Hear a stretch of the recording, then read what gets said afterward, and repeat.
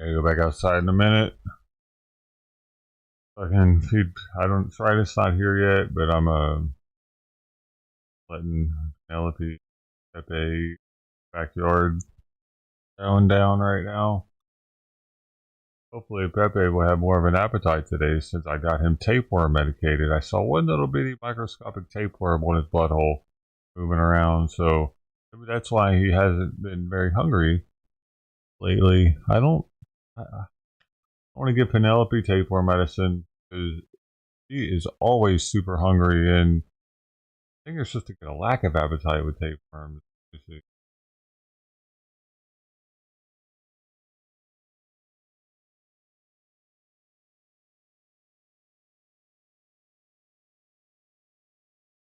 Kitty.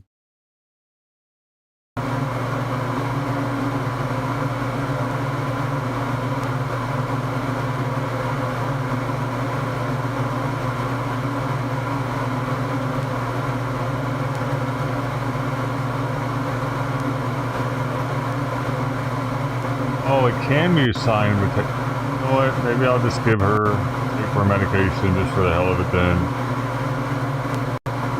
She might have one too.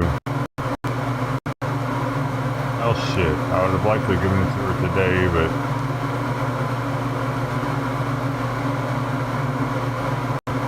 yeah, I still probably can. She's still back in the backyard. I can probably put some food on. She'll gobble it maybe.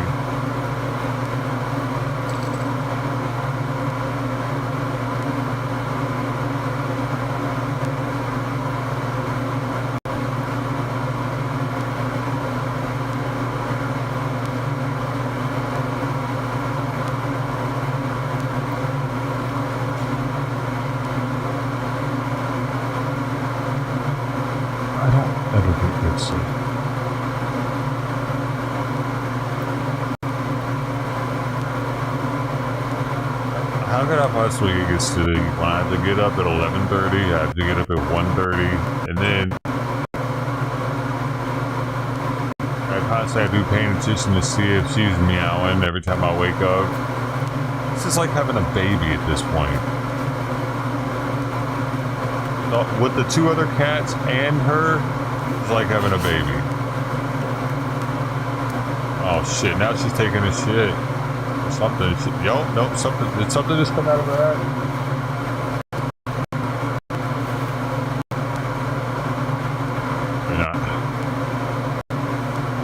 She ain't taking a shit since last night, so we're due for a shit. It'll be more solid because I've been adding half other food to it.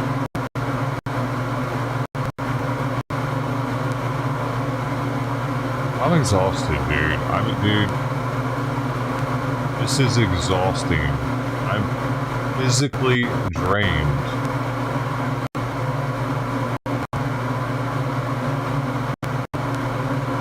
No, I don't sleep well, ever. I toss and turn all night. There's no sleeping well. I go to bed, that's about it. And I sleep.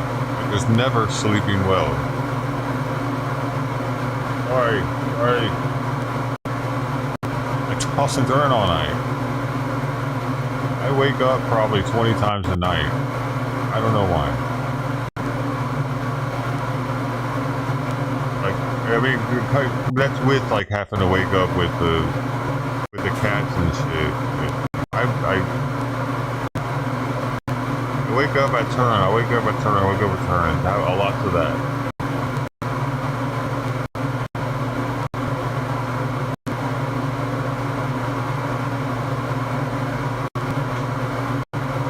Probably need to be on the deep the thing the people would snore. I'm supposed to be on that machine actually, but I could never sleep with it on my face.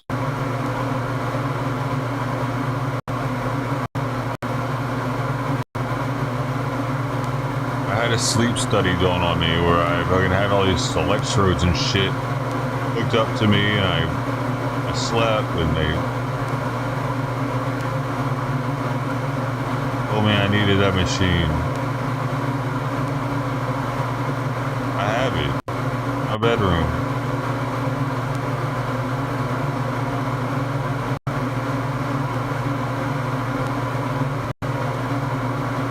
fall asleep with a fucking thing hooked up to my face and hoses and shit, and blowing air into my forehead, into my nostrils. Can't do it. Have you tried? You try sleeping with those things. I don't know how people do it, dude.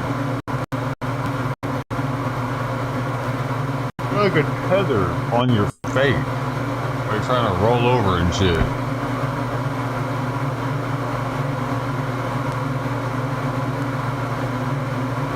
I thought I could do it because my dad has one and he sleeps with it, but I don't know. He's superhuman.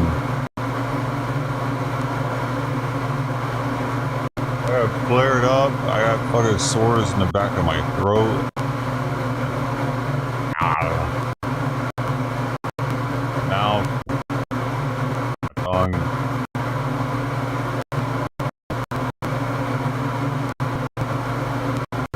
Stress causes me to flare up. Definitely a high stress situation compared to not having the new kitten.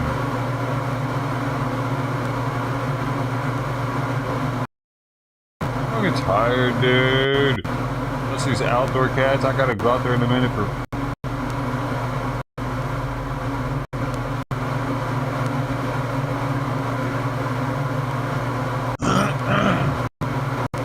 Having to open this fucking gate all goddamn day long for Simon. I'm so tired of that shit. How long have we been doing this now? A year? What's it right now? He just went out there, what, less than 5 minutes ago? I'm so fucking tired of that gate, dude. In the first few weeks or so, it's like, hey, it's like I'm getting a little workout, getting up. But dude, now that it's like he makes me get up every like 5 minutes to open the gate. Like imagine you had a kid that did that. You would not put up with that shit. You would be like, son, you gotta stop bugging me so much. But I can't do that.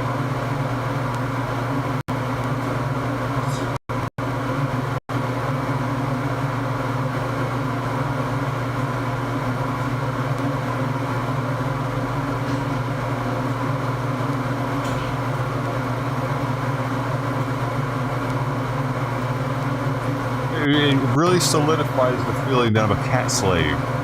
I gotta open the door up for him like I'm a fucking butler every goddamn 10 minutes. I'm over this shit, dude. I've been over, you know I've been over. I was over it a year ago. I was over it 5 years ago. Let's just keep getting more fucking cats, apparently. I'm addicted to the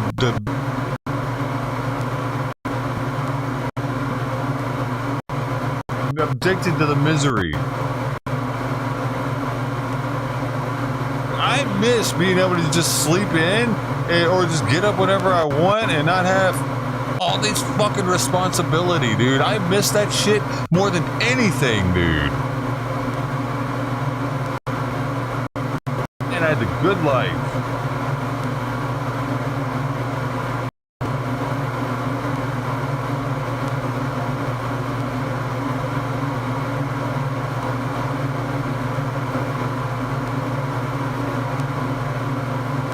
I pay $1,000 a month probably for this shit now, dude. Actually, also, I don't even know. Food's probably at least $600-700. I'm not sure. I don't want to add it up because then I'll be even more pissed off.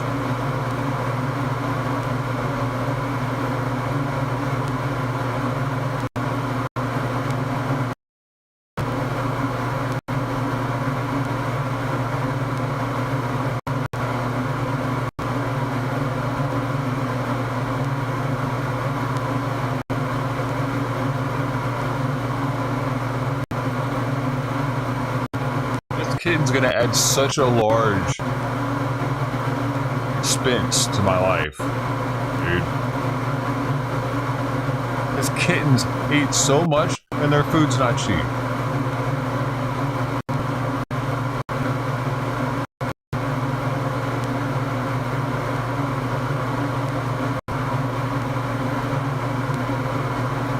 Just got done having to do this with Sweet Pea with the kitten food. And like, hey man, we're starting to save some money. All right. Yeah. Sweet Pea's on adult food. We're starting to save a little bit of money. All right, maybe we get these loans paid off and shit. All right. Bop!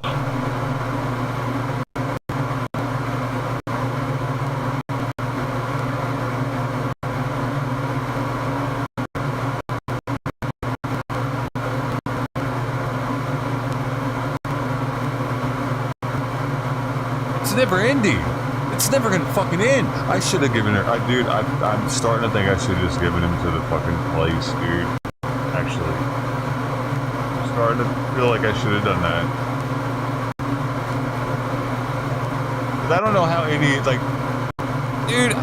I'm already stressed out enough with one cat that's living in here. Imagine that cat in here also constantly wanting out. Also.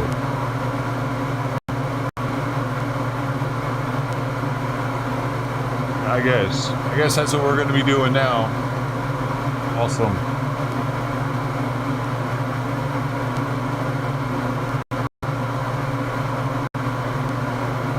I know, for y'all it's all fucking entertainment, right? Because you don't have to deal with this shit. I get to fucking deal with it. For 15, 20 years probably. I get to do that. While y'all fucking just, most of the people that come through here don't give me a fucking dime, dude, to try to help out. They don't give me shit, but I gotta give them attention.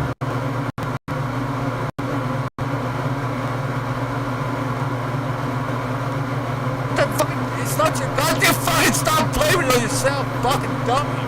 The damn cat would have came back anyway.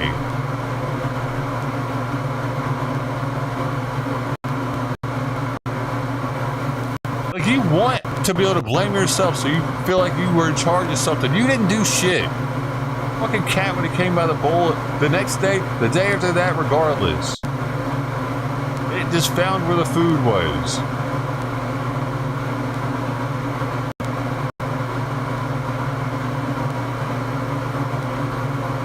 It had nothing to do with it.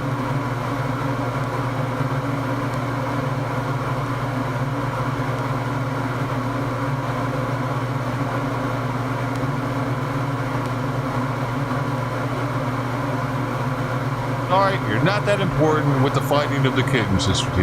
My food bowl was the important part.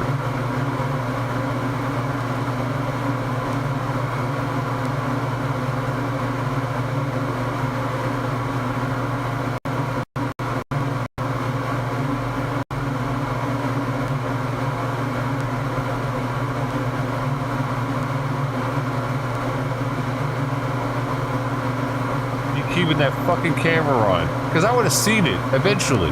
I don't need y'all here to see the stuff that's going on the cat cam.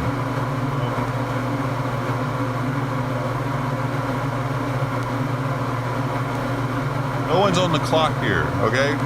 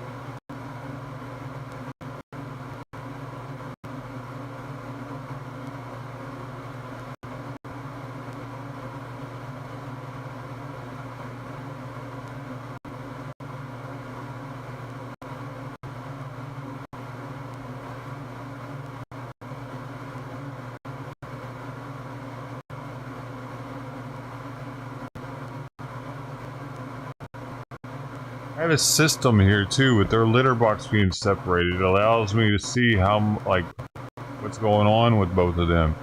That cat's in here. I won't be able to keep him separated from her litter box anymore. Like, Simon doesn't use that box anymore. Like, he knows he used his and she used hers.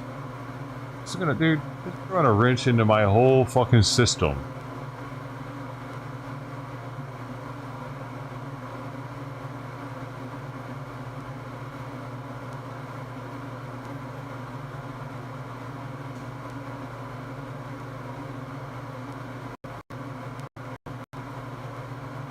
Forgot to fucking plug this shit in last night apparently too, so it's dead. This is something else that's got me super pissed. This plug falls out really easily, so I'm just... I can't wear it when I leave the room now. I'm gonna charge off the whole situation.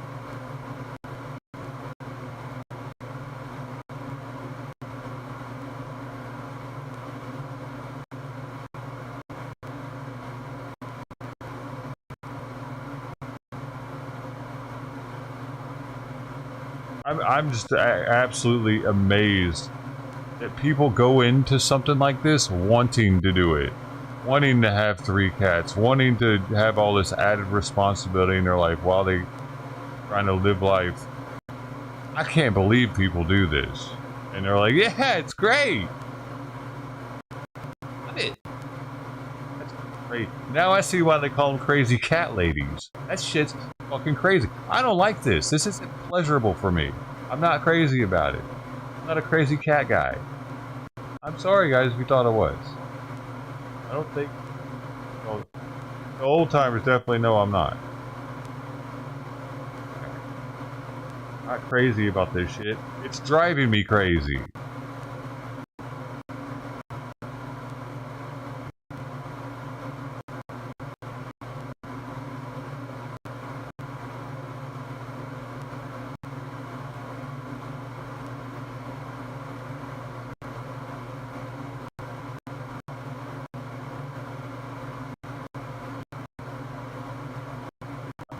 And how am I going to feed these two if he eats like this and Sweet Pea is just going to want to devour its food whenever it's at its fill? Dude.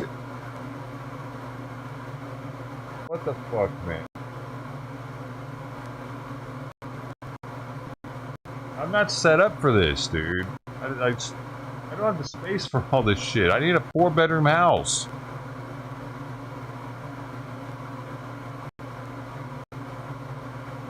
See what my damn bathroom looks like right now. I can barely walk. I can barely brush my teeth. This shit's all in the way.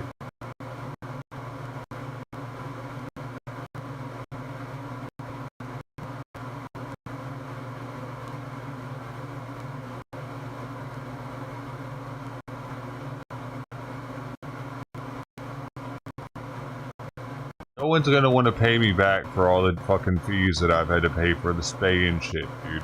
I'm not gonna be able to adopt this cat out for hundreds of dollars. I very seriously doubt that.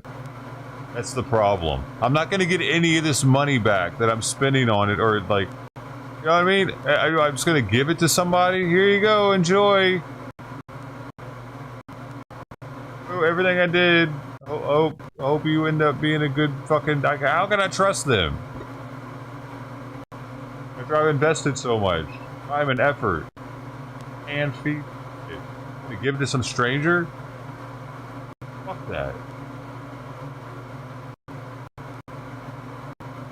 Then I'll never know. I'll always be like, man, hope I didn't make the wrong decision. I like with Tux. I'll never forget about Tux, and I always fucking feel like shit. I don't know if I did the right thing.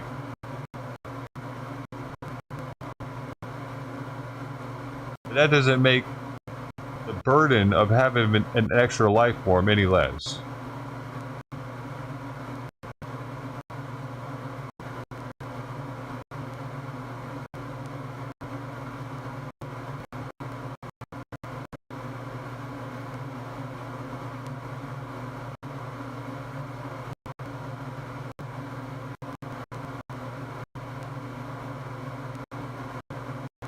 By the time this thing's adoptable, I will probably spend $800 on it.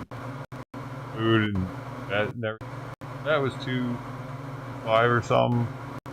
Food is I don't know. I don't know how long it's going to take for it to even be adoptable. Probably after it's gotten all its shots. That's not until like 3 months. Something. I forget what they said.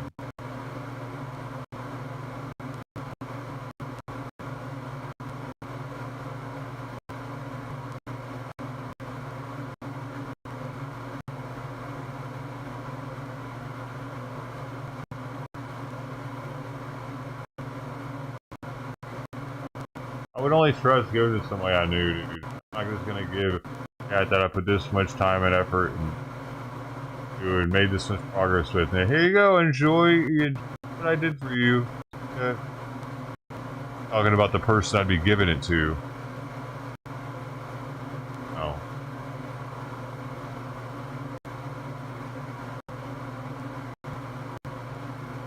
I'd rather work through it and struggle and shit than to do that.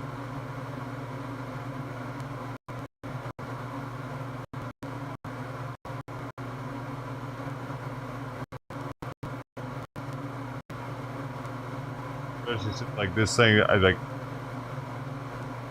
I don't know. I don't know if it would have the same bond with a new person or not after raising it for the first 3 months of its life.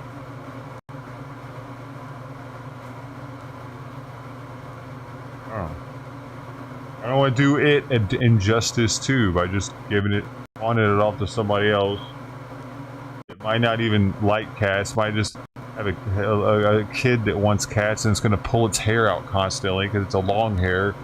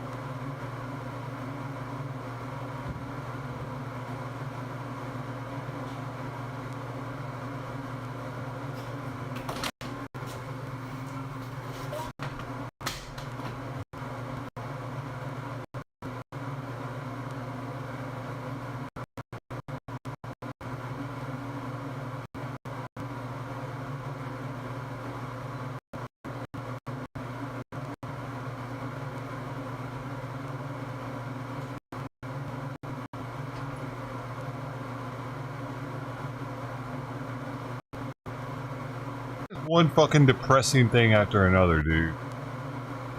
So, Trident didn't show up today, so Trident didn't eat. That's depressing.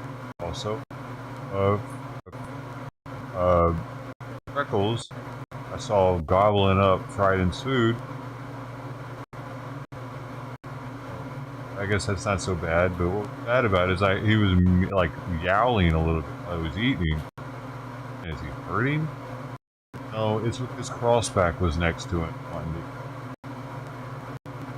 And so I tried to put some trap for crossback real fast so that I could trap it and get it to the kill shelter and be done with it. But he took off. It definitely looks worse, worse, and worse every day. The dude said he was going to pick him up today. That didn't happen.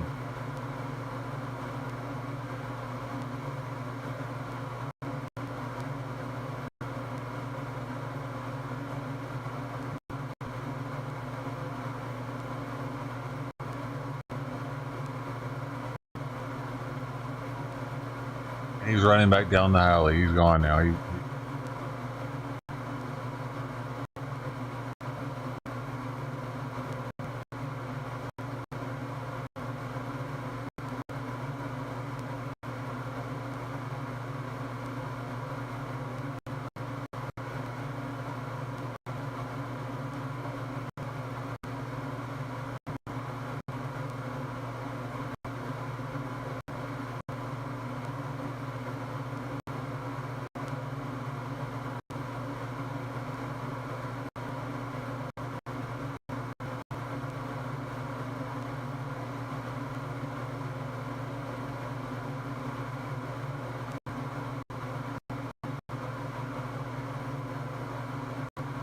Imagine what that must feel like.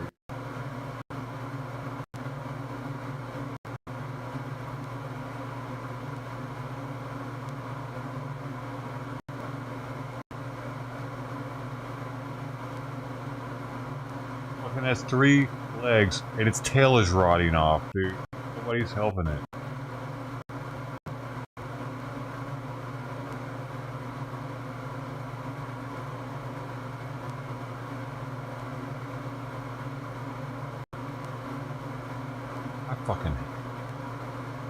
I fucking hate living in Long Beach. Surrounded by these fucking assholes. Everyone cares about fucking making money and having shit.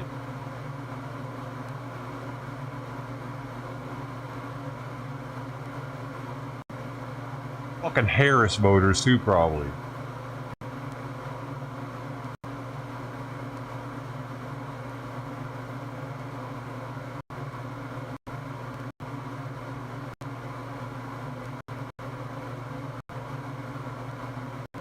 You know, the party that's supposed to be all about giving.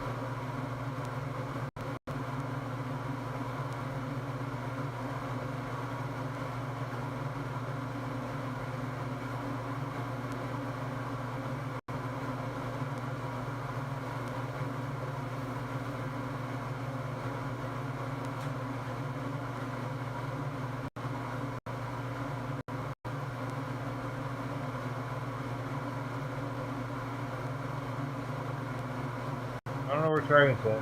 Hoping that maybe he got her and she was getting spayed right now or something. Having the camera out there, she's gonna start missing a lot of meals. There. Something else this kitten's done is started to take food away from Trident. Might be pregnant.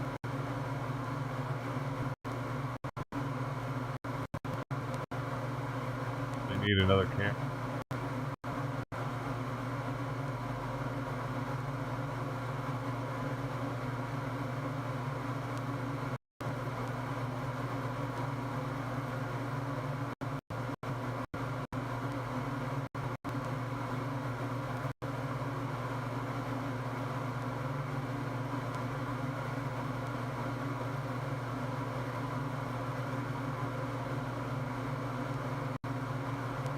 Did people actually thought that I had found my calling in life or some shit? really just want fucking cat slave for the rest of my life? Do people believe that? You fucking morons? No, that's not what I want. Especially if I gotta pay out the ass for it.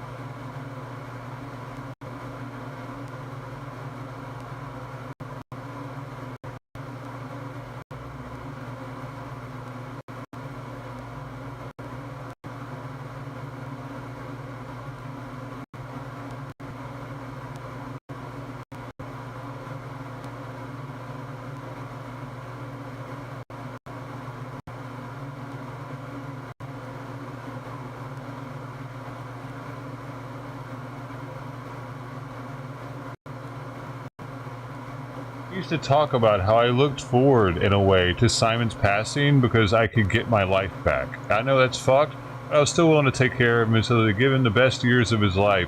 So I was really trying to do. But I was looking forward to having my life back. Now that's gone. It's completely gone now with 2 kittens. I mean, maybe traveling would have been like semi-doable with 1 cat, but 2? Dude, that's... Holy fucking shit.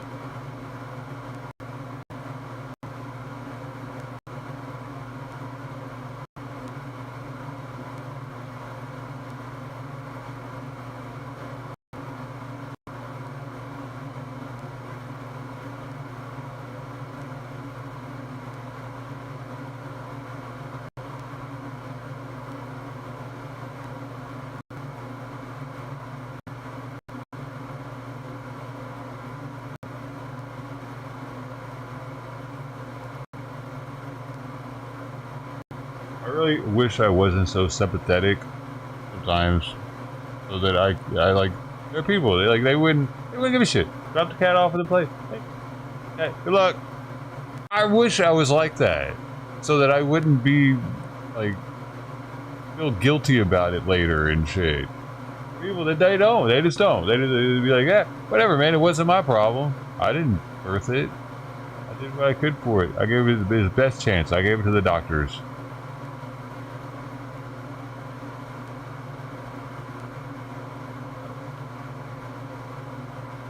No, I gotta be a pussy.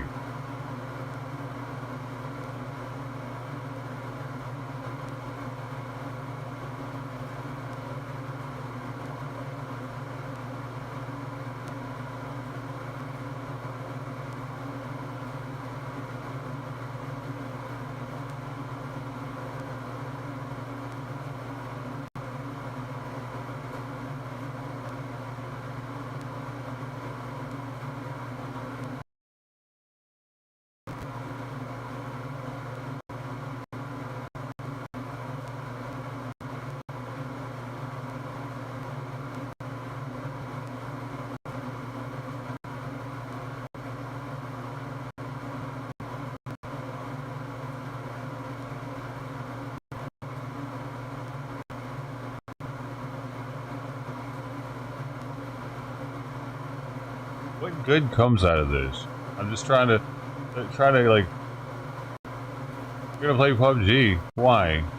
Why? What the fuck did it? Thing got me at PUBG. I fucking changed it yesterday. No, I'm not playing PUBG.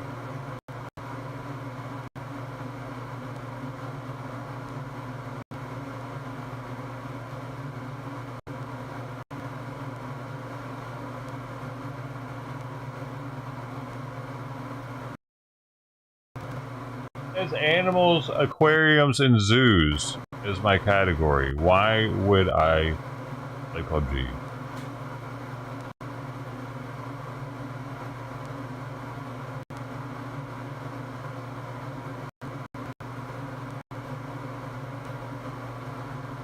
Alright, I'm sorry, dude. I'm not good morning. I fucking woke up on the wrong side of the bed or something.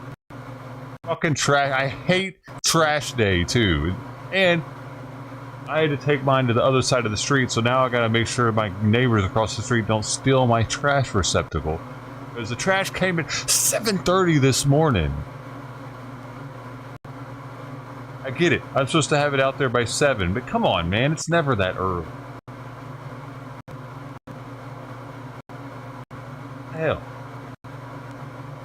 Why can't they be regular? Why can't we just have a regular schedule around here? Why you gotta switch up one day? One day my trash will get picked up at fucking 7 in the morning. The next week it'll get picked up at 4:30 in the afternoon. Well, this is the little shit that adds up. I'm tired of fucking being in this shithole. Those people, their trash gets picked up at the same time every week, right? Not here. Same with the recycling. Why is it arbitrary? Why don't they have a set schedule for the streets?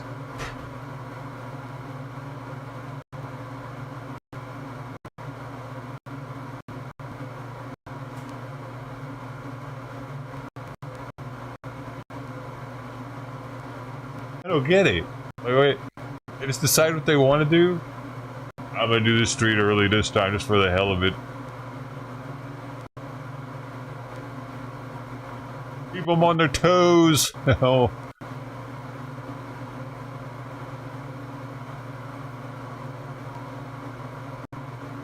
But the thing is, if they miss it and I tell them, yo, y'all didn't pick my shit up, then they gotta come back the next day and come get it. So I don't know why they would do that. It's just stupid. It could possibly cause them more work the next day by not having a schedule for everyone. They know, hey, I better get it out by that time because it comes every day at that, or every Wednesday at that time.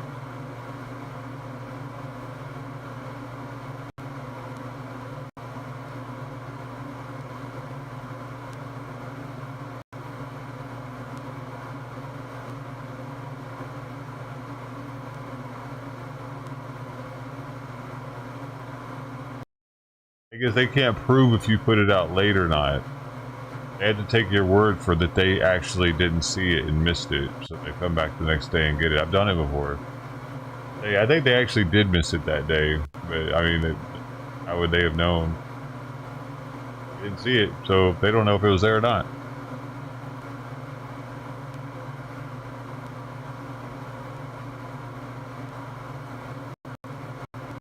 I got all my neighbors, they missed mine one day. That's what I'm saying. Like, they'll come the next day regardless if it was out there or not, because they don't know whether or not it was out there, and they have to do their job. Coming early could potentially cause them more work the next day.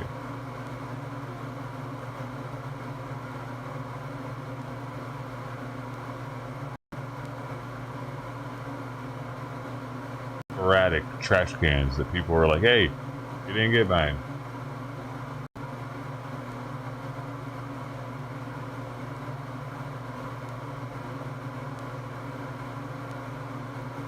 That bad boy had to go out because it has so much poop in it. Smells like a kid's diaper can right now.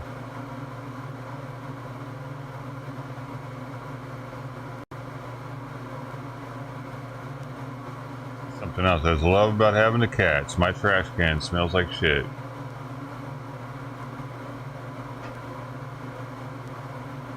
Like, it wouldn't stink hardly at all, probably, if I didn't put shit in it all the time. But that's all I smell when I open it. Diaper. That's when it's empty. I need to wash it.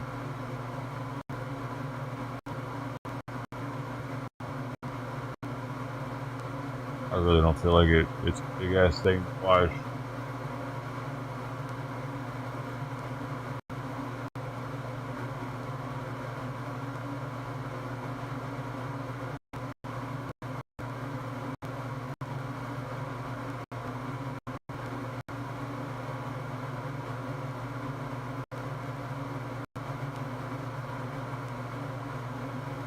I really wish I had a roommate just to give me a helping hand with some things, man. Sometimes.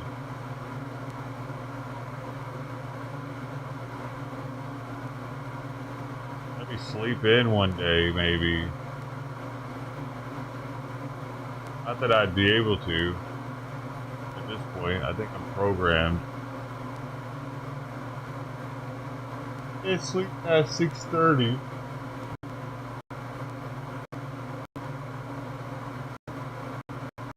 It'd be nice to not have to do the chores You know what I mean? Just to be able to get up and just like drag ass for once.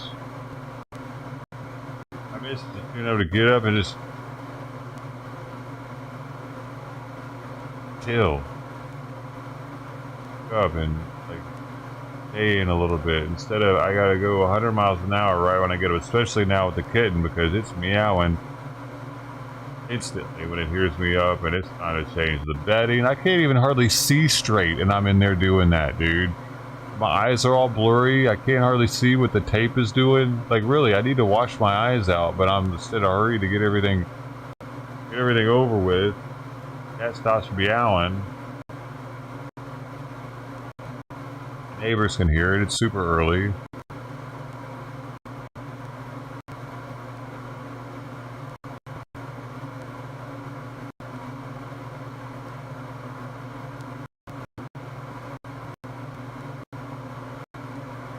Like, both litter boxes have to be done for them.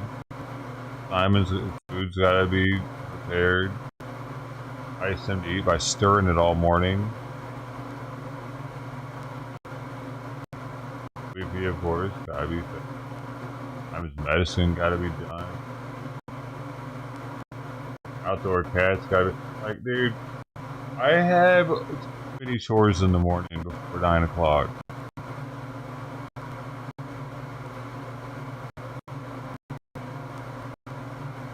It makes me not want to do any more chores for the rest of the morning, actually. I'm like, well, fuck. Okay, now I can finally sit down, and I don't want to do shit else now. Laundry, I don't want to sweep anything, I don't want to... Kitchen, bathroom, none of that shit. I want a maid to come and take care of that so I can relax for a second.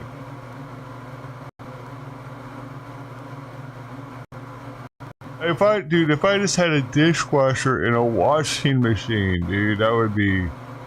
Oh man, that would be so sweet.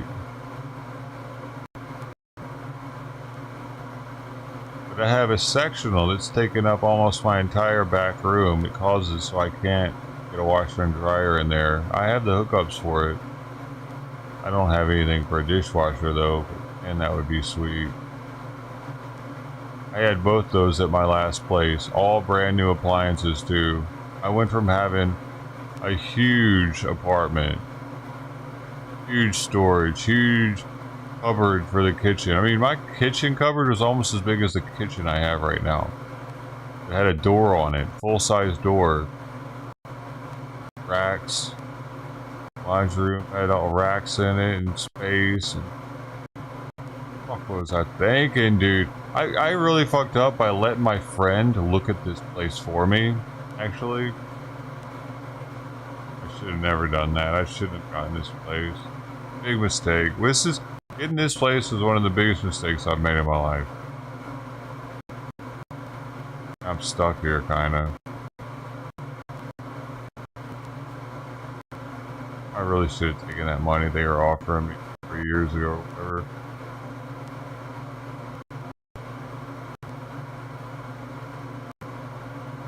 Changed everything.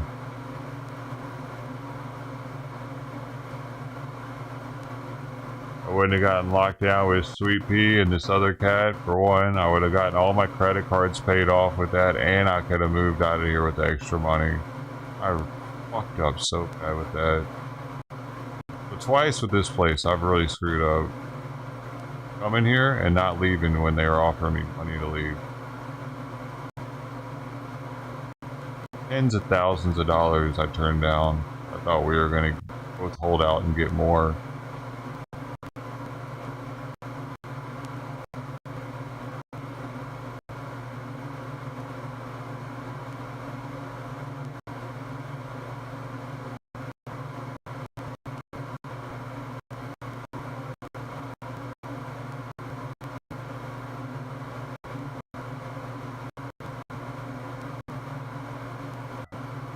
Cat helper? Why does he text me, dude?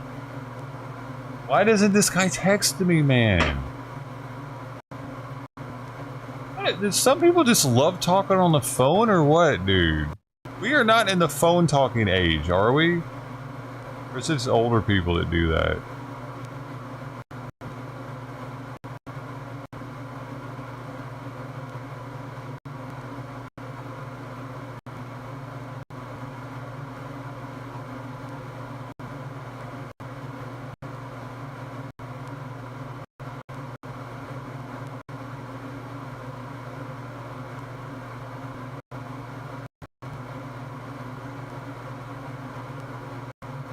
like talking on the phone, dude.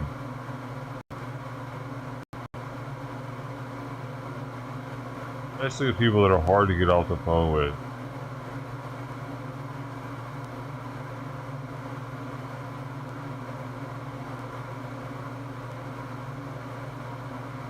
If he wouldn't have shown me that he was hard to get off the phone with, it wouldn't be a problem, probably.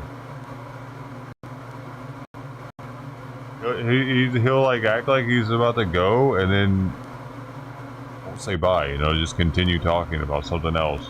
It's one of those type situations. It's like, I didn't thought we were gonna get off the phone 4 times already, and we're still on the phone somehow.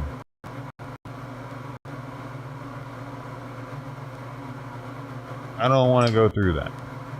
Fucking not in the mood at all. Especially since I see crossback hasn't been called.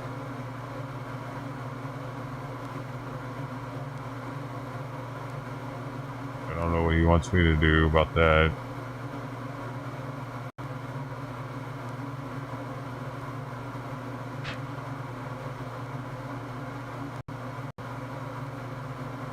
Yeah, I do have a message. He did message me.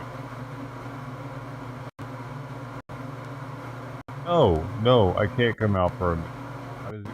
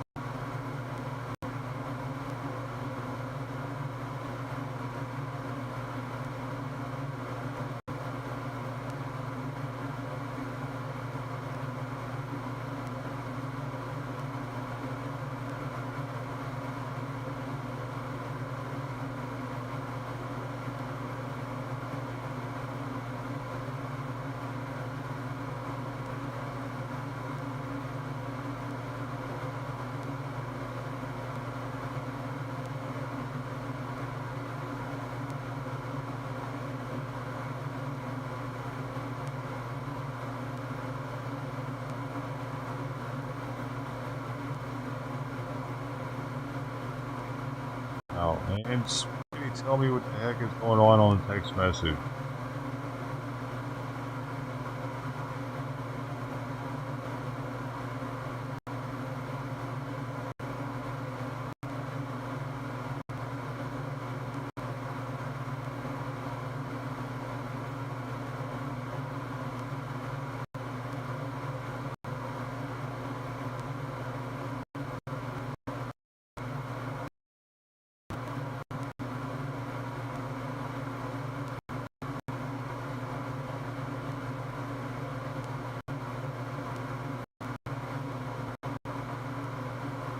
On by this cat shit. I don't want to get deeper into it right now.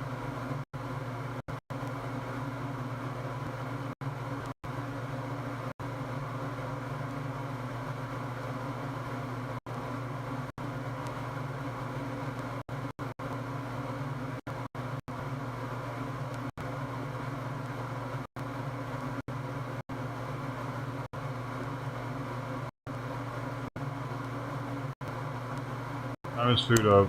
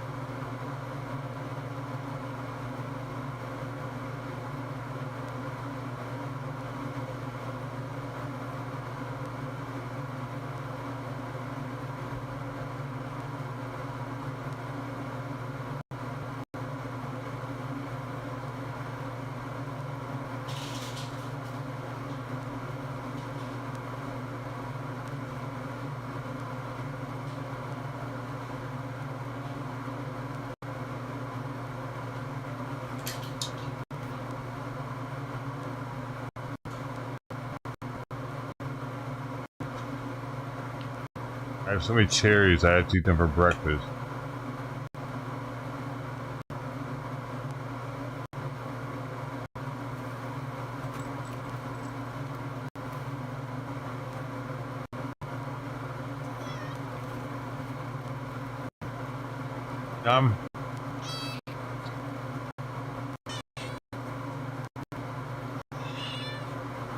Probably.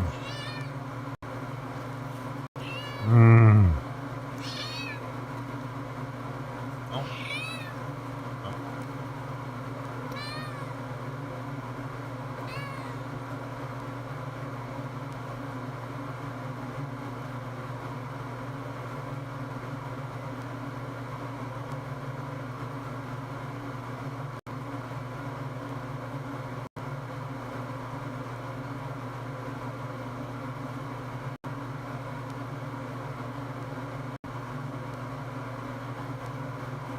I'm not a better friend and neighbor to anybody.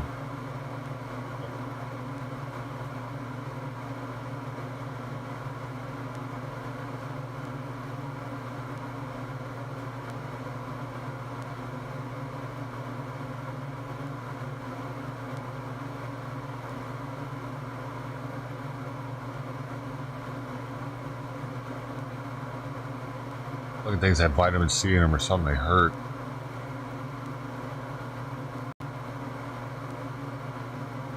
Acid that hurts. My mouth sores. Like that's why I haven't been eating them. I have so many of them. I have these and I have some Reinhardt cherries.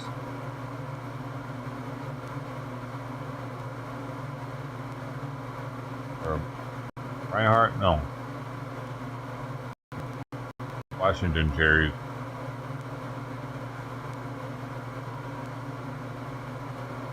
Throw an R. Damn. Painful.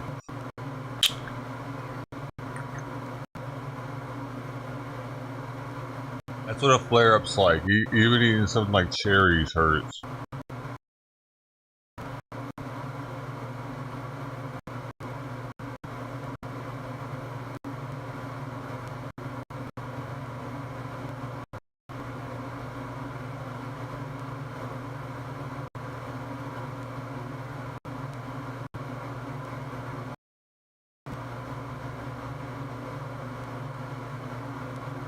At least you don't also have two broken hands.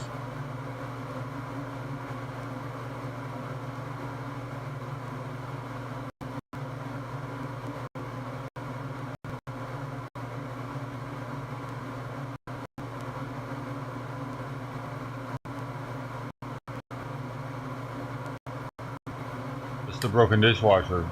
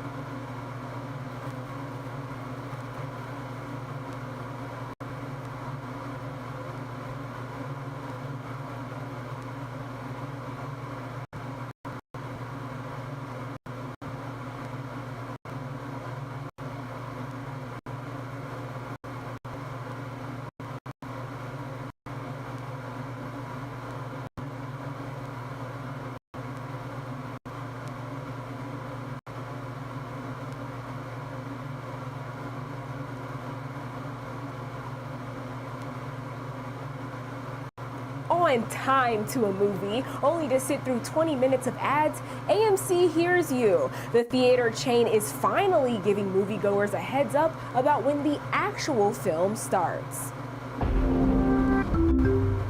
As first pointed out by The Verge, AMC now displays a notice when you purchase online tickets, letting you know movies start 25 to 30 minutes after showtime.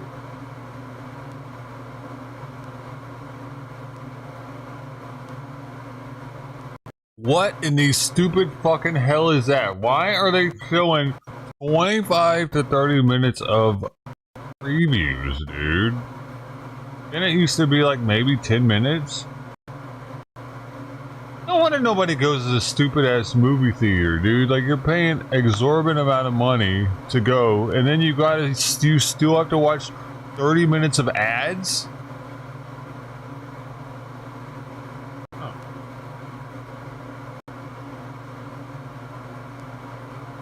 And there's a reason for that. Last month, AMC announced a new deal with ad network National Cinemedia, which means more ads before your movie starts. The agreement adds up to 5 minutes of commercials after the scheduled start time, plus a 30 to 60-second ad before the last couple of trailers.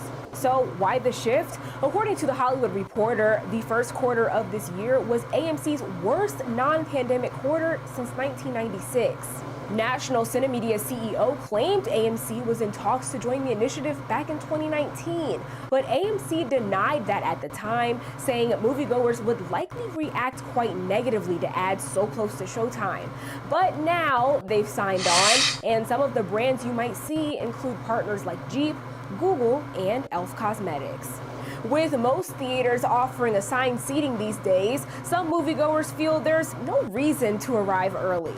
But with even more ads creeping in at AMC theaters, we'll have to see if audiences start showing up late on purpose. With Straight Arrow News, I'm Kennedy Felton. Download our app or visit san.com for more. No, people are just gonna stop going to the movies because it's getting stupid. Like, people still go to the movies? Must be people with kids only. I think that's like 90% of their clients are parents and kids. Or kids that just want to get away from their parents.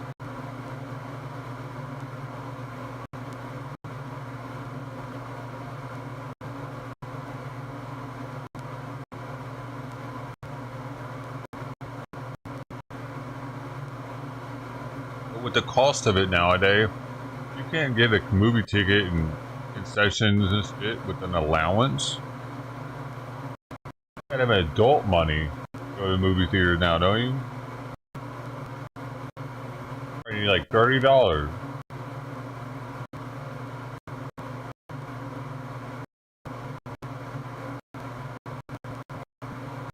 It's not a matinee.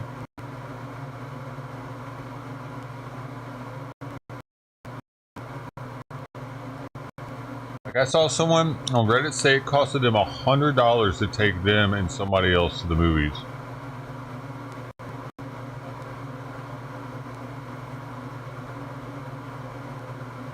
The tickets were like $30 each or something. It was.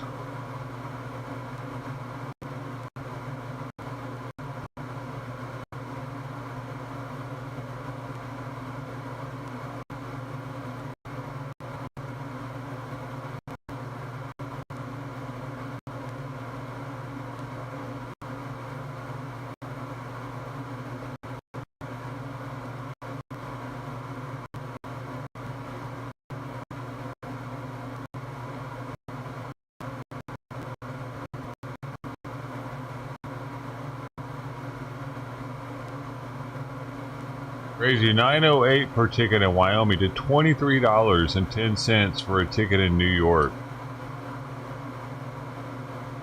This is very highest ticket cost to see a movie on a weekend night can vary greatly depending on location and theater type, but generally falls in the range of $20 to $30 for standard theaters.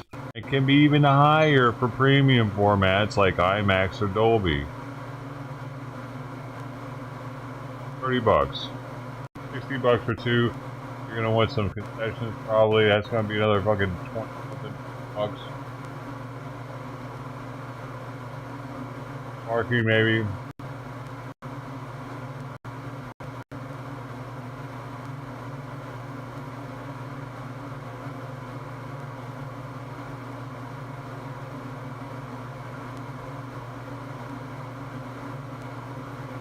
Yeah, like you pay for it and just see it on big screen. Kind of nice having other people that hear people laugh and stuff. It's like together. I was part of it back in the day.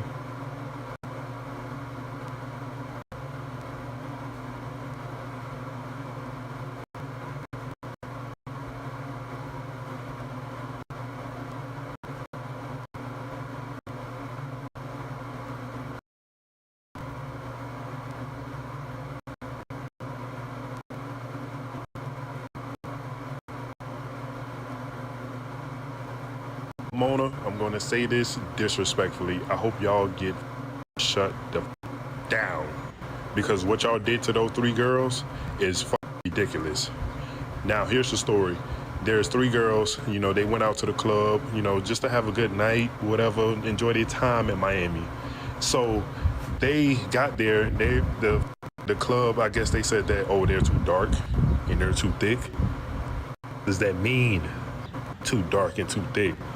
Man, get the fuck out of here, man. I hope y'all face bankruptcy. I hope y'all shut down. I hope everything bad happened to y'all. Disrespecting those women like that. Those beautiful women like that. Beautiful melanin women like that. Melanin. Crazy. Hey guys, my name is Modi and you are welcome to Modi Speaks. So once again, we have a sensitive situation to discuss today. Another case of racism has emerged. Some black goddesses are crying racism on the internet. They are crying discrimination based on skin color. And me being me, I just couldn't let them be treated inhumanely. So today, we're going to be diving into this story. But before we move on with the video, please do well to subscribe to the channel if you've not already. Like and share this video to keep people informed, and consider joining my membership or buying me a coffee if you like, as a way of supporting the channel. Alright, let's quickly hear this story from the horse's mouth. Yeah, y'all, I'm trying to figure out why I'm in the middle of Miami. Literally at what time? It's 12:44. It's 12:44. We go to a club called Mona. Do you know this club told me I'm too dark and too thick? Didn't let her in because she's too thick. Is her nipple popping out? Dark. Bitches have audacity. What's really going on, Miami? All too dark to get in the club? Yeah, no. Somebody need to let me know what's going on in Miami. Seriously. Still the interaction. I don't Who's believe. gonna tell him? Who is going to tell them? Sorry guys, it's very windy today. My 2 windows are open. I'm so sorry for the disturbances on my microphone. Now, we now live in a time where accusation is enough to convict someone in the court of public opinion. One person posts a video or story claiming they were mistreated, and the entire internet immediately picks a side. No one stops to ask, what really happened? Were there other reasons they were denied entry? Was the policy applied across the board? If you ask me, I will tell you that this quickness to outrage is dangerous because it weaponizes victimhood and removes the burden of proof. How are we sure this really happened to begin with? How are we sure everything these women said is true and that they are not twisting the facts and leaving out important details? How are we sure of any of these things? I'm asking. Again, this rush to outrage is very dangerous because it also pressures businesses to bend to more brew rather than to their own independent ideals. Facts become secondary to feelings, especially when the accusation fits a popular narrative, in this case, racial discrimination and body shaming. Now, if they are claiming that this club refused them entry because they are too black, is she also too black? I mean, look at her. Come on, guys. Craft your lies better, okay? You have to be better at lying. They weren't all that black. So to be honest, I have never set foot into a club before. I have to say that, okay? So I don't really know much about these establishments. But from what I see in movies and from the little research I made, I almost know exactly what to expect and how things work in such places. Now, from my findings, I deduced that clubs aren't known for their moral standards. If you're looking for that morally upright establishment, clubs are not your best bet. And come to think of it, We are talking about Miami here. Miami nightlife is built on exclusivity, image, and superficial standards. Dude, I've been turned down at clubs in Mexico before if I didn't know the right person. So, yeah. Remember Night at the Roxbury? They couldn't get in? Emilio! Though men often choose who gets in based on looks, fashion, popularity, or who you know, it's not always fair, but it's not always racial either. Painting this as a uniquely racist or fatphobic incident ignores how many people across races faces the same kind of rejection. A group of white men wearing sneakers and no bottle service budget would likely get bounced too. Yes, the system is shallow, but it is more about image and money than about skin color. Some of these exclusive high-end clubs are being financed by so-called high-value men, okay? These superficial men spend thousands and thousands of dollars wanting to have models around them. Women who are very attractive, slim, and young. And these clubs try to attract these rich and upscale men by having the most visually appealing women, young women, in their clubs. Now, this creates a fake atmosphere of exclusivity and even increases the appeal of the club. Now, unfortunately, these women we are looking at do not fit the category of the kind of women the clubs are looking for. This particular club I'm talking about, which is usually fit, attractive, and aesthetically pleasing young women. So, like I said before, clubs often have image-based policies that affect people of all backgrounds. They don't care if you're black, white, or green, whatever you are. Now, claiming that this probably not that's another fucking problem, though, is that everyone's putting these fat black women on pedestals, thinking they're queens and shit. Black dudes, you're the most guilty for doing this dumb shit. If you like them so much, stop trying to give it to white women that aren't fat. You know what I mean? Incident was racially motivated can obscure the broader realities about nightlife culture. Now, I have a lot of more important things to say about this probably not real incident, but first, let's take a look at how some black individuals are reacting to this story. And Club Mona in Miami Beach, your days are numbered. I hope you get closed down. I hope you close down because what you did to that girl, I bet this dude ain't with a fat black chick. Was beyond wrong. Did y'all see the video of the girl who says she went to this club in Miami Beach called Club Mona and she got denied entrance at the door by the bouncer because she is dark skinned and she's a big girl? And the girl, by the way, is a 10. Gorgeous girl, like beautiful. Ew, see, this is what I'm talking about. Say it again for the people in the back. That's exactly what I'm talking about. This is why they think that they're attractive enough to go to Club Mona. Because you're telling them they're a fucking 10. Well, guess what? In Club Mona, they're a -2. There is more you got low standards, my man. Than South Beach. There is so many other things to do in Miami than South Beach. South Beach is not like what it used to be in the early 2000s. And also, too, that would never happen in Fort Lauderdale. Go to Fort Lauderdale. If you go to Miami, hop in a car, get a rental, and go to Fort Lauderdale. The clubs in Fort Lauderdale, that would never happen. And I bet you that the owner of the club is Cuban. I vote for Donald Trump Cuban. I vote for Donald Trump Cuban. I guarantee you. And tonight, I hope all the big girls, all the beautiful, big, dark-skinned girls, or just girls, go to Club Mona and shake your ass in front of the club. Don't go and just shake your ass in front of the club. Because Club Mona, you were wrong for that, and I hope you close down. Yeah, I'm gonna go ahead and say it. Miami is not for us, okay? Perfect example, this Friday, there were 3 ladies that wanted to go into this nightclub called Club Mona. And basically, they pulled out their ID, and I guess the bouncer stopped them right then and there and was like, oh, I'm sorry, you're too dark to get in the club. Looked at the other one and said, oh, you're a little bit too thick. And then the third one was, ooh, you're a little bit too dark and thick, okay? So not only are you fat shaming people, but it is a whole colorism thing that goes on in Miami. Now, yes, I am calling out this particular club, but I've been to Miami before and they have done this before. And I'm just like, do you guys have the right to do this as club owners? Like, can you literally tell someone they cannot come in the club because they're too dark? And the way that they look, like, money is money. Like, I've traveled to Thailand, we went in the clubs, we went everywhere. They welcomed us because we had that USD and we had that baht. They didn't care about how we looked. So I'm asking you guys, do you feel like this is right? Like, put it in the comments. Like, if Miami doesn't want us there, there's so many other places, you guys, that we can go to. And I'm here for it. So yeah, I won't be going to Miami anytime soon. Now, this perfectly highlights how the internet reward public grievance. If you post a dramatic story that fits today's cultural concerns, that is race, phobia, gender identity, the algorithm boosts you. You go viral. You get sympathy, maybe even a brand deal. So naturally, there's an incentive to dramatize or even fabricate stories. Now, this doesn't mean that everyone is lying, okay? But it means that we need to be careful. Not every viral post is honest, and not every accusation should be taken at face value.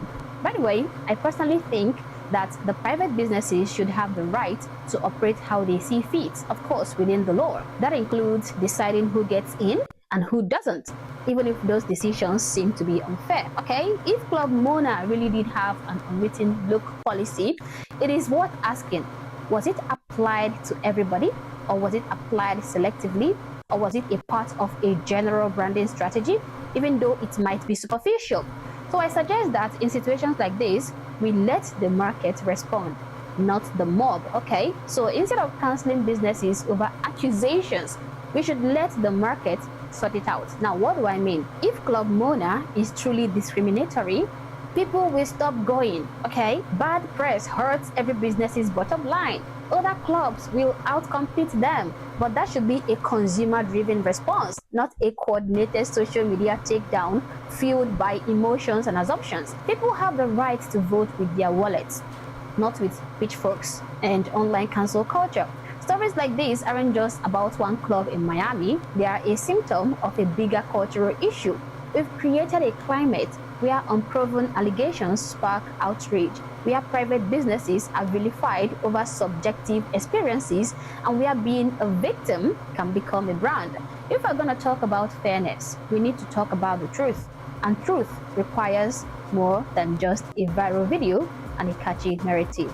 But as always, guys, these are my thoughts, these are my opinions, but feel free to share yours in the comment section below, but do so respectfully.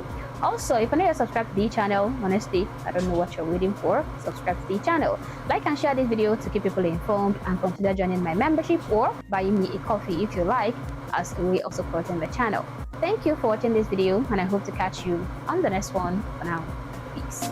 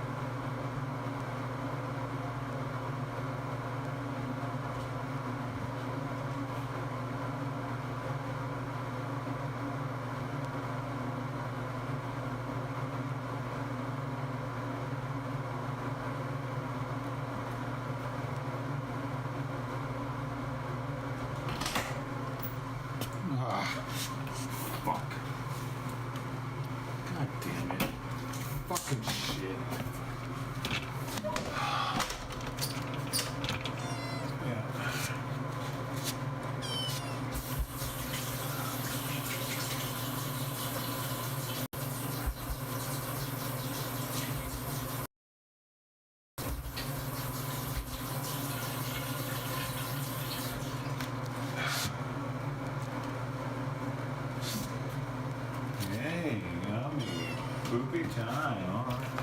Poopy empty. Good for you. How are we looking? Hey, that's more solid. Hey, that's way more solid. Alright.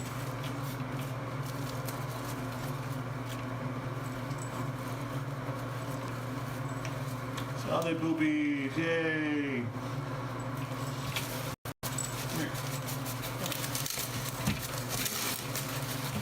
Oh man, that stinks.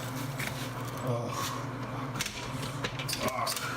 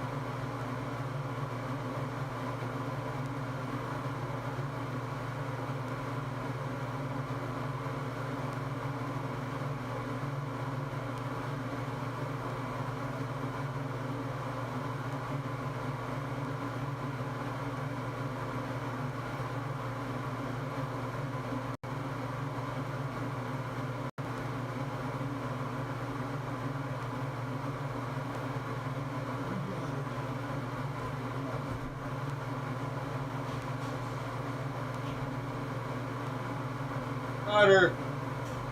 Ryden's trapped. Ryden's trapped.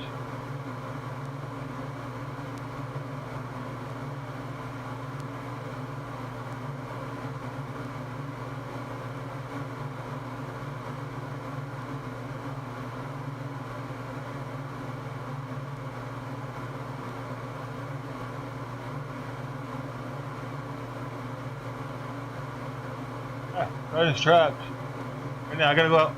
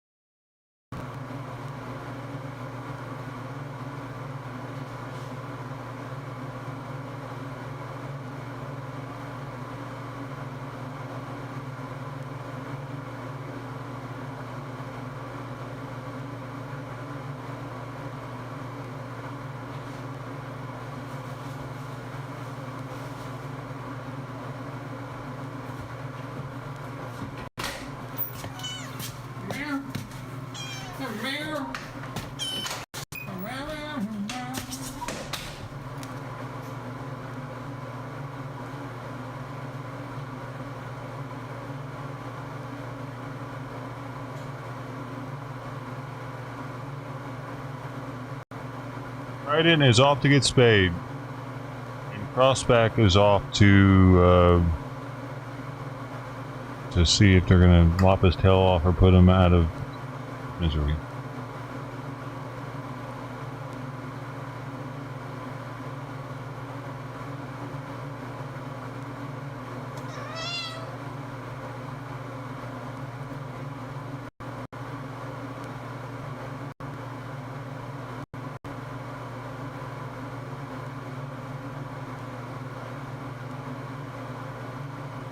He ended up getting crossed back. He was still out there when I went out there. He was like, "Hey man, I was gonna call you." He was trying to. I'll tell you. I gotta get the.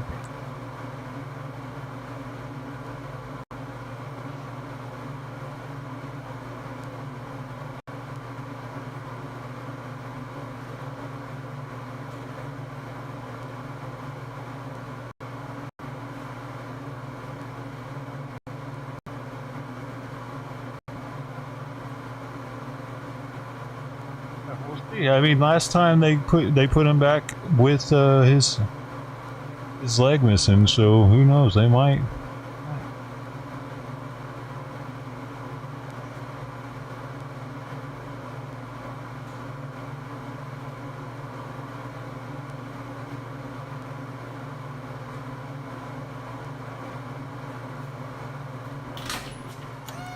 Oh, meow.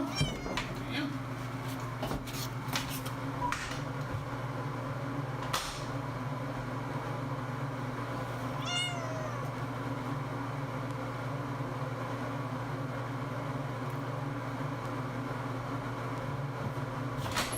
Meow, meow, meow. Meow, meow. I know.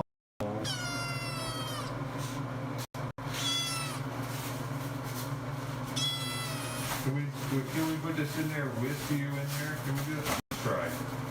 Let's see if you can do that. Let's see if you can do that, huh? We're gonna put this in, and we're gonna put you on top of it. Huh? We're gonna put you on top of it. Come here, baby boy. Show you, you're the big boy. You're getting bigger. You're getting bigger. Yeah. Look at you.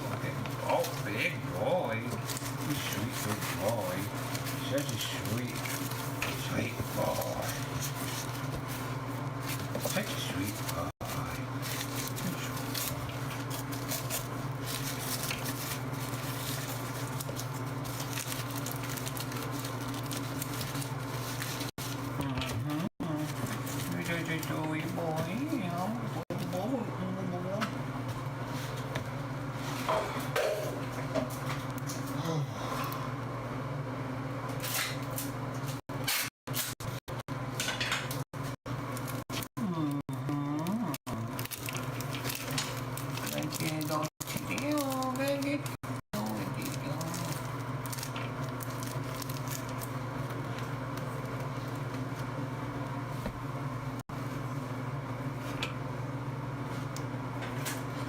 Take down.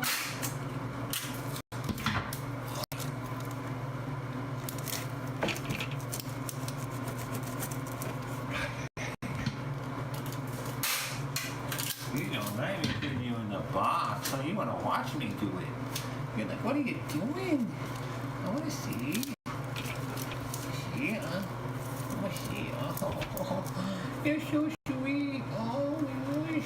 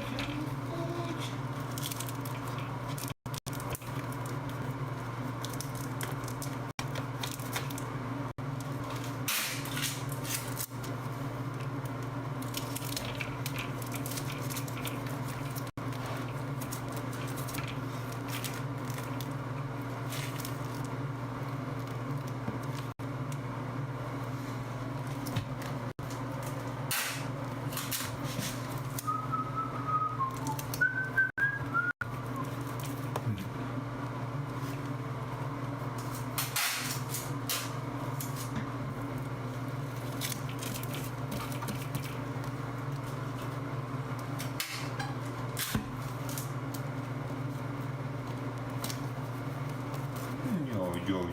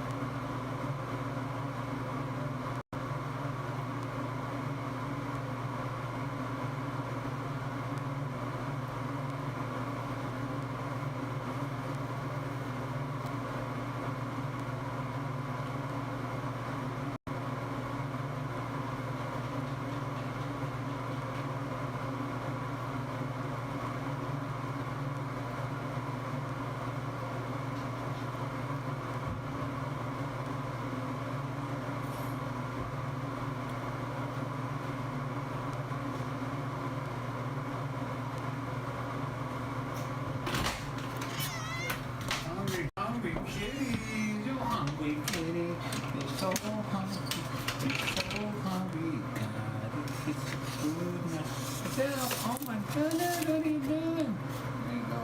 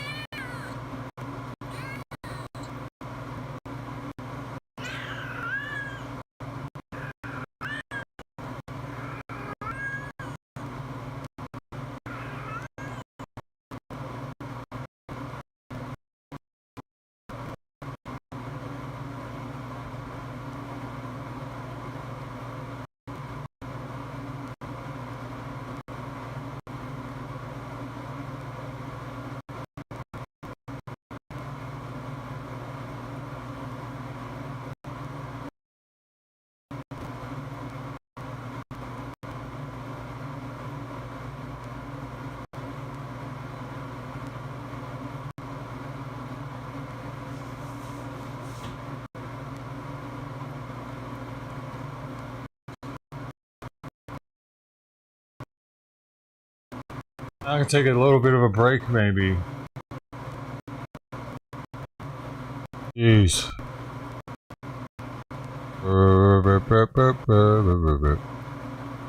Okay, so that was pretty crazy. Like I went out there. I went out there and I looked to the right and his car was there. I was like, shit. And he honked at me and he comes up. I was like,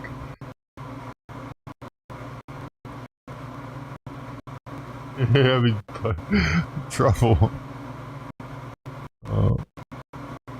But he was like, I was calling a message. I was trying to get you to. He was trying to. If you would have just put that on the message, I would have went right out there. But apparently, the person from the cat place was out there with him, and he wanted to introduce me to her. So he got her to come back, and that's when she had all the cages. He already had Crossback in his car, and I guess she like goes around with him sometimes and helps him get, because I guess she was here with him. So he already Crossback and he didn't have another cage, so she had to come back, and she gave me some food to put, because she wasn't going with the food that I had in there, so she gave me some different food to put in, and I kind of sprinkled it all on the newspaper, and that wasn't getting her to go back. So she was just like hanging out next to the food, next to the cage, just laying there. Totally not gonna go in. So I remembered that I had one churu treat that I had found in intermixed in some stuff that I had lost. It was a chicken cheese churu treat, And I was like, that just might be what it's going to take. Because she would go in just a little bit with the other food, but then she wasn't having it. Boy, I took that chew treat and made just a straight line from the front to the back, going to the food. That's what did it. Slowly but surely. And she was about to back out too. She wasn't going to go to the food actually. She was about to turn around because I could tell she was freaking out just from being inside of it. And whenever she like jerked to move to leave, it shut on her. She was definitely gonna. I was thinking, oh man, she's leaving. I could tell she was leaving it, and then it closed on her. So it's a much better cage than the one I have. Much more like humane for cats. Yeah, no, not Crossback. Trident. I'm sorry, Trident was the one I was talking about just then. Well, Crossback already knew, and he went in the cage again, though. That's the second time he's been caged. They got him. So, I don't know.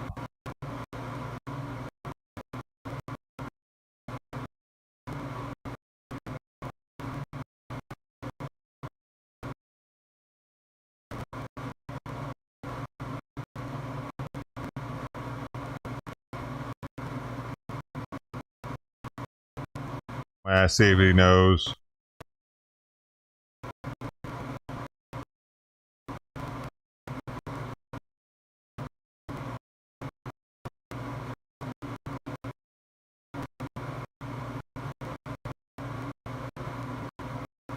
So, I mean, at least, no matter what, Crossback's not going to be suffering out there anymore. Tail rotting off. It was getting worse and worse every day. It was looking worse today. Hopefully they'll just chop it off and live out its life, but I don't know, man. See what he thinks. I asked him what he thinks they're going to do. Camera's really right now. Let me try.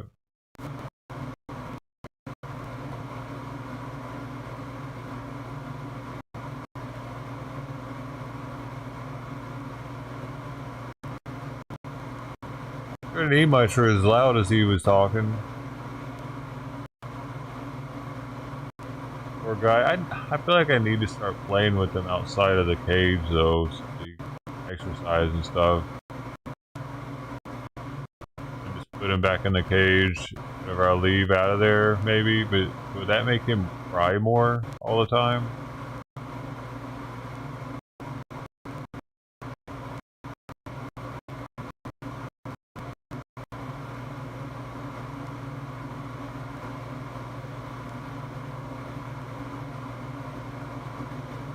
I need to go to the bathroom, get all the clutter out of there and shit, all the floor.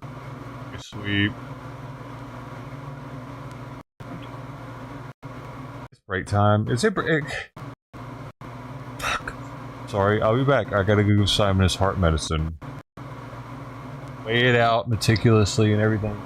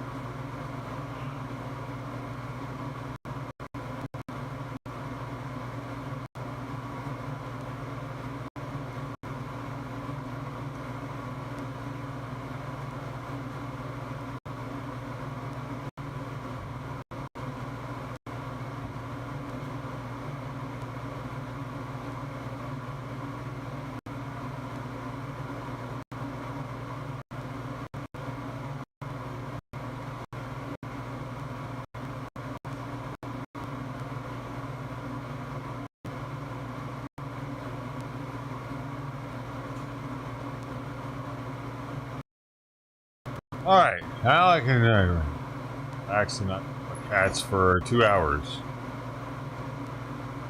Actually, I don't know about that. This one. I care about this one. Used to, I would have 2 hours. Right now.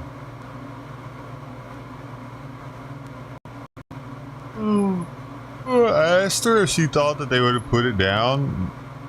Said probably. They probably wouldn't have put it down. At the shelter.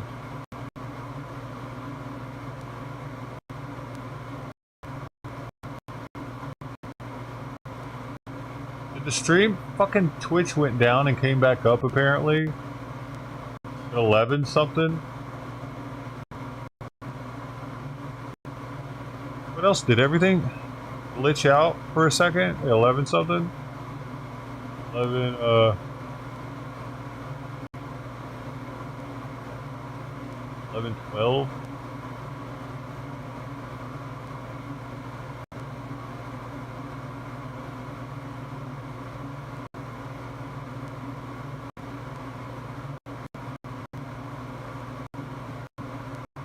Good.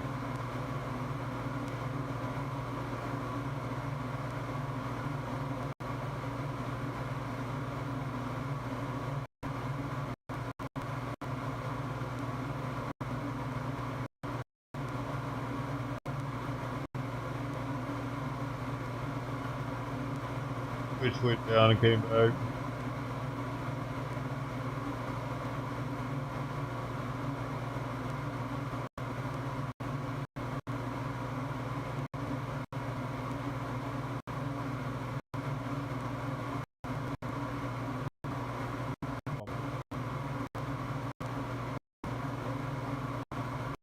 The fucking book went down too. Ain't that awesome?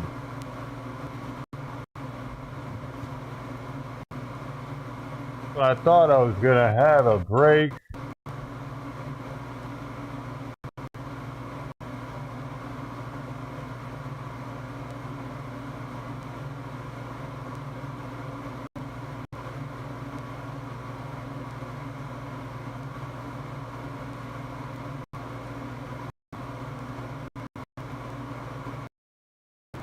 Yep.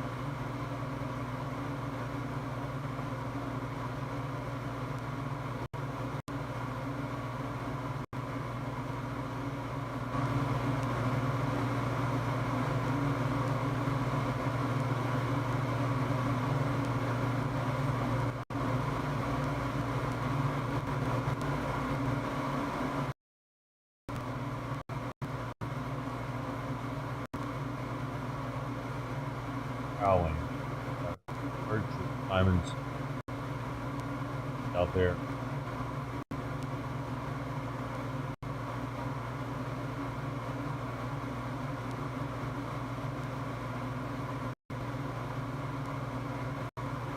Fucking dude, everything went down. Started over again.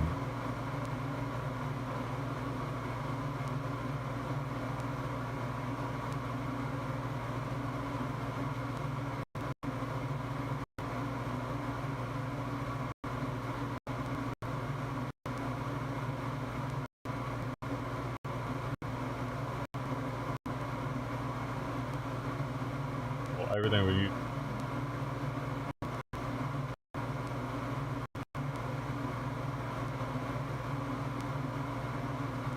Oh, I forgot to. I forgot to do that with Rumble.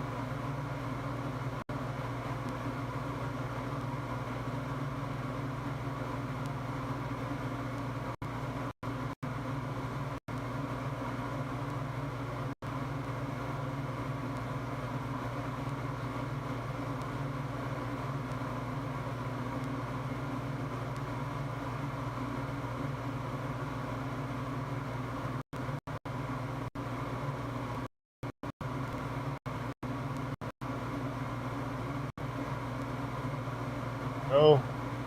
Oh, alright.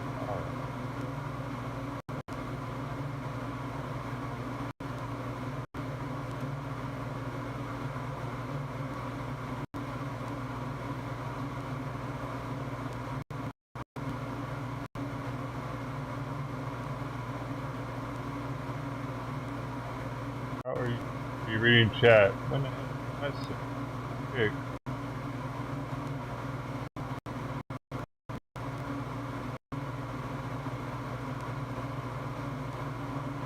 19? Did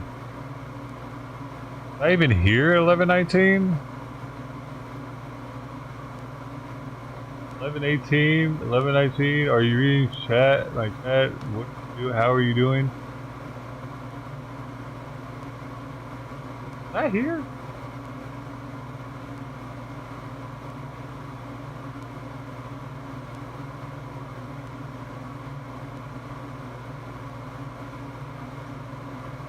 I wasn't? All them talking?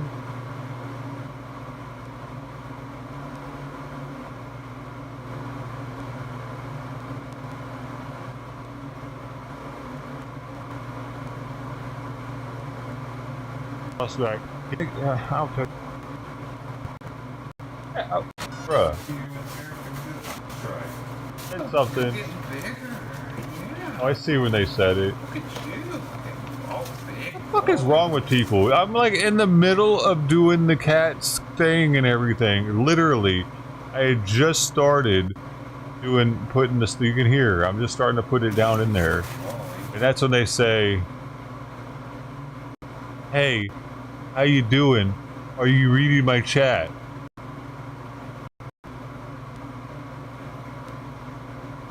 No.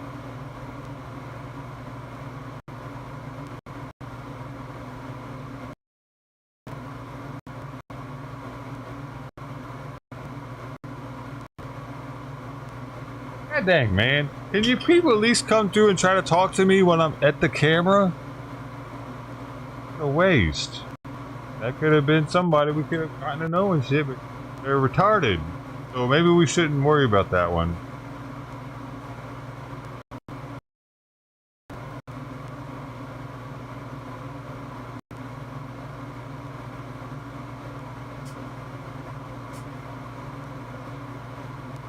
Where's Sister T go?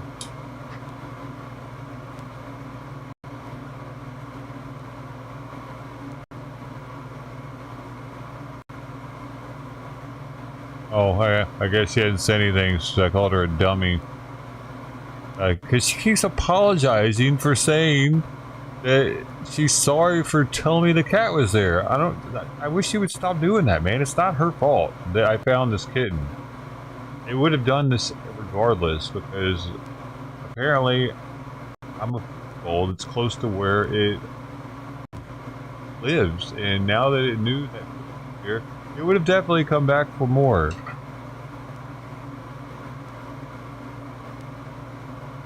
It was just a matter of time before I would have seen it on my side of the tracks, already coming to the food bowl, already hanging out in the backyard.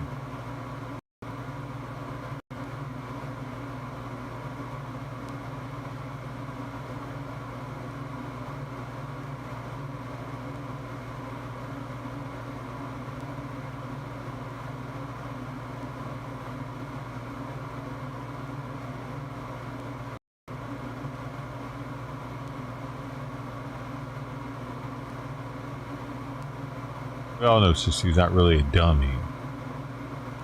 I'm a pissed off individual. Now I feel a little better actually, because like Trident's getting taken care of, and Cross, because Trident not showing up this morning was pissing me off. And because she has to show up on a Wednesday for me to get her spayed. As happened today, because that's the day the lady does it. And seeing Crossback this morning and not being able to trap him, and I hadn't seen the guy yet, so I figured he wasn't coming. I was like, I felt kind of super bummed, thinking Prospects going to go another week like that. They might not be able to make it another week.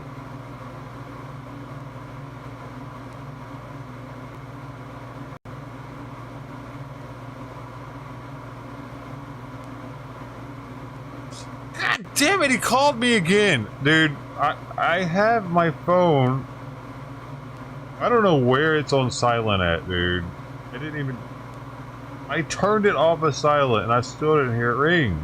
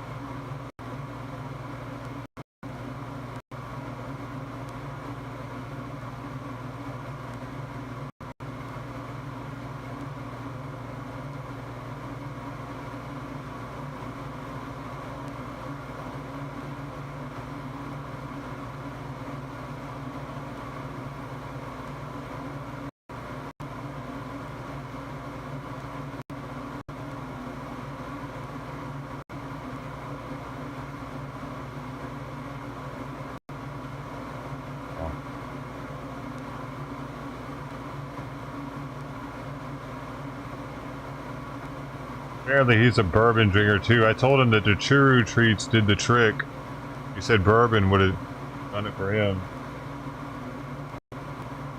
Well, if he's trying to get me to get him some bourbon or what?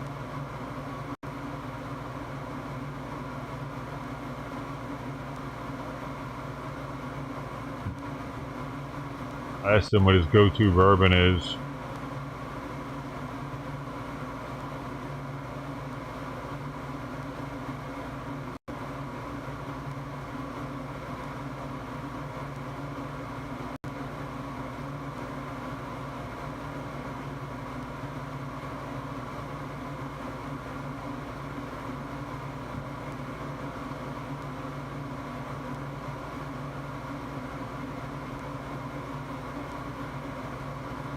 I do too. Wonder what it's gonna be.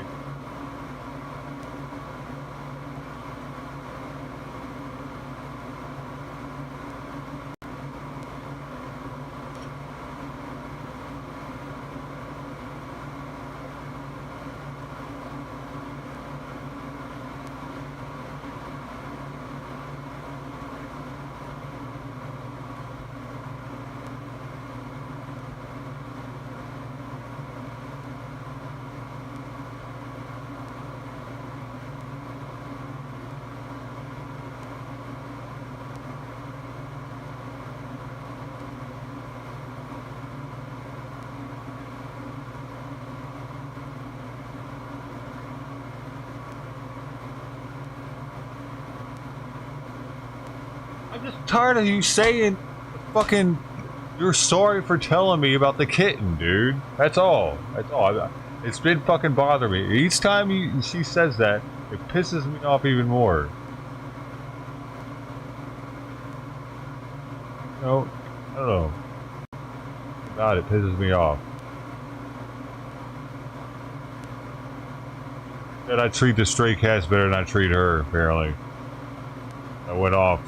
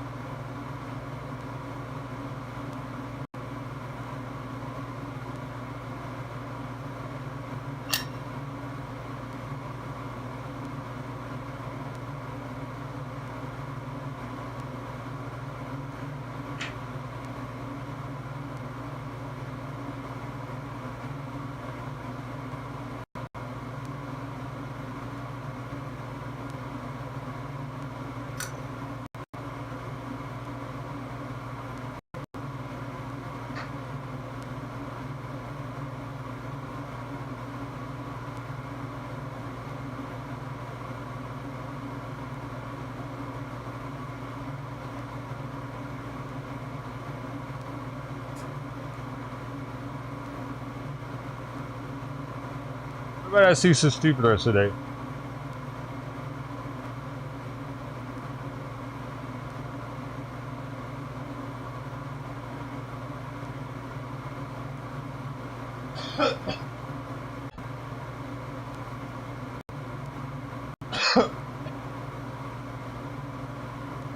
Dude, Trident tried to fucking swipe at me hard when I pet her hand.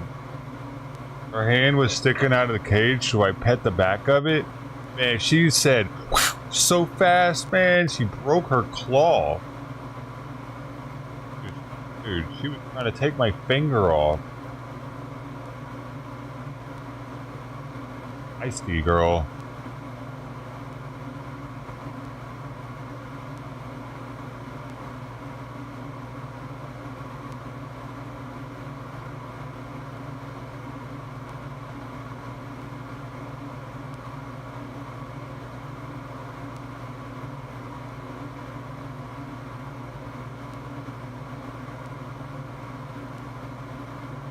Just trying to go in with her.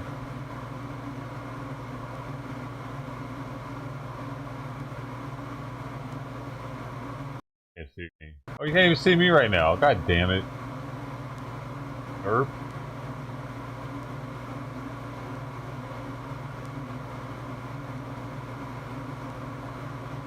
Oh.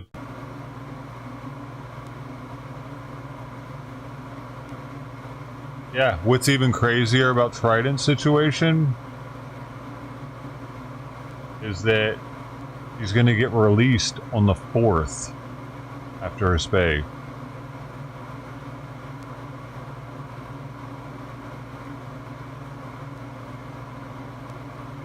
I might have to keep her in my garage overnight.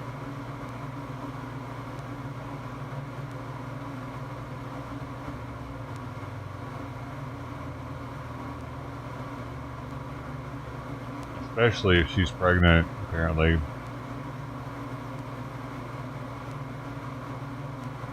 I just want to, dude.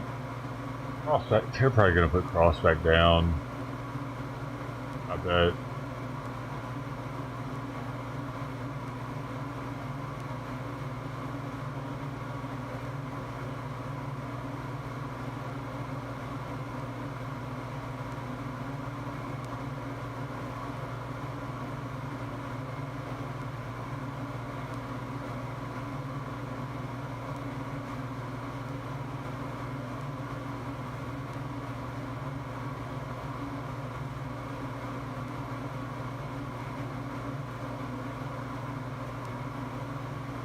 You know, I mean, do you think that they're actually going to do an operation again?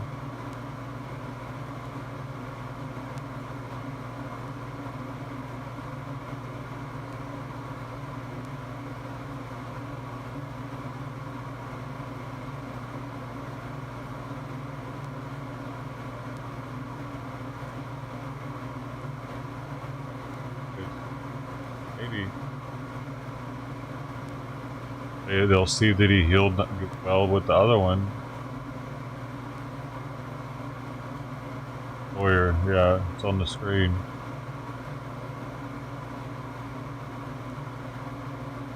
Where the kitten?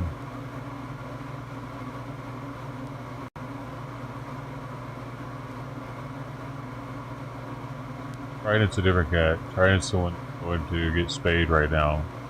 I just caught. Trident is.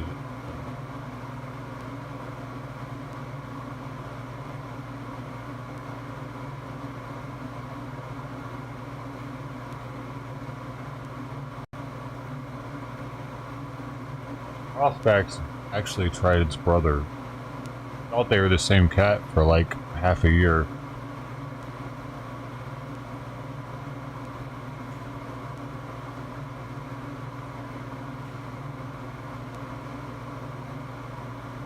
Ironic that they're both in a cage right now.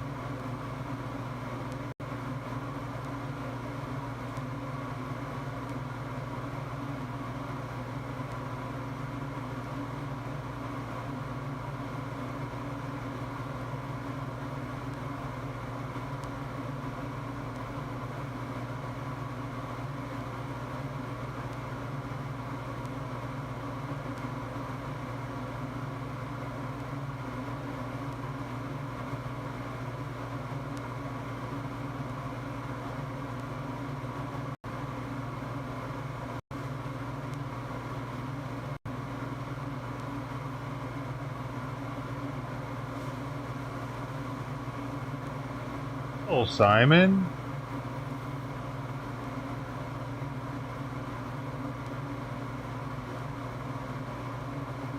Dude.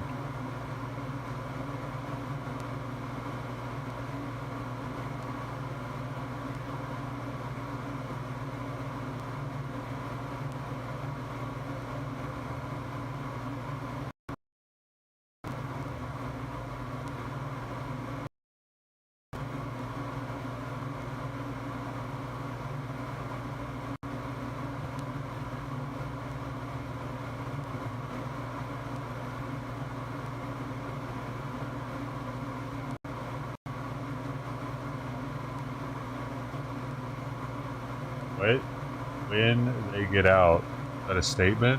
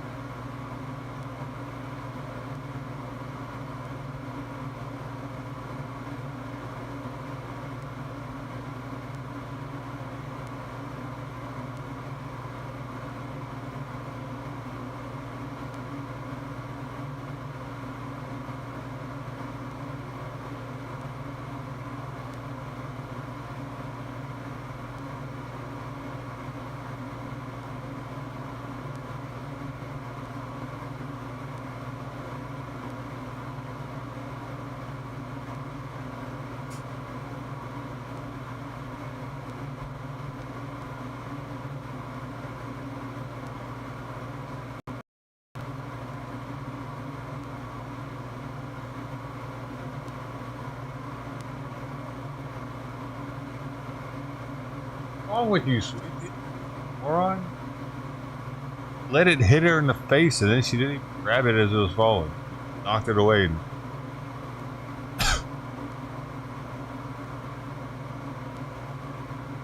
fast.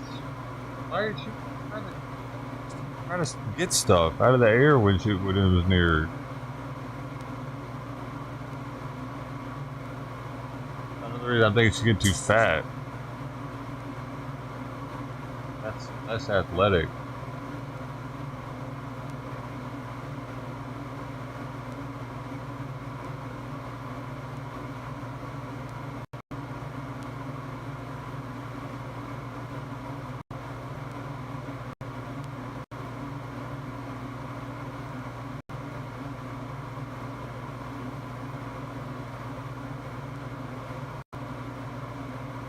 When they get out. Good talk. Good talk there, buddy. Fucking, well, I love it when y'all speak in code. Hell yeah. I love it when it's the last message and just stays there for half an hour and it makes no fucking sense at all. That's great. Oh yeah. That makes new people want to come here too because they read that and they're like, what did that mean? Huh. Interesting. When they get out. Are they getting out? Are the cats getting out? Are they? What time do we get to see the cats getting out? Never.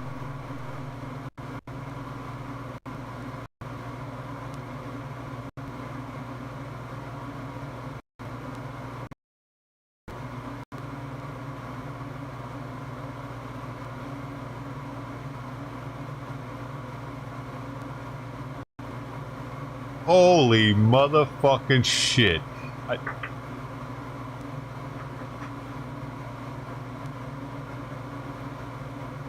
Oh. Hell no. This dude just sent me.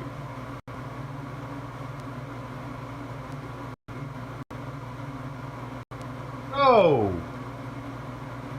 Simon, why do you have to be an asshole?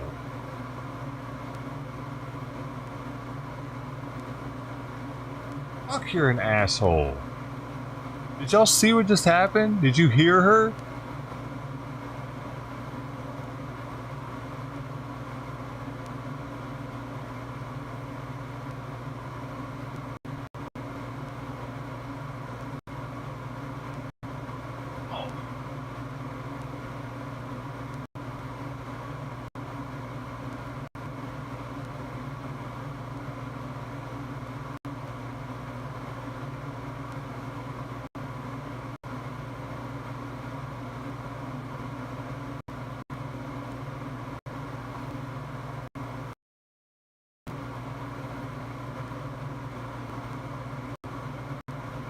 He said, I asked any word on what we'll probably do with Crossback.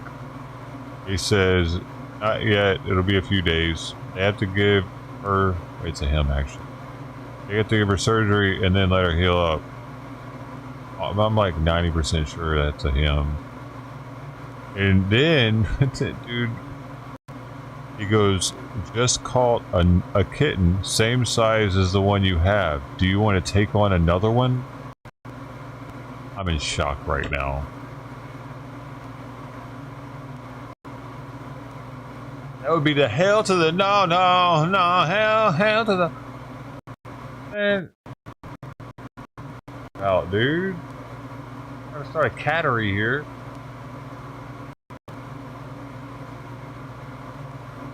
And he just take that cat to his place. Take that thing. Oh, that she's at capacity, but right? What the fucking? That is double the amount of work, actually.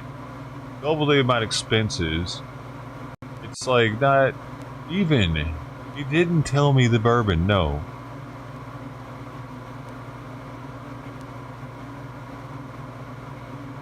And he didn't tell me the bourbon, so it's like, what the fuck? That was my first question.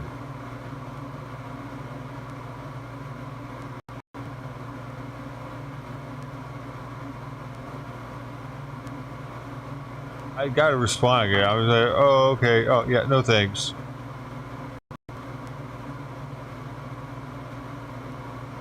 You would do it, wouldn't you, Brody?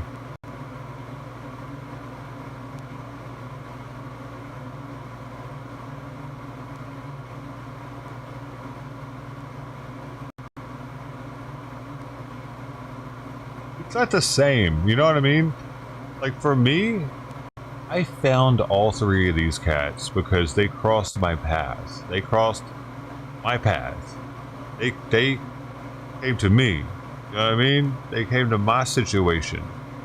That one, that one's not, I have nothing. I have no kind of, like, I don't have the memory of seeing it for the first time and being like, there's a fucking cat right there, dude. Oh my god. You know, it's different than say, hey, you want this kitten I got? You want to take care of it and bring it up? No. I don't have the connection there with that. It doesn't, like, it doesn't feel like I was found by a cat. The same. He was found by that cat.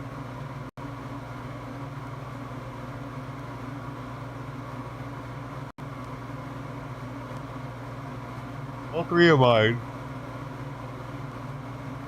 Oh, I found because they came to right in front of my place. He was in the grass out there. Simon was on the sidewalk in front of my old apartment complex, and Sawyer was sitting. He ended up sitting in the front yard. He went to he ran up here. He just plopped up down in the front yard. There, like, oh shit. I guess this is my responsibility now. I have a kitten in the front yard. Because now if I say, fuck that, I didn't see nothing, I always remember that I did that. Like, I'm not connected to this dude's kitten like that. That's what I'm saying. Feel that, like, that God was like, here you go. It's more like he was like, God was like, here you go to him. And he was like, nope. He'll have, like, and if I were to take it, that would relinquish him of that feeling of not taking it in. But then I would have to deal with the burden of all the pet food, all the bills, the vet, all the shit cleaning up. Possibly it could even have an illness that it could give the other kitten, so I would need to keep them separated.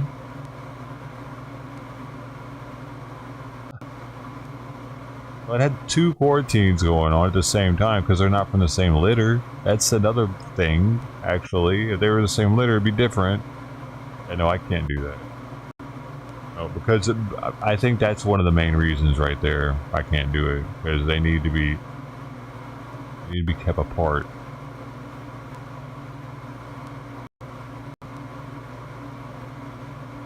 trying to get this one healthy, not sicker. And even having the other kitten in the bathroom in a cage, that could even be close enough for them to catch shit from each other, apparently, like colds and shit. Respiratory infections, possibly. I don't know. I was reading.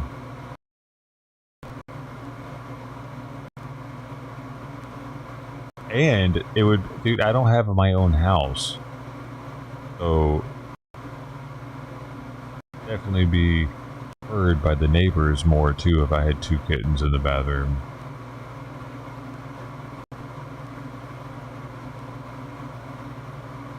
Now out of that one.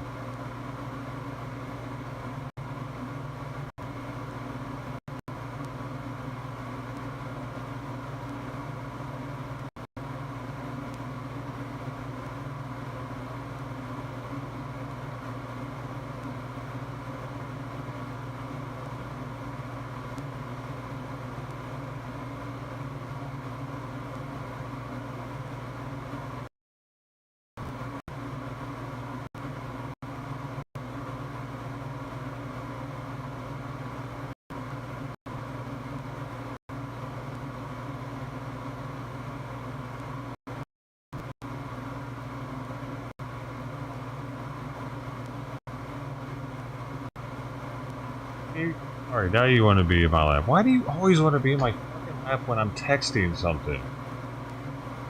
If she hears the phone's haptic feedback or something, come on. Hey.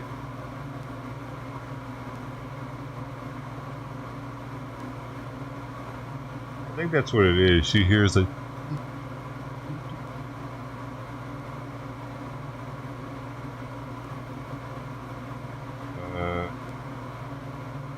quarantines at once.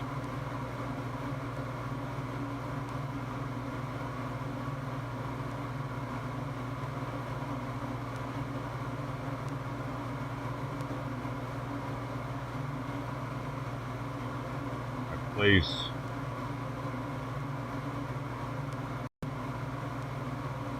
Oh.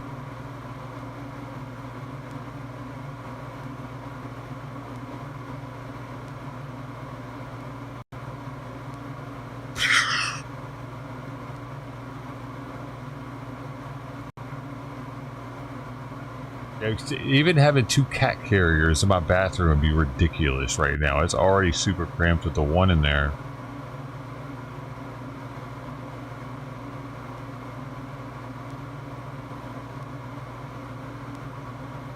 Good luck, kitten. Sorry, don't have the connection. Do what you guys type. Sorry, but it's different when you see him yourself. Like, he's got that burden for sure. He has got the kitten. Now he's like, oh, I just gotta deal with it.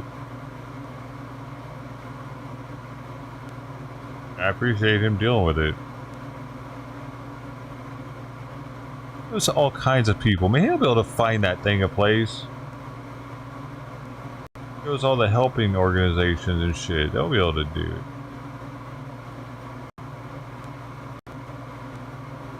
Like, if it didn't need to be quarantined, it might be a little different. Like, if it was from the same litter, it'd definitely be different. Because they would be of the same illnesses and whatnot, probably. Everything would be kind of, like, worked out together at the same time. And it's already staggered, because it's already been to the vet. You know, and, like, they're not the same litter, so different illnesses going on here. Possibly. It's just, I don't know.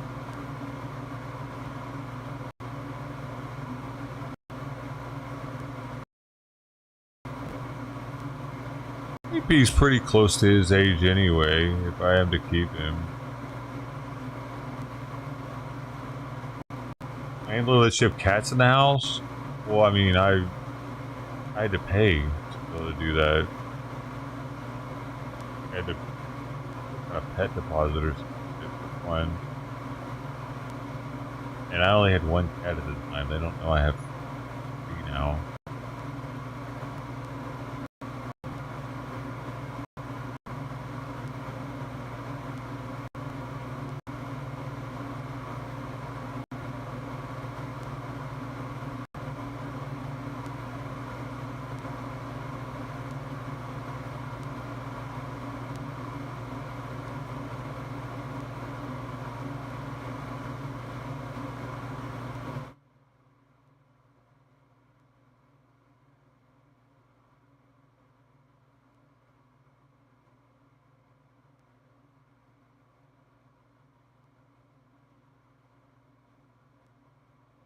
Voting. Oh, this isn't it.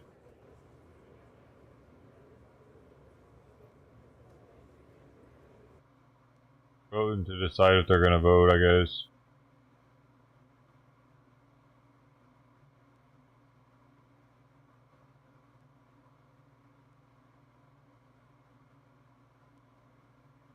I'm the wife of my husband Javier.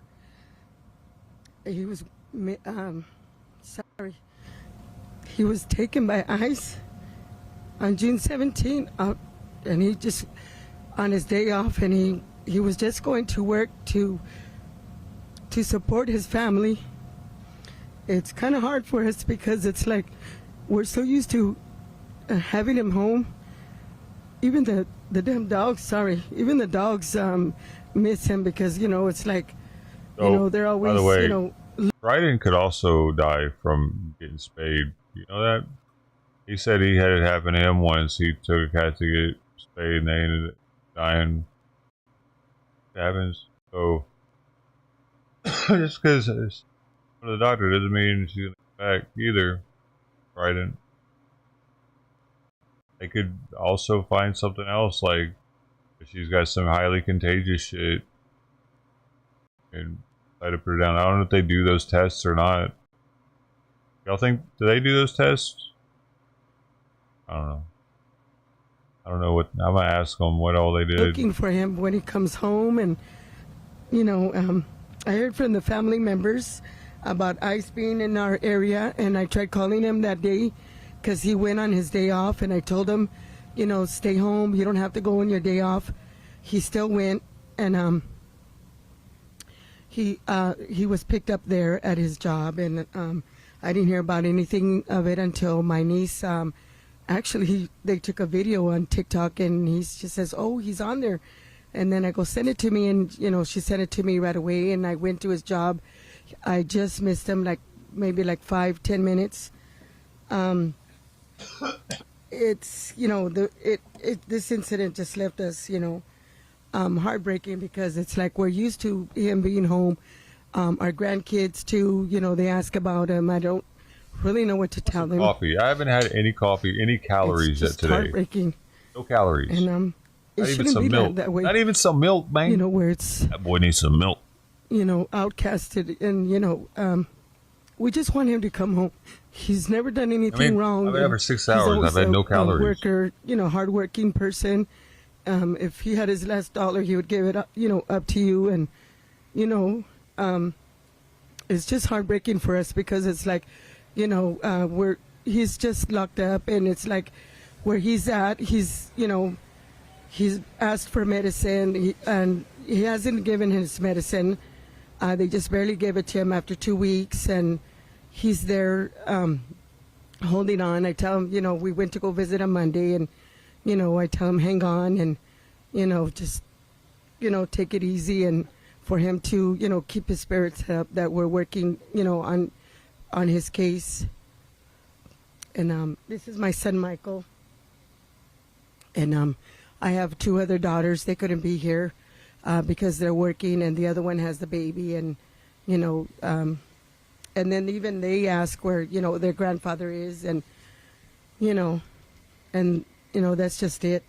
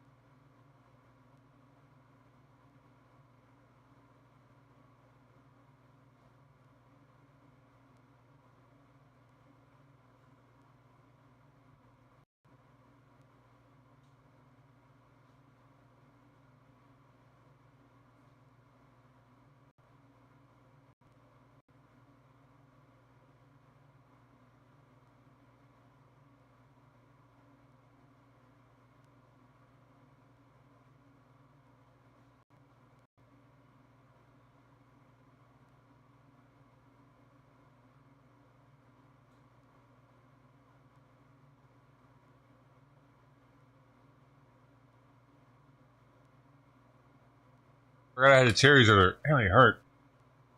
I don't know why she's so hungry, man. I fed her last night. I fed her this morning. What do you know? Man. What is going on around here?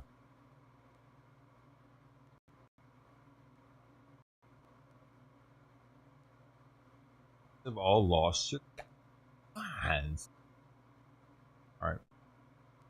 I need to give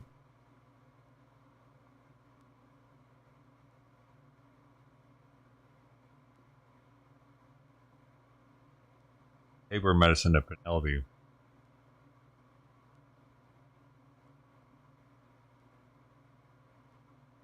And so, this should be good.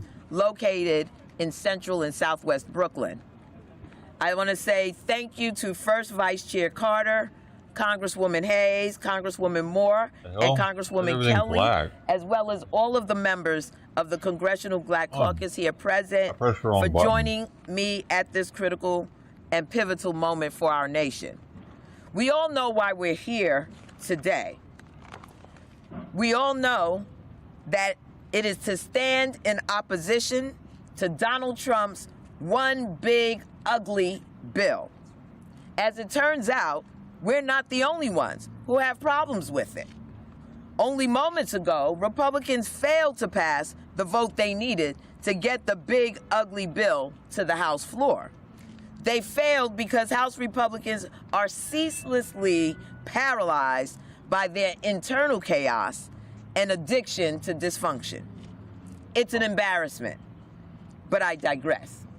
So let's discuss the facts. If this bill passes through our chamber, fucking AI wrote her speech, didn't it? I can't trust anyone's speeches nowadays, dude, ever again, actually, because AI has done messed that all up. Chat, GTP, GPT, whatever. You know the one. Rock, whatever people are using. I'm pretty sure I'm going to be hearing a lot of AI speeches here on out.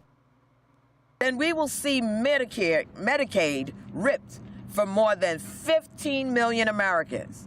We will see food ripped out of the hands of children through nearly $200 billion in SNAP benefit cuts, which will impact as many as 6 million black children and teens across this nation. We will see the deficit balloon by $3.3 trillion. That's trillion with a T over the next decade. Hospital and healthcare centers in diverse and rural communities will close. 5 million children, 51% of all black children will lose eligibility for the full child tax credit, and so many other atrocities. Why? Were they given some sort of preference for being black before? Or something? This right here. Will close. 5 million children, 51% of all black children will lose eligibility for the full child tax credit. Yeah, why would that happen, though? Like, they need to explain that a little bit, kind of like bullshit like that, because why would specifically black kids? Why? Because their parents aren't making enough money or some shit, or they're making too much money? Which is it?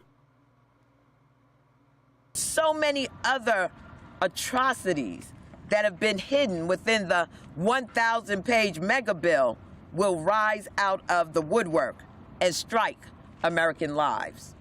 Make no mistake, Trump's bill is going to tear apart the social safety nets millions of Americans depend on just to live, and that pain will not discriminate. Black or white, Republican or Democrat, this bill is coming for you and your family. And it's a simple truth that contempt for working families is hardwired into the administration's DNA. And their budget reflects that with stunning clarity. But I assure you, the conscience of the Congress is clear. We recognize the villainous budget for what it is, just as we recognize those who support it for the villains they are. So do the American people. They've called on the House to stop this legislation in its tracks, and we can stop it. 4 Republicans take a stand. Let me reiterate, 4 Republicans out of 220 are all that we need to block the big, ugly bill. Unfortunately, I have my doubts that Fetterman, anyone though, beyond the usual suspects, let alone 4 Republicans, have the moral or intestinal fortitude necessary to do so. We have seen this story play out too many times before, and so I am certain we'll find out shortly just how many congressional Republicans would rather steal health care and food aid from millions of Americans, blow up the federal deficit beyond repair, betray every principle they need to stand for then oppose Donald Trump's will and that of his billionaire donors. We will find out how many of them would choose to hurt their communities instead of hurting the president's feelings. We'll find out who among Somebody them prompted this are public AI servants speech, bro. and who are Donald Trump's servants. She's messed up on the words they may twice. be scared of him, but we You didn't read it beforehand or are anything? certainly not. We are going to the floor, and we are going to fight this bill, and if it passes, we're going to tell the American people exactly who hurt them. It's been a long, long list, and with that, it's my honor and privilege to ask the first vice chair of the Congressional Black Caucus, you know what I mean? Like, she's not Troy just looking Carter down of to remember Louisiana, it. to bring his comments at this time. Thank you. Thank you, Madam Chair.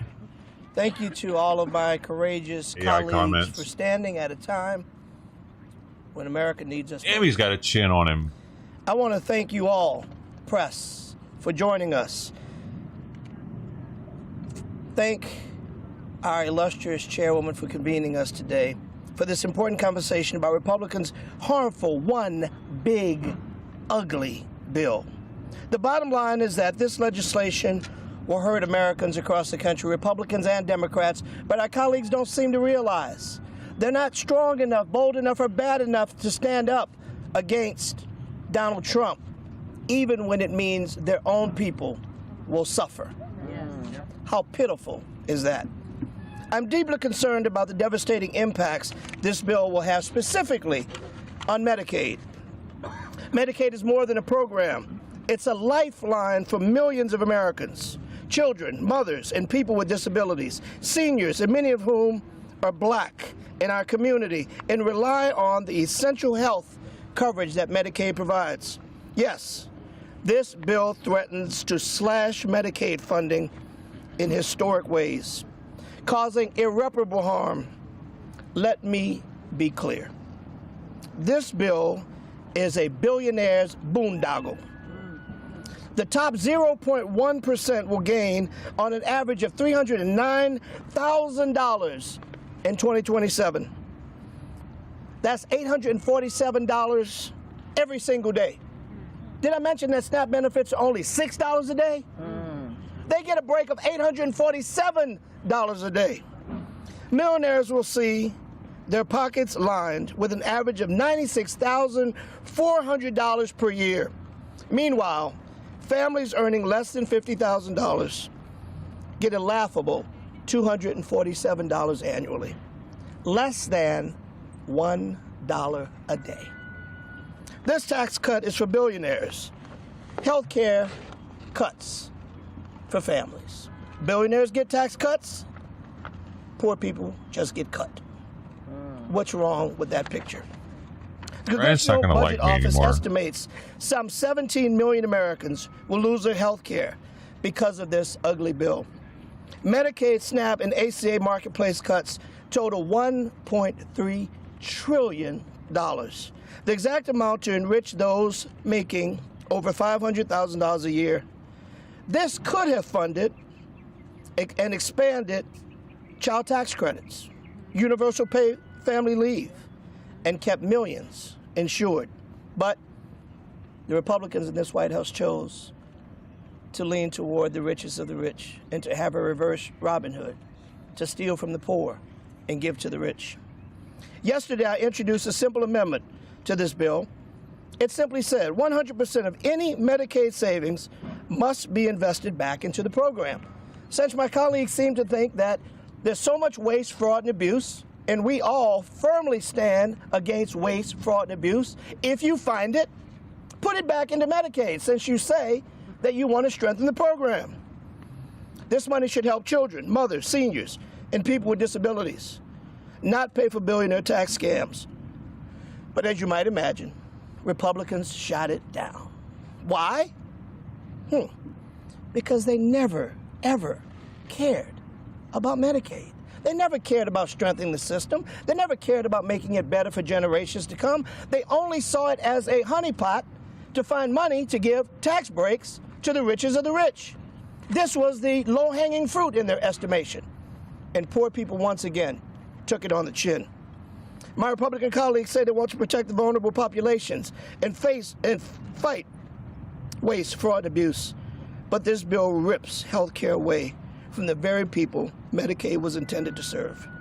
It will shutter nursing homes, close rural hospitals, and blow up state budgets. In my home state of Louisiana, a Republican-led House and Senate passed unanimous resolution saying this bill will kill Louisiana. This is the home of our Speaker. That's right. Our Majority Leader. This is a legislature that the Speaker served in along with me, along with Majority Leader Scalise. We all came out of this very body in Louisiana. This body had the wisdom to say, no, this is bad. This is bad for all Louisianians and bad for all Americans. Wake up, push back, find that intestinal fortitude to do the right thing. Donald Trump's big, ugly bill is a betrayal of working people, leaving millions hungry, uninsured, and worst of all to fund massive tax breaks for the richest rich. We stand here today unified. We invite others to join us, just 4 more, to come and be brave enough to say that my oath of office is to the people and to the Constitution, not to 1600 Pennsylvania Avenue, and not to any one president. We stand firm. All right. Next, I will bring up Representative Gwen Moore. Go, Gwen. Thank you so much, Madam Chair and Troy Carter and all of my colleagues from the Congressional Black Caucus, the conscience of Congress. The Republicans have jammed their bill, renamed the act, because the parliamentarian decided that one big beautiful bill did not meet the guidelines. It didn't pass the bird bath, the bird rule. Even the parliamentarian realizes that this nomenclature is inappropriate for this big ugly bill. I'm a member of the Ways and Means Committee, so I want to talk to you about the math and the budget gimmicks that they have used to sell this to their caucus and to buoy the lies that they have been telling the public. First of all, this bill came back from the United States Senate with $4 trillion worth of debt equaling zero. I don't know how I'm going to explain that to my great-grandchildren. When I try to teach them math, I don't know how I'm going to do it. But they've somehow been able to convince their caucus so far that $4 trillion worth of debt is equal to zero, so that they can meet the budgetary requirements of this budget resolution. I tell you, while they're killing Sesame Street and Big Bird, because all of us and our children who were taught through Sesame Street know better than this, that this math just don't work. This bill will add trillions of dollars to the deficit. And as a matter of fact, over the past, I would say, since the beginning of this century, The debt has primarily occurred because of unpaid for tax cuts. Not because we have spent money on taking care of our people, but because of unpaid for tax cuts. So, while many of the committee members that you see here on the Energy and Commerce Committee that dealt with Medicaid, on the, and also energy credits, you saw people on the Education Committee deal with their mark. Our committee, the Ways and Means Committee, was told to, instead of cutting, they have asked us to add $4.5 trillion to the debt. And boy, I'm telling you, Republicans met their mark and turned the American people into their mark. Instead of using the trifecta, the House, the presidency, and the Senate to lift up not only low-income workers, but middle-class Americans, Republicans chose to prop up the wealthy. I didn't realize this. Sesame Street heads to Netflix after Trump pulled funding. They were getting that much federal fucking funding, dude? That's crazy, actually. Have you seen the shit that they were spewing on Sesame Street? We watched a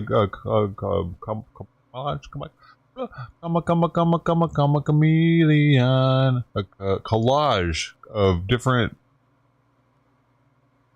gay shit. Remember, did y'all see it?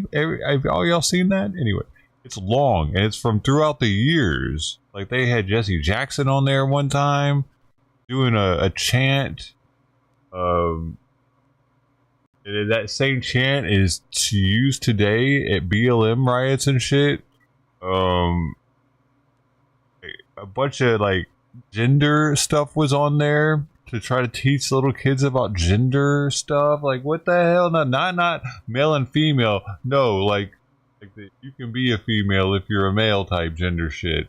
Like that kind of stuff. Our government was funding that so much that they're gonna go to Netflix now because Trump pulled funding. What the fuck, man? I thought it was Sesame Street that was doing that. Not our government was paying for that shit. You? Oh, I gotta watch. Y'all haven't seen the video I'm talking about, and I know where it's at. I can find it right now, and it's not that long. It's like 3 minutes, and it's gonna blow your fucking. You haven't seen.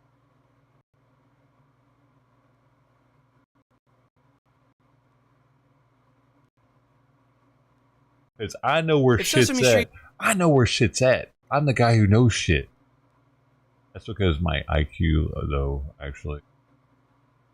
Annual Pride Month X post caught you by surprise, then you haven't been paying attention. Let's catch you up. This month and every month, we want to uplift and celebrate our LGBTQIA+ family, friends, and communities. Yeah, that's right, Miss Ariana. From our Sesame Street family to yours, happy Pride! Okay, everybody, I want you to meet my brother Dave. Hi. His husband Frank. Hi. And my sobrina Mia, my niece. Hi, Mia. Elmo, Okay. Cookie, are you Now ready we're to see getting my there. monster piece? Ready, Jonathan! Alan Monster is wearing the latest in high monster fashion. Our Jonathan Van Ness over. Tranny Muppets. Some families have one mother, some families have two. Daddy,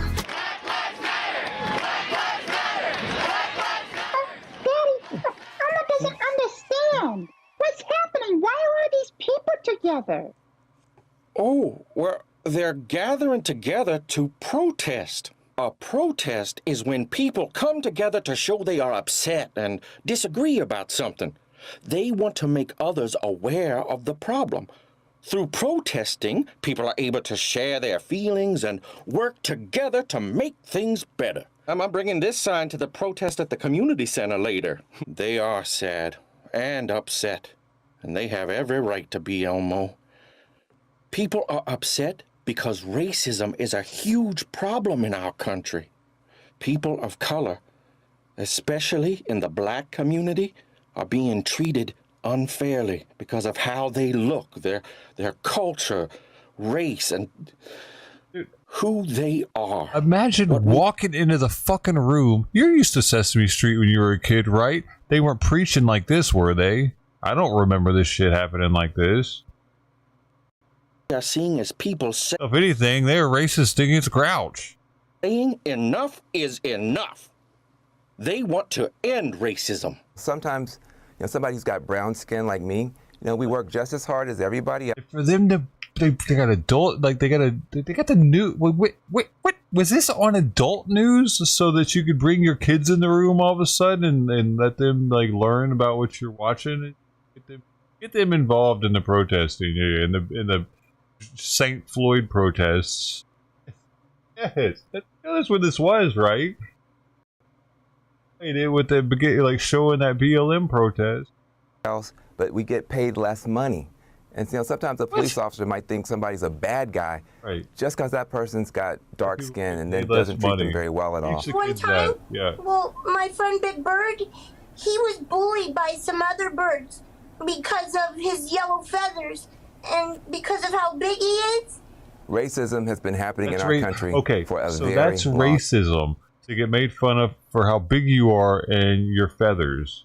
What the fuck does that have to do with racism, dude? He's a bird. The other things are whatever. And of course they're going to talk shit about each other. That's what things do, man. It's normal, actually. Especially if you're a bird and you're another species. A dog's going to bark its ass off. Yo, fuck you, knock it off. Shit. Time. It has? Yes, Big Bird, it has. Let's stand up. Trying to humanize damn Sesame Street characters to the extreme. Like, they're animals, dude. Up for what is right. My wing hurts a little bit, but that's okay. I made the decision to get Big Bird vaccinated. The vaccine is going to help my bird and all the kids out there stay safe and healthy. You were super. Why in the motherfucking hell do they need to convince kids that they should get a vaccine? Duper today, getting your COVID vaccine, Elmo. I learned that Elmo getting vaccinated is the best way to keep himself, our friends, neighbors, and everyone else healthy and enjoying the things they love. Lots of grown-ups are getting the COVID-19 vaccine. Soon lots of us will be able to do our favorite things again. Just like doctors wear masks in hospitals when they take care how of did people. that work? You're going to see people now. Did they get more? Did the government? Did some government?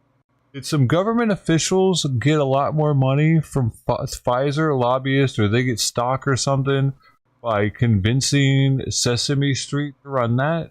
Because you don't want to lose your federal funding now. Was that how that happened? Because I doubt Pfizer went to Sesame Street and was like, "Hey man, you want to do some drug commercials for us?" It was probably more like they talked to the feds talked to the Sesame Street people, and they're like, yeah, we probably worked that in. Yeah, you give us a little more funding though, right? Yeah, sure. Wearing masks outside as well. How old are you? Almost 3.5. Well then, yes, Elmo, you should wear a mask. Children under 2 years old do not need to wear a mask, but children older than 2 years old should wear a mask when they're out in public and they're around people. Wear a mask out. Yo, I'm just gonna say this. I'm 4-year little brat wearing a mask in the grocery store, not sneezing all over everything. Actually, I don't want to have to worry about that. Kids are gross, man. They'll be coughing and all kinds of nastiness, not really cover anything, and they'll be do it in their hands and they'll be touching everything and shit. Hey, you're on a leash too, please. In public around other people. And if you don't want to wear a mask, I've just got one thing to tell you.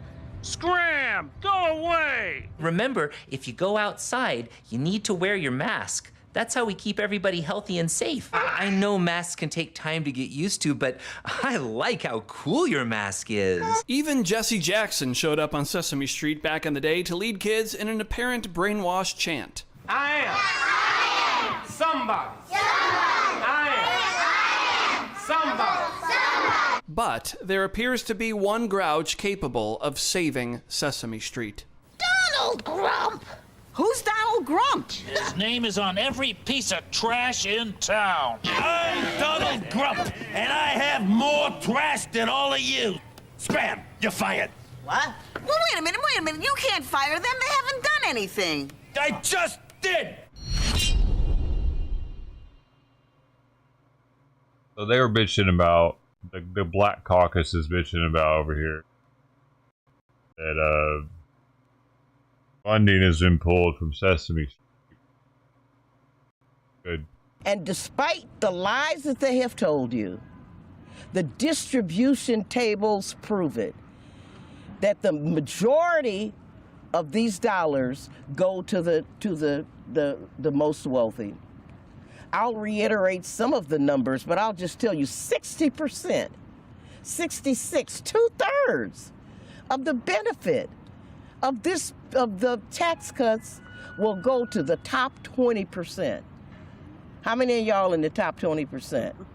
All right, we're not gonna wait for you to raise your hands because we're not gonna get any. None of these people are in the top 20%.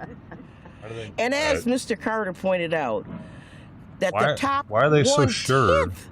Percent, not 1%. Maybe people don't want to be like, yeah, I'm rich as fuck. Gets a $309,000 tax break, while people making under $50,000 get, drum roll, $247.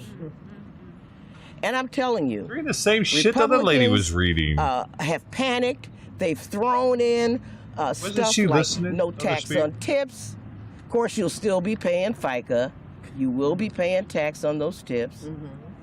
They're saying that they will not tax seniors on Social Security. That's a lie. You're going to get taxed on Social Security if you earn more than a certain amount. All they're doing is putting a little temporary supplement in to fool you. And the swamp math just doesn't work.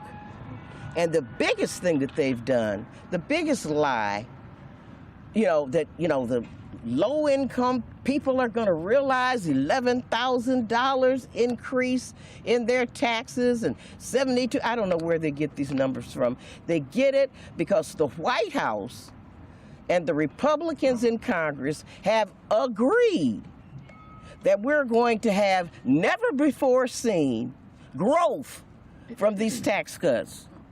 Well, I'm old enough to know that in the last 45 years of trickle-down theories, that we ain't seen one drop of trickle. And this bill is no different. Tax cuts do not pay for themselves. Every credible economist will tell you that.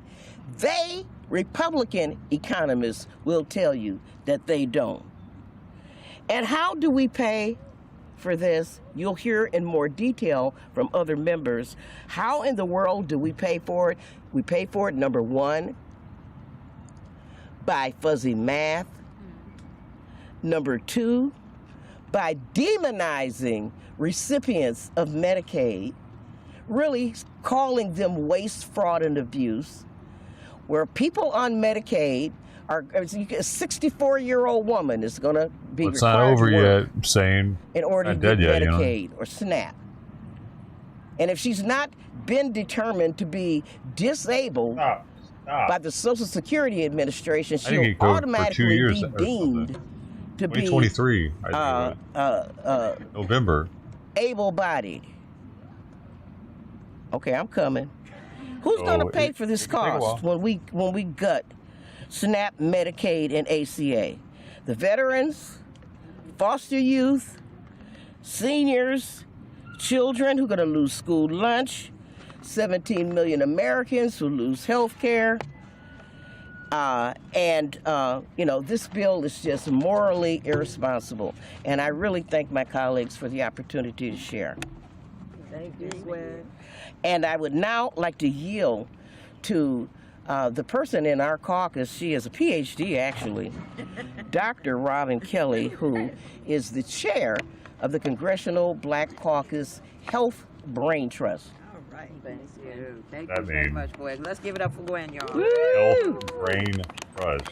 Good afternoon, everyone, and thank you so much for being here today. Thank you to Chairwoman Clark for organizing this press conference as the CBC speaks up and out against this bill. As my colleagues have already said, this bill is cruel and evil. It was ugly when it first passed the House, and then the Senate Republicans made it worse. The big, ugly bill will cost people their lives. That's the bottom line. As you've heard, 17 million Americans will be stripped of their health care. When people lose health care, yes, people die. That's not hyperbole, that's fact. And we know who will be most impacted: Black people. 13.3 million black people rely on Medicaid. That includes 5.7 million children. And if that isn't bad enough, the consequences of this bill go beyond the individual person. It will impact hospitals, which in turn affect everyone, even if you aren't covered by Medicaid. Emergency rooms will be flooded, or more flooded, I should say. Wait times will increase. Life-saving care will be delayed. Hospitals and healthcare centers will be overwhelmed. This Republican bill will lead to $1.3 billion in uncompensated care costs for hospitals across my home state of Illinois, threatening 9 at-risk rural hospitals across the state. Over 330 hospitals across the country can close. It is never a good time for a hospital to close. But right now, our country is in the middle of a black maternal mortality crisis.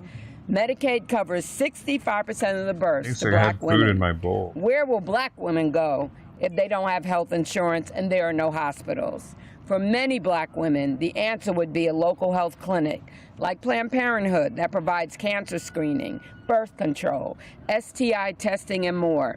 But Republicans have long sought to end Planned Parenthood, and they're using this bill to defund it.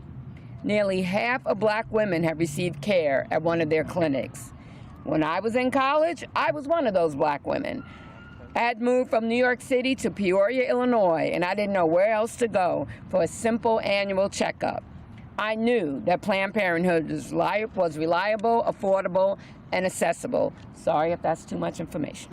Our country is also in the midst of another public health crisis, gun violence. Guns have been the leading cause of death for all children and teens since 2020. But guns have been the leading cause of death for black children since 2006. Instead of protecting children, President Trump shut down the Office of Gun Violence Prevention on day one. They are ending grants for community violence intervention. Republicans are protecting guns, not children. The big ugly bill eliminates restrictions on gun silencers and short-barreled rifles. Gun silencers are not something out of a movie. They create real harm to communities. It should be common sense to regulate such dangerous weapons. But Republicans have made it clear they do not care about black people or black lives. Republicans are stealing our health care. They are closing our hospitals and health clinics. They are exacerbating gun violence and maternal mortality. Simply put, this bill is deadly. I'm still voting no. Hell no. Yeah. And with that, I'd like to introduce my colleague from Connecticut, Johanna Hayes. Congress Lady, Teacher of the Year, every year. Thank you, and thank you for being here. I find it hard to believe when I read articles that say that there's a huge percentage of the American public who doesn't even know what's in this bill, because everybody should be paying attention to the profound impact of what is about to happen. For me, the things that I am focused on are the cuts to nutrition and education, programs that our children rely on, all in order to fund tax breaks for the wealthiest individuals who don't even need it. This Republican-led reconciliation bill proposes direct attacks on our youngest generation. The bill is the largest cut ever in history to the SNAP program. Nearly 27% of black families are recipients of SNAP. For those families who are already disproportionately affected by food insecurity, these cuts will further deepen those hardships. When kids lose SNAP benefits, they often lose access to free and reduced lunch at school. There's something called community eligibility provisions, where schools get reimbursed for their students who receive SNAP benefits. So when they lose food at home, they're also losing food at school. This is going to hurt our most vulnerable students and the ones who need it most. Beyond nutrition, this bill targets education. Oh wait, before I even move to education, there's a provision in this bill that is so incredibly cruel. One of my colleagues referred to this as trickle-down cruelty yesterday. So for families who have children, the age of a minor child went from 18 to 9 in the House version and 14 in the Senate version. So on a child's 14th birthday, instead of their mother or their father serving them a birthday cake, which, by the way, my colleagues don't want them to be able to buy with SNAP, they need to be out looking for a job. They need to be out finding alternative employment to add to the 1, 2, sometimes 3 jobs they already have because they're about to lose their SNAP benefits. It's beyond cruel. This bill also targets education. I am a teacher. That is what brought me to Congress. And the proposed cuts to the Department of Education would have prevented someone like me from pursuing a higher education and going to school. About 60% of black students rely on Pell Grants. This bill makes it harder for students to access Pell Grants, makes student loans more restrictive. It even eliminates Parent Plus loans and Graduate Plus loans. This is particularly concerning for black students and families who historically rely on these loans to put their kids through college. Yes, we all believe in career and technical education. We all believe that we need a skilled labor force. But we also know that in our poorest communities, we have students, black students, who are extremely bright, and they want to go to college. They want to pursue degrees and go back and help their communities. The changes in this bill would limit access to higher education and professional careers, like nurses, engineers, doctors, dentists, and even teachers, perpetuating cycles of economic disadvantage in our most vulnerable communities. We do not need to make this choice. We can afford to feed children in the United States of America, yes. And even more, we can afford to educate children in the United States of America. These policies are intended to take food out of the mouths of children, to strip away their educational opportunities and reward billionaires. Hungry kids don't learn. It's that simple. The two go hand in hand. That's right. You can't be a good teacher without worrying about what's in a kid's belly. You can't only focus on their brain without focusing on their belly. Imagine a child hungry and unable to learn. Now imagine that same child with a brilliant mind who just needs a shot, who just needs the adults in power to move the obstacles that could make their dreams a reality. Republicans are not just cutting budgets, they're cutting futures. That's right. They're cutting off the right of every child in this nation to dream big. They're cutting off the rights of black children to achieve their highest aspirations. This bill is an act of malice. I reject this irresponsible legislation. I will vote no because I will never use my voice, my vote, or my privilege right now of serving in Congress to hurt children. We have a moral responsibility to ensure that every child has access to nutritious food and a high-quality education. And if you think this doesn't affect you, wait 5 minutes. Your neighbors, your friends, your communities, your families will be decimated by the effects of this reckless, irresponsible piece of legislation. In this country, no child, no senior, no veteran, no person who works every day should go to bed hungry. And in this Congress, we have the ability to make sure that that does not happen. So stick around. I don't know how long this is going to take. I don't know if we're going to be here for the 4th of July, for Labor Day, for Thanksgiving, but I'll stay as long as it takes because I will not put a card in that machine and vote to take food out of the mouths of hungry children. Thank you. Thank you. Ms. Kamlager-Dove.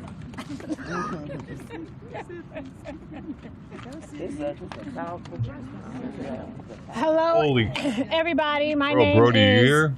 Sydney Kamlager-Dove. I'm the Congresswoman for the 37th Congressional District. I am standing here with my colleagues from the Congressional Black Caucus. We are the Congressional Black Receipts Caucus because we are bringing receipts about what is in this bill. Let me tell you something. There is no Republican Party bus coming up here to the Capitol because they know that they are being charged with selling snake oil that's coming out of the White House. We have a president that is more committed to selling fragrances than he is to telling the truth. And they are negotiating with this person about bending the knee to him rather than bending the knee to the constituents. And in our district, in every single district across this country, 85% of voters in every single district want Medicaid, 50 hours of your time, SNAP, want these programs that they are cutting. And these Republicans should be listening to their constituents. Earlier today, every single member of the Congressional Black Caucus stood up to ask for unanimous consent to strip away the amendments to Medicaid and SNAP. And Virginia Fox didn't even have the decency or the integrity to stand up with each request and deny it. She sat there like a tumor. But over 100 members, led by the Congressional Black Caucus, got up and raise the issue because Medicaid and SNAP are too important, not just to our communities, not just to our constituents, but to this country. This administration wants to separate us by race so they can divide us by class. But let me tell you something. If you cut Medicaid, you're going to close hospitals, you're going to close urgent cares, you're going to close community clinics. Right. And folks, even if they get sick, when they get sick, they are going to show up to those places. And if they are open, it's going to cost everyone who doesn't have Medicaid more. Yeah. Right. And if they do close, they are going to find their way to an emergency room near you. And drive up your costs. So why don't we recognize that we're all connected? I'm going to tell you something. This administration is lying when they tell you they have a provision that says no tax on tips, no tax on overtime, no tax on Social Security. Let me tell you something. It's not about zero taxes. It's a minor deduction. And I've been up for many long hours. So I'm a little fuzzy, but what I can tell you is his math is equally fuzzy. And it is so fuzzy and complicated that working folks who rely on tips, who rely on overtime, might only end up taking an additional $10 home. How is $10 going to help you? It's not, especially when the richest of the rich are getting tax breaks of up to $300,000. I had an amendment that say, if you really care about the working people, then make this tax cut permanent rather than temporary, only for the time that you're in office, Donald Trump. Yeah. But Republicans don't want to support that.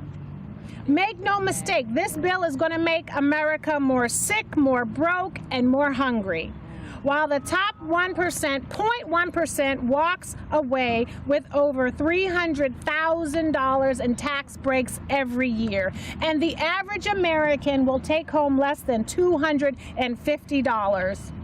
And $250 doesn't mean shit to somebody on a tight budget trying to decide how much of the utility bill can they pay, if they can pay all of the rent and buy all of the food and get the diapers and the incidentals and the emergencies that crop up. And Donald Trump doesn't know what it means to hope for an extra $250. It doesn't go very far when you have a family of 4 that you have to feed. I'm going to say it again. Over 85% of voters in every single district want Medicaid, want SNAP. And now the new provisions in the Senate version that we have to vote on will also cut into Medicare. I'm going to say it. I'm going to say this. Elections have consequences, right. And we are dealing with the consequences of what happened in 2024. But mean it when I tell you that the Black Caucus is turning into the Receipt Caucus because we want every everyone to know what is in this bill. We want everyone to know how they will be impacted. We want everyone to know how more broke, how more hungry, how more sick they are going to become. And we need to be holding these receipts up to and through 2026 and holding these Republicans accountable. Why aren't they here with balloons and megaphones touting how beautiful this thing is? Because they know it stinks, just like the cologne that they are selling in the White House. Yes. Right. I'm going to bring it back to Chair Clark to close. Well, let me, again, just thank all of my colleagues. Their expertise, their understanding of what's in the big ugly is what we want to share with the American people. At this point, I want to open the floor to any of our reporters who have any questions. Yes, and just state your name and your outlet. Michael Jones from Once Upon a Hill. Thank you, Chair Clark, for doing this. The Senate added a $50 billion hospital fund for rural states and districts to mitigate some of the concerns that senators had about the cuts to Medicaid to their rural constituents. Obviously, there are a lot of health disparities that you all deal with in some of your suburban and urban districts and states. Can you just speak about how, are you concerned that those constituents will be left behind if the House is successful in passing this bill that includes this $50 billion rural This is a very dangerous bill. Yeah, they're going to try to sweeten the pot with all kinds of gimmicks. At the end of the day, rural, suburban, urban, all of our healthcare institutions are at peril under this bill. But they wouldn't need it. Oh, okay, hold on. $50 million to address. $50 billion. $50 billion is still woefully short. When you talk about rural hospitals throughout the country, I will give you my home state as a test case. When I was in the state Senate, we expanded Medicaid. We instantly started opening rural hospitals. People started getting on the rolls. The same will be true in reverse. That $50 billion will not even scratch the surface throughout our entire country.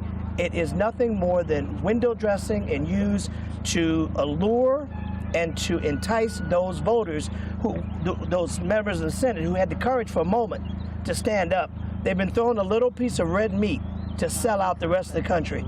It will not do the job. People will still die. Hospitals will still close. Any more questions? Yeah. Yes. Can you comment on, I saw the CBC did the Congo line, led the Congo line. We did a conscience line. I hear you. So are you going to do is there anything else you can do to delay this? Was that pretty much it under the rules of the House? Can you talk about that?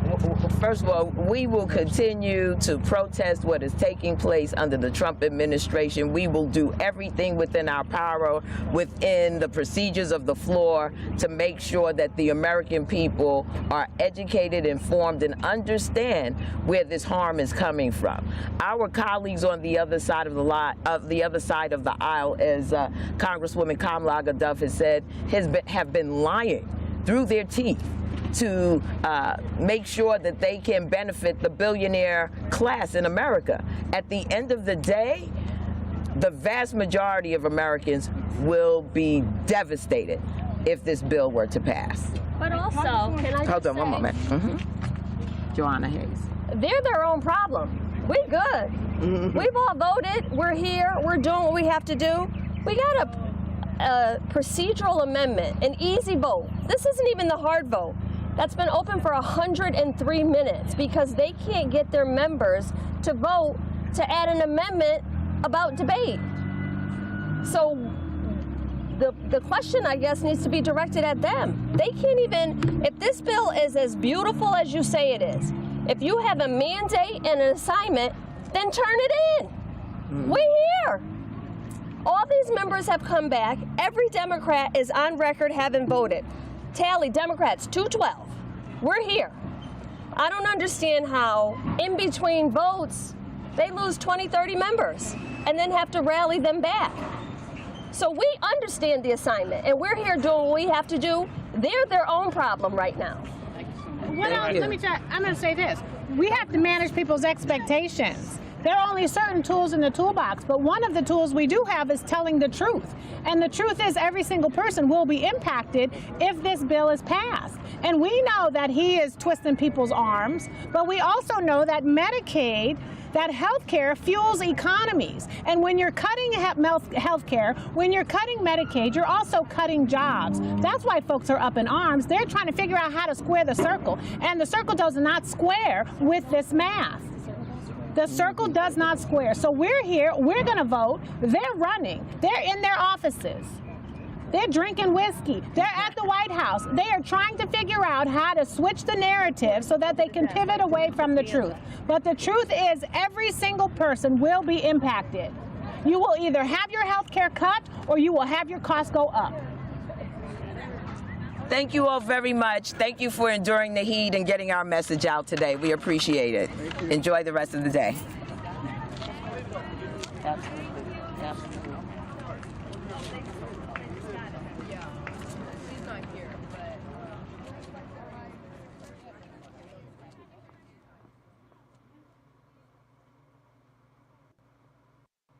You never told me, dude.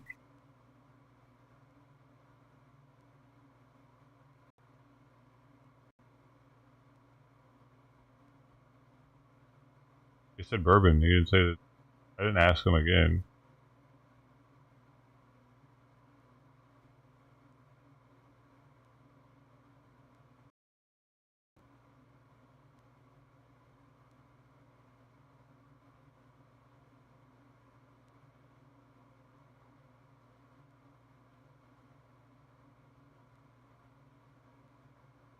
Oh.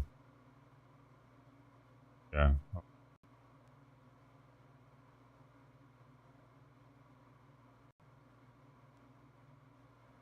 Oh.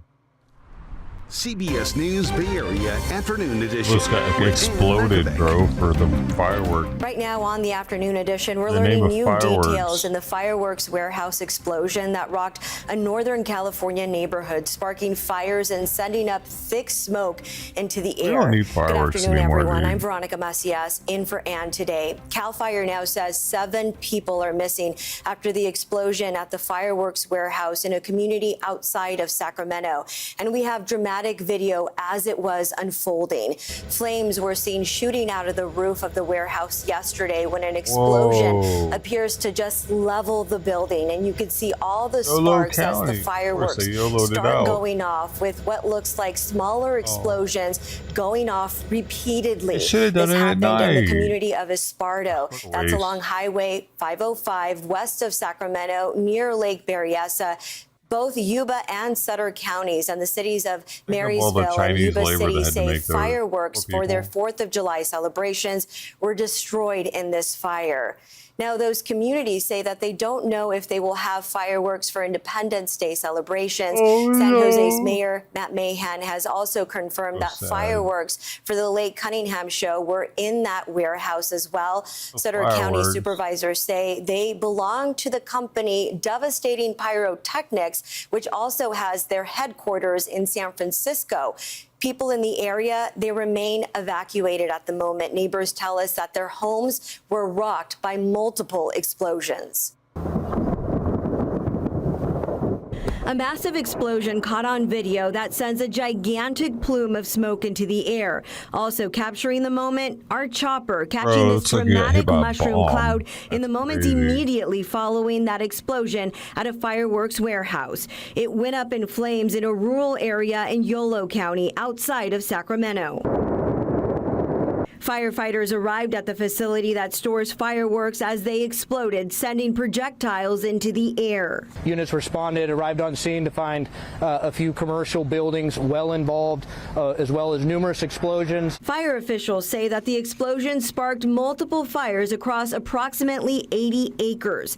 The blast launched debris around the property and sent a fireball into the air that could be seen for miles. People living nearby say they felt their homes shake. And the windows were just, going back and forth. As a result of the fire, a 1-mile evacuation zone was set up. Again, 7 people missing at this hour, and we'll continue to follow this story for you and bring you any major developments on air, online at kpix.com, and streaming on the free CBS News app.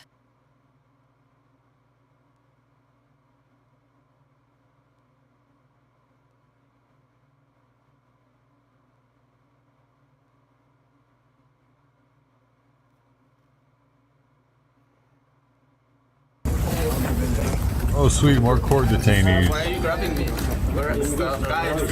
Yes, but I just hold on. Don't grab me. Wait, I have the right for due process, don't I? No. So why are you grabbing me like this? Not very nice. Remember, you have the right to remain silent. You don't have to say anything. Don't have to answer questions. Don't have to give ID.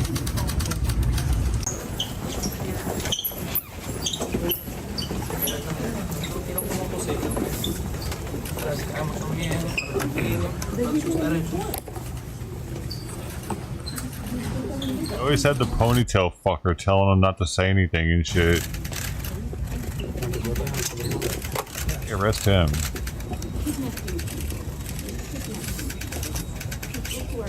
Be like all their lawyers. The lawyer for all of them.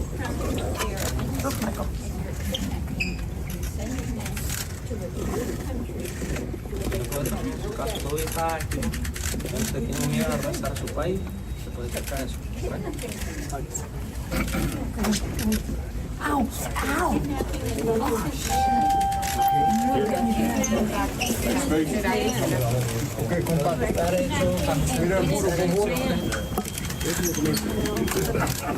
You are kidnapping an innocent man. Innocent, yeah.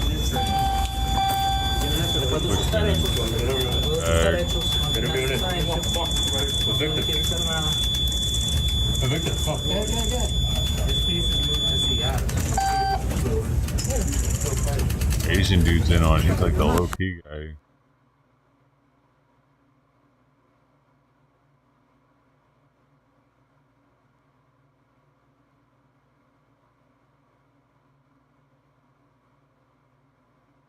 You guys all thought they were gonna like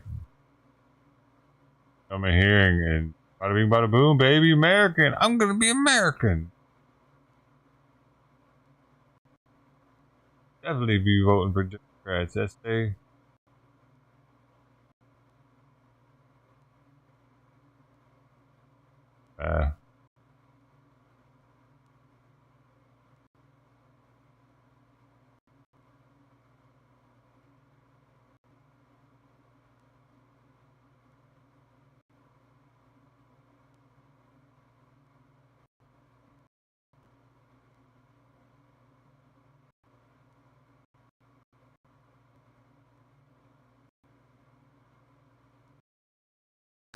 Well, new federal data reveals exactly who ICE is arresting here in Tennessee. Good evening and welcome to News 2 at 6. I'm Bob Mueller. And I'm Haley Wilkes. The majority of people arrested have a criminal record, except for one weekend that turned in the trend on its head. State Capitol reporter Tori Gessner explains. Deport the worst first. It was a promise made by the Trump administration from the beginning. As President Trump committed to, we're going to remove the public safety threats and national security threats first. And that's what we're out doing throughout the country. And in Tennessee, new data from ICE shows that's generally been the case.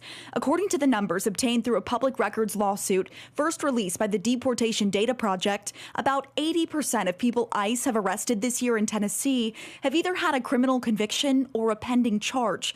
Republican lawmakers aren't shocked by the stats. President Trump has indicated that he is after the criminal illegal aliens in the country. And so it doesn't surprise me that the professional officers with ICE are, doing exactly what they said they would do. And they're doing it full force. The number of ICE arrests each day in Tennessee has more than doubled, according to the data, increasing from 6.8 per day last year to almost 17 today. That adds up to almost 2,700 arrests made so far this year. Almost 45% of them convicted criminals, almost 36% with pending criminal charges, according to the data. But the first weekend of May seems to be an outlier. Tennessee Highway Patrol targeted a predominantly Hispanic area of Nashville with traffic stops, while ICE agents followed along. According to the data, nearly 70% of those arrested statewide during the first weekend of the operation had no criminal record. The reality here is that all evidence tends to point towards the fact that they racially and ethnically profiled individuals in South Nashville seeking to carry out the role of the federal government. But Republican Representative Lee Reeves argues the people arrested still broke the law by being in the country illegally. He hopes more law enforcement enforcement agencies enter agreements with the feds so local police can have the power to enforce immigration laws. The ability to identify criminal illegal aliens in our prisons and serve them warrants inside the prisons is a clear win for Tennessee citizens. Reporting in Nashville, I'm Tori Gessner.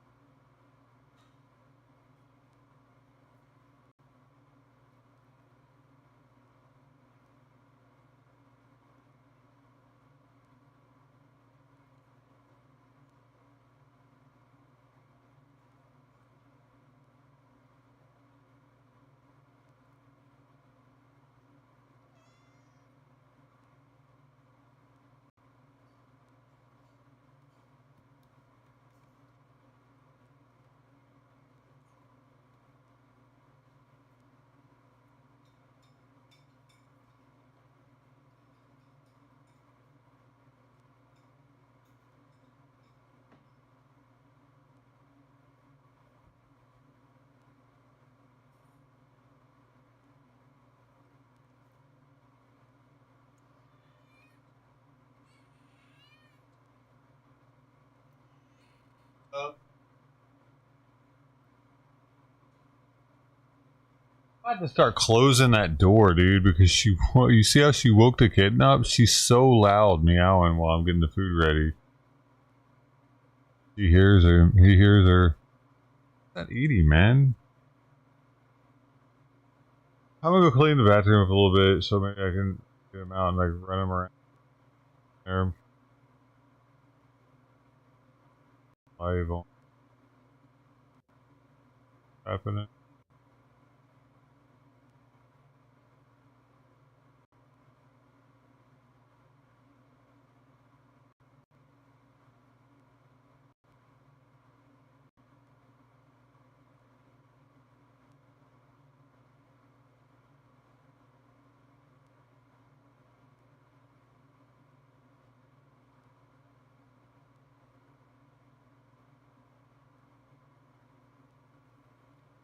Well, you're focusing on 150 people or so, and I'm asking you if you're cool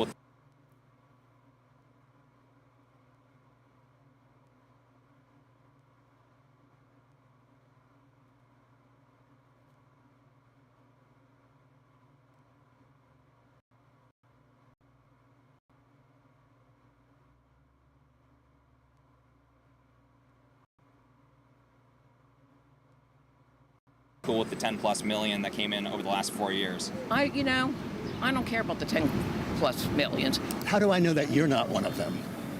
One of what? A trafficker. I guess you'd have to take my word for it. Exactly. These people don't feel welcomed. They don't feel welcome to come in illegally? Right. I feel like Donald Trump, he did what he needed to do this year. What's going on, everyone? James Klug here. Illegal crossings at our southern border have plummeted to a record low under Trump's administration. This is obviously a dramatic change from Joe Biden's administration, where we saw the worst border crisis in American history. Now, the Biden administration said that they couldn't do anything to stop the crisis. Well, it stopped. So are Democrats holding their leadership accountable, or do they not care? Today we're going to find out. Let's go talk to some people.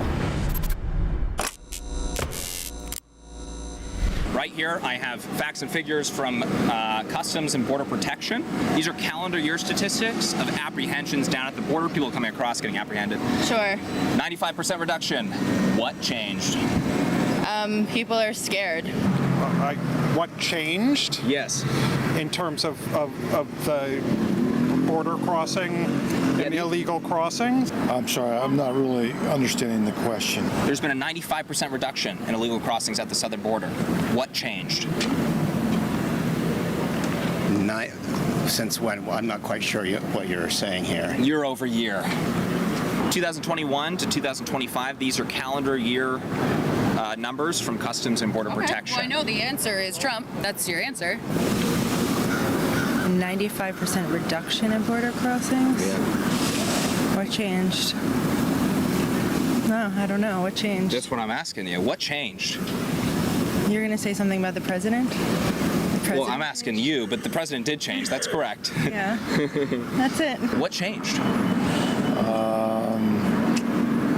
I don't know. Is this a Trump-related thing or a Democrat, Republican? What is the focus of this? Yeah. You mean the question, or are you talking about the answer? Well, I mean, I don't know exactly why it's been reduced so much. I don't think it has anything to do with Trump.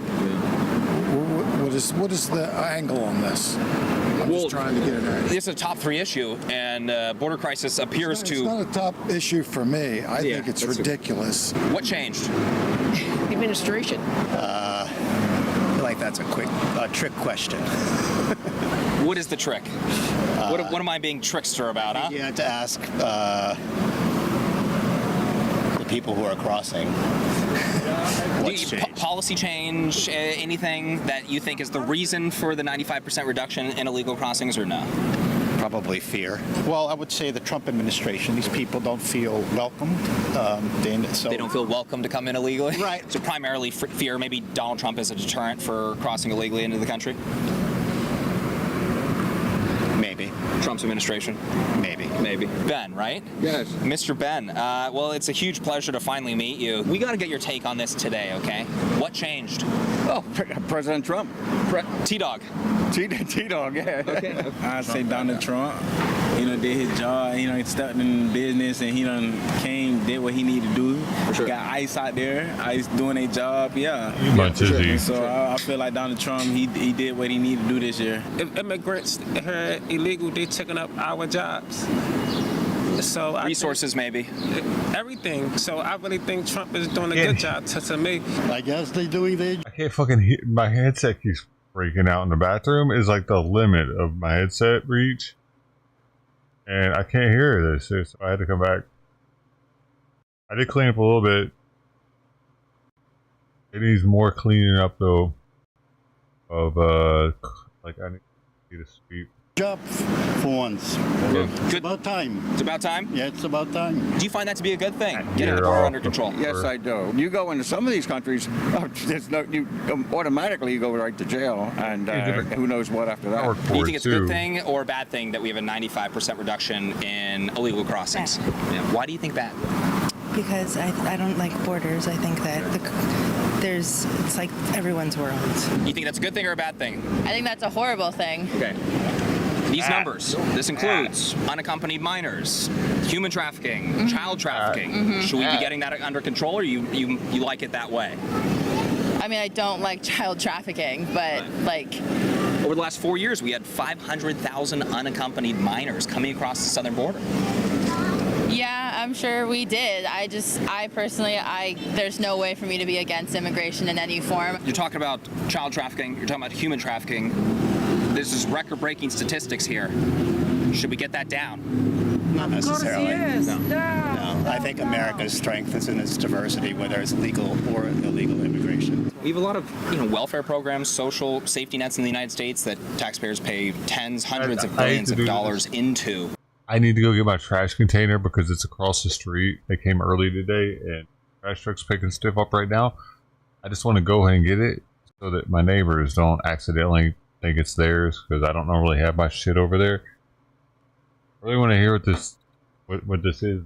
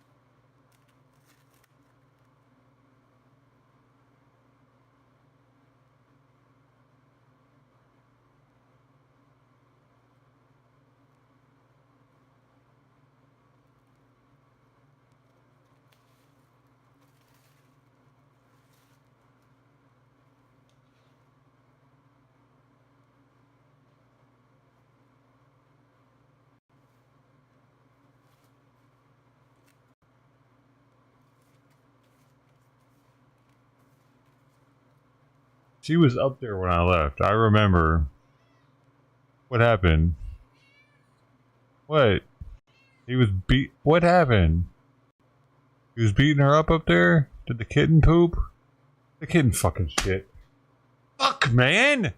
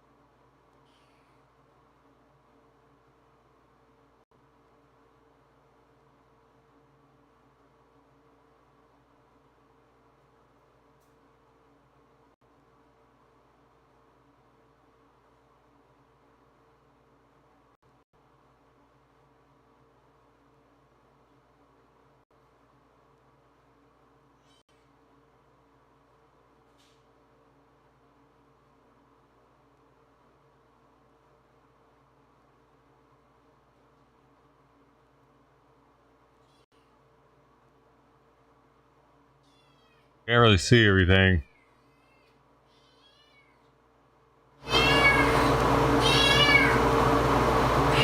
Oh, let's see how that's.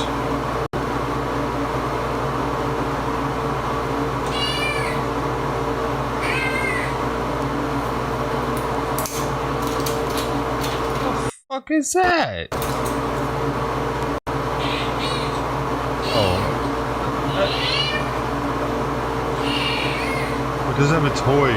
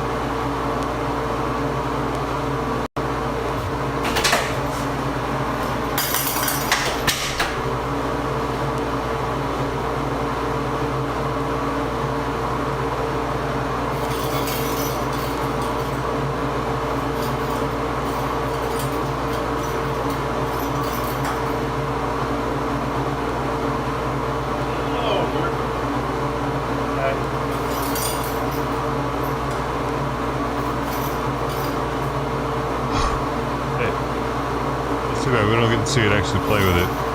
Okay, I'm gonna go back and reposition the camera.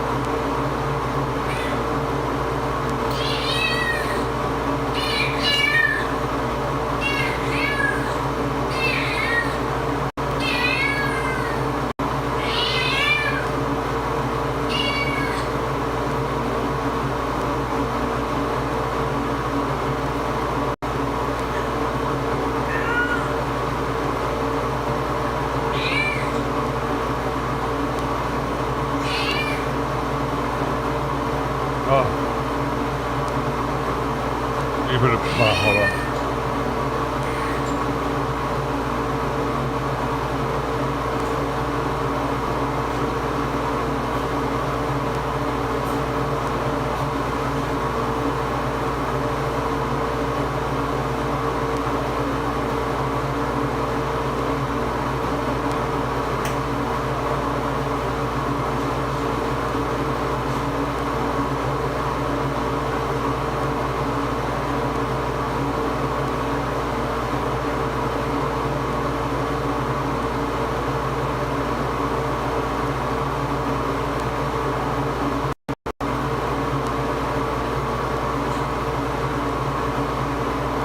Put a towel with the door jam.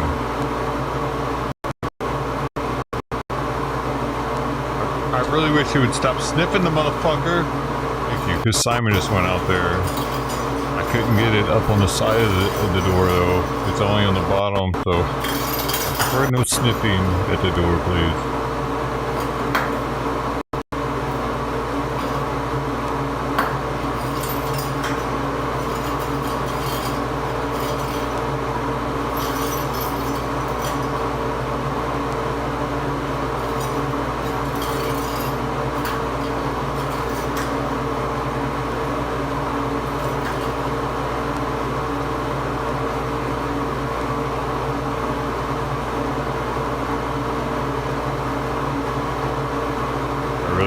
As to where it's going to pee next, if it's going to be inside the box or inside the litter box.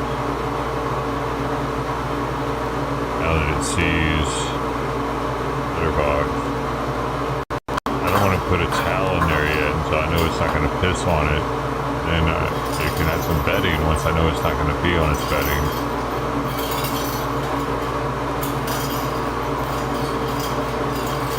It really wanted to play, didn't it? Oh. Glad I finally got fed up with changing his pee pad.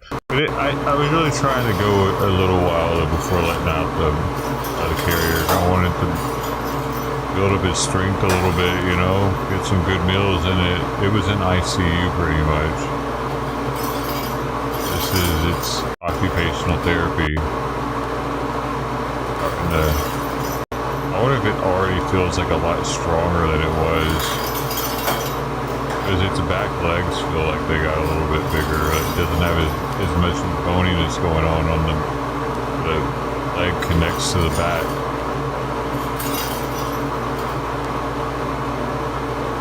Oh, it does have a heart. Look at that.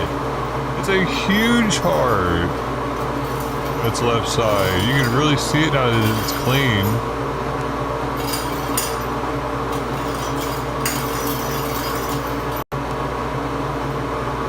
Sister was right. Wow, it's so apparent. Wow. A lot of people would probably want that kitten because of that. Pretty special. It's so big, dude. Seeing this golden coin, this is a new kid. It's got a big old heart on it. I'm just now seeing that heart for the first time right now as you're getting here. New kitty, man, yeah. And its first presence was caught on camera. That's the first time I saw it. It was caught on camera. Caught it that night. Caught it that night with my bare hands.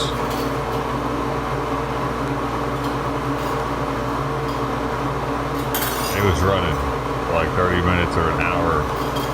Got it and took it up to the city. They said they got me paranoid, thinking that they were gonna put it down. So I started getting all teary-eyed in the office while I was filling the paperwork out, and I just couldn't do it. I didn't know if they were gonna be willing to put forth the effort or not. So. Probably would have, but I don't know. I don't know. Crazy. What do you mean? What am I supposed to do? Let them put it down?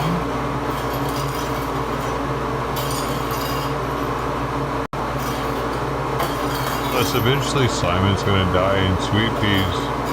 And, like, her whole life she's had a sibling. So, and it kind of works out that this one's a male. And it's a tuxedo, like he is. So I have a companion that's around her age. She's only about a year older. It's a boy. Named it Samson. No. Not Samson.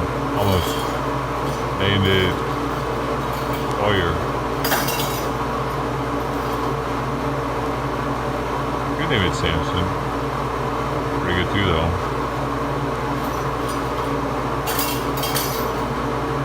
Always change it to Samson.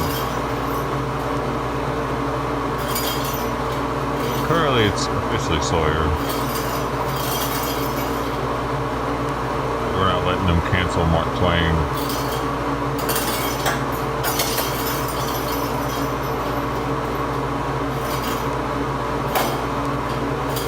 Yeah, that's right. I got them chrome hinges, baby.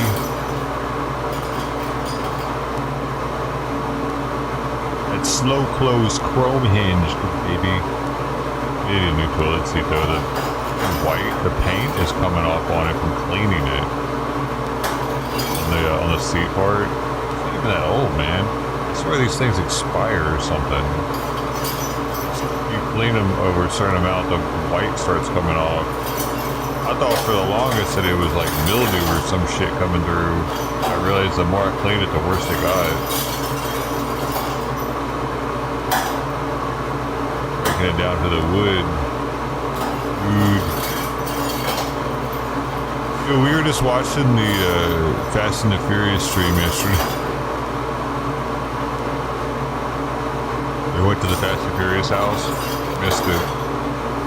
Hey, what day was it where the dude, when the Rogue mod happened? Do you remember what stream that was? Where the fuck was I going? What did I title it?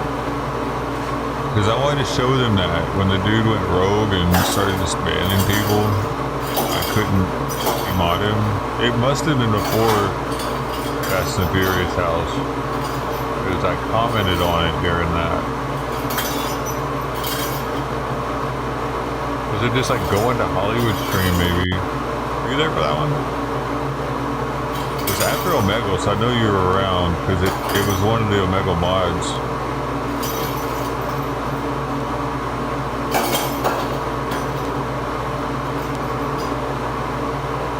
Oh, he wasn't pocket ban, no, that's CMAS. CMAS would always pocket ban people on accident, which shit would piss me off. Same dude all the time. No, this person was doing it on purpose.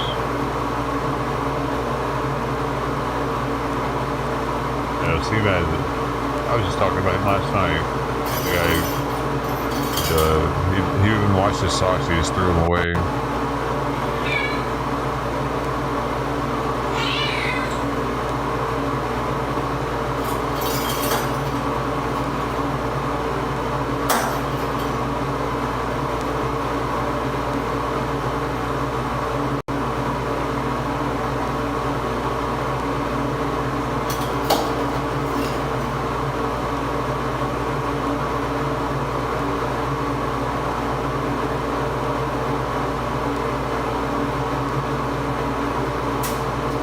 We got some litter box action, possibly. Either that or it's just gonna kick it out everywhere.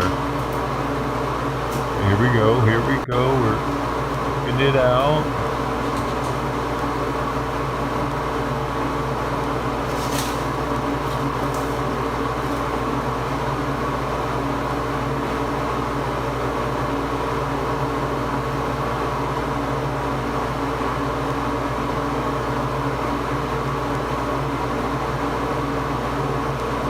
I appreciate being able to run around a little bit more. Stretch its legs a little bit.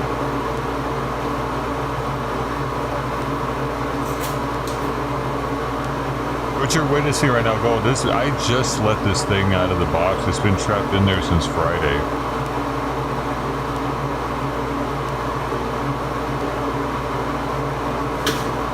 It's just now getting to run around and stuff.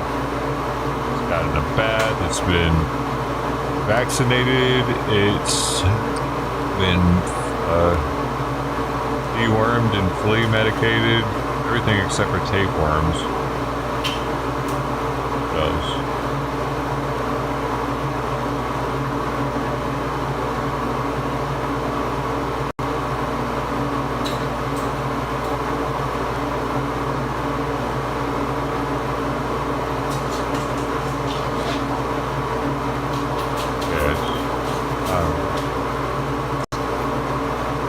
They don't have anybody else. That's how I see it. Like, people have other people normally.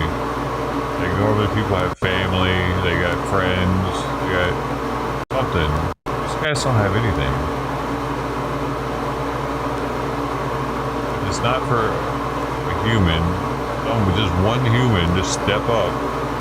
They'll probably end up dying.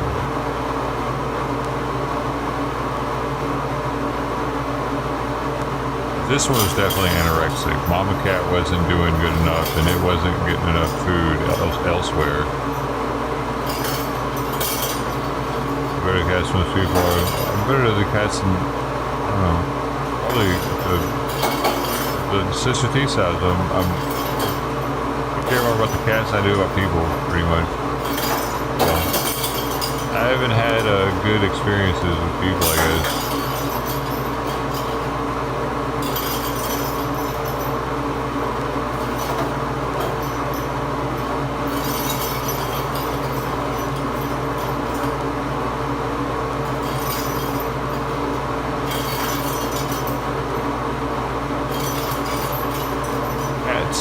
To care more about me.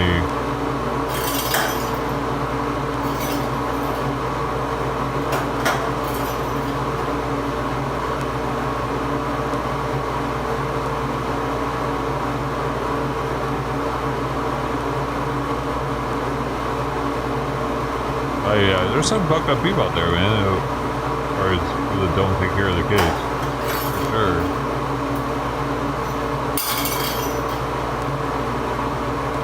Kids out in hot cars and stuff. They end up dying while they're in the bar getting drunk. And it has wanted out of that box for a while, hasn't it? Wow.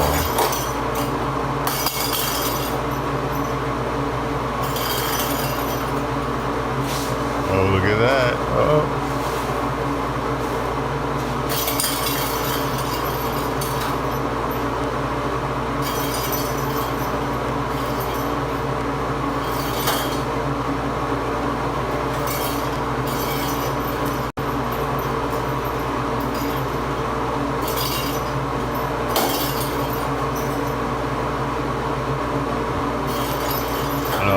Should give it a less jangly toy.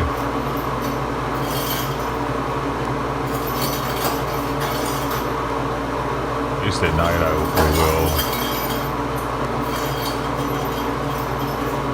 I probably won't keep the camera on all night though now, because I mean I can't really take a shit now with the camera there. I mean actually I could. I could just create a scene with it, a zoomed in of it. I'd be sitting there, oh my god, but then they could do, that'd be nerve-wracking as fuck. The camera's like pointed right at me, but y'all actually can't see me. You know what I mean? It'd be like this. Oh no, it'd be like this.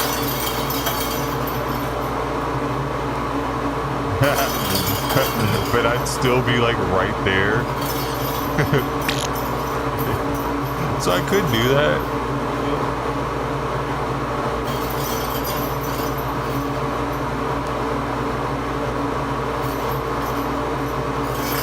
I would definitely have to have my phone in my hand verifying that I'm in the right scene the whole time.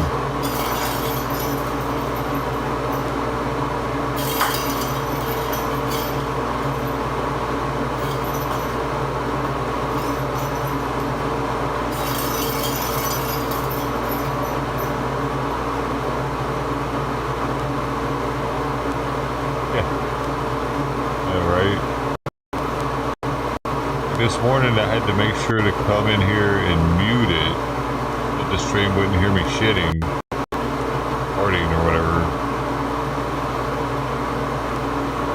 And luckily I remembered to come in here and do that. Because the night before I just muted it all night, so I didn't have to remember.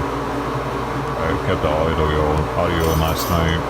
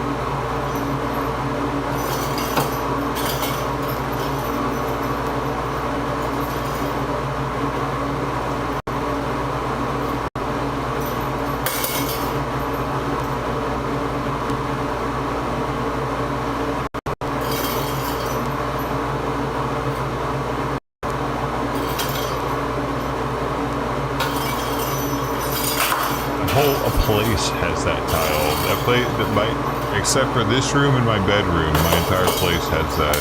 Wait, the kitchen might be different. Can't remember now. Yeah, now I can't remember. Maybe it is just the bathroom has that color. I was about to say, maybe it's a little lighter out here. Oh, we got...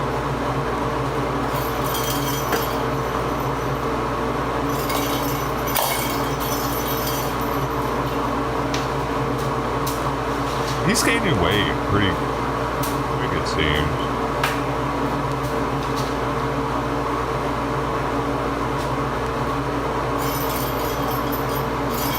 May just be the long hair, though. But I feel him, he definitely feels very skinny.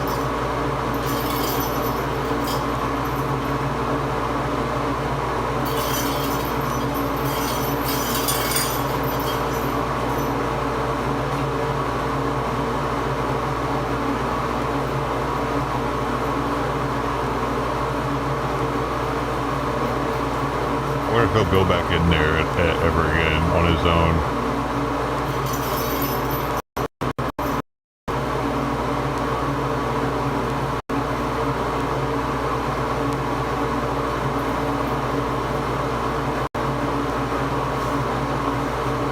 Hungry.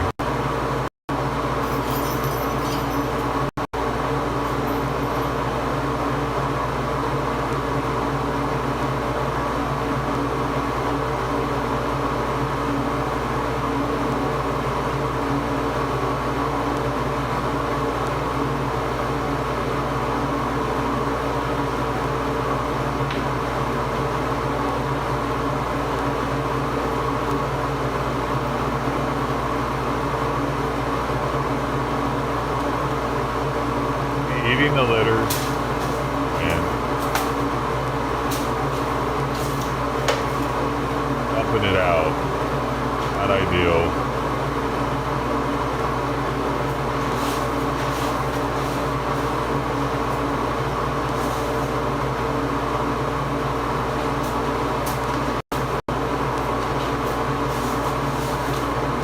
I learned somehow.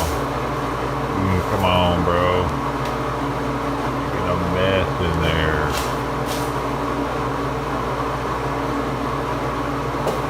I need to go tell him to stop. I think so.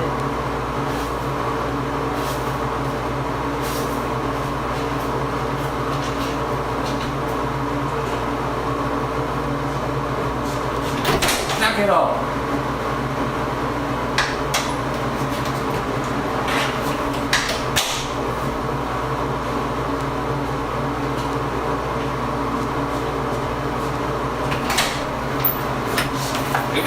Over here. What you doing, man? You make this little man over here. Come here.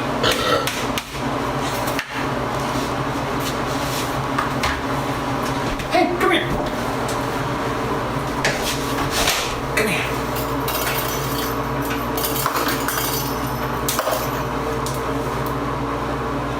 I'm sorry. I scared you. I'm sorry.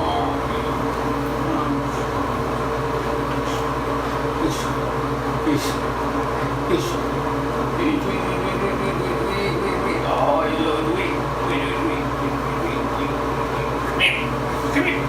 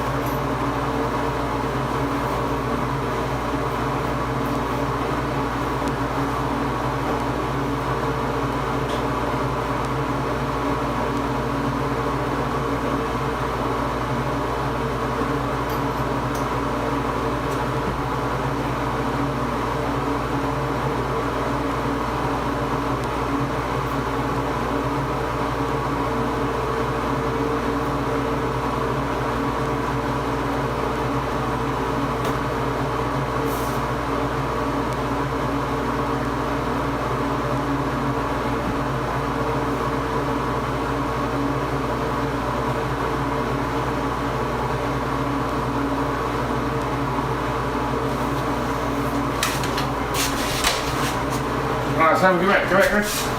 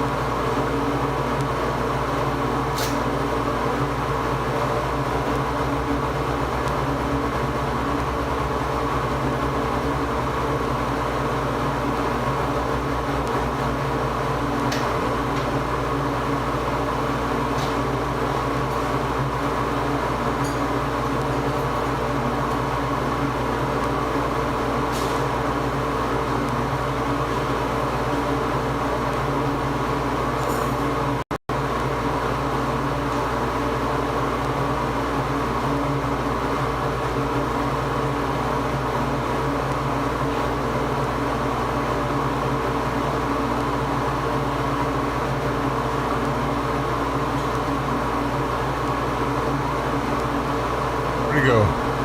I shouldn't have went in there. I noticed it right when I went in, it was completely in the litter box, but for all I know, it was going to start kicking it out with all fours.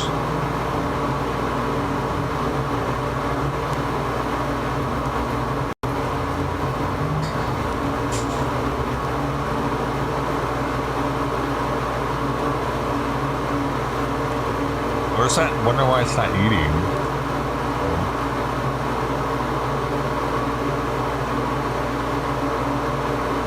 It's just so overwhelmed by its newfound freedom. Oh no, it's climbing time. It doesn't climb up the wire and unplug it.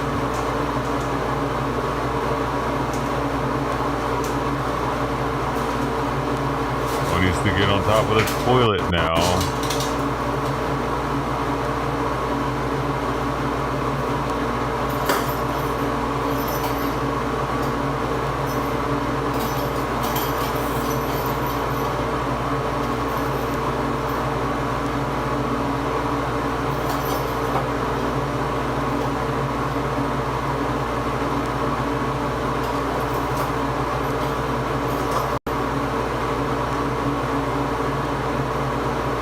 Simon's got the kitten look at that.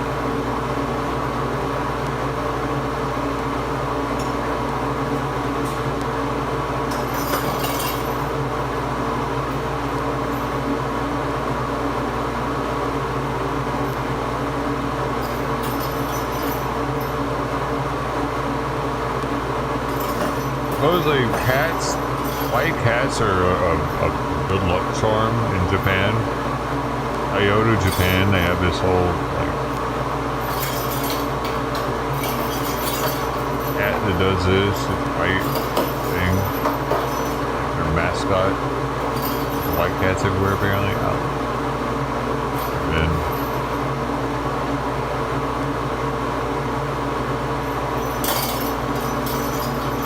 see, one thing a white cat is horrible. If you are they're horrible for the white hair getting on black shirts. I wear a lot of black shirts. Yeah, with black hair cat, it doesn't show up that much. So I got lint roller.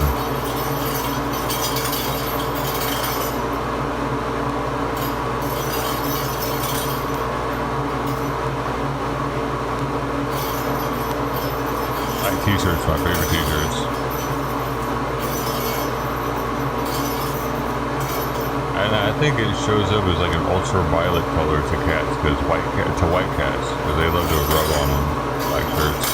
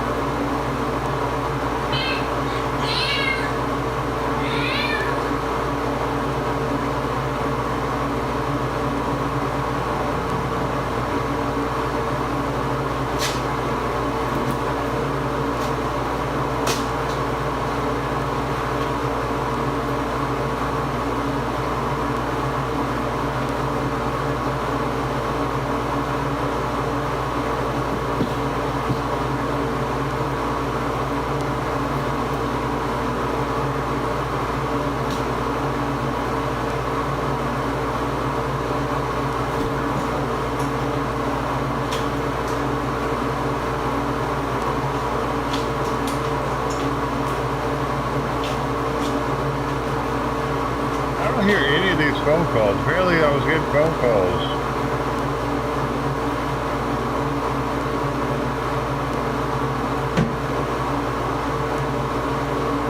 Did you hear the phone ring when that was on?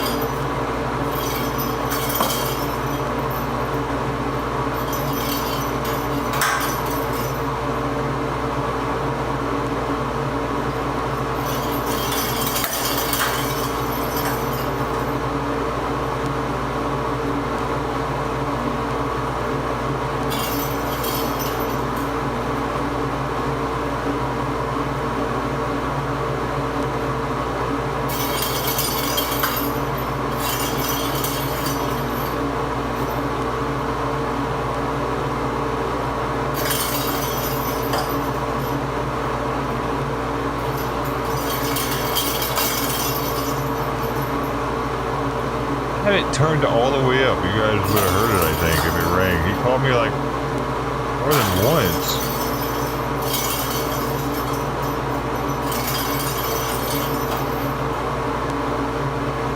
Four times just now.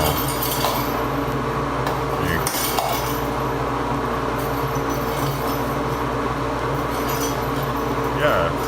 Oh no, 4 times today. 201 and 224 though, I should have heard it. Anything.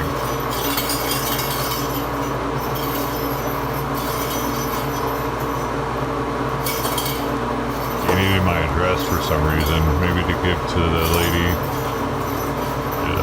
for the spay. Oh, she didn't message me. She did, but I'm just totally fucking busy as hell with everything. I can't see.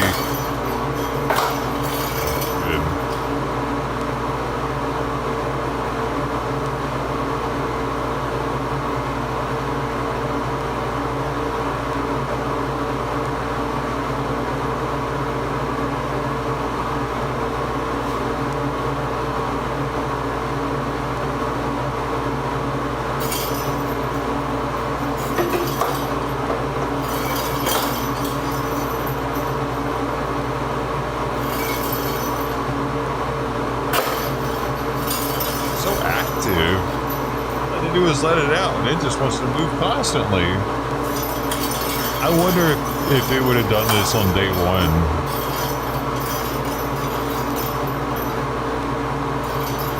What y'all think?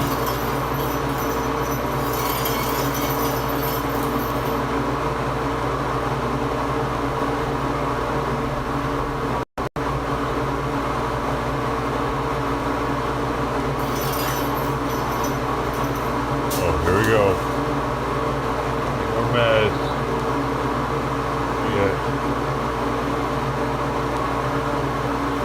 What it wants to do, I don't know if I want to eat, I don't know if I want to lay in this litter, I hope the ball's fun.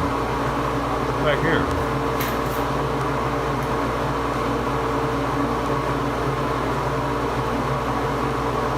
That's how what he's getting into now. I tried to block off that area with a box, but he's probably bypassed it and going to hang out back there.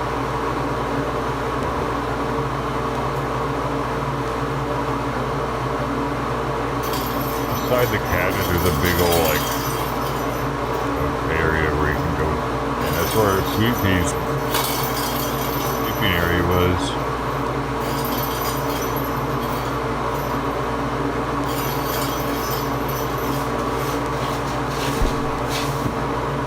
Alright, I'm just gonna have to let it make a mess with that shit in there, I guess. Yeah, eventually I'm gonna have to teach it not to do that somehow. Gonna take a poop right now. There we go. Oh yes. Oh. I think we're taking a shit, y'all.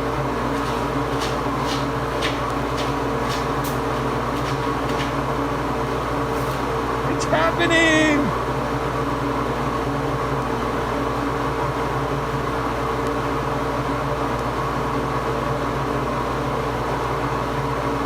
Look at Pete, but he peed recently. Hey! Oh, little buddy! Hey! Hey, that's fucking awesome!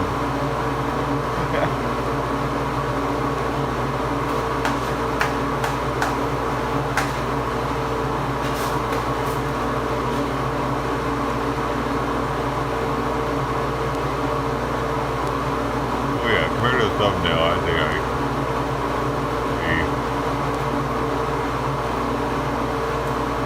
Oh no, don't eat the litter.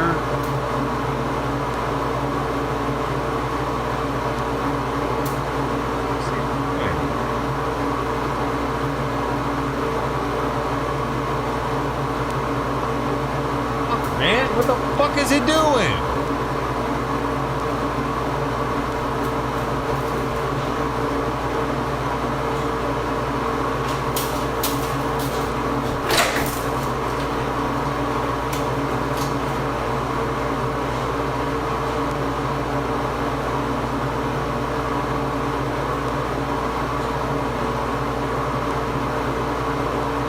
To eat it though, it's good. It can cause them to have a blockage.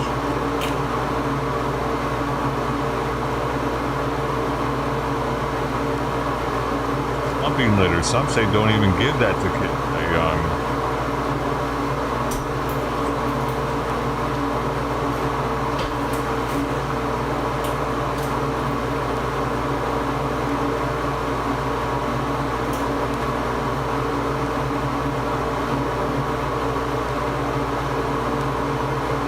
Because of that, because if they eat it, it can kill them.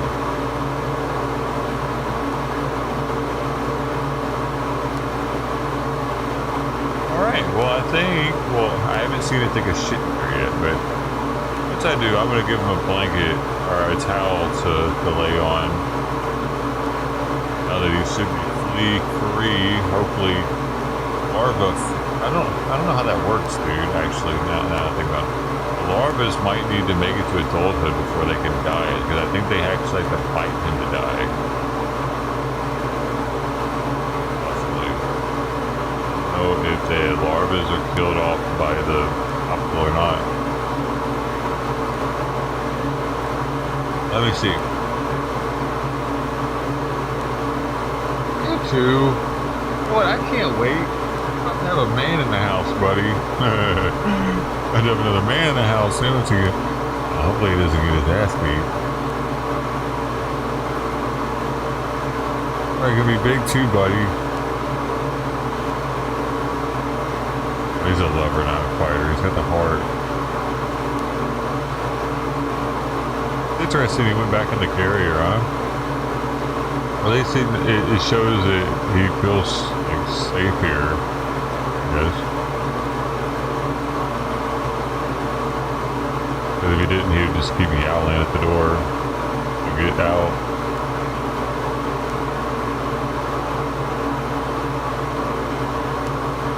He knows he feels better. Alright, now we can watch this video. Is that for the world or for Americans? It depends on what it is, but I think that we have some socialist systems, That out of the way. Medical insurance, and I think they mostly work well. So For sure. Do you think it's sustainable if that is for the rest of the world? Well, it's not for the rest of the world because the rest of the world isn't trying to come here. Just Well, if you believe in open borders, though, wouldn't that just mean, hey, unfettered? They're not all gonna come. How do you know who's coming in? I know. No one ever knew who was coming in. I'm sorry, man? If you suck on it a little harder, he might let you go to the White House. Yeah. Thanks, man. Appreciate it. Good argument.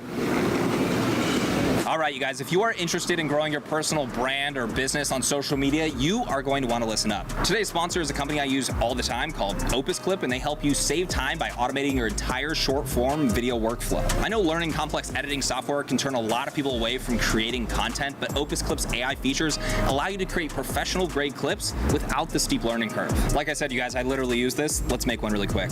You can upload a video file or drop a link into Opus Clip. I'm going to upload this video, and with one click, Opus Clip will start making clips automatically.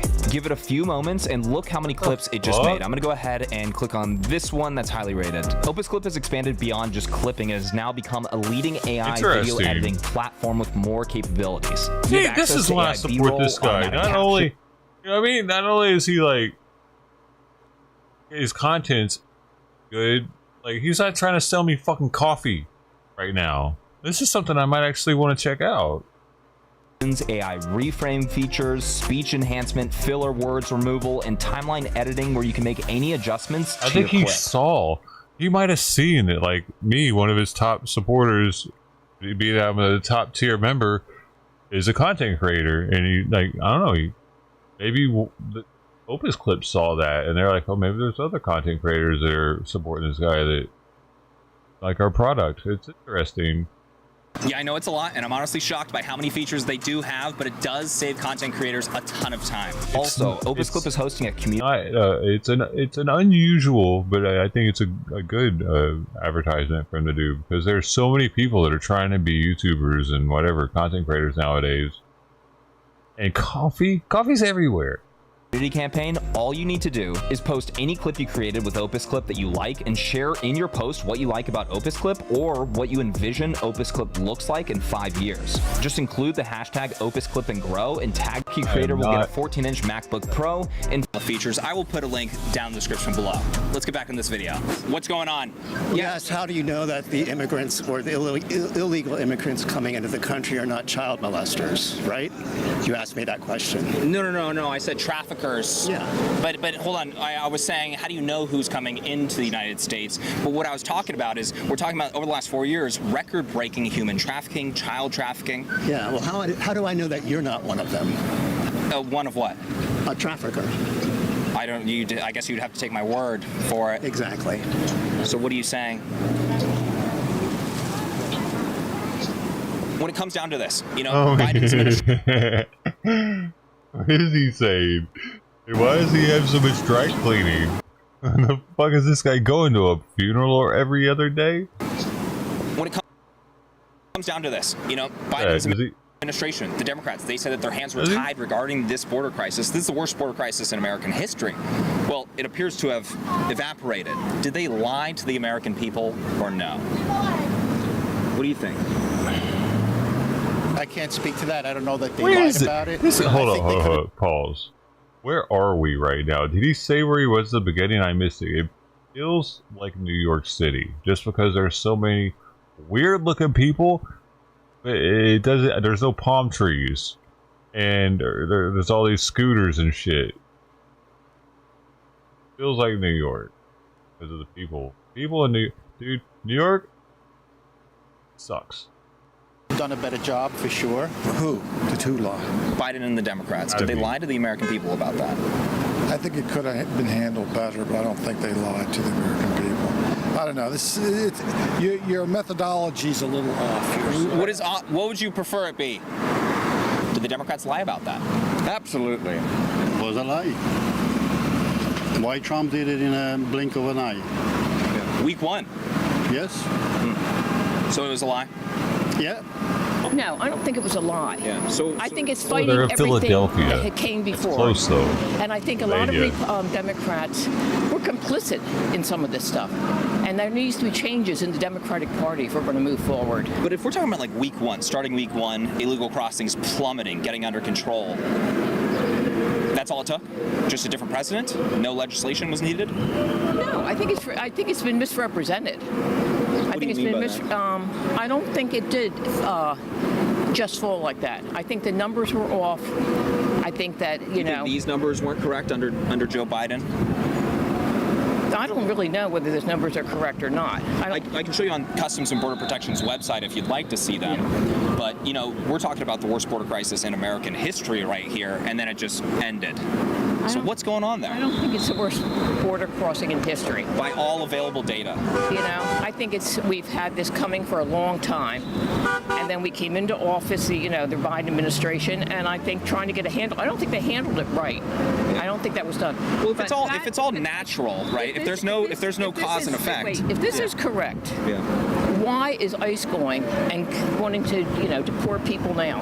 Why are they attacking people now? You have Customs and Border Protection at the southern border, and then you have ICE that does removals, sometimes at the border as well as internal. It's still immigration. What is wrong about ICE removing people in the country illegally? What is wrong about removing everybody that's illegal in this country? They came in and said they're removing criminals.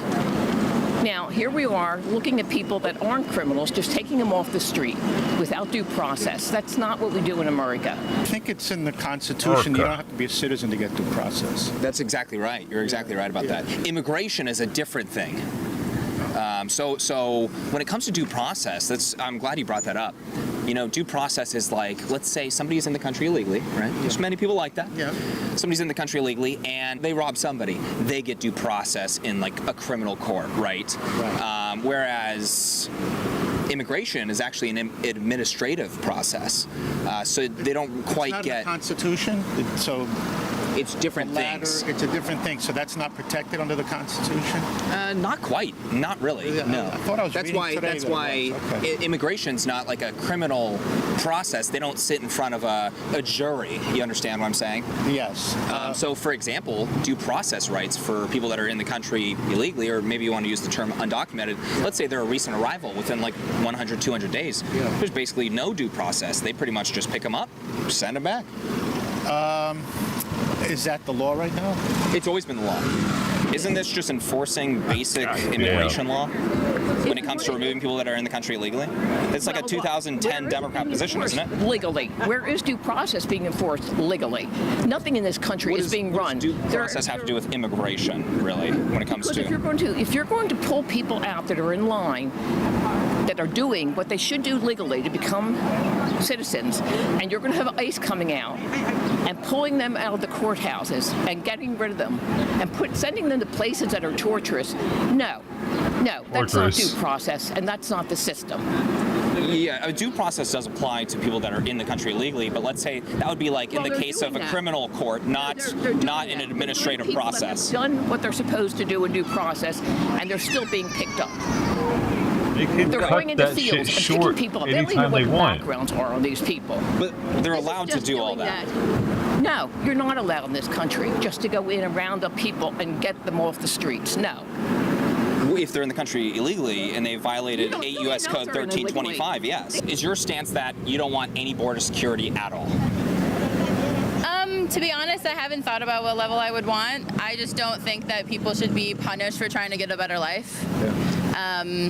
What about people that are coming here that are, let's say, gang members or whatever it may be? We have Tren de Aragua, MS-13. Sure. How do you figure that out at the border if you're not really enforcing it? What do you think? I mean, are they really enforcing like U.S.-born citizens that are also gang members, that are also hurting people? What? Are they also enforcing it? Well, you know what I mean? Police and FBI, probably. I mean, probably You don't think so? Not really. You think they could be doing a better job? Yeah, I mean, think about the people. There was a serial killer that was caught here by a U.S. like just people who were just out and saw his photo. There's, you know, who put out the photo of him? I think a sketch artist did, but also like the Sunset Park shooting a couple years ago. The police didn't find him. Some random guy at a bodega found him. You know what I mean? Like, I think. Do you think police prevent issues like that from happening or deter issues like that from happening? No, I don't. I mean. Would you feel safer at a concert with no police officers than a concert with police officers?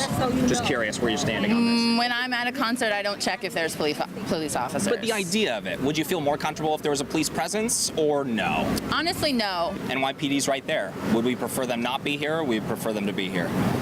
Yeah, I'd prefer them to not be here. I am showing people this figure. People are fucking so stupid. Dude, can you imagine if there was no NYPD? It would be like gangs in New York right now. And a lot of them don't think that this is a good thing. Gangs would be in What would your response charge. to those people be? Well, it's really a shame. Our standard of living is pretty high, and so naturally we attract a lot of people. No, and, wait, no, he was in New York right there. He said I know. NYPD. Okay, so he's switching up. He's going from Philadelphia to New York. So I might have been right earlier when I said he was in New York. A lot of people from other countries, but they're here legally, and they go through the process. This is A right, lot Philadelphia. of the legal immigrants don't like this. A lot of the legal immigrants are against the people just walking across the border, and because they didn't do it right. Trump imported the South, Africans, the white Nazi South Africans, and they paid What was a the bunch of evidence that money. they were Nazis? Weren't they all waving American flags and stuff? Oh, come on. Do you have a problem? Do you have a problem with that? What was it, like 150 people? Yeah. Over the last 4 years, there was about 10 million illegal crossings at our southern border. With him importing white people when everything that's of color is getting rid of. What about the last 4 years? There was over 10 million illegals that entered the country illegally. Are you cool with that? You're going back to that again? Well, you're focusing on 150 people or so, and I'm asking you if you're cool with the 10 plus million that came in over the last 4 years. I don't care about the 10 plus millions. What about you, man? Where do you stand on that? What do you think? I'm not really too big on politics. That bitch is so old. Like she's gonna die soon. She doesn't give a fuck if our country goes to the shitter. She didn't fight for anything. Her ancestors probably didn't fight for shit. They weren't in the military or anything. She's a fucking moron. When I do look around, like New York is very crowded, and I'll be seeing like it's segregated too. When you go in certain parts, you see a lot of it like they just took it over and shit like that. And What in the fuck is going on with their pants right now? Why did fucking people do this? Nobody wants to see your underwear, weirdo. Look, this is some pedo shit right here. They're trying to show their boxers off to kids and shit because they're at eye level. Fucking weirdo. You're a fucking predator, bitch. Stop doing that.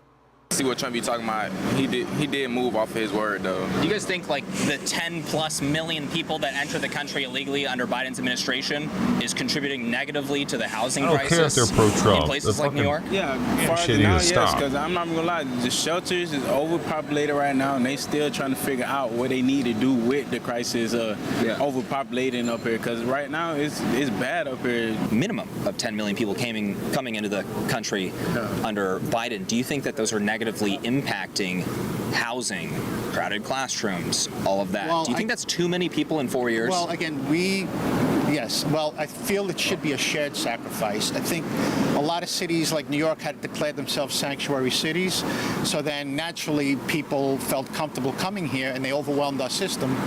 And a lot of the essential programs like education and other city services were slated to be cut by 10 or 20%, and it was affecting the quality of life here in New York. Was it? So, yeah. So that became a big issue. I'm not from here, so teach me about it. Yeah, right? yeah. So it did affect a lot of the quality of life. You know, putting people up in shelters, and they would stay up all night, and so the affected the quality of life of the residents here. Really quick, back to the immigration thing. I mean, we're talking about basic immigration law that's being enforced here. I think that if you're in the country illegally, you got to go, right? The basic immigration laws, I think we'd be okay, but we haven't done that. That's literally what's being done right now. People have had green cards revoked. In fact, we used to not allow communists into the country. Yeah. That's kind of based. I actually agree with that. Do you agree with that? After World War II, we brought over the Nazis. Yeah, that was pretty gross. Yeah, it was. Scientists you're talking about. Scientists and non-scientists. Probably the case, yeah. You know? Yeah. But I mean, you know, but what we're talking about here, you're talking about people that are being deported that are here illegally, but they're not committing a crime. You still violated immigration law, and therefore immigration law does need to be enforced, does it not? The immigration laws that we have, if followed, are adequate, and they should be enforced. They are. You know? But no, they are. They're not being enforced. Do you only want to get rid of people that are committing crimes, like violent crimes? Yeah, if people are here and they've been here for 20 years, and they are contributing to society, you shouldn't go in and disrupt families, tear them apart, tear their kids from them. What is the definition of contributing to society? Because if a dude is jangling his waist selling ice cream tax-free, making enough money to buy a house somehow with ice cream sales, I mean, I don't buy ice cream from that dude. He's contributing to the diabetes epidemic, probably, and it's overpriced if he's able to survive off selling ice cream, for sure. So, like, what is he? Do we really need that fucking guy? Fuck him. And ship them out to God knows where. It's not the humanity. Ice cream, the lack Mexico, of humanity bitch. is just disgusting. Well, you mentioned humanity, though, but not enforcing immigration law creates a humanitarian crisis down at the southern border. No, they should enforce what you're advocating for. If you're saying only people that commit violent crimes, you're advocating for open borders. That's basically what you're saying. Because you're okay with illegal immigration. So you take it from where it is now and you move forward and you devise the rules. You devise how you're going to handle the people that are here. You don't go into communities and then rip them apart for the mistakes of other previous administrations, or for, you know, you need to have. That's what happens when you're violating laws, right? You can make the same argument that you're making right now about somebody that robbed a bank or killed somebody in a DUI. You can make the same argument of saying, do not send them to jail because you're splitting up families. No, I'm not saying that at all. I'm talking about the people that are not criminal, that haven't done anything. The ones that are being rounded up and deported because they violated immigration law, right? Right, because they're here. And if you don't enforce it, this is what happens. You know?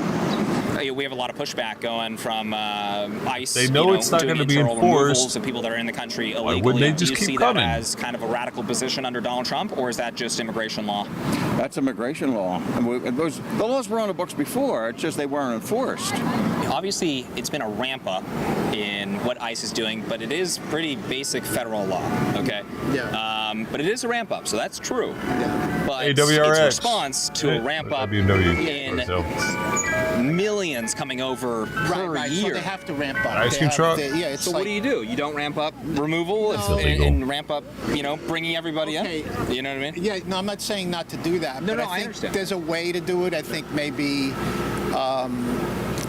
maybe they're a little bit overly aggressive, but look, it's a difficult job. To some degree, I get it, just because, America is the land of the free. We want it. People come here for economic prosperity. At the same time, I think that people should be able to come here legally. I'm a first-generation American. My dad's an immigrant, and he did the same thing. Obviously, things are difficult across in multiple countries. Yeah. It's just, I want the best for people, especially people that are coming to America for economic prosperity to escape, threats to their lives, stuff like that. But there's also a certain way that you just have to go about it. 96% reduction in illegal crossings right now, so that's how it goes. Is that bad for the human traffickers down at the southern border?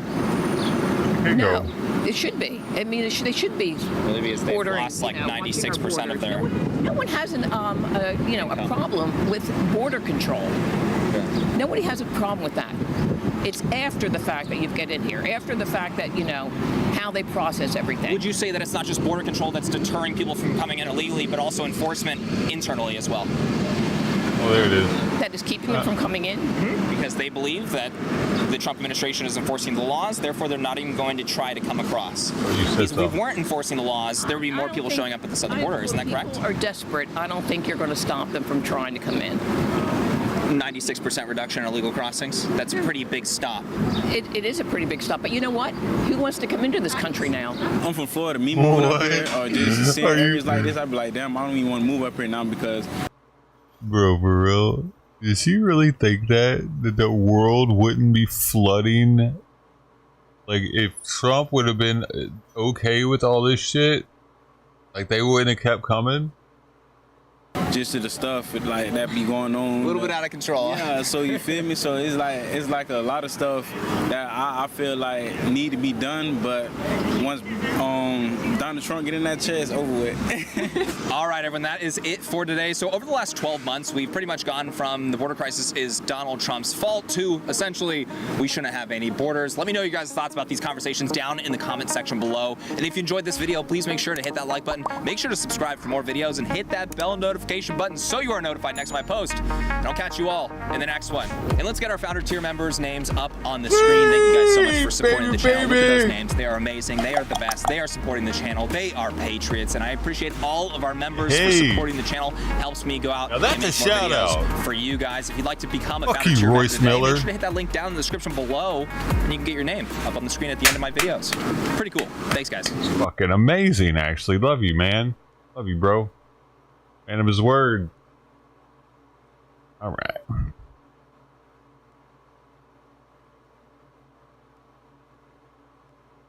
Dude, he's one of the best interviewers of this content that there is, so he deserves it. That he's doing there, that's just the extra added perk on it. I don't know why more people aren't doing it. It's only, what is it? I think it's 15 a month, like that. Yo, he deserves it. There's only 2 of us? That's crazy, dude. Actually, because he's traveling all over the country doing it too, and I appreciate that he's a grown man doing it, so he's able to handle himself and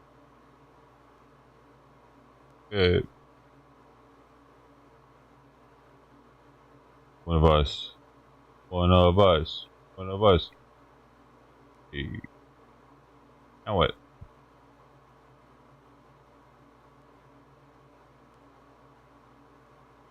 Kitty. I wish it would poop so I could put the blanket or the towel in there for it.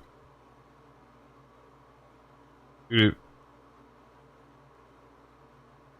This is go for Congress for mayor. Oh. It surely has one where he's asking New Yorkers if they will vote for a communist for mayor. Hey, this guy's live right now. I'll run it this way. Doing his thing. The bass sounds muted. Ever seen this guy? Weird. Brody showed me him. Really? He travels around New York, is okay. playing music live, and people will come and rap on top of it. It's pretty amazing. Is this quiet? You can't hear the bass? Oh.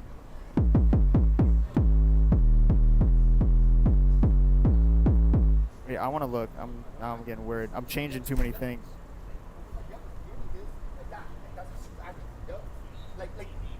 Oh. Cowbell, bro. Oh, we got a message. Who's it gonna be?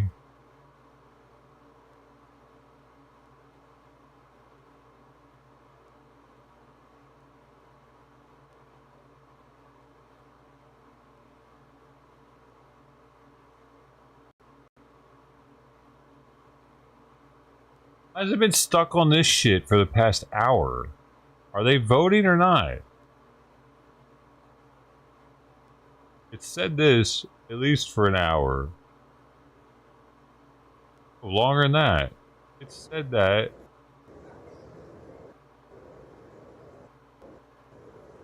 $257 for 4 hours. It said the same thing on the screen. What are they doing?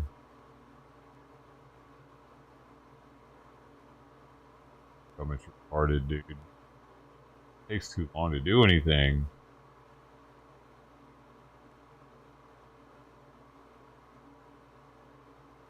Grassroots keeping the efforts heat on federal to support immigrants. That's what we need to do, guys. Guys, we gotta help them. immigration enforcement with a day of action and grassroots operations. KCAL News reporter Jasmine Veal takes us along for free grocery deliveries. Can I give them a right to the border or what? Hola, oh, never mind. Marisol Alicia. Se lo voy a poner aquí el agua, ¿ok? El Monte City Councilwoman Marisol Cortez drops off bags of food for 64-year-old Alicia, who did not want to show her face because she's afraid. An undocumented immigrant from El Salvador who hasn't left her house in days. She sells candy and different products, and last Sunday there was an ice raid near. Candy. She sells candy. This is what I'm talking about. This is what the productive members of society. We got ice cream vendors. We got candy vendors. What would we do without them? Will we survive? Maybe the little girl outside the store that's trying to get a dollar for her world's finest chocolate for school will now have a fucking chance to sell one of them. So she had to pack up things and just rush home. Did it really say candy though? Hold on. She sells candy and different products, and last Sunday there was an ice raid nearby, so she had to pack up things and just rush home. She live off selling candy. Alicia, who's been in the U.S. more than 30 years, lives by herself. I'm single lady. I need to go work. She couldn't. Does this make any fucking sense to you? How is she possibly able to afford rent of selling candy if it's not totally subsidized by Section 8 housing or some shit? Stop crying as she talked about her fear of being detained, fueled by recent immigration enforcement actions, including surprise arrests in store parking lots like this one at a Hollywood Home Depot Monday. The Department of Homeland Security reports in Los Angeles last month they arrested more than 1,600 undocumented immigrants. Because really scared. Because I don't have somebody happy to me. She's one of thousands of immigrants in the city who has recently been receiving free grocery deliveries. We need volunteers. What did they think was going to happen, man? That you could just live here? This is the problem.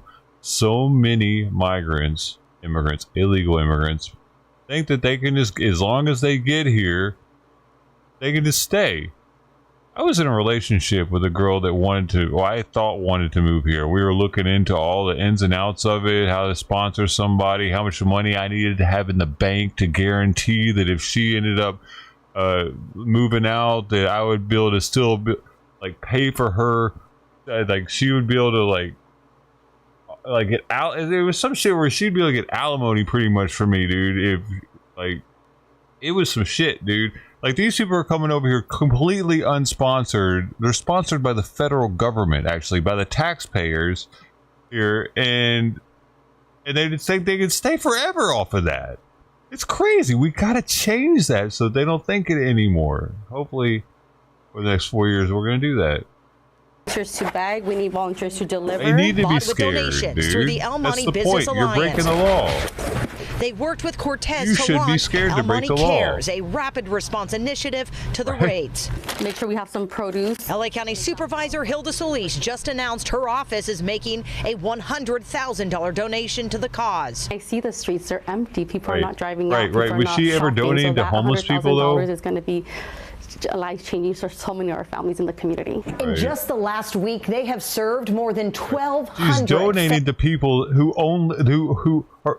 They're always getting fucking donated to because the government's bailing. Like, dude, look at her house, man. This is LA. She's got decorations and shit. Nice, man. You got the furniture. How did that happen? Of selling candy.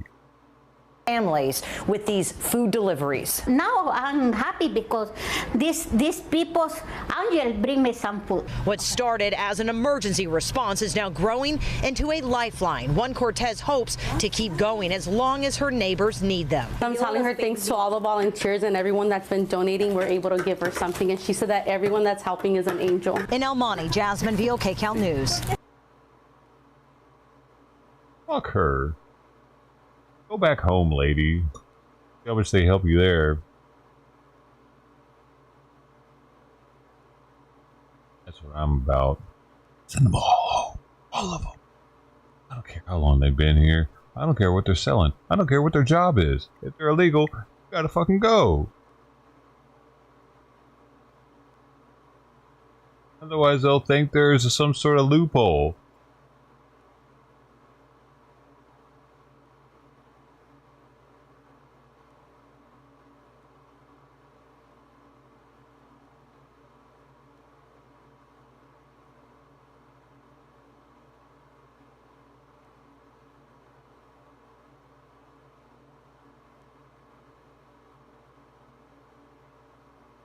$400 abandoned corpses at private crematorium in Mexico.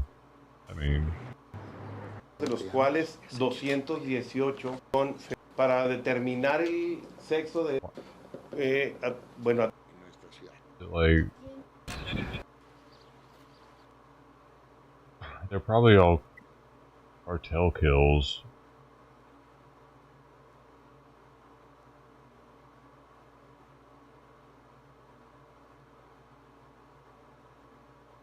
SoCal hotline for New immigrants. hotline is helping people with upcoming immigration hearings. Fill out Everything is about immigrants now, dude. It's just crazy. Wait till the Alcatraz is like in full swing and everything. necessary paperwork to move their scheduled hearings online. Yes, students and alumni from universities all across Southern California are behind it. NBC4's Amber Frias spoke with some of the volunteers about how it all works. Since the hotline got started 2 weeks ago, the people behind it tell me it's gone viral. Now, to be clear, they're not offering any legal advice, and they can only help you fill out that specific form to request your immigration court hearing move from in-person to virtual. They were like approved for funding during the Biden administration or something, possibly. When you're calling someone. The phone lines open at 8 a.m. Those are going to run out eventually. Within seconds, volunteers' phones are buzzing. We've been getting 10 calls every minute of every day. Olu Orange, a civil rights attorney and USC professor, launched the hotline for people facing immigration court. It's not legal advice, but it's a lifeline. What they do is help people with an upcoming immigration hearing file a motion to request their hearing be moved online. Orange says many people fear going to their hearing in person could get them detained. Oh, great. We've reported on dozens of people arrested just outside courtrooms immediately after their cases were dismissed. The free service is run through USC's Dornsife Agents of Change, a civil rights advocacy group founded by Orange. The hotline is not affiliated with USC. Most volunteers are either students or alumni from universities across Southern California. It's really easy to post on your Instagram story, hey, this is wrong, and there are ways that people can reach out and do something to He actually should be able to help. accomplish it, And this dude. seemed like a good avenue for us to actually do something to help. More than 40 volunteers take calls routed directly to their personal phones. Whoever is available picks up. My mom doesn't speak English, and she also has like a hard time like filling out forms. So I'm kind of used to like filling out forms for my mom. So I kind of understand like why somebody would want to call a hotline to help them. Hold the fuck on, dude. Lady, were you born here? Were you born? You're in college. Were you? Your mom had 18 years to learn how to speak the language, and she can't fill the fucking forms out yet? Fuck you. Mom. So I kind of understand like why somebody would want to call a hotline to help them. Volunteers work in shifts, Go walking back callers home. through the forms, writing personal statements the court requires, and sending completed motions I live back in to one the of the callers most for signatures. Mexican neighborhoods in Long Beach, by the way. I'm gonna get shot one of these days. They can hear me out there. The emotional toll isn't lost on anyone. It is emotional, but it's more emotional for the people that are calling us. So far, they have filed My more walls than are very thin. 345 motions and counting. My neighbor with the connected wall is a first generation American also. At the same time, it also feels like there's a need for something more bigger and for something more substantive. And they say, as long as the calls keep coming, they will keep answering. parents are illegal. The hotline is available to be used by anyone, anywhere, from Monday through Saturday, 8 a.m. to 8 p.m. And that number is 888-462-5211. And Orange, the founder of the hotline, says they are getting more calls than the group can answer. I want to start but he says asking my they're doing the neighbors best they if can, they're and he legal or still not. encourages people Should who I? need help to give them a call. You think they would Reporting take from offense to USC, that? Amber Frias, Hey, buddy, are you NBC4 legal, News. right?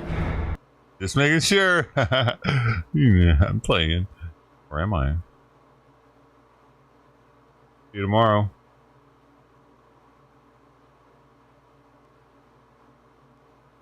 Oh no, it's a female. There's 2 females next door with a kid. Used to be a dude living there, but she kicked him out because I guess he was cheating on her too much. I heard way too much through them walls. Crazy fights. They got homicidal. Got a knife in her hand at one point.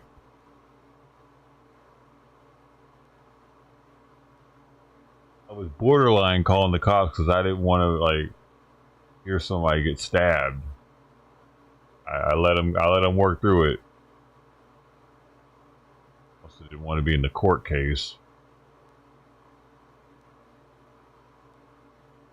Yo, Beach, hey, this is close to me. Oh, fuck. And a heart-stopping moment on a Southern California pier. A lifeguard jumping into the ocean to save a swimmer gets tangled in his rescue line and is left dangling over the water. Well, before we go any further, we do want to let you know that lifeguard is okay. The accident comes just 3 days after another Seal Beach lifeguard was seriously hurt in an accident that has the department reeling. KCAL's Lori Perez in Seal Beach. Was instantly yanked back and slammed into the side of the wooden landing. He had like the orange buoy that is strapped to his wrist, I think. And as he tried to jump, the orange buoy got caught on the railing, and he kind of hung for a few seconds. It's pretty scary. Annabelle Aguilar was watching too. He's the one who took this video. He dived in full force, and it just swung and hit the pole really hard. The big beam that was down there. I was like, oh my God, hopefully he's still conscious. He was. You can hear the lifeguard ever so faintly answer when someone asks if he's all right. All right. Yeah, I'm fine, he says, before people up on the pier helped untangle the buoy and throw it into the water. Seconds later, Nguyen says he took this video of that same lifeguard remarkably finishing his job, swimming to help save a man who witnesses say had jumped or fallen off the pier minutes before. Yeah, I thought he got hurt or something, but he was completely fine, it looked like. Fortunately, but it was the second incident in 4 days involving a Seal Beach lifeguard. The first last week when 20-year-old Isaiah Osorio suffered a severe spinal cord injury while on duty as a junior lifeguard instructor. We're told he was on a surfboard when a wave crashed onto him and he hit his head on the ocean floor.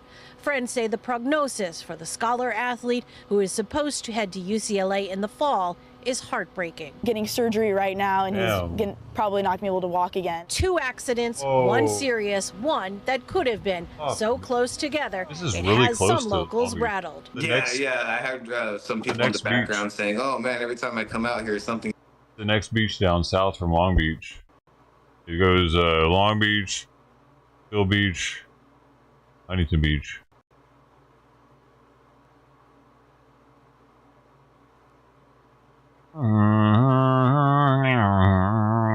They have a pier. We don't have a pier. You can actually see their pier from Long Beach.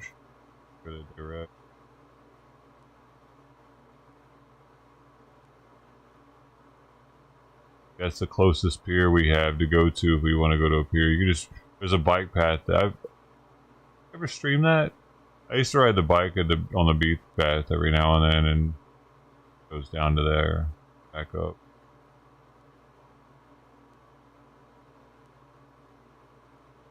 Nice little bike ride. It's interesting the kitten doesn't want to sleep on the paper. He'd rather sleep on the plastic.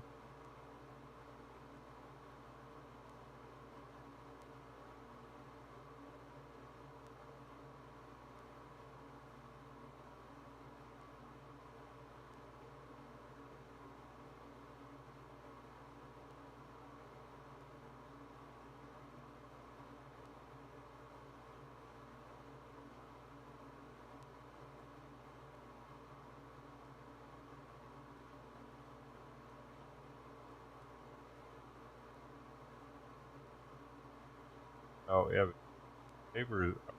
That's old, warmer.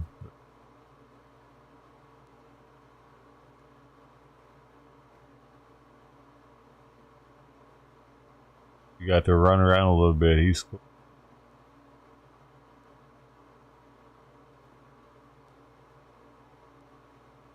It was good at least. I didn't like having him up in around a little bit now.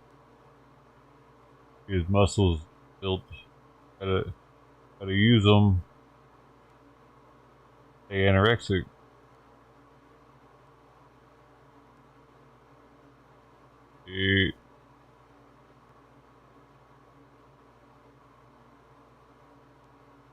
This is.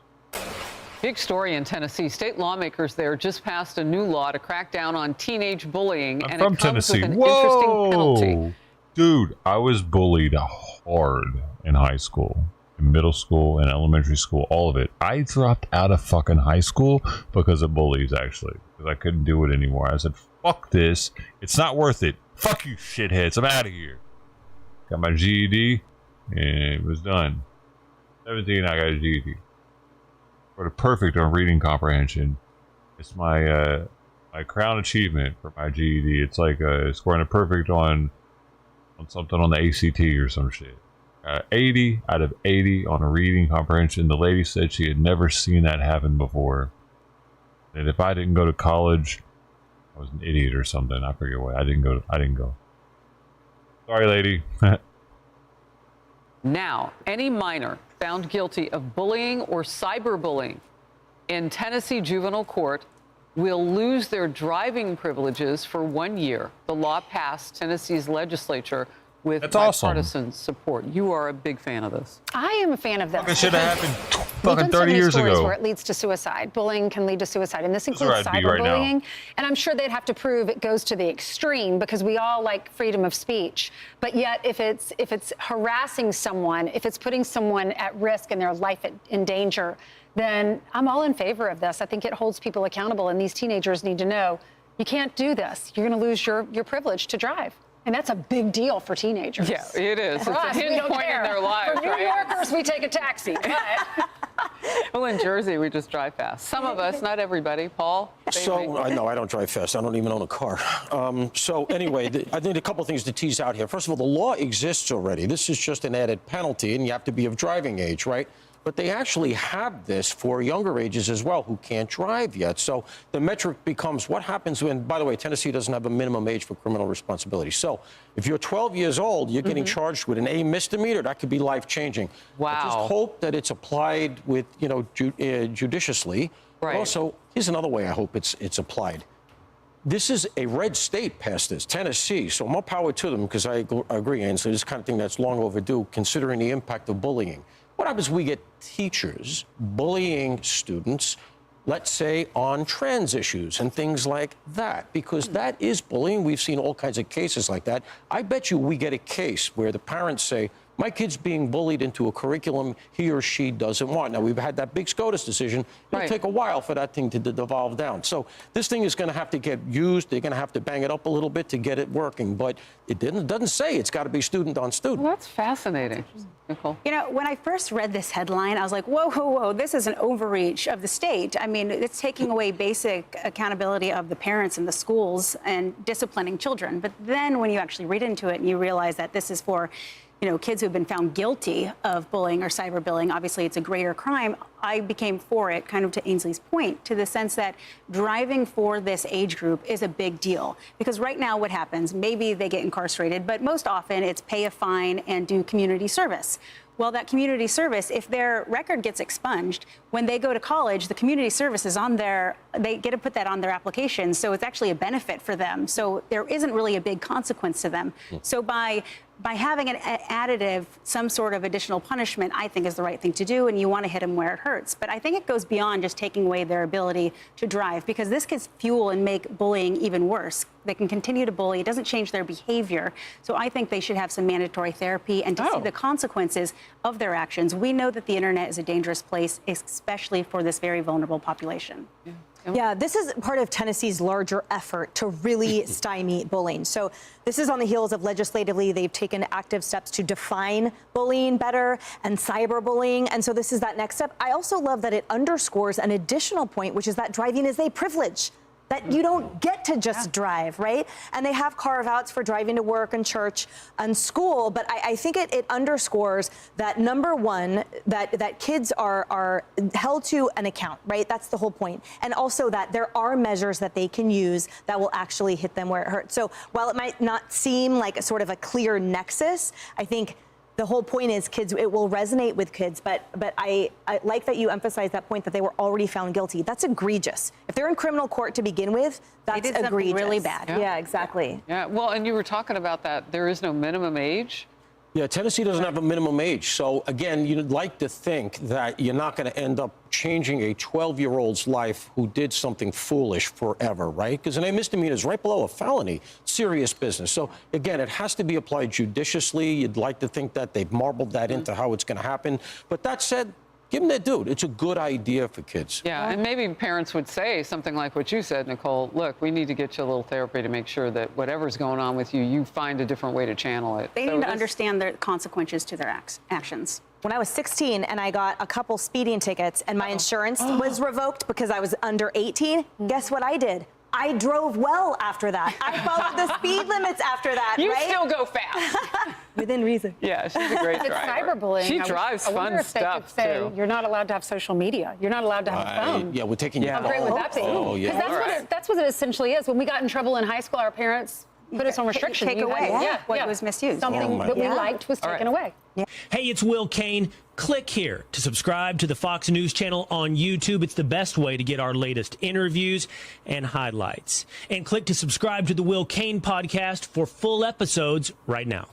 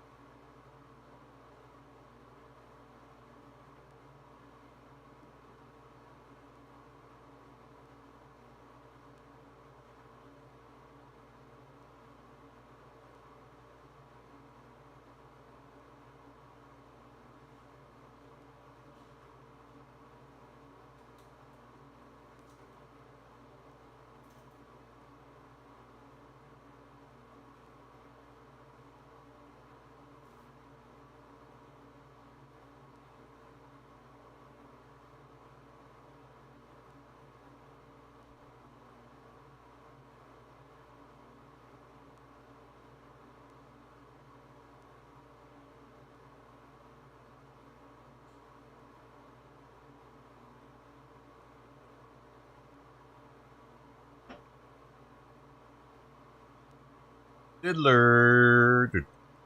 Hey, there's been an outlaw video, but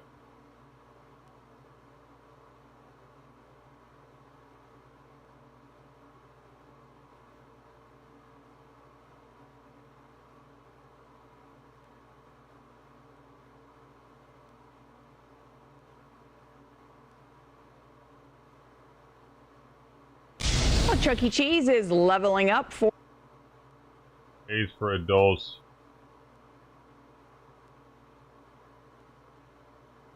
John Diddy Combs trial, Combs denied bail. What do you mean?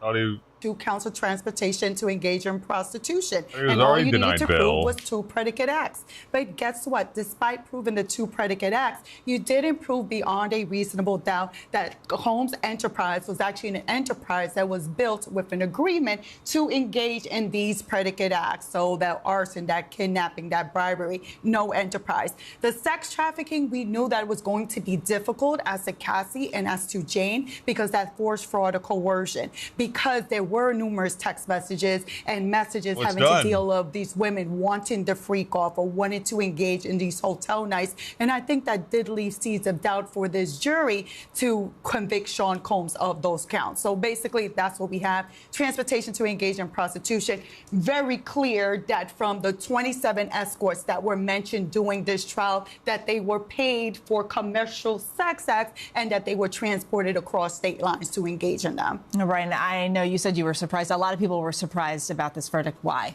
I was surprised specifically as to the Cassie of it all, right? I thought if there was going to be sex trafficking because of the violence, I thought it might be difficult for a jury to really walk that tightrope of saying, this is a relationship that involved a lot of violence, but the violence wasn't used to traffic her. It was just violent for violence sake. And I could see either side going with either decision in that. But to piggyback on what Bernardo is saying is, I think the difficulty was the criminal conspiracy.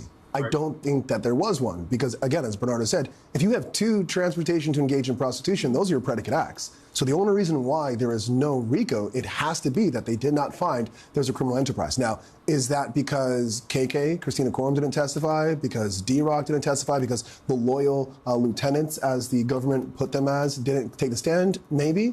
And maybe hindsight's 20/20, and they would think to themselves, maybe we should have put those people on and that would have carried the day. But we have at least 2 predicates, so there's only one reason why there's no RICO. Absolutely. This would have been a different case had the prosecution, the government, called KK and flipped her, give her a cooperation agreement to testify against Sean Combs to give us more insight as to what criminal acts took place and what the agreement was to give us more insight for that jury to know. The jury would have been able to comprehend a cooperation agreement or given her immunity because sometimes you have to make deals with the devil to be able to get the inside information. Okay, so what happens next? What can we expect at the sentencing hearing for Combs? So even before you get to the sentencing, between now and then, at some point in time, Sean Combs will sit down with someone from the probation department within the Southern District of New York, and they will create what's called a PSI, or pre-sentencing investigation. And with that, they'll look at Sean Combs' criminal history, which we know he doesn't have. They'll look at his personal characteristics, mental health, substance abuse, personal characteristics. They'll look at any kind of mitigating or aggravating circumstances. And what they'll do is they'll create a sentencing guideline. They'll give a range of months that they believe the judge should follow in one way, shape, or form as to what Sean Combs should be facing. Now, both sides have already kind of done their calculations. The defense believes that he should get anywhere from 21 to 27 months. The government believes anywhere from 51 to 63 months. And if you're as bad at math as I am, that's basically the government saying 4 to 5 years, and the defense saying just shy of 2 years or so, or just a little higher of 2 years. So how do they decide what he actually gets? So probation gives you the guideline, right? And then the government is going to ask, as they said, they're going to ask for a significant amount of jail time for aggravating factors to account. And I think the smartest thing that they will do is they'll say, these aren't just 2 transportation to engage in prostitution. Here are the 27 escorts. Here are the 2 alleged victims. And here are all the flights. There are dozens of them. And they'll try to use that as aggravating. And they'll also use the violence as aggravation as well. The defense is going to look at all the positive things that you can think about for Sean Combs as mitigation. He donated millions of dollars to HBCUs. He did this for the community. He did that. He was a pillar of society for all of this. And that's why it should be lower. And the judge will take all of those facts and ultimately come up with a decision. He doesn't have a criminal history. He hasn't been previously. He doesn't really have a criminal history, but you have to think when it comes to sentencing, especially when it comes to a federal sentence, the judge can take into account bad acts, meaning incidents that you have engaged in that you may have not been arrested for, you may not have been convicted of, but does show your propensity and the type of person you are. This judge is going to try to get the sentence that reflects, one, deterrence, sending a message to the public that this type of behavior would not be stand for. In terms of rehabilitation, what is really the what he best looks sentence like that though would in court? rehabilitate Sean Combs so He was that on way the when he chair is like ultimately that? released, he What the wouldn't be fuck? committing these same acts. Punishment. Punishment, punishment. How do you punish a person for the acts that they've committed? So why is transportation to engage in prostitution? It's not just 2 acts, but we're talking about dozens and dozens of you transporting these commercial workers for the purposes of sex. I would say he doesn't have a criminal record, but he does have a criminal history. Yes. And that difference is going to be big for him. Brian, Bernarda, thank you so much for being here with us. And just a moment ago, I believe the Combs family was walking out of the courtroom. I believe we have some video of that. Joining me now, though, is ABC News investigative producer Tanya Simpson, who has been covering this trial from the very beginning. We're seeing that video there of the family leaving the courtroom just moments ago. Tanya has been in the courtroom with the family and everyone as they've watched this entire trial. You were there today in the room when the verdict was read. Tanya, what was it like in the room?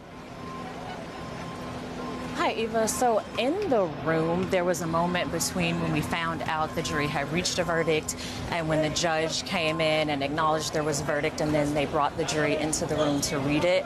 The mood in the courtroom was a little tense, like you could feel it, like there was a lot of anticipation while people were waiting for the jury to come in to hear what the verdict was. When Sean Combs came in, he looked relaxed. He turned around to his mother. He said, "Mom, I love you." His attorneys were standing around the defense table. They weren't really speaking to each other. It was very quiet in the room.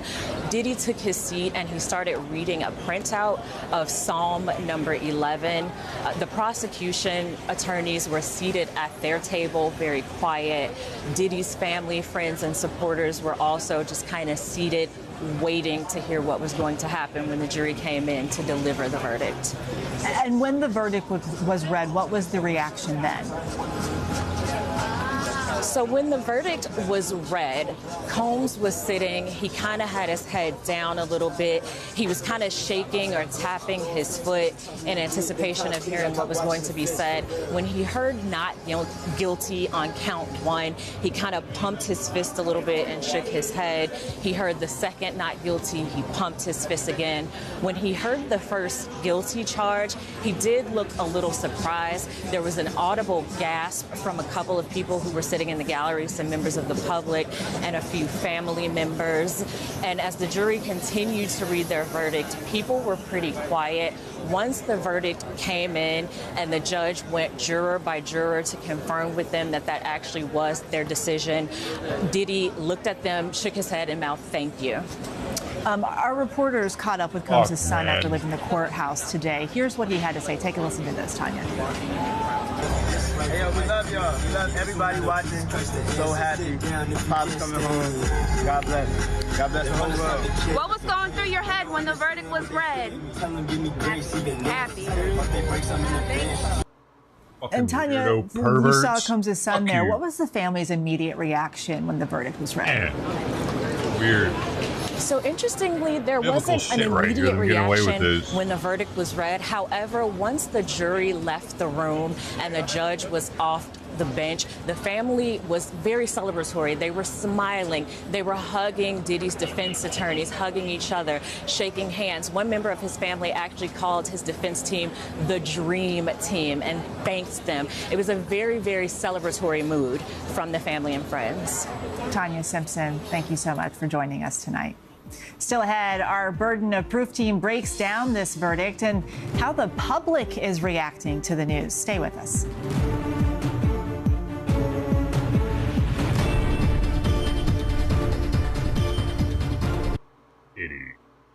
Diddy story.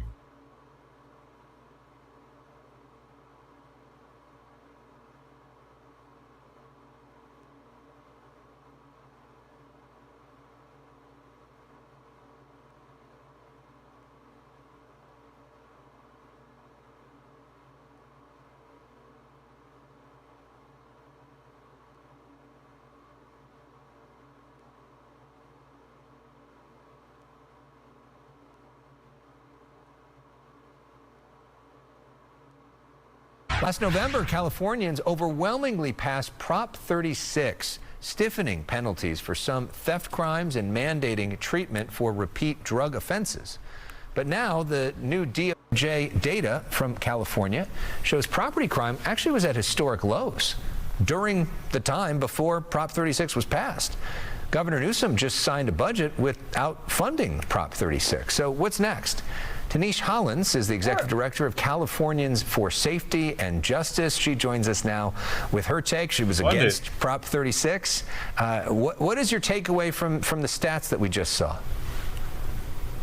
Hey, Alex, it's pretty disheartening to hear. The data released today really shows exactly what you said, that property crime was at historic lows in 2024.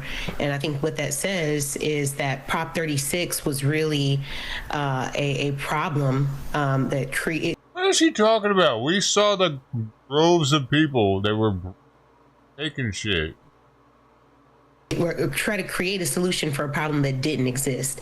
Now, I do think it's important for us to acknowledge that a lot of us saw the videos of smash and grabs. Many of us experienced feeling unsafe in our communities for a variety of different reasons. But Prop 36 was not the solution to the problem, and the problem was very different than what it touted it to be. Close to 70% of the state disagreed with that, even though Governor Newsom and all the state's top elected Democrats said vote against Prop 36. Voters voted for it. Why do you think so many voters were wrong? Well, one, it's the way that Proposition 36 was really presented as a solution. It was and why aren't we seeing smash and grabs happening like they were? It as an opportunity to get folks into treatment. It was selling a false promise, quite frankly. I think many people looked around their communities and were concerned about, people struggling with addiction. We were saturated with video footage of smash and grabs, stories of people experiencing property crimes in their communities. And I think that definitely raised the alarm, whether people were experiencing that directly or just seeing it visually every day. And so in many ways, voters were gaslighted into believing that this was a solution that would actually help. And didn't really read the fine print and understand that there was never a commitment to actually fund treatment or deal with any of those core problems that most folks were concerned about. I didn't give a fuck about the treatment. It's going to increase the penalties so that they can't get away with it as much. And if they get caught doing it in groups multiple times, that's an added thing too. Before that wasn't. This bitch didn't read it. I think I definitely read it. We have talked to a lot of, especially business owners who have had their shops broken into over and over again, that are grateful that Prop 36 passed, because then you can put together different incidents to create a felony conviction. But let's talk about that funding issue, because that's a top issue right now. Prop 36 passed. Governor Newsom basically saying, I told you that it wasn't funded. Counties, local governments, if you believed in this thing, you should fund it, without giving really much money from the state to do it. What do you think should happen now in terms of funding a proposition that so many people clearly wanted? Well, the proponents really have to take responsibility for selling another false promise to the public. I think the other thing is realizing that with the passage of Prop 36, the funds that we were able to leverage through Proposition 47, those savings that actually did fund treatment programs, violence prevention programs, reentry programs for folks who had barriers, that those funds are now. Fuck all that. Put them in jail. You know what I'm saying? They don't learn from fucking these programs, dude. They get right back out and start doing the same shit again right after they graduate. Fuck that. Now in jeopardy because we don't have the dollars from Prop 47 savings. Stupid. So there's some accountability that needs to happen there. I think there's also an opportunity for us to figure out how we protect those types of programs right now, especially as we experience shortages in our budget and additional funding cuts to services. Well, Tanish, we really appreciate you coming on and sharing your perspective. Right? We welcome all perspectives here. We've heard from Nathan Ockman and other folks who are big fans of Prop 36, and we appreciate hearing your perspective as we move forward and try to think about what we do on these big issues. Thanks for coming on. Thanks, Alex.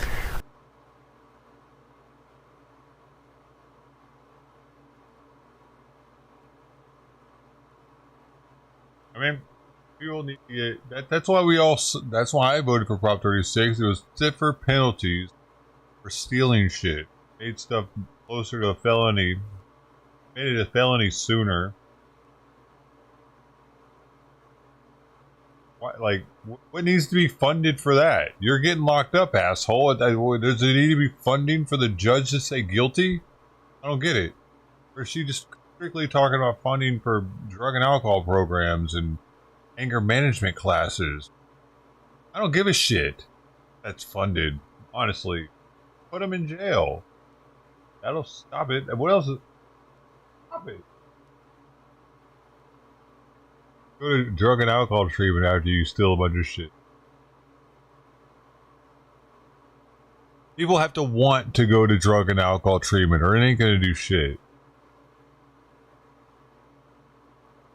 Make them go. Then it's just like they're doing time. They'll get out and they're gonna go right back.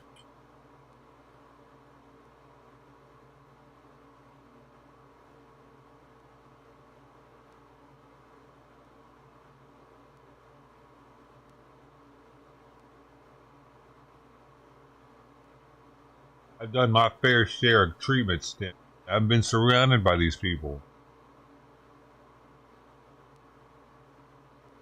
Really want it for the shit to work.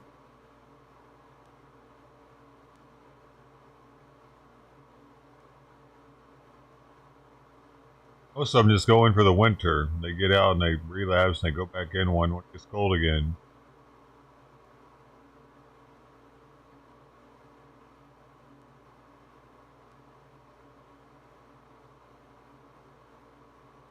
A disabled San Francisco man is involved in a nasty battle with his landlord to stay in his rent-controlled home. Now, the tenant says he fears for his safety, but his landlords and attorneys say the allegations are bogus. Investigative reporter Hilda Gutierrez joins us now with a look at that story. I know it's a migrant. Rodrigo Mendoza says his landlord and his landlord's son have tried just about everything to get him out, from eviction notices to threats and violence. But Mendoza says he doesn't plan on leaving and is trying to strike back in court. For Rodrigo He Mendoza, doesn't know fucking English! Go figure, get the fuck out of here! this San Francisco Ocean View house has been home for nearly 20 years. Wait, He what? rents a room in He's lived there for 20 years? nearly 20 years. San Francisco Ocean View house has been home for nearly 20 years. I knew this was going to be an immigrant story. It's titled San Francisco Tenant Accuses Landlord of Harassment and Pushed to Evict. I saw him on the thumbnail. I was like, oh, like a migrant story. He rents a room and says he's the only tenant left in the rent-controlled property. Mendoza has diabetes and limited mobility and says the home is one of the few places he can afford on a fixed income. Wait, what? So he's on disability and he's got diabetes and he doesn't know fucking English? Look out of here. The disease has progressed. I've been in the hospital. I had a stroke, so this has been a bit difficult, and I am a bit limited in my ability to work. 3 years ago, his housing also became a problem when he says the property sold to a new owner, Beiruz Halali, who soon after bought out the other tenants. Mendoza says he rejected the $5,000 offer because he couldn't afford to leave. He wanted to force me to sign a paper, and he started yelling at me to sign the paper, and I didn't. That's when he started pushing me. That was the first time. These allegations are part of a lawsuit Mendoza filed against his landlord and his son in 2023, accusing them of, among other things, harassment, wrongful evictions, and battery. According to the complaint, when he wouldn't agree to the buyout, the landlord's son threatened violence and Why can't they just fucking kick this guy out? His lease is going to be up soon, ain't it? at one point grabbed and shoved Mendoza. Since then, the landlord has tried evicting Mendoza multiple times in multiple ways, including 8 separate eviction lawsuits. Since 2022, the landlord and his son have come in and demanded that he vacate, refused his rent, filed separate lawsuits, all without any probable cause to evict him. Steve Collier You and his mean team no of the probable Tenderloin Housing cause, Clinic. dude? Once you're in a place, they can't make you leave. They own it. Can't they? Yeah, no, we're not gonna. renew your lease, so you got to go this year. San Francisco, you just live somewhere forever unless you do something wrong or something? Answer Mendoza's cry for help, and he says they were able to get all the attempted evictions dismissed. They also filed a lawsuit on Mendoza's behalf. The landlord's attorney declined an interview request, but in an email said Mendoza hasn't paid rent or utilities in 2 years, which the tenant and his attorney deny. Well, they've claimed a number of times that he didn't pay the rent, even though he's always tendered it or tried to tender it, and they've refused it. Other reason they said is that the owner was going to move in.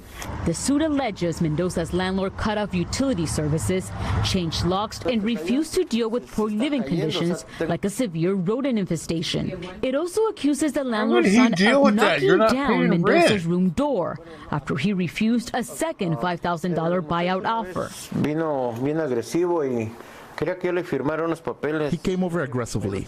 He wanted me to sign some papers, and I didn't sign them. I just had foot surgery, and he came over and kicked the door. He knocked down these panels here. Se metió, puso un pie adentro. Mendoza provided this video of what he says was the aftermath. The landlord's attorney denies the lawsuit's allegations and says the door was pushed to open after Mendoza changed the locks and refused to provide copies of the keys. He says Halali hoped to renovate the property and retire there, and blames Mendoza for creating any poor living conditions. Collier says nothing justifies the 2 years of what he calls wrongful eviction attempts. Well, I think this is a particularly egregious case. I mean, we don't see this sort of level of constant harassment, violence, threats of violence, efforts to displace especially disabled long-term tenants. And Mendoza says the harassment has not stopped, and his landlord continuously monitors him through 6 surveillance cameras installed throughout the house. In Mendoza's lawsuit, he claims his landlord is trying to evict him in order to rent the house at a higher value. The landlord, through his attorney, is denying every allegation in that complaint. Its trial is currently set for November. I'm Hilda Gutierrez, NBC Bay Area. We investigate. I'm not the only one. The top comment on this is California's landlord-tenant laws are way too lax. Tenants have way too much power. The second comment, it's discouraging when you can't get somebody out of your property. Third comment, the guy works hard to buy a house and then runs into this squatter. I mean, it's like, what the fuck? I'm so glad that NBC's viewers are even like, fuck. You know, the world's changing, man. The news is losing their stronghold.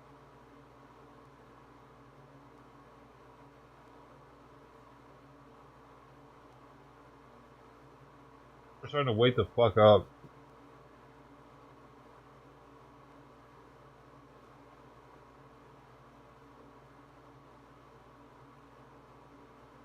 Federal investigation intercepted and a federal vehicle allegedly damaged by demonstrators protesting an ICE raid in Detroit. Yes, the chaotic scene unfolding Monday near Livernois and Joy. Now police are launching an investigation. Fox News' Ingrid Kelly with the latest. People all across the country have been responding to the kidnappings, because that's what they are, of individuals by ICE. This scene taking place Monday near Joy and Livernois, where ICE officials say they were there to arrest an illegal alien from Honduras who had been removed from the U.S. twice. In fact, officials say the man fled ICE officers earlier that morning. Their neighborhood being surrounded by officers with assault rifles. As tensions ran high, activists from Detroit, people... They don't care when their fucking brethren are walking around the streets with their Glocks in their fucking pants, but they care about the ICE agents that are trying to form law enforcement. Get that fucking guy out of here too while you're at it, ICE. Assembly described what went down. Federal agents got tired of waiting and kind of just busted down the door, dragged out one of the family members. Once outside, activists say the person was put into an unmarked vehicle, which then tried to drive away. Escape with the detainee through a large grass field. That's when an independent demonstrator decided to move in. Hopped in his truck to try to cut off the ICE agents' trucks. He cut off the truck, but he there was no actual impact. Detroit police were already at the scene because the federal agency requested they be there to keep the peace. Detroit police have now launched an investigation after this demonstrator allegedly interfered with the federal investigation. As an organization, we don't endorse hopping in your cars to go try to cut off federal vehicles as they drive away. But at the same time, this is an expression of folks who are incredibly frustrated. Detroit police took this demonstrator into custody, and another person was also arrested for malicious destruction of property of a separate federal vehicle. And that's not all. Detroit police then used pepper spray after protesters entered the street and approached a scout car. We're not endorsing any, radical action as an organization, but at the same time, if people decide to take that on their own, we're not here to condemn them either. ICE officials released a statement to Fox 2 which reads in part, "It is a crime to obstruct or otherwise interfere with an ICE arrest, and anyone involved may be subject to prosecution under federal law." And as this investigation by Detroit police continues, these activists say their work will continue also. We as an organization, we as a community will continue to resist the fascist agenda of the Trump administration and their attempts to scapegoat immigrants. In Detroit, Ingrid Kelly, Fox 2 News.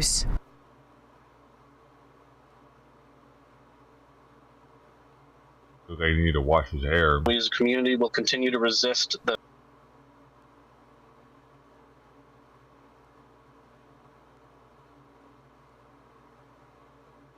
A Texas man is charged with murder for slipping his girlfriend the abortion pill mifepristone, which led to a miscarriage.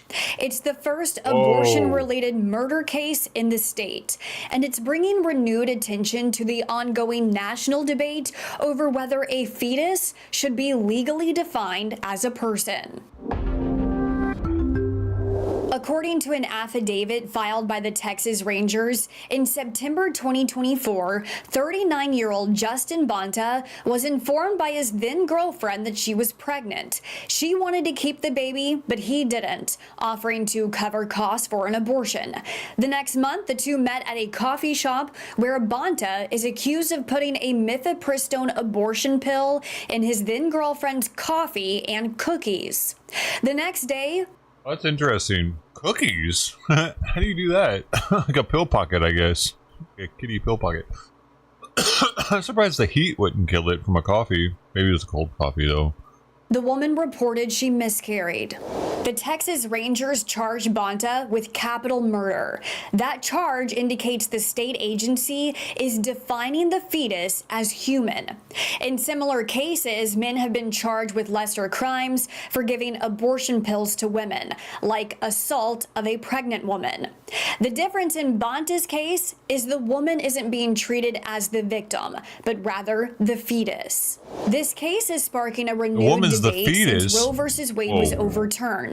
Under Roe, it was defined and understood that same time of fucking day, dude, isn't it? Every goddamn day, that fucking asshole does that. You know what? Fucker, man. He's lucky I'm not indigenous fuck, boy. I'd be pellet gun or something. Pew! Did not have the same rights as a human, but with it overturned, legal questions over whether a fetus has constitutional rights. I wish I was a degenerate like that sometimes. The Texas Tribune spoke with a law professor who said this about the case: it has implications for all kinds of fertility medicine, and it has potential implications for criminal and immigration law. If you detain a pregnant woman, are you illegally detaining the fetus who did not commit a crime? It's about trying to establish fetal I just talked about it yesterday, how that fucking guy was doing that every day at the same time. I was like, man, is it? And it was around 4 something.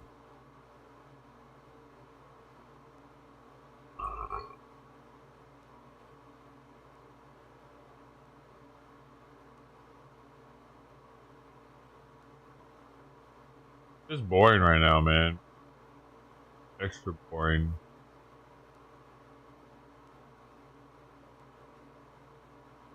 How the fuck isn't Congress do anything with the bill?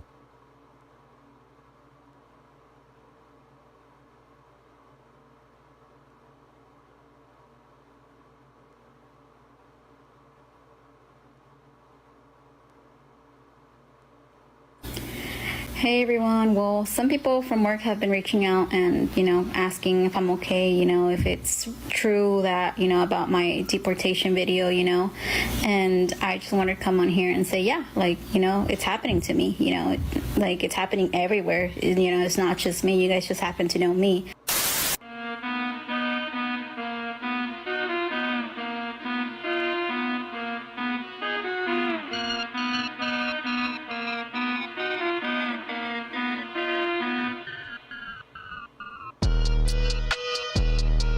Missing people in this country because it sucks there. Figure.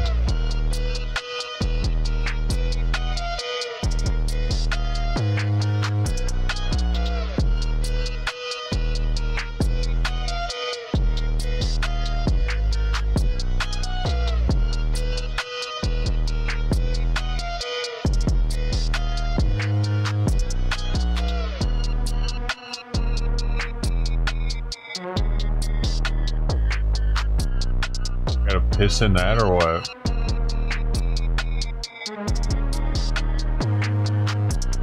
What are they crying about? Let's jump into the lives of somebody that has been deported.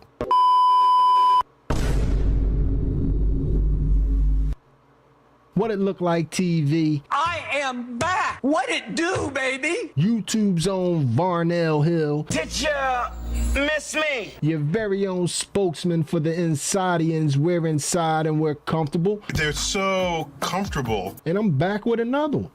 And today, y'all, we're going to get into my life after I got deported. Now, before we even get started, man, I don't care what side of this argument you lie on. You can keep that out of the comments section. This is not a political channel. We're just taking a look at what some people are experiencing. Your channel sucks then. Fuck you. You don't let people fucking talk and you're just going to delete people's political comments on a very political... Fuck you. I'm not giving you a dime then. Sorry. You suck. Channel's a pussy channel. They to let people be themselves and talk. Fuck you. Maybe there was something wrong with him. Usual suspect.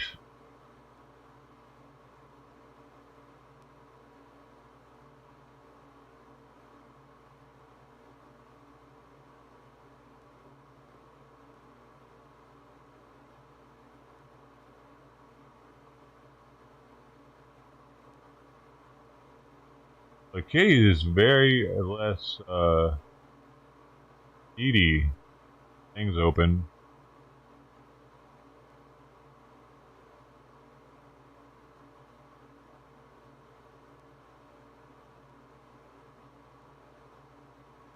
What are you doing? Down and then taking him away. Perez says what hurts is that his father has been in the country for 23 years after leaving Mexico. You have people who are going to say, your father was undocumented, so the next process will be deportation. What do you say to that? I said, I understand that, but the whole point of these deportations happening is because of the rise of crime. Somebody who's never committed a crime is now being treated at the same level as a criminal. There should be some separation of process. It's more than the rise of crime, it's the use of social services. Right there, it was never because the rise of crime. Yeah. It was because the invasion on the southern his father, Gerardo Granado. Again, Democrats said we're going to fight Trump tooth and nail. We're going to obstruct everything that he was elected to do. And Trump said, well, there will be collateral damage. We will start picking up people that have been in the country that are here illegally, which is a crime. And it's amazing, 23 years. Do you think, and I know people that were here illegally that worked their tail off. It took them like 7 years to actually get citizenship. Now, 23 years. That means he was here during Obama's term. He was here during Biden. Both Biden and Barack Obama had the House, the Senate, and the presidency while they were saying that they stood with illegal aliens, but did nothing to provide citizenship. Not that that would have been the right thing to do. But somebody like this that's been in the country this long, you would think they would have started the process at least and been in the system. It's insane. How about this one? Dan Bongino said, when we told you we were coming after violent crime this summer and beyond, we weren't kidding. FBI, check this out, takes down anti-trend gang members in the largest bust yet in a violent migrant turf war. Justice Department's Operation Take Back America makes largest anti-trend gang takedown today. Rival gang? This is what I voted for. And again, I think we're going to see over the next year, these crime numbers, I think they're going to fall. I think we're going to be seeing a lot of epic stuff. And I think it's going to, again, Democrats won't give Trump credit. The Trump administration won't even give the law in. And then let me ask you, did you, on November 13th, 2022, enter the residence at 1122 King Road in Moscow, Idaho, with the intent to commit the felony crime of murder? Yes. Did you, on November 13th, 2022, in Latah County, state of Idaho, kill and murder Madison Mogan, a human being? Yes. And did you do that willfully, unlawfully, deliberately, and with premeditation and malice of forethought? Yes. Did you, on or about that same date in Moscow, Idaho, kill and murder Kaylee Gonzalez, a human being? Yes. And did you do that willfully, unlawfully, he's like deliberately, the Mark Zuckerberg of serial killers, mass murderers, wherever he is. With premeditation and malice of forethought? Yes. And did you, on that same date in Moscow, Idaho, kill and murder a human being? Yes. And did you do that willfully, unlawfully, deliberately, with premeditation and malice of forethought? Yes. And then on or about November 13th, 2022, again in Latah County, Idaho, did you kill and murder Ethan Chapin, a human being? Yes. Did you do that willfully, unlawfully, deliberately, with premeditation and malice of forethought? Yes. I would ask the state at this time to provide its recitation of its factual basis had this case gone to trial. Thank you, Your Honor. And all because he couldn't get with one of them, wasn't it? Like there was sort of history where he tried to hook up with one of them or something, and she turned him down, right?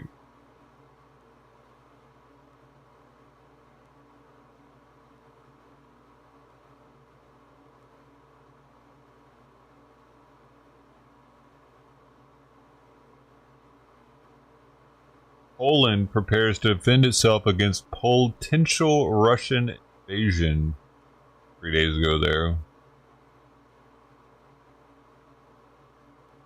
Pelvic floor muscles allow you the ability to control over your urine, flatus, and feces when it's convenient for you. They also have sexual functions, and like any other muscle in your body, they can be trained through exercise. Pelvic floor muscles allow you the Sorry, if you want to know what I'm looking at here, this is what they were just showing. I'm kind of like in awe by his ability to control over your urine, flatus, and feces when it's convenient for you. They also have sexual functions, and like any other muscle in your body, they can be trained through exercise. Pelvic floor muscles allow you the ability to control over your urine, flatus, and feces when it's convenient for you. They also have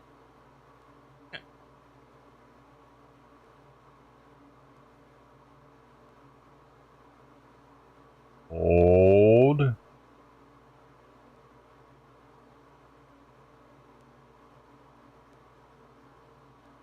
Release. He's holding the rectums tight right there.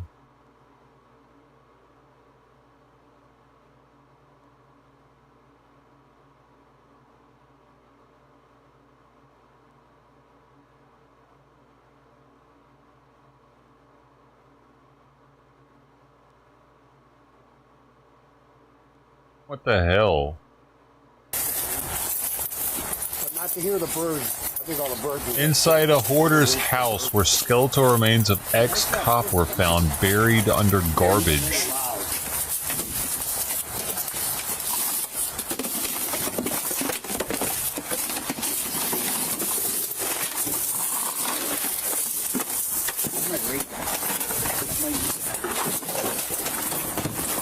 Come over here?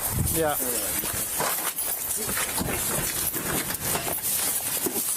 Alright, we got you. Oh, there it is. Yeah. Welcome to the. All right. Longo. Wait, hold on. Here. You knock the cobwebs down with this as you go. Go Longo, I'll light you up. I've never been in a VR. I don't know if that even that door can open. Get that door open, Longo. I just know. Try and cancel the SD. It'll be a lot better. What's going on with the front door, guys? It's like 4 feet. Yeah, it's 4 feet shit. We can't push it over. Excuse my language, but that's what it is. I'm an old man. I'm 62. Don't look at it. Don't look at it. 62, man. Still working night and day. The American dream now. Don't worry. Yeah, no, I work for a cleaning company. I work for myself. I work for the Coventry as well. Just walk right through I've been doing it. So identical. You're into meetings, like movies and shit. This would be a great idea. These cops are really scared of spiders.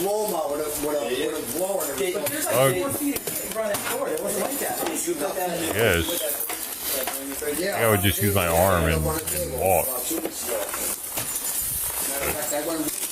I'm not a police officer. Yeah. I want to get a granddaddy long legs on you. Scary. Come push on it with me.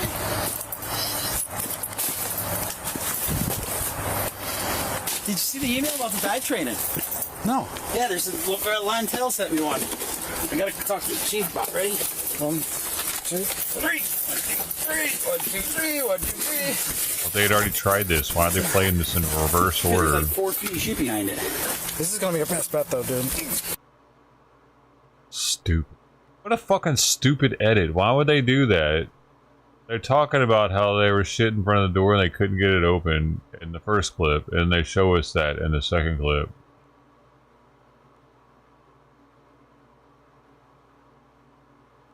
That's professional editing.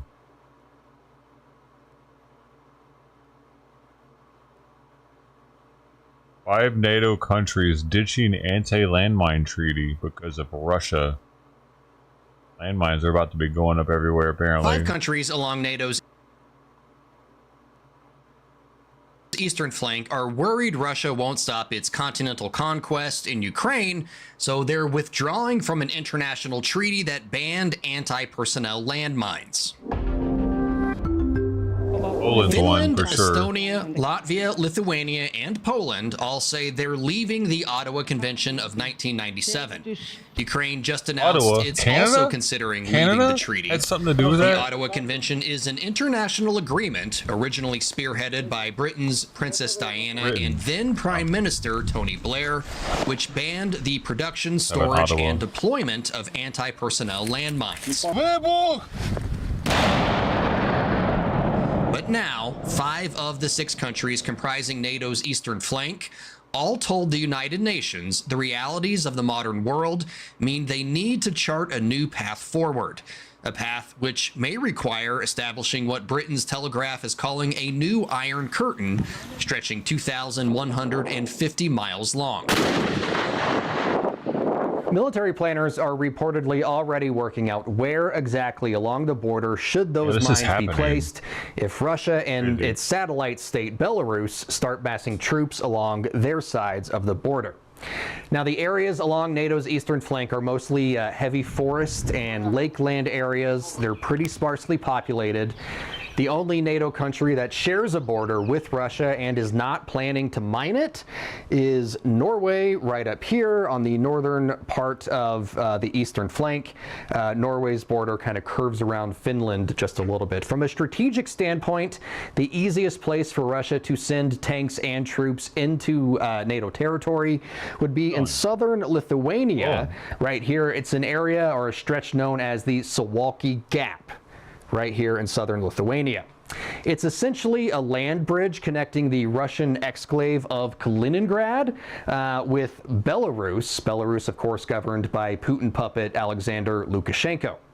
The Suwalki Gap has been dubbed one of the most dangerous places on Earth because it's so prone to attack.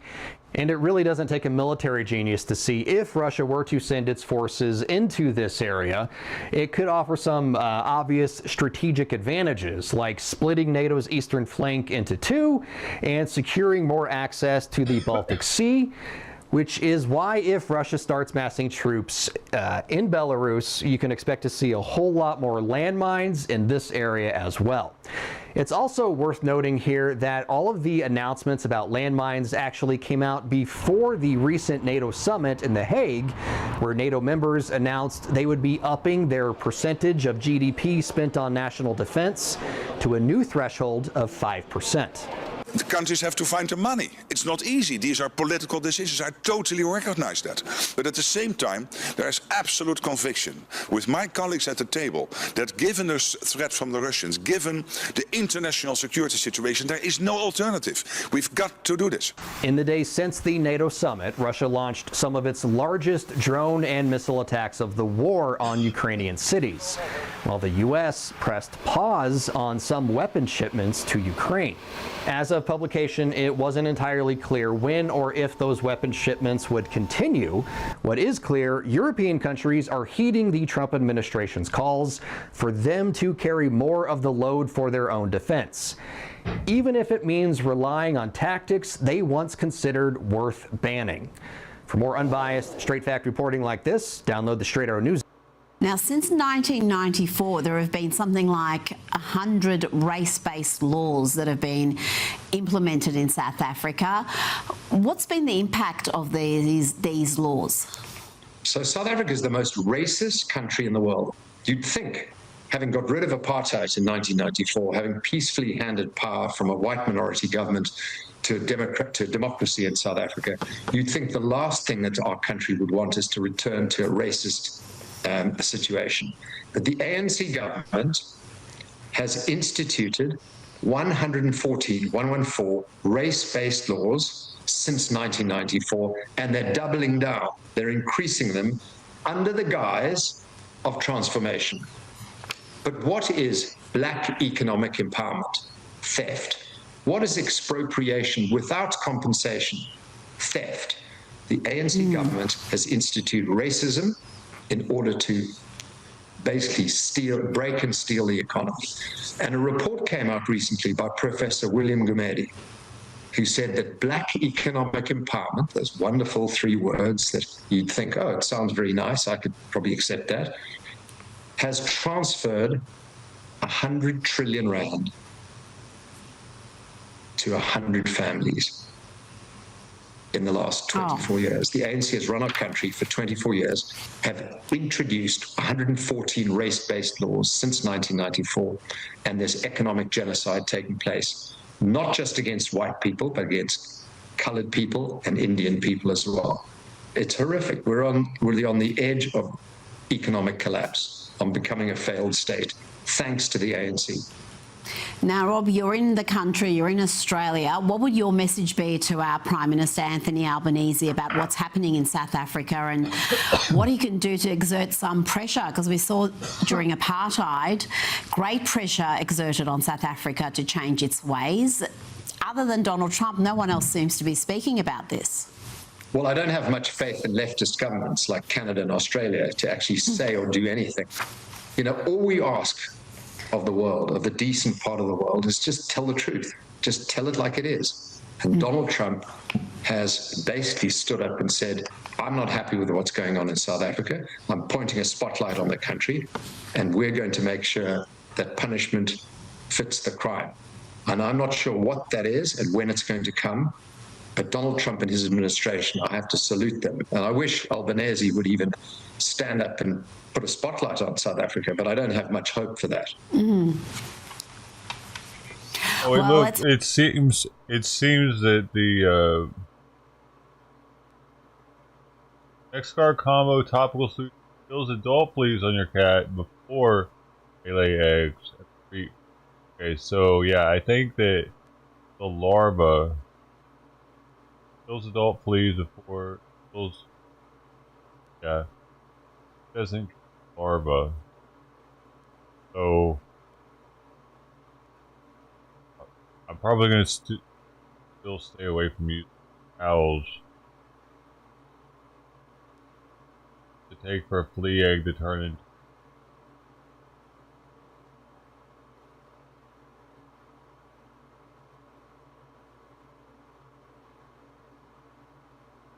Hope he changes his mind. There are many South Africans in this country. We've got quite a big expat population, and let's hope they speak up. You have been very outspoken, very brave in talking about this issue, and we really do appreciate your time, Rob. Thank you for joining me tonight.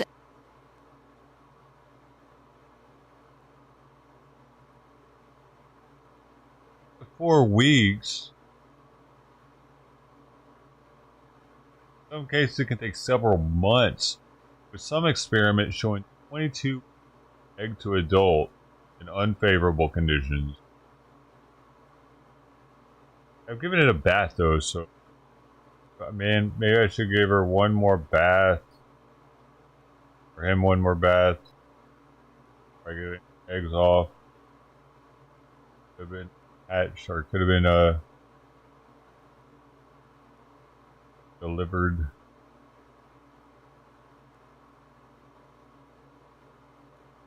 Damn, they don't want to wash me.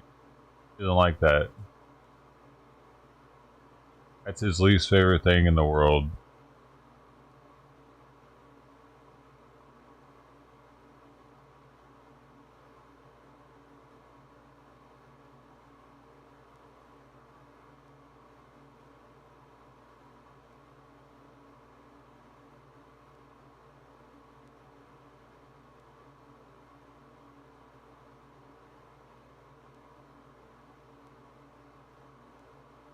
Maybe give Sweepy somebody to play with.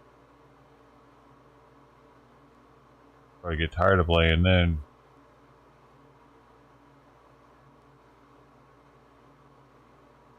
Flip her nails again.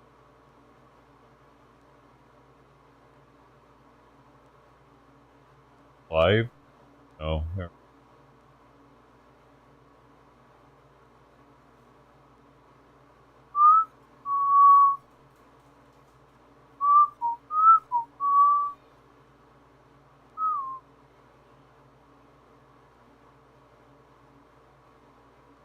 Oh, I don't have the one that you remove and move around. My shower head's like this big around. Huge. And I have an extender on it so I can make it go taller, because otherwise I'd have to duck every time I took a shower. A submarine or something. That house was built for midgets.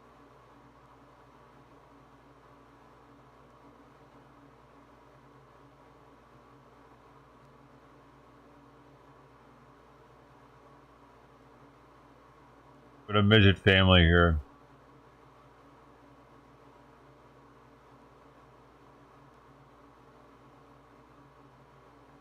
We turn now to another major university reaching a deal with the Trump administration, this time concerning transgender athletes. This morning, the University of Pennsylvania reversing course, saying it will now ban transgender athletes and strip trans swimmer Leah Thomas of her swimming titles. The school reaching a deal with the Trump administration, saying it will comply with Title IX, as interpreted by the Department of Education, and saying it will restore the records and titles of female athletes who lost to Thomas and send apology letters to them. Leah Thomas pulling away. Leah Thomas made history in 2022, becoming the first openly transgender athlete to win an NCAA Division I title. The win sparked fierce debate over fairness, including from some of Thomas's own teammates. I knew there would be scrutiny against me if I competed as a woman. I was prepared for that. The Trump administration earlier this year suspended $175 million in federal funds from Penn, claiming the University of Pennsylvania repeatedly violated civil rights laws by allowing men to compete in women's sports. Education Secretary Linda McMahon calling Penn's new agreement a major victory for women and girls nationwide. No comment yet from the NCAA or Leah Thomas, but in a 2022 interview, she defended her decision to compete. Trans people don't transition for athletics. We just want to be able to live our lives. The NCAA still recognizes her championship win, but Penn has removed her swimming records from its website. Why do they who? Win, but Penn has removed her swimming. Recognized.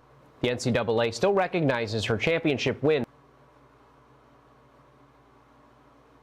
What's Trump have to do with that? Can he fix that too? Take the funding away from them. You wanna? Oh, you do? You want to do that? Okay. Now you pay double taxes. No longer a tax-free organization. Whatever it is.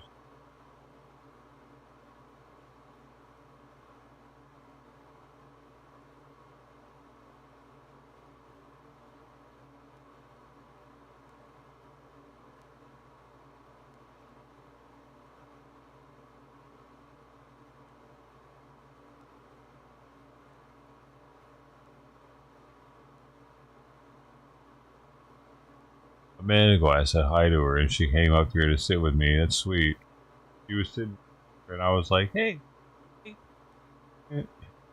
And like 5 minutes later, she pops up in my lap.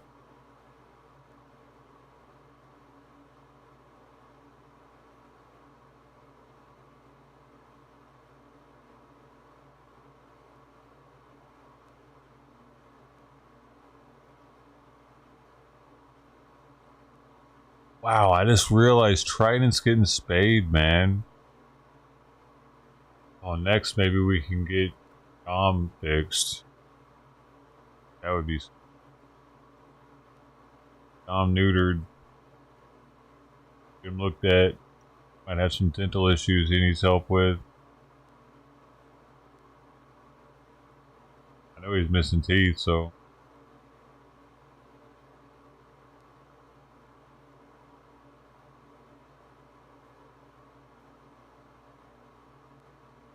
It's too bad. I don't think they wash them though. I don't know. That kitten was filthy. It was so disgusting. And a lot of these outdoor cats just don't seem quite that dirty. Thing was gross. The amount of flea dirt it had in it tinted the water red, pinkish. I remember when I was wiping its face off with the paper towel. It was like pushing it into the paper towel. It was a wet paper towel. I was pushing into it as if like its mother's tongue. And there was just so much red, pinkish coming off, just from rubbing its fur over and over. It's pretty much. Oh, I forgot to put that one on the other tripod. Get in front of her litter box, dude.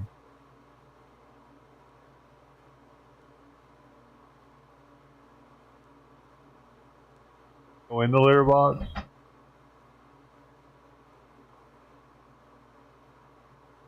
There's a door right there inside of it. Never uses it though. That's what it looks like in the living. It's dark in there.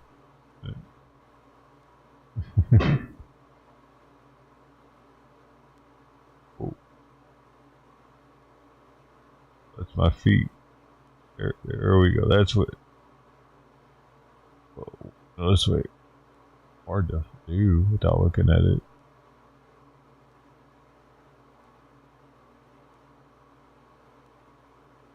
That's what. Whoa! Dude, he's fucking swatting at it. That's how. Get it. Get it. Wait, what?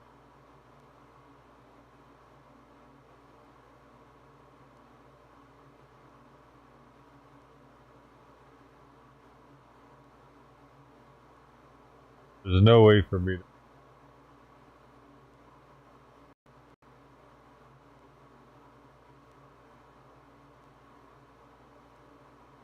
make it better.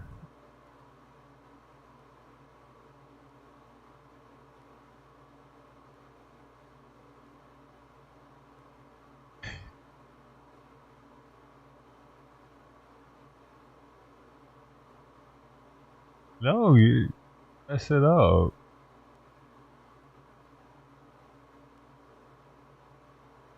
No.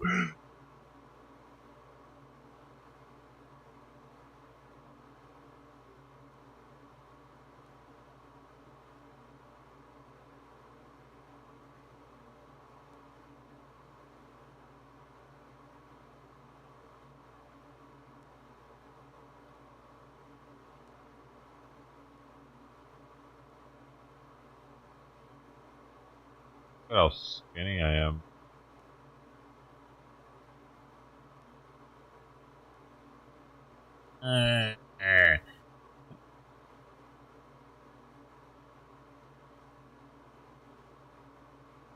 Dude, she's totally gonna knock this off in a minute. Thanks to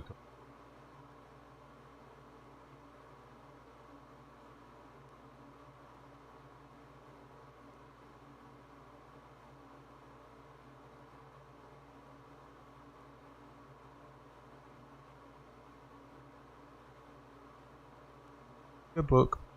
Good look. Rainbow.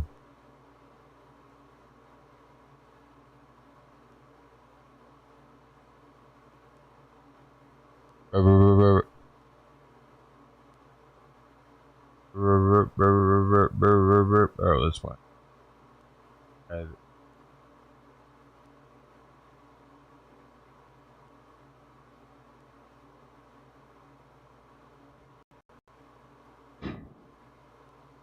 Hear the firework. Oh wait, I want to look at something. I want to look at something. BR. Want to see something? Is the PUBG thing I think the PUBG thing reset. I can try to get one of the guns now. The progressive. I got a bunch of them coupons digged up. I can splurge. I think I already have enough of them tokens.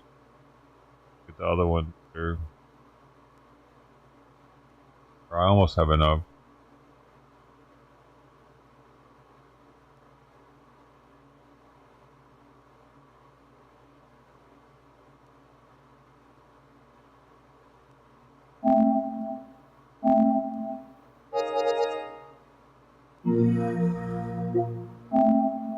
Man, we're going in.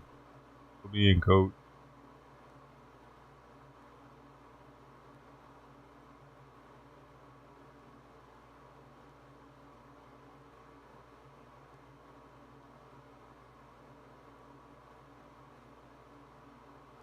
Raiden is getting spayed, and apparently they're gonna do surgery on Crossback.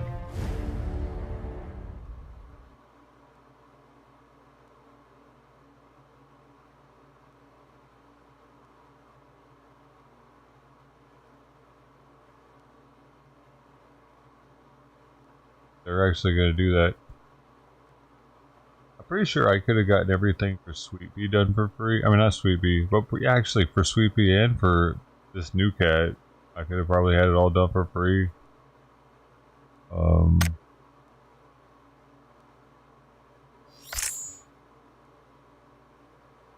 Definitely wouldn't have been the same kind of care though. I think they would have had to been transported in a cage for one.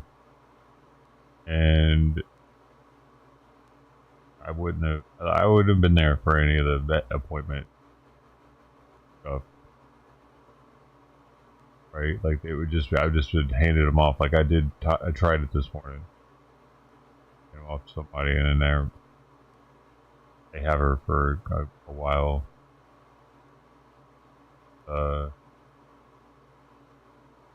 I guess she's gonna get everything, not just spay. She should get. I guess I don't know if they're gonna vaccinate her and flea medicate her and all that, or deworm her and stuff. I don't know. I might have to ask. But the fact that they're gonna operate on Crossback again, that's That would be so expensive to have done for your your personal cat. Like thousands of dollars. Interesting.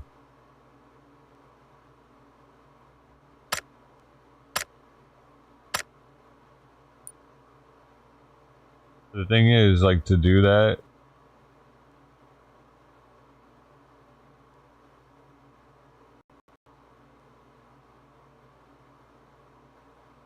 he told me that at his age, if I would have given him up to them, they might have actually re-released him back right out on the streets right here.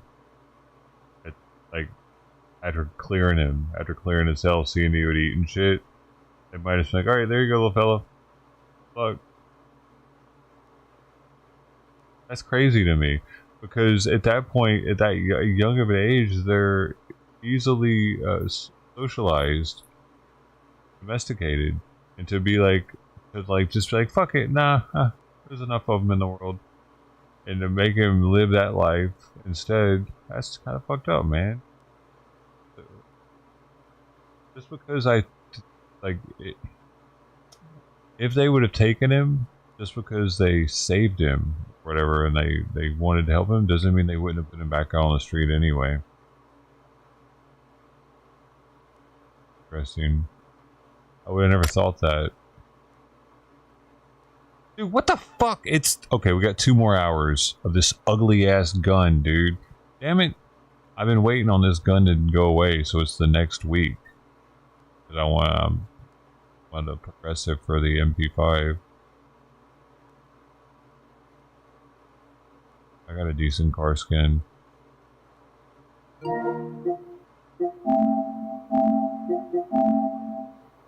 Week is taking forever.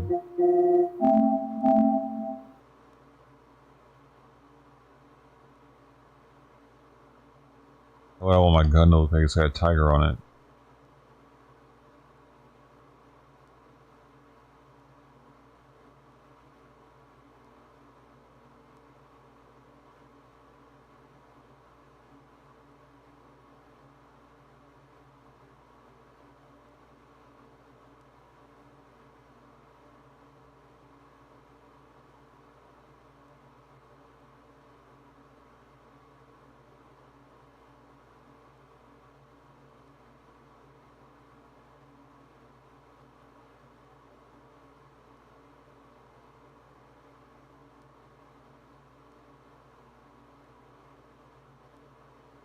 The man's family says he was driving through this busy intersection on his way to a physical therapy appointment when ICE swooped in and picked him up.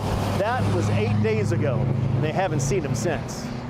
He is the sweetest guy. Vidal Palomar is described as a family man, a husband and father of 3 who came to Whatcom County 12 years ago to escape the violence of Mexican cartels. He chose quiet rural Linden because of its reputation for safety.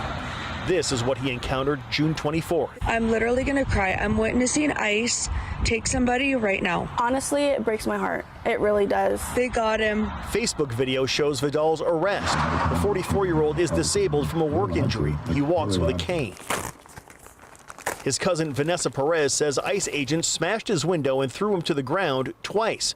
His disabled placard clearly in view. It was a brutal thing. Vanessa says during the altercation, her cousin asked to see a warrant. They wouldn't show it to him. He kept asking until they showed him a paper. But on this paper, it was not his photo. Vidal's attorney, Eric Lynn, says it was a case of mistaken identity. He's another one of these warrantless arrests that we've seen, across our communities. Vidal Palomar is here without proper documentation. Vanessa tells us ICE offered him $1,000 to admit guilt and leave the country, but he refused. King 5 has confirmed Vidal has no criminal history. His cousin says he's never even been pulled over for speeding. Quote unquote, they're supposed to take out the criminals. It's just not right that they're picking up people that don't have criminal records. Vanessa says she and Vidal's young children, all here legally, worry what will happen to them.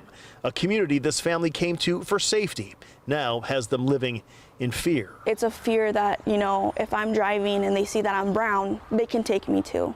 Vidal's family says they are trying to get him in front of a judge as soon as possible, but at this point, they have no idea when that will be.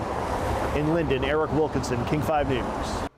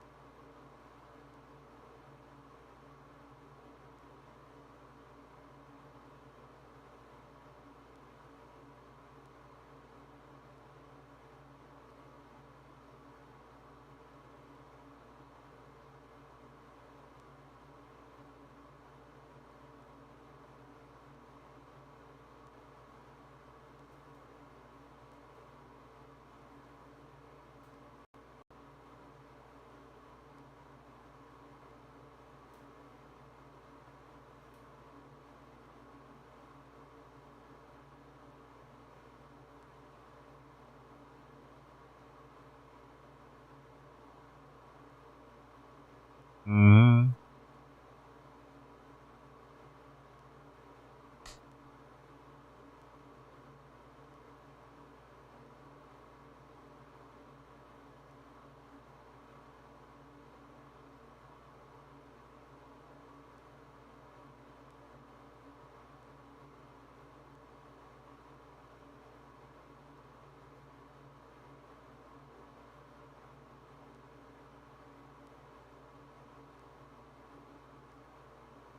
What's she doing?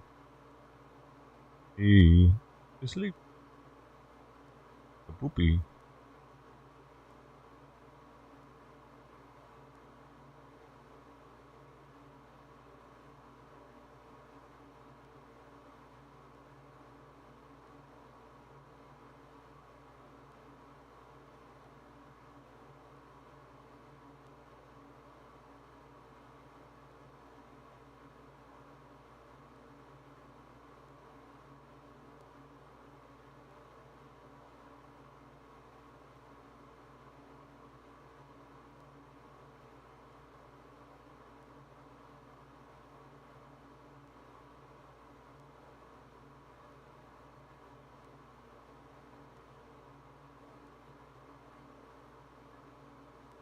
And now to the latest on the federal immigration operations here in Southern California. The ACLU and family members whose loved ones were detained are speaking out about what they call unlawful activity by the Trump administration.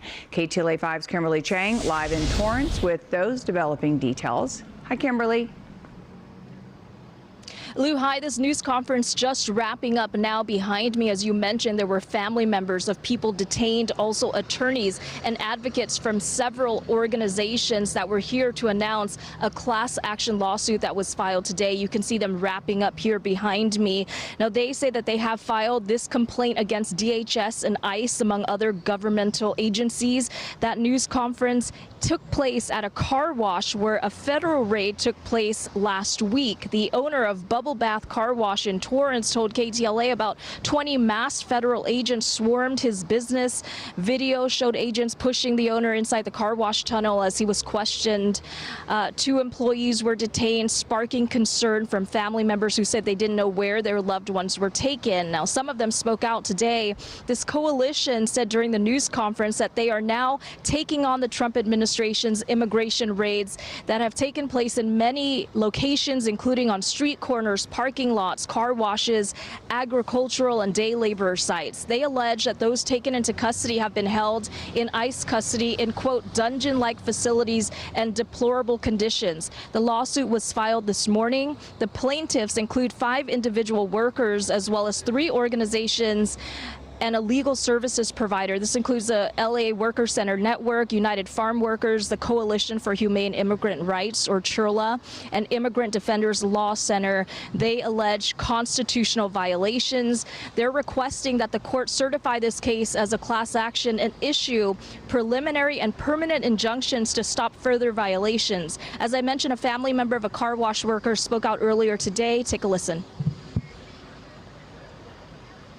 Taken by ICE on June 17th, and he just on his day off, and he was just going to work to support his family. We just want him to come home. He's never done anything wrong, and he's always a worker, hardworking person. If he had his last dollar, he would give it up, up to you, and it's just heartbreaking for us. It is critical that we claim our rightful rights under the Constitution. This lawsuit speaks to protecting our basic freedoms in the middle of an onslaught by our own government. This attack on our community is comprehensive and cruel, involving the illegal snatching and grabbing of community members off the streets like this car wash, and then subjecting them to unconstitutional and dehumanizing confinement conditions. Now, the Department of Homeland Security did issue a statement in response, saying in part that any claims that individuals have been targeted by law enforcement because of their skin color are disgusting and categorically false. They also said, quote, any claim that there are subprime conditions at ICE detention centers are false. And we will be talking to more of the people who are here at this news conference and bring you much more in the next hour. Reporting live, Kimberly Chang, KTLA 5 News. Delicious, baby. Take it off. Take it off. You're talking to me. Are you wearing that? Take it off while you're talking to me.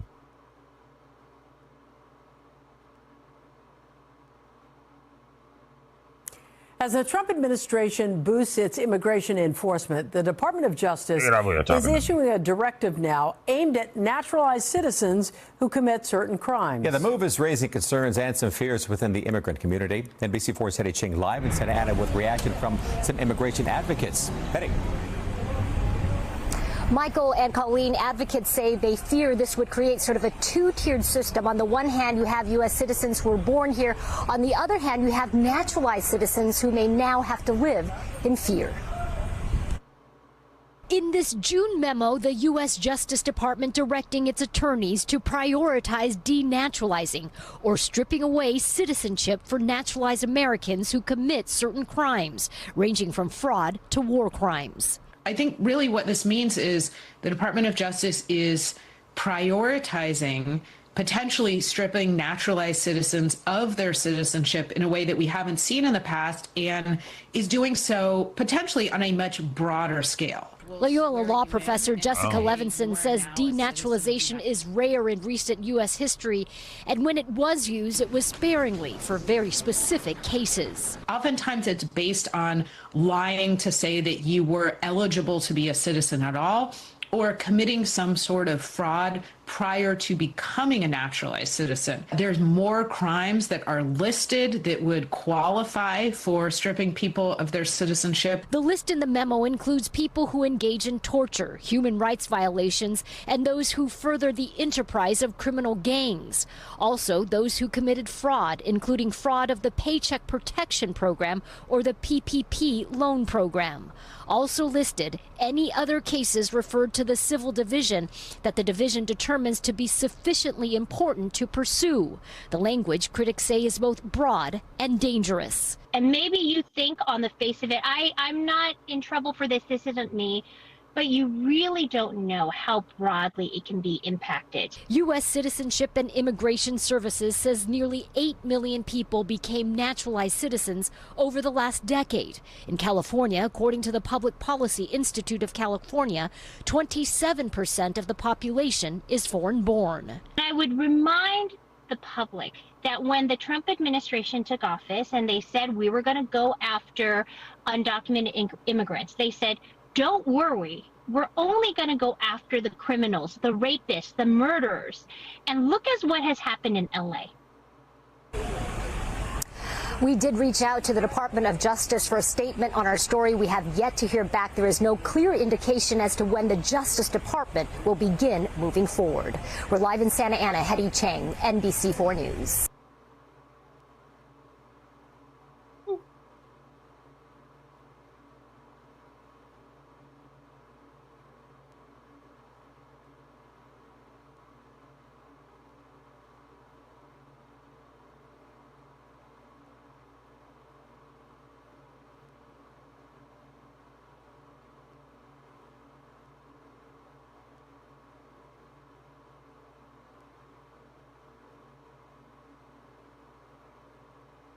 Leanne, thank you. The Migrant Detention Center deep in the Everglades is nearing full operation. It's been a busy day outside the so-called alligator Alcatraz. Local 10's Christina Vasquez is live near Ochapi with what we've just learned. Christina.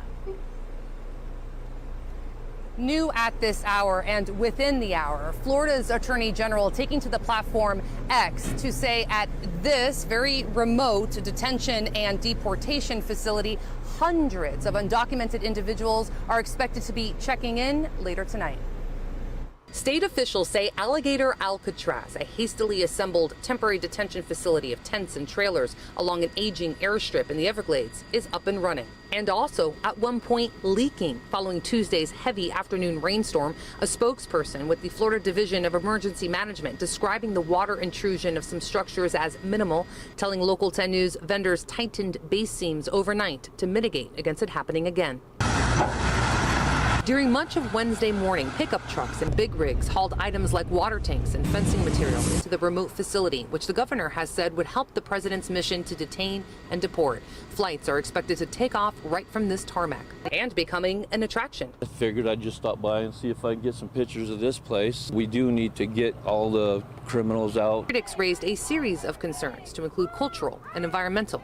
8 million Floridians rely on the Everglades for their drinking water. Don't have answers to how they're managing things like waste and, runoff and light pollution and noise pollution. I'm concerned about the billions of dollars taxpayers have invested into Everglades restoration. We are also learning more about how much you, the taxpayer, are paying for the facility.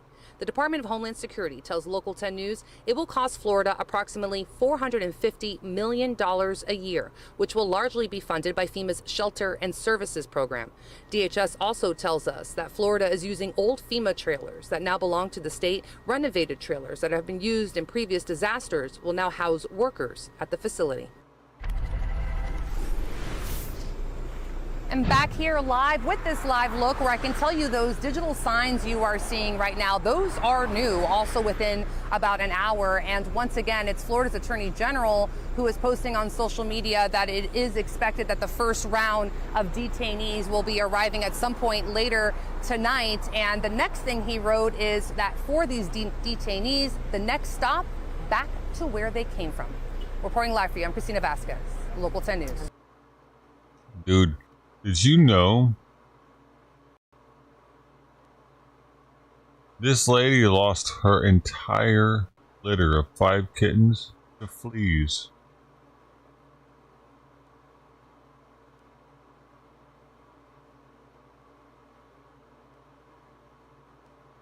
Newborn kittens will not last long if fleas get to them. Older kittens either. They'll be vibrant and happy and playful. And then within an hour, they will start getting sick. And within a few hours, they will have died from blood loss. Don't let it happen. Get rid of those little shits as soon as they appear. Pets will thank you. Is that true, man? If young kittens have fleas, it can kill them. Fleas suck the blood from the kitten, taking the iron supply from the kitten. Notice the tongue and insides of the mouth is no longer nice and pink, but instead more grayish. Lack of iron. Need iron to survive, and so they die.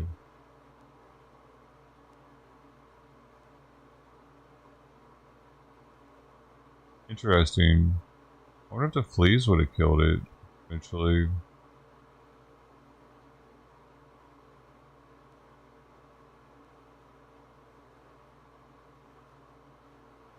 Imagine just being born with fleas like that. Itching from day one. Now it's probably the first time in its life it is not getting, well, it might still be getting bitten a little bit by the fleas because like they still need to be born, larva, and then adult flea, and then bite her. So that's why I gotta keep her quarantined for a while too. The flea larva is still on her.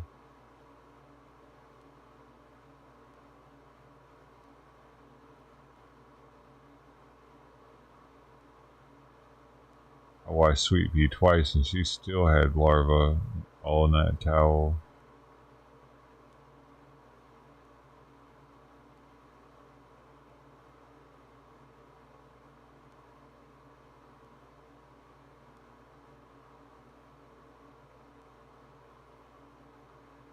Forget traditional fireworks. The city of Goleta is lighting up the sky in a whole new way this July 4th.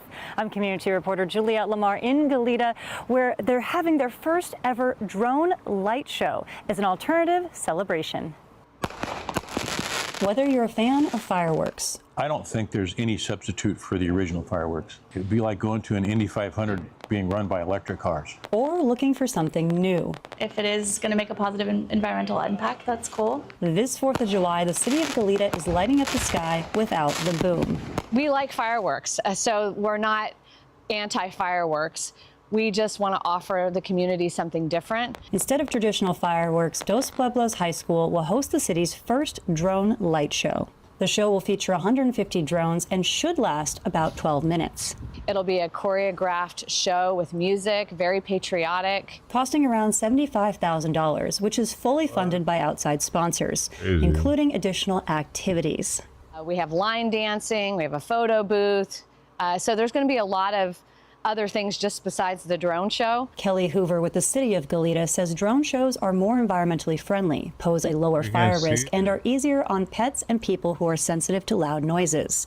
This free and family-friendly event starts at 6 p.m. with the light show beginning around dark. And they can bring their own food if they want. We're just asking that there's no coolers, there's no pets, and there's no like high camping chairs. For more event details and parking information, look for this story on KSBY.com.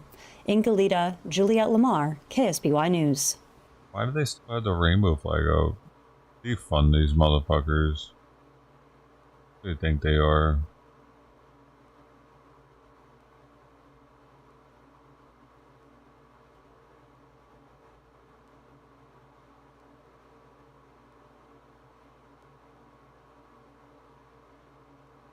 Oh.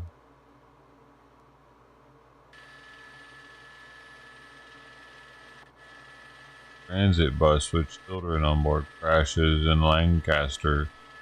Hey, where's Sister T at?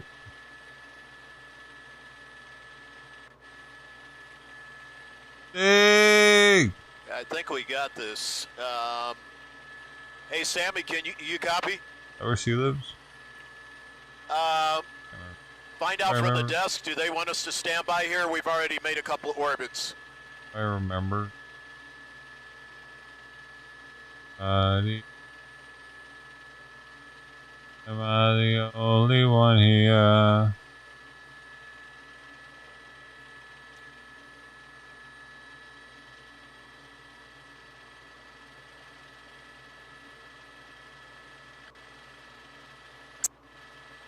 Down. Better.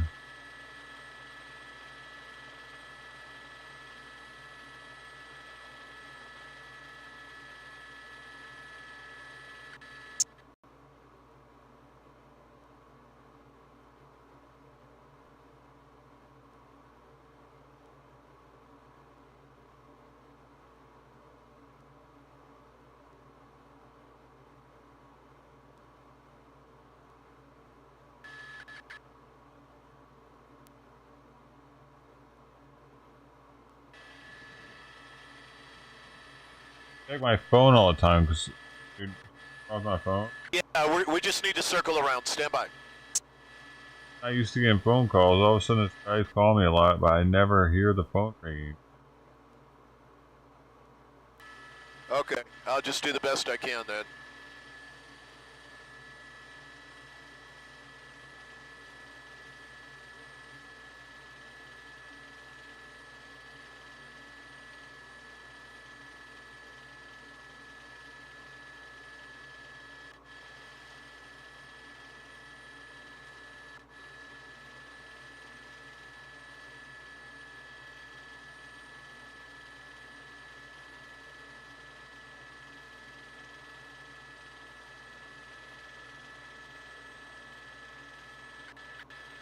Excellent.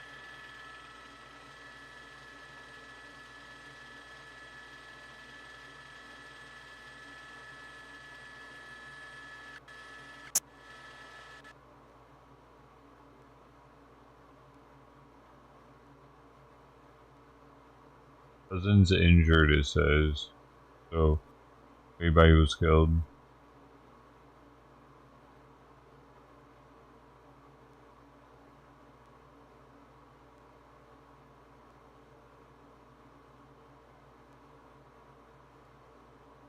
Oh. Everyone knows that handballs are super sticky, but just how sticky are they? Well, imagine this. You stick a handball onto the goalpost and it doesn't fall off. In fact, it can slowly roll down the post while still sticking to it. Yeah, it's that sticky. The secret? Players rub a special kind of resin on the ball. That's what gives it that crazy grip. But what if they use too much resin? No worries. They just use a sanding tool to grind off the extra resin from the ball. This resin isn't just for the ball, by the way. way. Players also put it on their hands and even their shoes to help with grip and avoid slipping on the court. Now, even though the ball is super sticky, it's also a little bouncy, so when it hits the floor, it won't just stick there. Same thing if someone gets hit in the face. It's not gonna stick to their skin, don't worry. That nice clean handball at the beginning of the game, yeah, after all that bouncing, rolling, and rubbing against sweaty arms and hair gel, it ends up looking pretty gross and dirty. That's why it's important to clean the resin off after each game. Everyone knows that handballs are super sticky. I had no idea. What a nasty sport. Oh, y'all couldn't see that shit? I see that.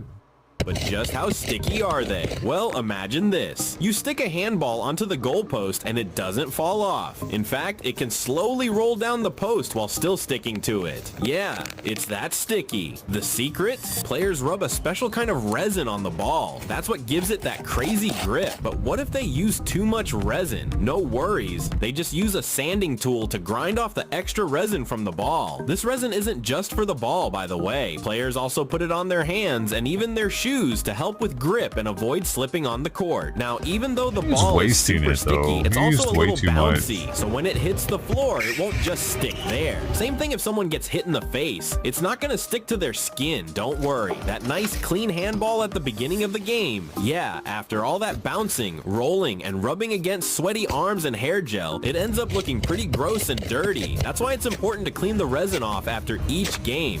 Everyone knows that handballs are super sticky, but just how do you sticky see why I are had they? that look on my face?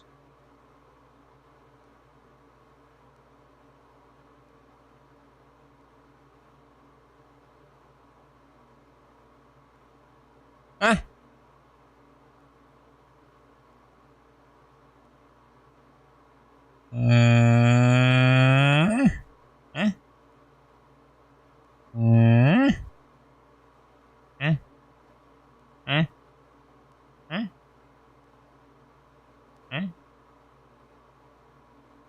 How do you see, huh?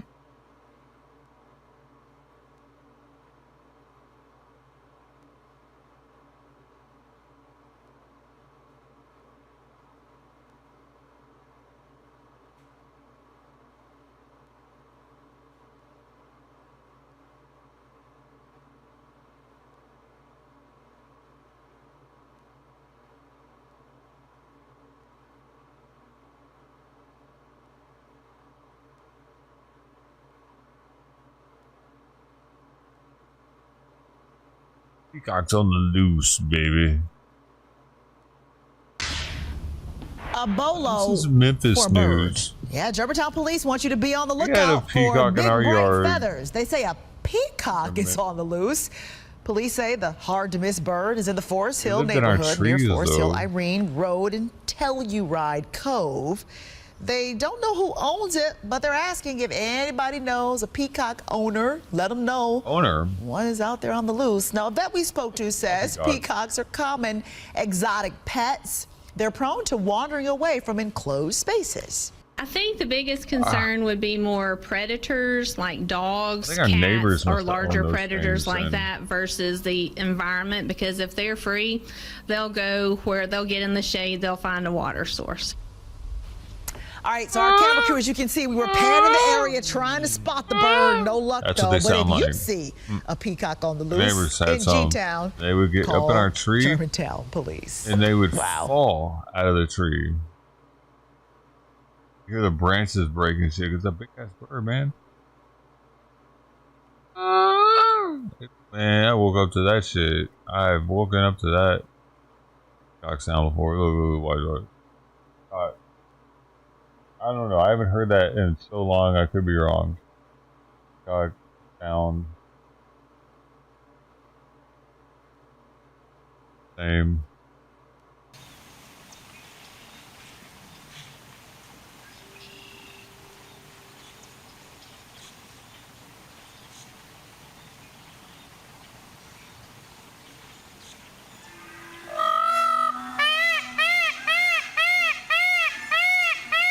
Different. This one's different than ours. Maybe they have different sounds.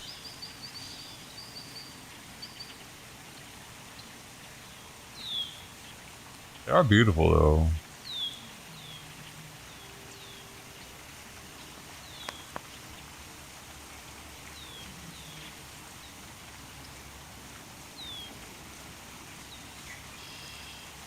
interesting pets.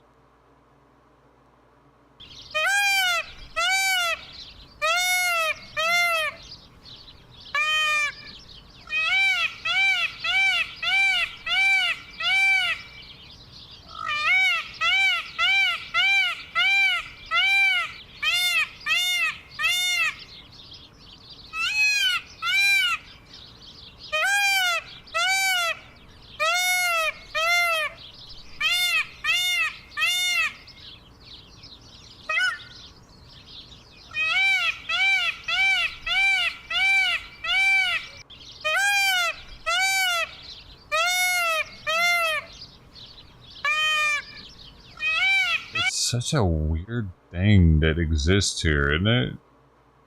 Like it doing all that. What? How does it still exist, man? I don't even know how it defends itself. You think it just get beat up all the time because the bigger animals are like, look at this tiny motherfucker. Thinking he's all fancy and shit. Eat him. Okay.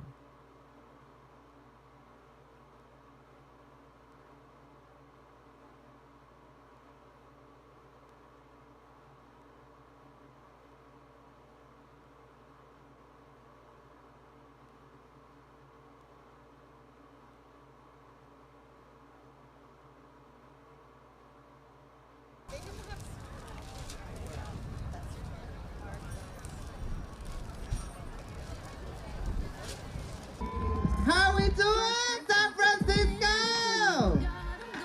I can't hear you. How we doing, San Francisco? The Trans March is especially important this year because it is time to organize. And this is not a parade.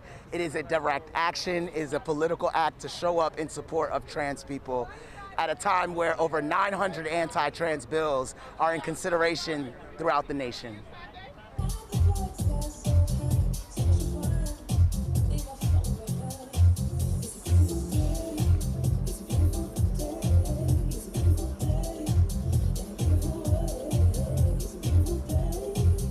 This is not the first time we've been attacked, and until we reach that point of freedom, it will not be the last time we're attacked.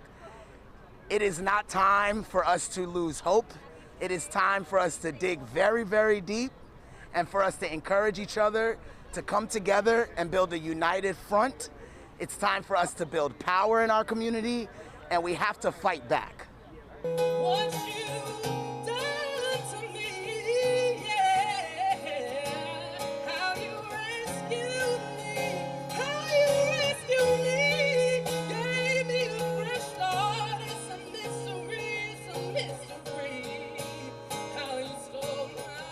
You know, seeing what's happening with healthcare is just really That's a man. You know, like knowing that folks that are 18 and under are not able to access care in certain states, and just the vile ways in which this administration has been attacking our community.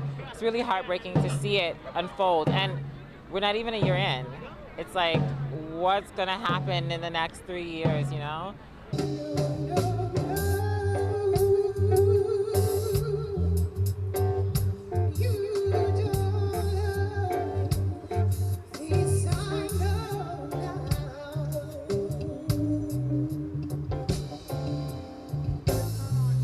Like right now we're being attacked, but it could be another community within the LGBTQ spectrum that could be under attack next.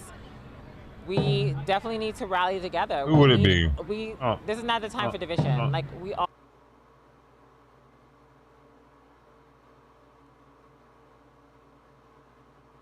How could a different one be attacked? Maybe they take away gay rights of being able to get married.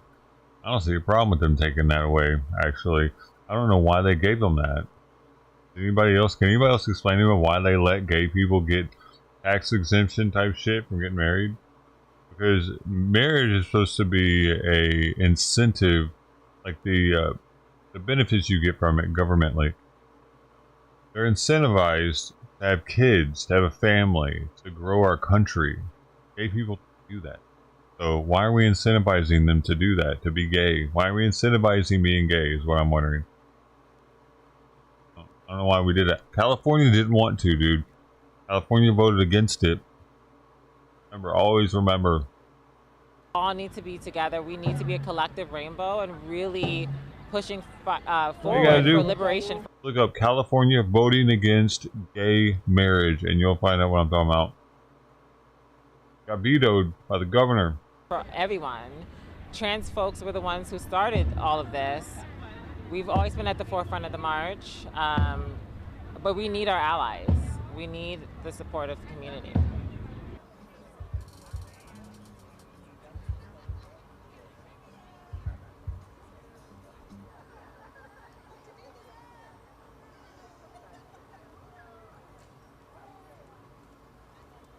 Different haircuts. Look like a Barbie doll. I know you do that.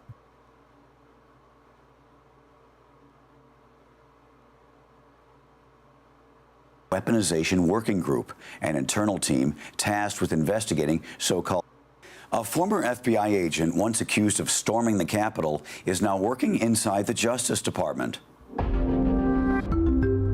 Jared Wise, indicted for assaulting police and unlawfully entering the Capitol on January 6th, is now part of the DOJ's Weaponization Working Group, an internal team tasked with investigating so-called prosecutorial overreach in politically sensitive cases. Body cam video captured Wise shouting, "Kill him," as rioters attacked officers on the Upper West Terrace. He spent about 9 minutes inside the Capitol, shouting, gesturing, and reportedly comparing police to Nazi agents. His federal trial was cut short in early 2025 after President Trump issued a full pardon. Now, Wise serves as a counselor and investigator under Ed Martin, a longtime defender of January 6 defendants. The working group was launched by Attorney General Pam Bondi in February to review what she called unethical prosecutions. Critics say putting Wise in that role undermines the group's credibility. Supporters claim he's a victim of a politicized justice system. Before his indictment, Wise worked counterterrorism for the FBI until 2017, then joined Project Veritas, using the codename Benghazi, running undercover ops on unions and Democratic campaigns.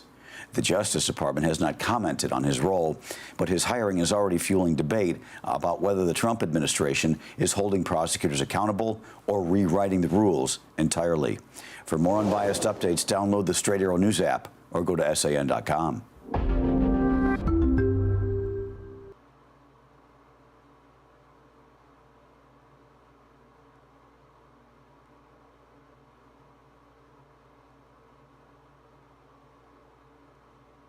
Poopa. So all the flea combing I did, the bath hopefully helped with lowering the flea egg burden that she had, the egg load. So she'll have less returns because of it. They're coming back. Been there a while.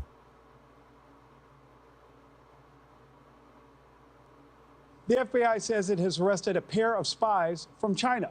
The Justice Department announcing the arrest in Oregon and Texas Tuesday. They say the pair took part in multiple operations on behalf of the Chinese government, including paying informants, spying on military bases, and trying to recruit U.S. troops to spy on America. News Nation's Xavier Walton has the detail. Xavier, good morning. How long were these alleged spies actually operating within the United States borders? Hey, Nick, good morning. And to answer your question, the Justice Department says years. The Justice Department says that these two Chinese nationals were taking pictures of a naval base, coordinating a cash dead drop, and also trying to recruit members of our military who they thought might be open to working for Chinese intelligence. The FBI says that Yuan's Chen, as well as Loren Ryan Lai, have been working under the direction and control of the government of the People's Republic of China since May of 2021. Here are photos of the large amount of cash they reportedly paid to one informant and the backpack it came in. The 2 men were arrested on charges of secretly doing China's bidding without registering as foreign agents with the Justice Department, which is against the law. According to the FBI, the accused Chinese spies also conducted surveillance of a California Navy recruiting station and a Navy base in Washington state, which included photos and videos that investigators believe were sent to Chinese intelligence. Attorney General Pam Bondi saying in part, this case underscores the Chinese government's sustained and aggressive effort to infiltrate our military and undermine our national security from within.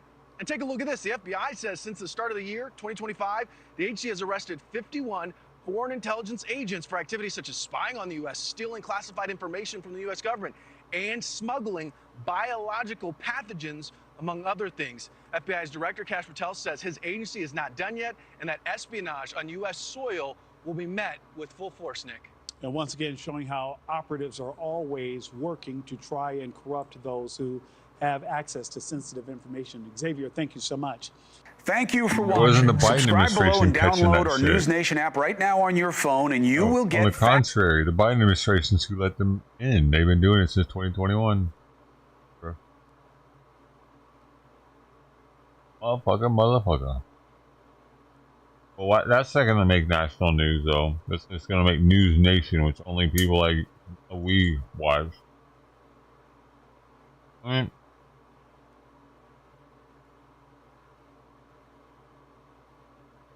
only has 11,891 now for 12 hours. Only news agency I've seen talk about this. I follow all of them.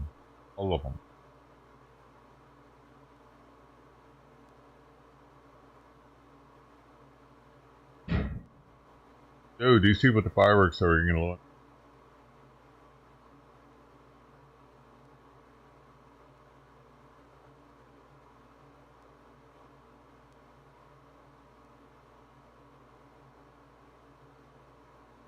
The American music mogul Sean Diddy Combs has been cleared of the most serious charges involving racketeering at his criminal trial in New York. That verdict came through earlier today. He was convicted of the 2 lesser charges, though, out of the 5, which could still mean time behind bars. And in breaking news this hour, Combs was denied bail despite the offer of a $1 million bond. Joining us live now is former US federal prosecutor Jim Trusty. Jim, it's good to have you with us this morning. So, a bit to discuss. There are a few breaking developments, and we're watching a live stream of outside the courthouse at the moment where we're waiting for some commentary from both sides of the legal argument. But to you now, let's just run it back to the verdict today. Not a full acquittal for Mr. Combs, but given how he reacted in the courtroom, perhaps just as good. Seriously, he acted like he got off the hook. It's a huge win. I mean, what's left on the table, what he is convicted of, they are felonies. They do carry potential for 10 years in prison, although he's not going to get the max. But they are small. They are essentially prostitution cases that cross state lines. I mean, that is as small a charge as you can imagine in the context of an indictment that included sexual trafficking and a RICO conspiracy charge. So he has won the war in large part. He's not going to get 10 years. He's not going to get 20 years. He faced a much more dramatically serious sentence if he was convicted of the sexual trafficking and the RICO charge than the what are called Mann Acts, the charges that are left on the table. All right, so let's just break up that answer. Why not the max, in your view, and what is likely? Well, typically what happens from this stage on is there's a pre-sentence investigation by the U.S. Probation Office. They're going to actually write up a lengthy report, maybe 60, 70, 80 pages, all about this guy's life, his finances, his lack of criminal record in this case. It's going to talk about his social history, his upbringing. It's also going to have a calculation for the sentencing guidelines. We have advisory guidelines that judges consider very heavily in meting out their sentences. And when the guidelines are calculated in this case, unlike a RICO conspiracy or unlike a sexual trafficking case, they're going to be dramatically less. I mean, my guess is you're talking about guidelines in the range of 3, 4, 5 years. And then, of course, it's not binding. So the attorneys from each side can argue why the guidelines are either not enough or are too much. I think by the time he gets to sentencing, you're going to have the defense attorneys arguing very hard for time served. He's been locked up since September. That means basically anything from about 18 months or less is going to result in his release at the time of the sentencing or very soon after. If he gets into 2, 3, 4, 5 years, he'll have some more time to do in federal prison. And the judge has heard a lot of ugly facts, to be sure, but the counts of conviction and those sentencing guidelines are going to weigh heavily at the time of sentencing. Jim, can you just elaborate on that point you made earlier about the charge of prostitution crossing state lines? What's the difference between that and, say, racketeering? Yeah, kind of light years. I mean, the racketeering is alleging that Sean Combs and P. Diddy, whatever his different names, that he was part of a criminal enterprise. And what was kind of inventive, although not unheard of, was that they were charging a single person as a criminal enterprise. This is a law that goes back to 1970. It was created to go after the leaders of organized crime. And essentially what you're doing with RICO is you're telling the story of multiple predicate acts, a whole bunch of different crimes committed on behalf of this criminal enterprise, this ongoing thing. And it's just counterintuitive for a jury to hear there's only one person in that thing, that there's a one person and his businesses forming a criminal enterprise. So the story of a RICO conspiracy is much more like you expect when you talk about either gang prosecutions or mafia prosecutions. The story of a simple count of the Mann Act, which is this old and kind of controversial statute dealing with prostitution crossing state lines, is much narrower. It's going to shrink the universe of what he's being punished for and what he even faces in terms of forfeiture. So if we get back to being cleared of those more serious charges, I mean, in layman's terms, if you can explain, was the point made to great success that, you know, the victims here crossed these lines, crossed these state lines willingly, that they weren't coerced, that they went there on their own volition, if you like? Yeah, I mean, that's the heart of the fight here was essentially, you know, how much did these victims agree to the conduct they were involved in? I think everybody that paid attention to the trial kind of felt diminished by the end of the trial. There was so much filth and so much kind of moral decay. But at the end of the day, the charges for prostitution don't require coercion or duress or anything like that, nothing forcible. The RICO conspiracy, the sexual trafficking, then you start talking about specific intent, you start talking about crimes where people are clearly victimized. And I just think there's a cultural divide. It was kind of hard for jurors to accept that all of this kind of crazy party freak-off lifestyle was necessarily criminal when people would keep coming back to it. It was kinky, not criminal. Your words. I heard someone else say that, and it just sort of stuck with me. It was kinky, not criminal. That about explains part of it anyway. Just a final point. If you're saying, and we're talking about the lesser charges that he was convicted of today, why wouldn't he have been given bail then? I mean, is it still serious enough for him to not get bail and do time? Yeah, that to me is kind of the biggest mystery of the day. And I'll tell you why, and specifically. Lots of times federal cases, no matter what you're convicted of, you take a hit. You know, it's kind of like Al Capone got convicted of tax offenses when they really wanted to get him for murder, and he still did time. But here, the judge specifically said to him at the time of the verdict, he turned to Sean Combs and said, I don't think you want to go back to Metropolitan Detention Center, do you? And Sean Combs said, I sure don't. You know, he kind of nodded along like, I don't want to go back. I thought at that point that was a tell. This judge was absolutely going to let him out. Instead, it's kind of sadistic, right? You like tell the guy, I know you don't want to go back there. I'll see you in a few hours. And then he sends him right back. So the judge thinks he's guilty, possibly. That's interesting. Hey, baby, what's going on? What's going on? How?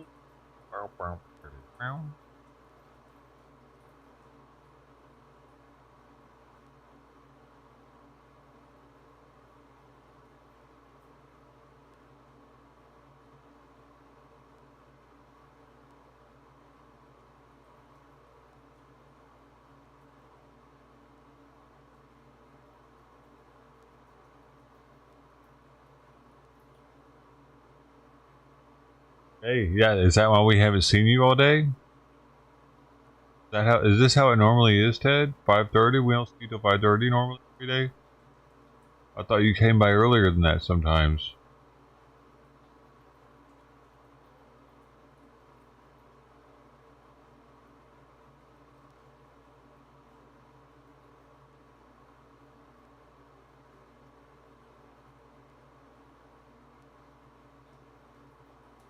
Yeah, for you it's 8. For me it's 5:30. I don't know how the fuck it's 8 for you though.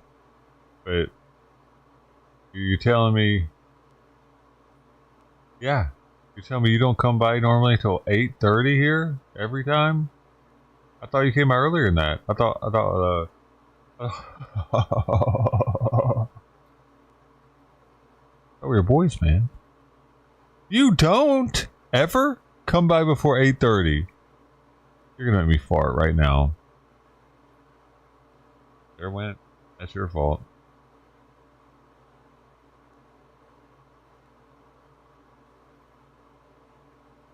You see what you've done?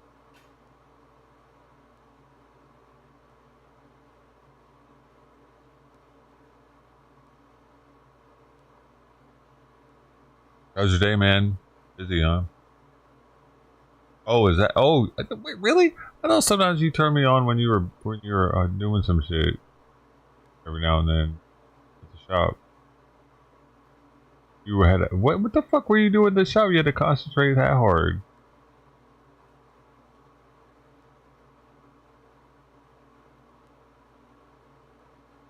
Do something hard?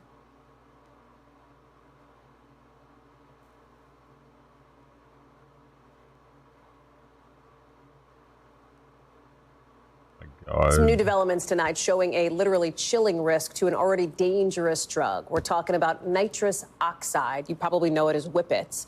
And this new report out of the New England Journal of Medicine talks about a case involving a 23-year-old who used the drug and ended up with frostbite in his mouth and throat. I know Dr. John Torres joins us now. Do most people know Bad news, whippets? period, but worse news because more people are using nitrous oxide these days, right? And good evening, Hallie. And you're exactly right, because from 23 to 24, there was almost a 60% increase in the reports of nitrous oxide exposures to the National Poison Health Centers. And on top of that, it's becoming more and more readily available. Now, you've probably had nitrous oxide in your house for decades because it's in whipped cream that we use for a lot of things. And that's one of the uses. That kind of thing, industrial uses, that's been around since the 1700s. But now we're starting to see it being used recreationally. And like you mentioned, this gentleman here ended up having some issues because of it, but it does seem to be getting worse because it is becoming more readily available, and because of TikTok, social media type situations, people are hearing more about it. And like, how do you even treat frostbite in your throat? Dude, no.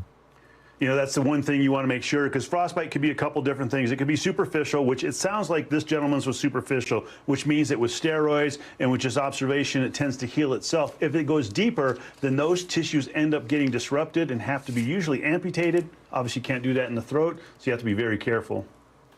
And then, you know, I think it goes without saying, but let's say it anyway, that there are a lot of other dangers to doing whippets, right?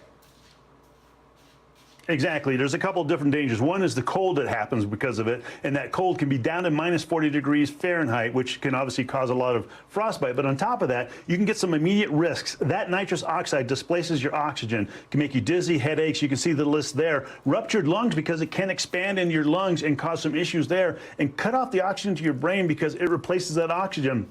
More importantly, if you use it habitually, you can get some long-term risks, including B12 deficiencies. B12 is used to help our nerves grow, and if we don't have that B12, we can get those neurological issues, and those can become you know, you can get B12 deficiency by drinking alcohol also. So he's making it out like it's whoa.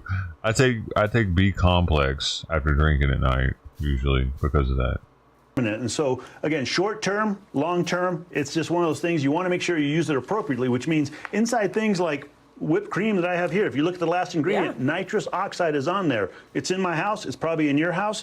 Use it appropriately. On cakes and ice cream. Thank you, Dr. John Torres. What are you trying to say? We thank you. Yo, I remember when I was a youngster, I was like 19. There was this kid. He was a heathen, dude. Bad influence. Blue hair. We're in the grocery store. He just starts up in the fucking whipped cream cans, dude. Putting his mouth on the thing, putting them back. Oh, no, you. What the fuck? You know what I'm saying? Like, what was it with that, motherfucker? So there's always that. You might not want to get the whipped cream if it's already been opened. Mouth on it. Nobody buys it. It's already open though, probably. Be careful out there, folks. Supposed to have a seal on it.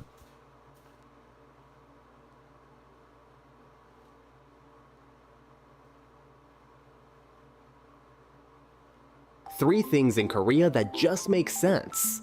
First, many workplaces in Korea are equipped with sleep rooms or nap pods. And yes, employees are hour naps sleeping all cool features. Canceling button takes public safety serious builders, complete with immersive visual. Three things in Korea. Hey, Kitty ate his food.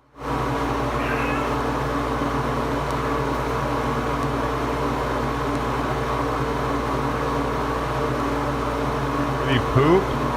Hey, did anybody see the cat poop?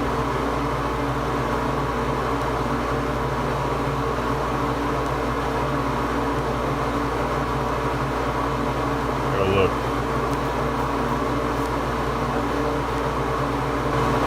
Go look.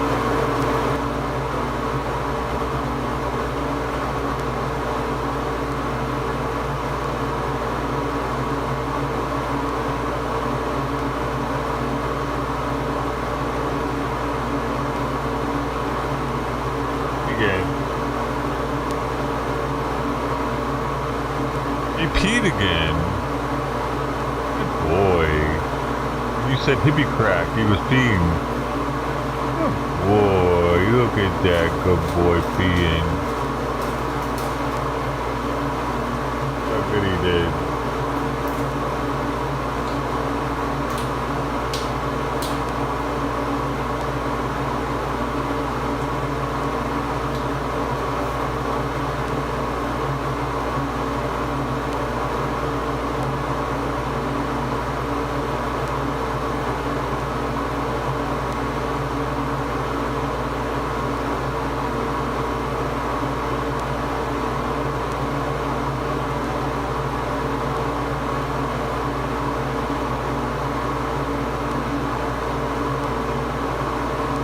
We got done eating.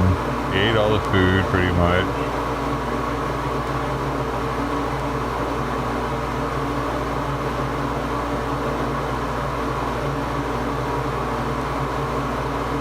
We mosey on over to the litter box.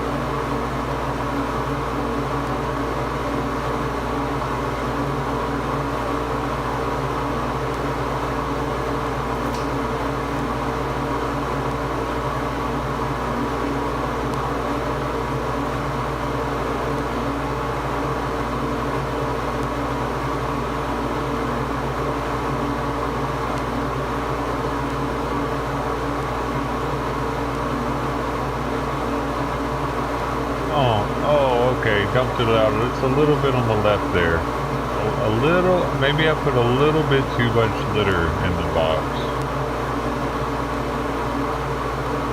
Not a big deal. Wait, did it poop too? Wait. Was it a double duty type situation, or did it pee twice? It looks like it's shitting there. Oh, boom!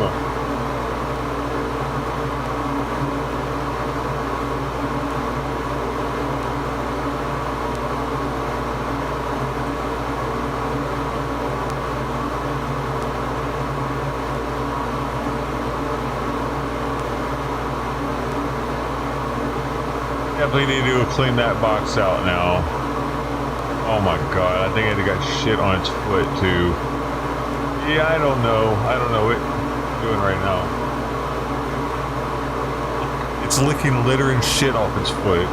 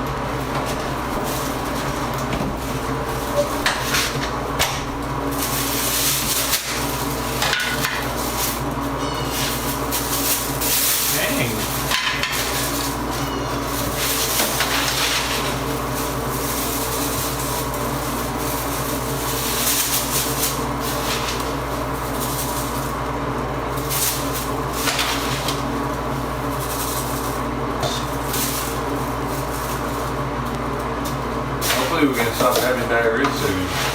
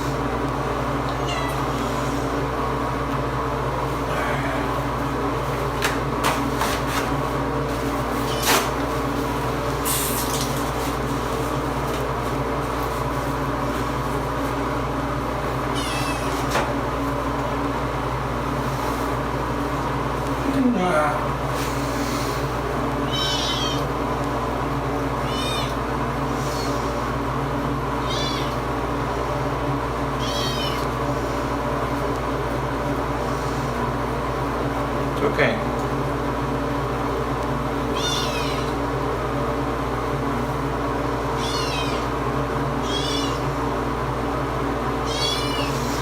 Okay, baby. Hey, your puppies.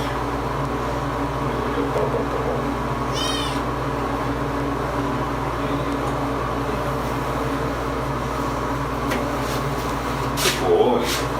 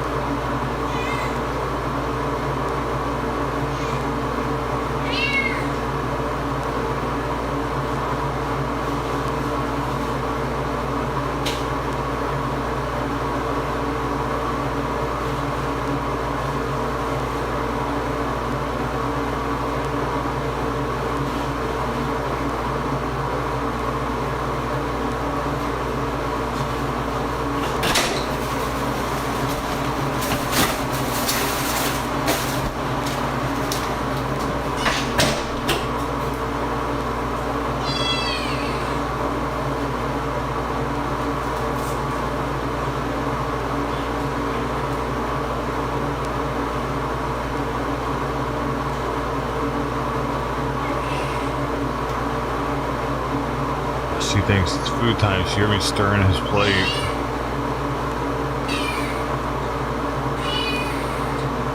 It's looking up at the camera.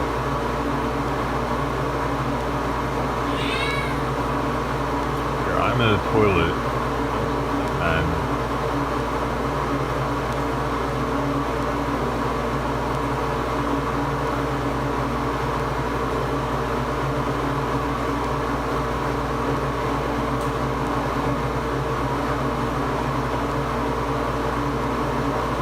I just put that in there to give it something soft to lay on. You know.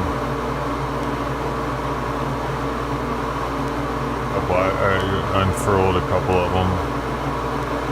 Fluffiness. I think he likes it.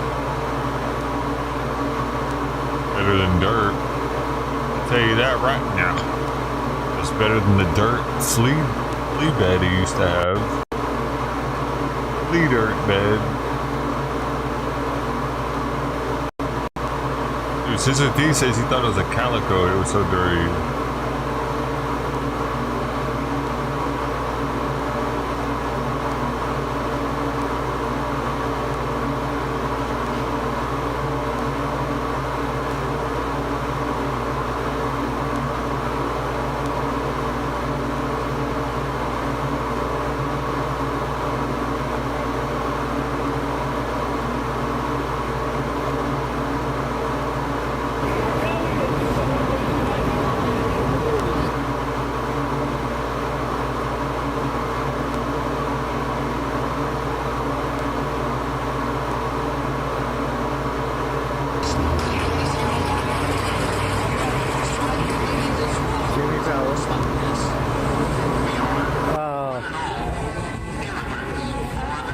Okay. JFK or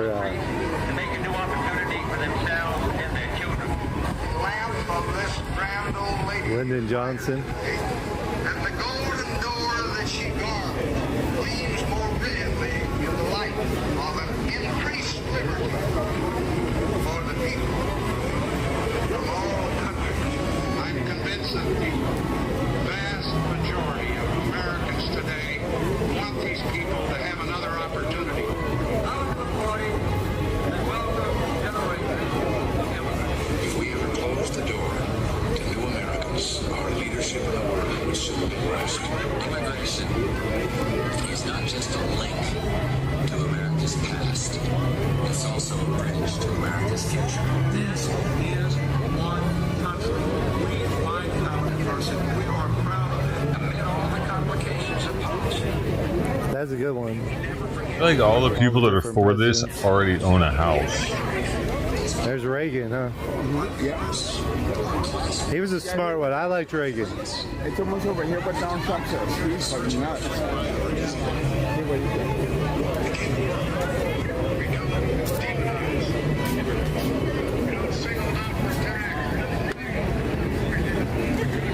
What'd you have to do today, Ted? You gotta send this one to me.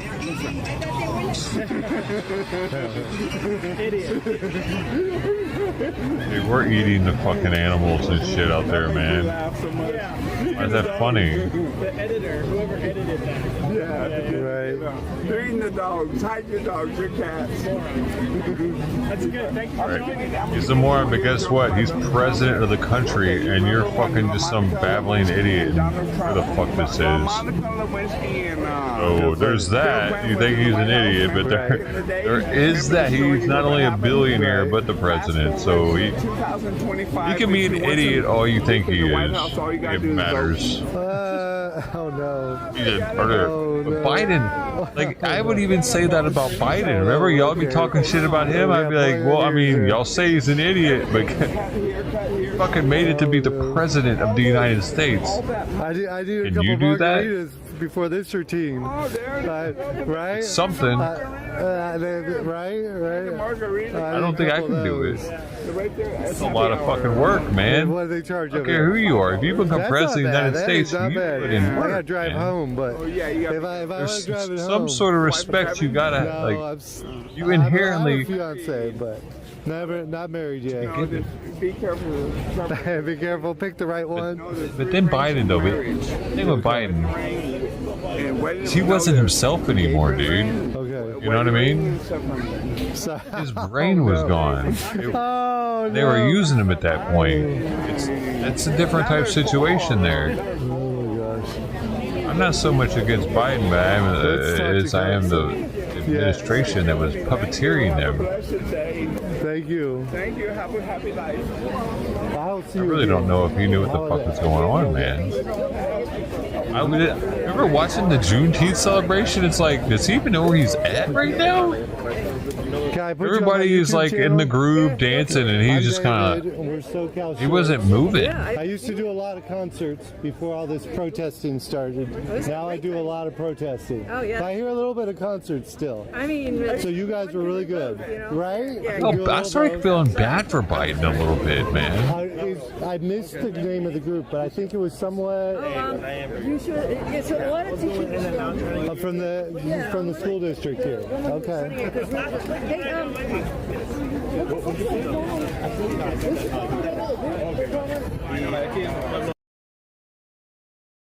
It's a cool looking guitar. The strings are rad looking, expensive looking, colorful. Come on, bro. He's always doing this. Amateur hour. Dude, I accidentally won a lottery bottle, and Found North. You heard of them? Oh yeah. Like I didn't think I'd actually win it. It was kind of a high production lot of it, over 6,000. I can see why now. It's the Helldiver 17.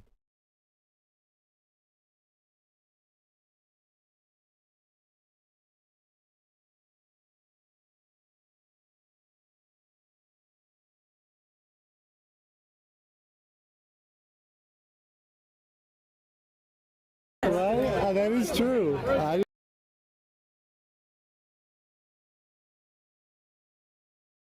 would have preferred to win the lottery on a rarer bottle, but it is what it is.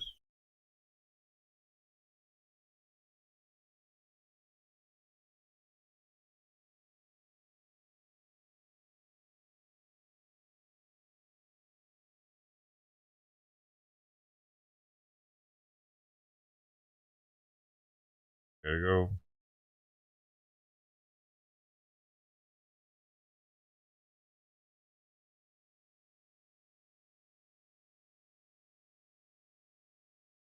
Hey, what does this mean?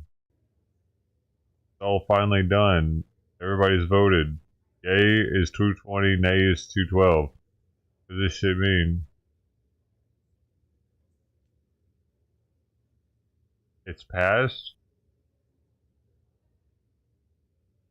Oh, it passed? It passed. It's over.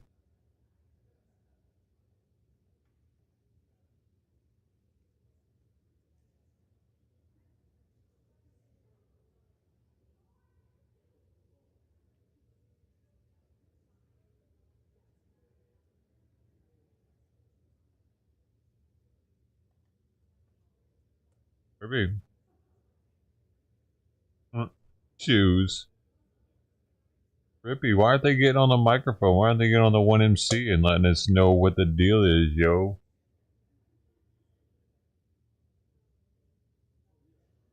Two more votes to go, somebody said in chat. I don't know. It says no more votes to go right now.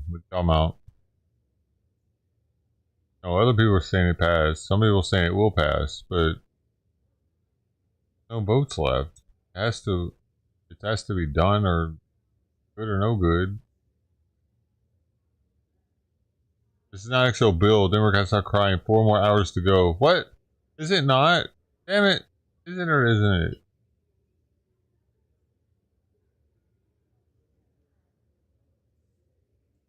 Damn it.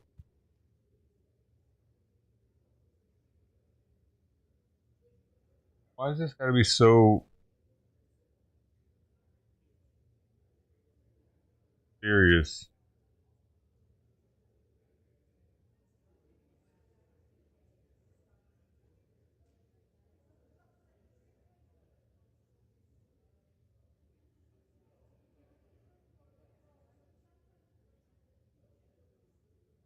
Person says the vote will begin around midnight. What is this then? This is to agree to vote? Did it just take them 11 hours to agree to vote later?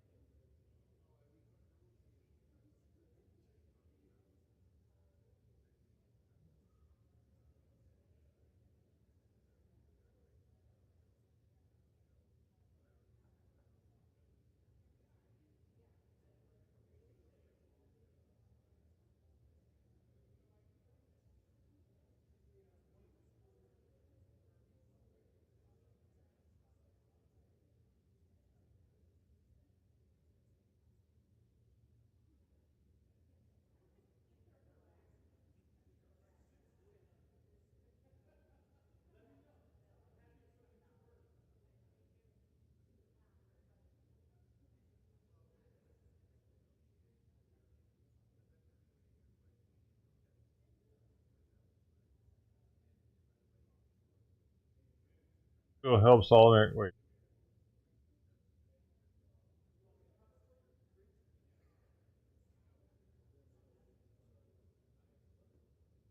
He's telling me.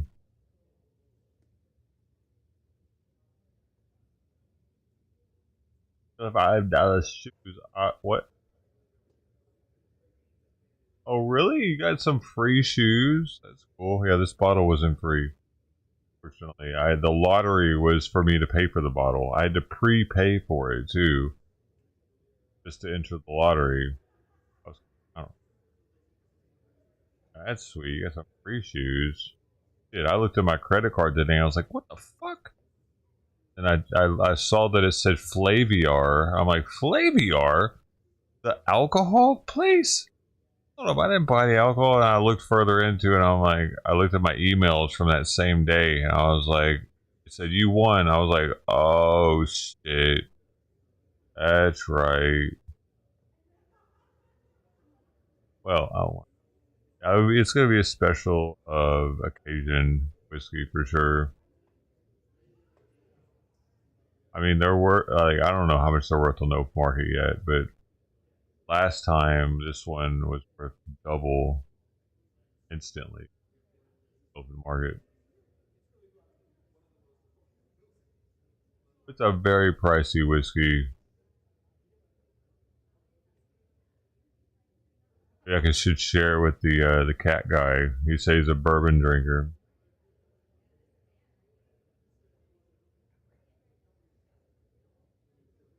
That's a pretty special one. For allocated and from Canada. Raphael Dimensions from Canada. That's called Found North.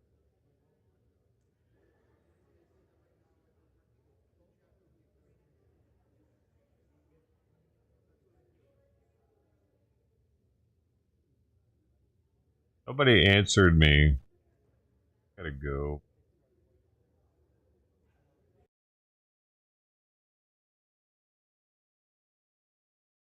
Recognize your North is the name.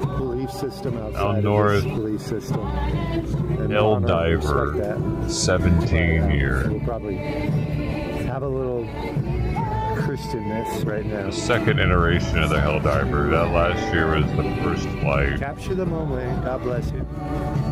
Last year they only had like 2,200 bottles or something. They quadrupled the output this year. They didn't lower the quality any. I've gotten Foul North a couple times on stream.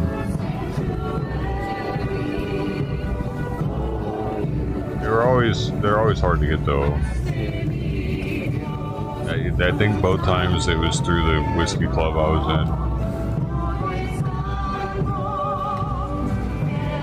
Yeah, the Foul North's the stuff though. That's like the best Canadian stuff. Actually, if you ever see it, probably won't though.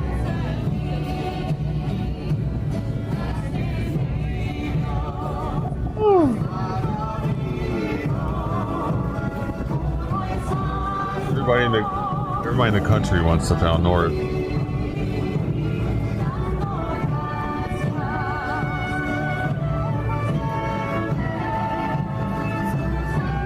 I had a double barreled, I think, when they finished it in a different barrel than the. I forget. They do trippy stuff with their whiskeys. Their blends. This one's a blend.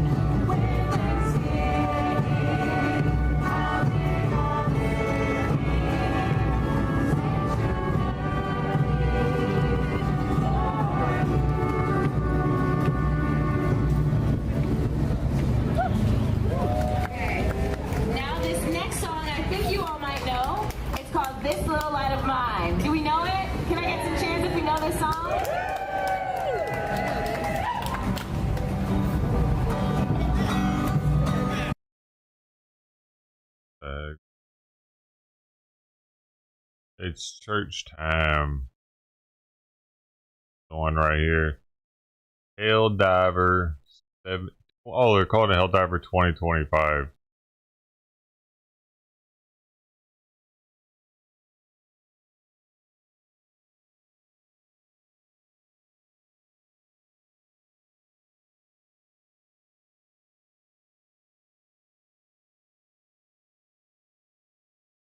$6,220 bottles.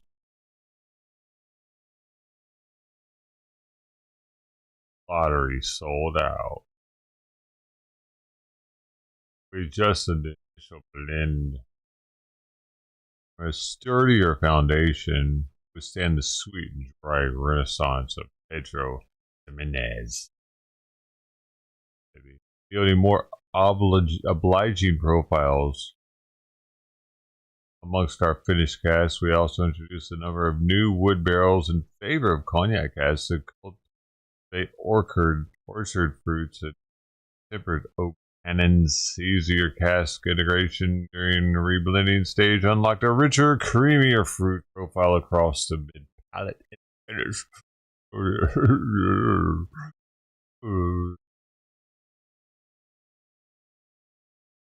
While we lost fewer casks and achieved greater harmony in final reblend, Helldiver 2025 retained the rapturous red fruit notes and unfettered bacon spices that defined Helldiver.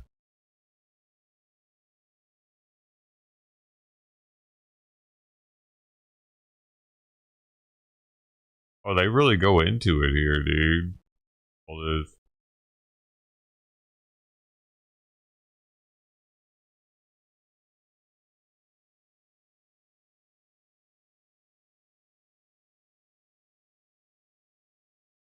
Again, is a blend of 17, 20, and 24-year corn and 22-year rye. The 20-year corn was critical to blend, providing the necessary thickness in the mid-palate, laying a viscous foundation in the Pedro Jimenez cask to impart a broad range of sweet, dry, hibiscus, earthy, and spicy qualities without dismantling the whiskey structure. After 7 additional months in Pedro Jimenez cognac and new wood cask, final reblend marks the return of Helldiver in its newest form. How does it sound? my gosh, the flavor of it here. The flavor, the nose is a vermilion storm cloud echoing an ominous rumble of red velvet cake, hazelnut, and brandied chocolate cherry. It looms in the glass, pulsating crimson lightning. Each strike illuminates the cloud with baked brown sugar, galvanic bursts of sweetened chai, and nimbus of raspberry-infused honey and cara marmalade. The landing is like a divine loon, chaos above, calm below. It glides unperturbed.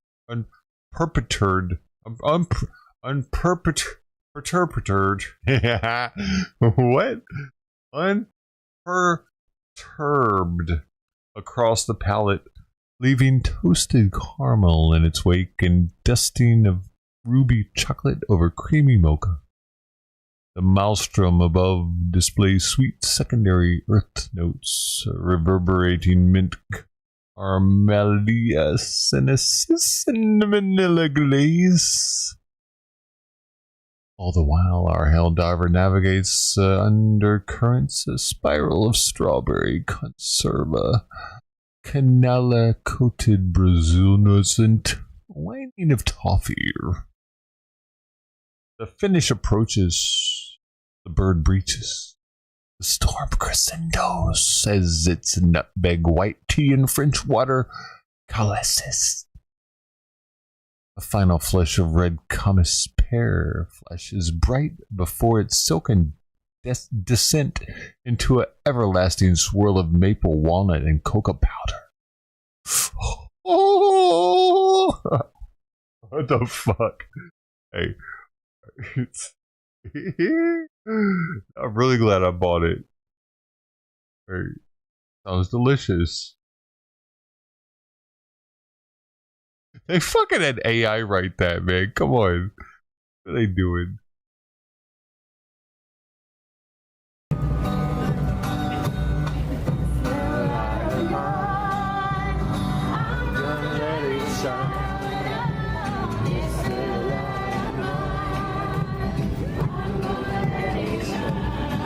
You said AI too. Oh man.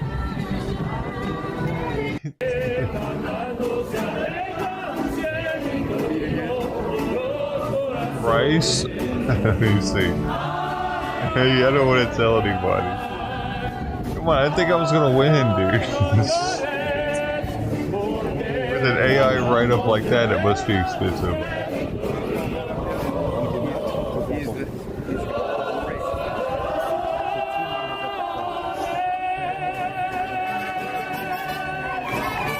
Gotta look.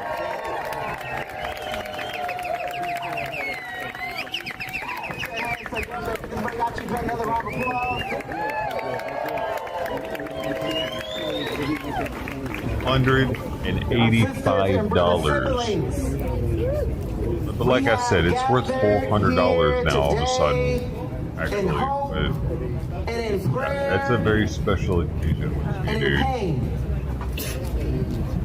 think I was gonna win, man. I've lost 2 of them in a row. As we watch our loved ones. Supposedly, the more you lose, the more likely you are to win. And I was like, hey, man, I just want to get my chances up, you know. Brothers, it's sometimes very, very hard to have hope in moments like this. And I called my father, the black man in the South, and he said, son, I grew up in a time when it was sanctioned for men in mass to terrorize your community. What? I grew up in a time where the plantation yard was not that far from our house. And what they are doing now with catch and return was originally manufactured I just did on plantation yards. You don't even want to see what I just I grew up in did. a time where I'm gonna get banned in this guy's channel eventually. Black or brown, that you did not belong in this American experiment that celebrates 249 years tomorrow. I grew up in a time where they didn't think that you deserved health care. But he said, you know what got us through those times? Is that we understood that our memory was resistance. Our memory tells us a different story. That while others Others may want to balance a budget on the backs of immigrants. Do you see my emoji? Elders and of black people and brown This is my people and our crying. children by defunding $600 million. Oh, he said hello. Look, he said hey to me. There is Nice a of him. different world. I thought I was gonna get The bad. universe, which animates all of our breath, gives us this breath to do something about the situation that we see. That each and every one of us in this moment, Maybe they think it's a called to serious be crime. love warriors. That when they bring their hate, when they bring their tear gas, when they bring their fear, when they try to roll back the Constitution to a time where all of us are not created equal, we can stand up, we can stand together like this beautiful kaleidoscope around us and know there is strength in our numbers, there is power in our prayer, and there is faith in our love. And so tonight, we reclaim our streets. Tonight, we tell a different story. That we will no longer choose to live in the nightmare of a Trump America. That we no longer choose to live in a society that makes us hate or try to see who's more oppressed than the other. But we believe there is abundance and enough for all of us. And so tonight, we invite you in this space to listen deeply to the stories, to listen with your head and heart to the prayers, to cry if you need to sing if you need Wednesday. to, dance People at if church you on need to, Wednesday, but huh? always stay faithful and strong. And so as you continue tonight, we want to first bring up our dear Sister Francis. No, we want to bring up this is Kitten. Where's Kitten? Kitten to come forward to bless this sacred space and do our land acknowledgement. A land acknowledgement? Good evening, relatives. My name is Catherine Guerrero. I am the daughter Relatives. of Stella Lopez, We the are related. granddaughter of Luis Yes, we are. Garcia, We're all brothers, and the adopted sisters. granddaughter of late Tongva elder Gloria Arianas. Because I'm here to do in the exactly Garden what of Eden, Pastor they were all said, to remember and to bring up looking at those each other. memories of the original stewards of this land, the Tongva, the Gabrielino Tongva, who also know the story of displacement, who were shifted from mission to mission, and to help build this city of angels. They are the original caretakers and stewards of this land, but they are still here. And that is a beautiful thing, and to know them and to work with them and to honor them and to know that their resilience still lives on in the community and in their bloodlines of the families that still walk their traditional homelands. I also take the time to recall that we are people from other sacred spaces and sacred sites, and that when we come together in spaces like this, that we are bringing our ancestral knowledge, our traditions, and our homelands. We don't have anything together sacred. in We're this just white and space stupid. To make this We're monkeys, pride, actually. To make our voices Nothing white heard, people and do to is give sacred, this space because we're a more true like blessing. monkeys. We often open up our spaces to our ancestors with music. Civilized civilization is a monkey like. Thank you for that music, because that's what calls our ancestors back to us. So in All that really our matters voices, is your ancestors sacrificed people. or just in the community that we stand in today. God, those stink. know that you I'm are definitely taking them bringing back. Your lifelines together, and know Tomorrow. that we are This is like still $18 here, in pet wipes and we right will here. always be here. Big ass thing of them. I was desperate to get that cat clean, but then I smelled it. I was like, nope, not using that. Families are sacred. And so I'm going to ask the Reverend Kirkpatrick Tyler, who comes from the AME Church, a church that came out when it said that black people were not welcome, that none of us are free until all of us are free. And so, Brother KP, lead us. It looks like he wants to be in Africa. What's the deal with that? For prayer. People wearing African garb in America when they're American. What are you trying to say, dude? God, we thank you for this opportunity to come to you. And first we come to you. We can ship him back, asking can't that we? you would remind some Maybe he wants a ticket. and reveal to others that while they use politics and economics, that this fight is not political or economic, but that this is spiritual warfare. that you would remind us that the kidnapping of children is spiritual wickedness. That you would remind us that the withholding of health care and educational programs and aid for our most needy is spiritual wickedness. That you would remind us that when spiritual wickedness rears its head, that it is not carnal tools that we use, but spiritual tools that we use. Tools that allow us to tear down strongholds. And so today, God, we call on you that you would convict the hearts of ICE agents and law enforcement agents. Remind them that they who always will use that word. They are serving to you, God. We ask that you would remind them that one day it could be their communities and their children and their homes that they are forced to go in and kidnap people. Remind them not to allow their commander-in-chief to put them at odds with the Lord their God. You think anybody actually asked for Knob Creek 9 at a bar? To lift up and convict the hearts of our elected officials. Convict them to be relentless. Convict them to be uncompromising. Convict them to be fierce. But convict them to be strategic. Is there a worse Knob Creek? Let them know that the people will not respond to them coming back as a failure, but that we demand victory. We pray for victory. We call for victory. We call for them to do the things that we sent them to do. We call for them to stand up for us, to speak up for us, to show up for us, and so convict their hearts, God. Give them the strength. Give them the courage. Give them the tenacity. Give them the fearlessness that they will not shut up, that they will not stop, that they will not give up until all of your people are free and just.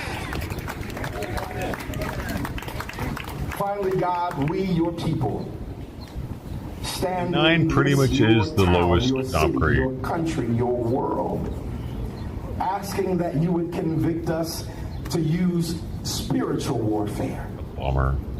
Not just to pray with our mouths, but to pray with our hands. To pray with our feet. To pray with our vote, to pray with our voice, to pray with our love, to pray with our fight. Convict our hearts, God, that we would pray not just by our voices, but pray for showing up for one another. Pray by putting aside our differences and allow you, God, to stand up and speak up through us so that we can fight and show up on behalf of our sisters and brothers. Remind us who our neighbors are. Remind us that you were merciful to us, and so we have a duty to be merciful to would be the one maple another. one, maybe. But most of all, God, remind us that we have power, that we have transformational power. There's a 7-year rye. I bet that's better that we have Holy than the 9-year bourbon. Power, and that if we don't give up, the smoked maple. if we don't give out, I don't know about that shit. if we become ungovernable, if we become Natural smoked maple flavors mixed in. That's a note for me, dog. that you will do the rest. The hell? Flavored And so whiskey? strengthen our hands that we might Girls. fight. Strengthen our feet that we may walk. Strengthen our hearts that we may love. And strengthen our minds that we can see how to get to the victory that you've already given us. It is this prayer that we offer in your most awesome name. And those who believe said amen, amen, amen. But he didn't say in Jesus' name, dude. I used to always say that when I was younger. My mom taught me to always say in Jesus' name. You got power. You got power. Not a real Christian. In dark moments by seeing one another and opening up our heart to the power in our stories. I want to give a brief shout out. I see our school board member, Rocio Rivas. Good to see you, sister. And we tell the stories that in Los Angeles, over 1,000 Yo, what was the other one with the... You'll know that I am the Lord. 1,000 people have been disappeared. And so tonight we're going to tell some stories. Is that all right? I'm going to invite Francis, Dr. Give her a round of applause as she comes, to tell the story about the disappearance of her family.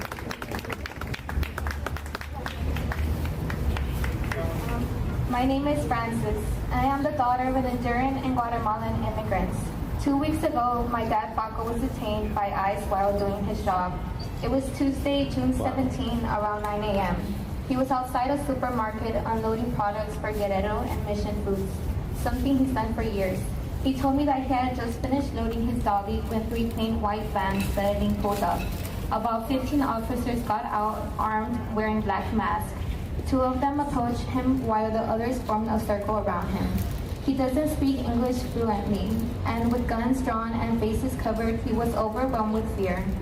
He asked him if he was a citizen. He tried to explain that he's lived here for 33 years and that he was just doing his job, but they kept pressuring him. Out of fear, he told them that he was a citizen, that he wasn't. As soon as he said that, they grabbed him by the arms and started pulling him towards the van. He begged them just to let him return the products into the truck or speak to the store manager so they wouldn't think that he disappeared and walked away from his responsibilities. But they refused. They forced him into the van and drove him 2 hours away to the Adelanto detention center. When I visited him, he told me that the first 2 days were the worst. There were so many people detained that there weren't enough beds. My father, who is 64 years old, was forced to sleep on the floor, shoulder to shoulder with dozens of others, like animals. They were so overwhelmed and disorganized that one night they gave him his dinner at 2 in the morning. That's not just negligence, it's abuse. Even when he was assigned a bed, the conditions were still unbearable. Breakfast at 6 a.m., lunch at 3 p.m., and dinner at 10 p.m. That's almost 9 hours between each meal day after day. The portions... Check this out. I got a little story to tell here. Alright? I've been locked up multiple times in life. Not bragging about it. It's just experience that I've had. And in that experience, one of the worst places I was ever locked up, a rural town outside of Memphis, Tennessee. It was so cold in there, I could see my own breath in July. I could see my breath. It was, I don't know how cold it has to be to do that, but fucking cold. Alright? Think about it. I'm not bullshitting. This is not an exaggeration at all. The guards, you couldn't see their breaths. You could see our breaths, though. Our blankets had holes in them. They were like something you would expect to see the U-Haul be using to, I don't know, like it was ratter-tattered bullshit. Like you don't care about looking blanket. It literally had holes in it, really thin. So that wasn't helping much either to keep the cold off. So we were shivering up in our fucking cells with the blankets around us, walking around like, what the fuck, man? It's fucking freezing in here, right? That's not what I'm getting to, though. What I'm trying to tell you is for 3 meals, right? 3 meals? They were giving us 2 meals a day, 8 o'clock in the morning and 8 o'clock at night. And guess what those meals were? You won't even think. Have you ever had a banquet TV dinner? Yeah, you know how small those are? You ever had the banquet TV dinner breakfast? It's like 2 little pieces of fucking bacon. It isn't even, it's like paper thin. And you got these little hash brown things that are super thin, and a little bit of eggs in there. And that for a grown-ass man, that's 8, you need 12 hours later, we would get another banquet dinner, which is pretty much probably like 500 calories. It felt like it. We were constantly, stomach was gurgling and shit. We're American citizens, and that's happening to us. So this dude's getting 3 meals a day. He's not even supposed to be here, and we're feeding his ass. He doesn't have bubble gut. I think he's doing all right, dude. Especially if he doesn't see his own breath. He's like, it's a decent, comfortable environment. They're not trying to make him shiver and shit. Doing all right. I don't give a fuck. Are barely enough. They only get 1 hour of sunlight a day. I didn't get any sunlight. When to wake and when to eat. I was in there for some bullshit too. In front of everyone. No stalls, no curtains. Literally, I was in there for throwing a cigarette butt out of my window in Hollywood, and I didn't go to court on it, so I got a suspended license, and I got pulled over on that in Tennessee for a cigarette fucking butt, dude. Privacy. Grown men stripped of their dignity, forced to relieve themselves with strangers. This guy came into our country illegally, lived here, did all kinds of other shit probably. And yeah, fuck him. Feet away. The basic decency every human being deserves is gone. They treated my father like a criminal, but he's not. He's worked here over 3 decades. That doesn't mean he's not a criminal, lady. He worked here for 3 decades. Lots of criminals have worked. Can you believe that? Wow. And he has contributed to this country in many ways. Lots of criminals pay taxes. He is not a threat. He is a father. He is a provider. And he is a man of peace and humility. In the middle of this pain and fear and uncertainty, my hope is in God. And I don't say that lightly. I say it because I had to hold on to him when everything else felt like it was slipping away. When my dad was taken, my heart broke in a way that I can't fully describe. Leave with it. I felt helpless, angry, He doesn't have to let him leave without her. Tears and confusion, I kept Really coming misses back him. to the one truth that is God. I believe God love isn't only for the good days. It is what carries us through the worst days. So even now, even while my dad is in detention, even as we wait and we pray, I trust that God has the final word, not ICE, not the detention center, and not fear, but God. Let us take our pain, our hope, and our faith, and let him move your feet and speak up for the ones who can. I ask you to keep my dad and thousands of other immigrants who came here for a better life in your hearts as we march. Thank you. So we see you, Francis. I got a change. I don't mind if I get a change. Say ICE out of LA. ICE out of LA. Say ICE out of LA. ICE out of LA. Say ICE out of LA. ICE out of LA. Say families are sacred. Families are sacred. Families are sacred. Families are sacred. Families are sacred. Families are sacred. I want to bring up Salam al-Mirati from Impact, my Muslim brother. Where's your brother?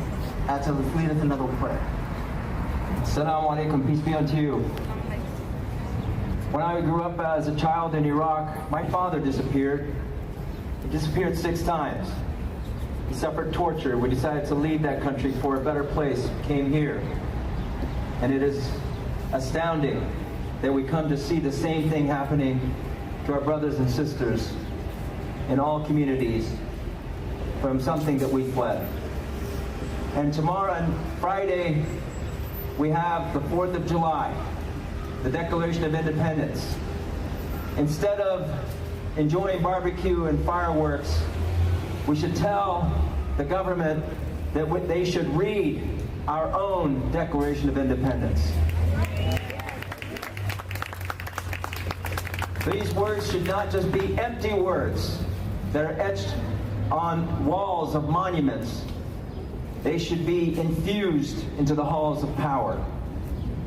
It says, we hold these truths to be self-evident, that all men are created equal, that they are endowed by their Creator with certain unalienable rights, that among these are life, liberty, and the pursuit of happiness. The most important liberty is the freedom from fear. That is what Franklin Delano Roosevelt said that they would aim to achieve, the freedom from fear. But there is fear that is pervasive throughout our society. What it means to be American is not the color of your skin, not how you pray. What it means to be an American is the pledge to the Constitution of the United States. And the Constitution of the United States starts by we the people. That's where the power is. We the people, that limits the power of government, not limiting the power of the people. And when we see laws that are passed that take away services for the poor to benefit the rich, or laws that are passed so that families are separated from their fathers, from their mothers, from their aunts and uncles, from their sons and daughters, when we see that we have selective justice, that when they go and storm the Capitol, there is no law and order. But when we are here to demonstrate peacefully, they say there must be law and order. Enough of the lies. Enough of the half-truths. We are here to say proudly that we stand for life, liberty, and the pursuit of happiness. We, the people, will govern our country.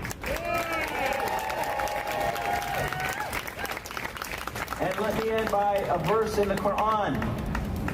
يا أيها الناس إن خلقناكم من ذكر وأنثى وجعلناكم شعوبا وقبائل لتعارفوا إن أكرمكم عند الله أتقاكم. O people, we have created you from a single pair, a male and a female, and made you into different nations and tribes so that you may come to know one another, not despise each other.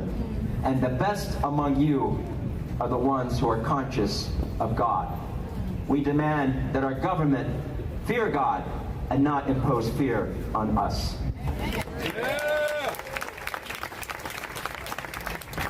We the people. We the people. We the people believe that immigrants are welcome here. Who believes that with me?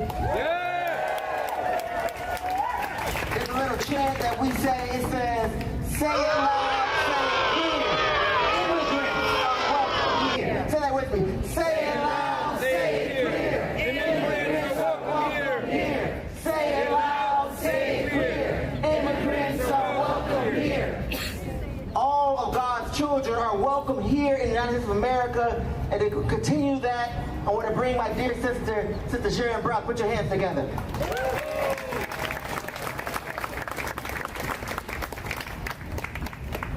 Hi, folks. I first want to speak to Francis, whom we heard from earlier. We are humbled and anguished by your story. What incredible courage to stand here in public and share this broken heart. And what a sacred responsibility every single one of us has to bear witness to this story and to hold Frances's father along with her so that she and those whose loved ones have been taken from the street do not have to bear the burden of this alone. You know, the past week, as we've been witnessing the evisceration of our democracy and witnessing horrific cruelty on the street, I've been thinking about the cities of Sodom and Gomorrah from the book of Genesis. For so many thousands of years, people interpreted the sin of Sodom and Gomorrah as some kind of sexual deviance. But that's not what the rabbis of the Jewish tradition ever said. What they said was that Sodom and Gomorrah were abundant in natural resources, that the bread, the grain that grew from the earth grew with the dust of gold. It was a blooming oasis in the midst of a desert.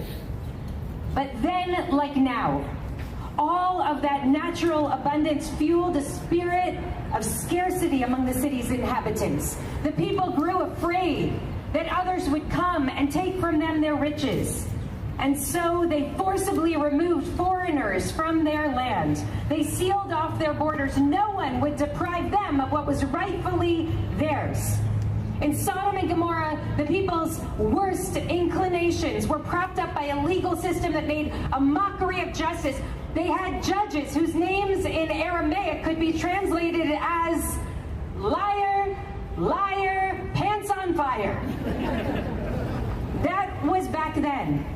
Those lawmakers passed laws, zero tolerance policies that meted out torture not only to those who they said did not belong in that place, but to anyone who would help them or support them or feed them or hide them or give them sanctuary. This was a cynical effort to quash human goodness, to fuel a culture of distrust and betrayal and callousness. These past weeks, those ancient stories have become manifest in our time. We have witnessed raids on homes and workplaces and churches. We have heard about people who are afraid to go to work, afraid to go to their children's graduations, children afraid that their parents will not come home, parents afraid of who will take care of their children if they are disappeared. The harshness, the physical and emotional violence that is inflicted in these raids and these detentions absolutely shocks the conscience. We will not stand by and watch as our families, as our neighborhoods, as our city is torn apart. Here in Los Angeles, we will always choose to respond to cruelty with courage. We will always choose to respond to hatred with love. Like Abraham, our ancestor, we will not stay silent. We will continue to show up with our love, our relentless love. We will continue to stand in moral protest against a system that treats human beings as disposable, as political props. There is no righteousness in laws that break families apart. There is no righteousness in laws that break people apart from their loved ones. This city will not become Sodom. This state will not become Sodom. This country will not become Sodom. Instead, we will continue to shelter and to protect and to uplift. We will continue to remind ourselves and each other that the measure of our humanity is how we treat those who are most vulnerable. We will hear one another's cry, and we will continue to rise up with courage and to protect one another with love. Thank you.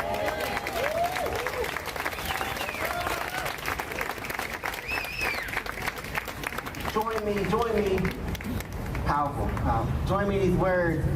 Say, it is our duty to fight for freedom. It is our duty to fight for freedom. It is our duty to win. It is our duty to win. We must love and protect one another. We must love and protect one another. We have nothing to lose but our chains. We have nothing to lose but our chains. Now say it like you mean it. It is our duty to fight for freedom. It is our duty to fight for freedom. It is our duty to win. It is our duty to win. We must love and protect one another. We must love and protect one another. We have nothing to lose but our chains. We have nothing to pretty much just reusing the BLM chants, or what?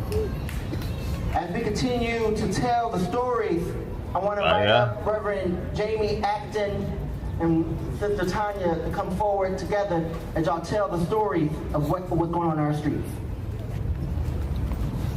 Thank you, Pastor Eddie. My name is Jamie Edwards Acton. I'm an Episcopal priest here in the Diocese of Los Angeles, one of the co-conveners of the Sanctuary Task Force for the Diocese, what we call Sacred Resistance on the Street. And I'm here, I think you're here tonight because our hearts cannot be silent in the face of so much pain, in the face of so much injustice. Definitely why I'm here. Violent immigration raids are devastating our communities physically, emotionally, spiritually, economically. Members of my own church family have been kidnapped and detained by ICE. Their families are traumatized. They're frightened, locked in their own homes by fear, anxiously wondering if they'll ever hold their loved ones again.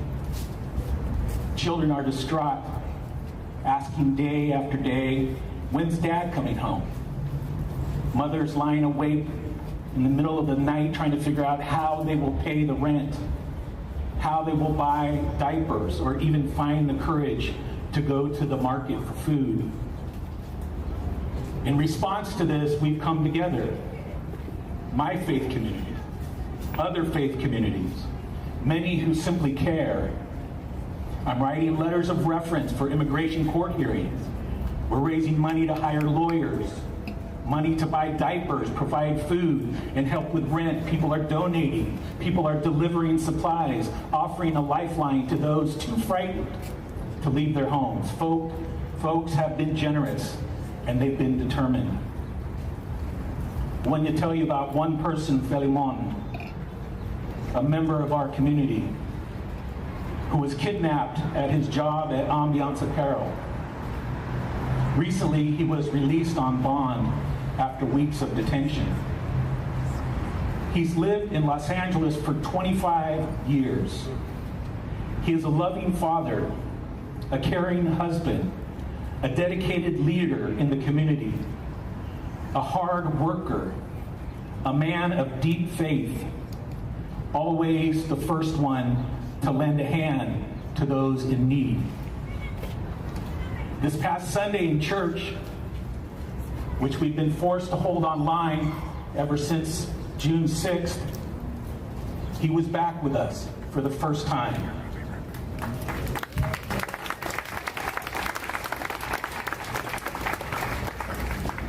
And with an intense amount of courage, he shared about the dehumanizing treatment that he and others endured at the hands of ICE agents. At his work when he was picked up, we're not supposed to he and cut there. others had their hands and feet shackled like criminals. Without being allowed, he and others also sat in a van for more than 7 hours without being allowed to use the bathroom. When transferred to Adelanto Detention Center, the only place for him to sleep, as already was said, for the first 5 agonizing days was on a cold cement floor. Even today, when he's back home, not to do that again. Church, he carries the heavy reminder of injustice, an electronic monitoring device strapped to his ankle. Tragically, many experiences like failing laws sleep on that fucking concrete floor again, boy. Come through that border are again. being recounted all over our community. In times like these, the prophet Isaiah reminds us clearly that what God wants from us is to remove the chains of oppression. I've slept on plenty of fucked up shit being locked up, dude. So I already know. And guess what it did? Made me not want to go back. So this is why we march. This is why we pray. This is why we fight. This is why we organize and look out and protect one another. For Félimon, for all those dehumanized and detained, for their families. We do these things because we believe that God is on the side of liberation. And we also believe that God is present in our fight to break every yoke of injustice, to free every captive, and to rebuild the dignity stolen from so many by the brutal and cruel actions committed by our federal government. So tonight, let's walk. Me, all of you, united by love, united by courage and compassion, and the unshakable conviction that no family should ever live in fear. Let us lift our voices, lift our hearts. Even Jesus understood to abide by the laws of the land. Jesus wasn't an anarchist. Jesus didn't teach to disobey the law of the land. Thank you, Francis, por compartir la historia de tu padre. Estamos contigo, no estás sola. Jesus wasn't like, hey, yeah, we should have illegal immigration. Is that ever a thing? They think that Jesus would have approved of this shit. Landed yesterday. I'm a little jet lagged, but I had to that's be their here argument. because I was at the Capitol building. I was at the steps of the Supreme Court to testify and publicly decry the big, grotesque, and violent bill that we know, unfortunately, narrowly passed the Senate. I admit I, like perhaps many of you, took it very hard. It's hard not to. I, alongside many of my colleagues, many good people, just like the ones I'm looking at today, like all of you, we chose to put our bodies on the line to denounce what we all know is going to happen if this gets passed and codified into law, to denounce the gutting of essential life-sustaining programs such as Medicaid and SNAP, which will only exacerbate our already broken health system. With less families and children having access to proper care and nutritious food, more people will get sick. It's not easy to hear that or to accept it, and it's also not hard to imagine why that would happen. More lives will be lost, more harm will be felt, more trauma, more fear, and more destabilization will be felt in our neighborhoods, in our cities, and in our states. And we know that gutting those very few and limited resources, along with the devastating cuts to the Department of Education, to the environmental protections, the so few that we have, will already continue to put those least of us that will feel the brunt of these cuts in even deeper wounded places. All so that they can continue to allocate billions into immigration and surveillance, for the creation of even more concentration camps for people who are simply trying to live. So here's what I was getting at right now. Just for anybody who isn't sure that I know what I'm talking about or not, that thinks I'm just talking out of my ass about Jesus, because, you know, I get it. Jesus flipped over the tax tables and shit. He didn't like taxes, you know, I mean, whatever. But no, that's not what it was. He didn't like them collecting taxes inside the synagogue, right? So it was more bringing the government to the church, like that. But it says right here, Jesus taught followers to respect and abide by the law of man, even while emphasizing obedience to God's law. He famously said, "Render to Caesar the things that are Caesar's, and to God the things that are God's." Indicates a distinction between earthly and divine authority, but also a call to fulfill obligations to both. It goes further into it. So these people that think that Jesus would have been like, yeah, come on in because we care about you. No, but there's laws against that. So no, he would have wanted to help him. Well, if he wants to help him, he needs to go to them to help him, not tell them to break the law. No, like these people are fucked in the head, dude. Fucked in the head. Fuck them. Don't fuck them. We don't want them having more kids. People who, like many of us, want nothing more than to be safe, to be able to work, to be able to worship freely, to be able to raise our children, to give them a chance at a better future. That is not a crime. That is love. Our people risk everything and give so much, and they receive so little. They contribute trillions to the economy, paying billions of taxes, boosting the GDP, bringing excellence to everything that they do. They feed us. They build our infrastructure. Everything they touch. But they also bring their creativity, ingenuity, and all that they are They to piss everything that excellence. they Do you understand? And just look at how quickly they approved the construction of Alligator Alcatraz. It is vile and disgusting. But ask if they are willing to approve more housing, more programs like universal health care, and all of a sudden, there's no money. They don't want to hear the truth. Wait, we're in California right here. There was tons of fucking money that California brought up for the homeless situation, but it just disappeared. Billions of dollars. Literally, at the B, disappeared. It was never spent where it was supposed to be on the homeless people. They don't know was it not spent on anything? Did they just go on vacation? What happened with that? They want to lock us all up as criminals, but we know that why aren't they protesting that? As they try to silence us, more and more voices will rise up, more and more of us will wake up.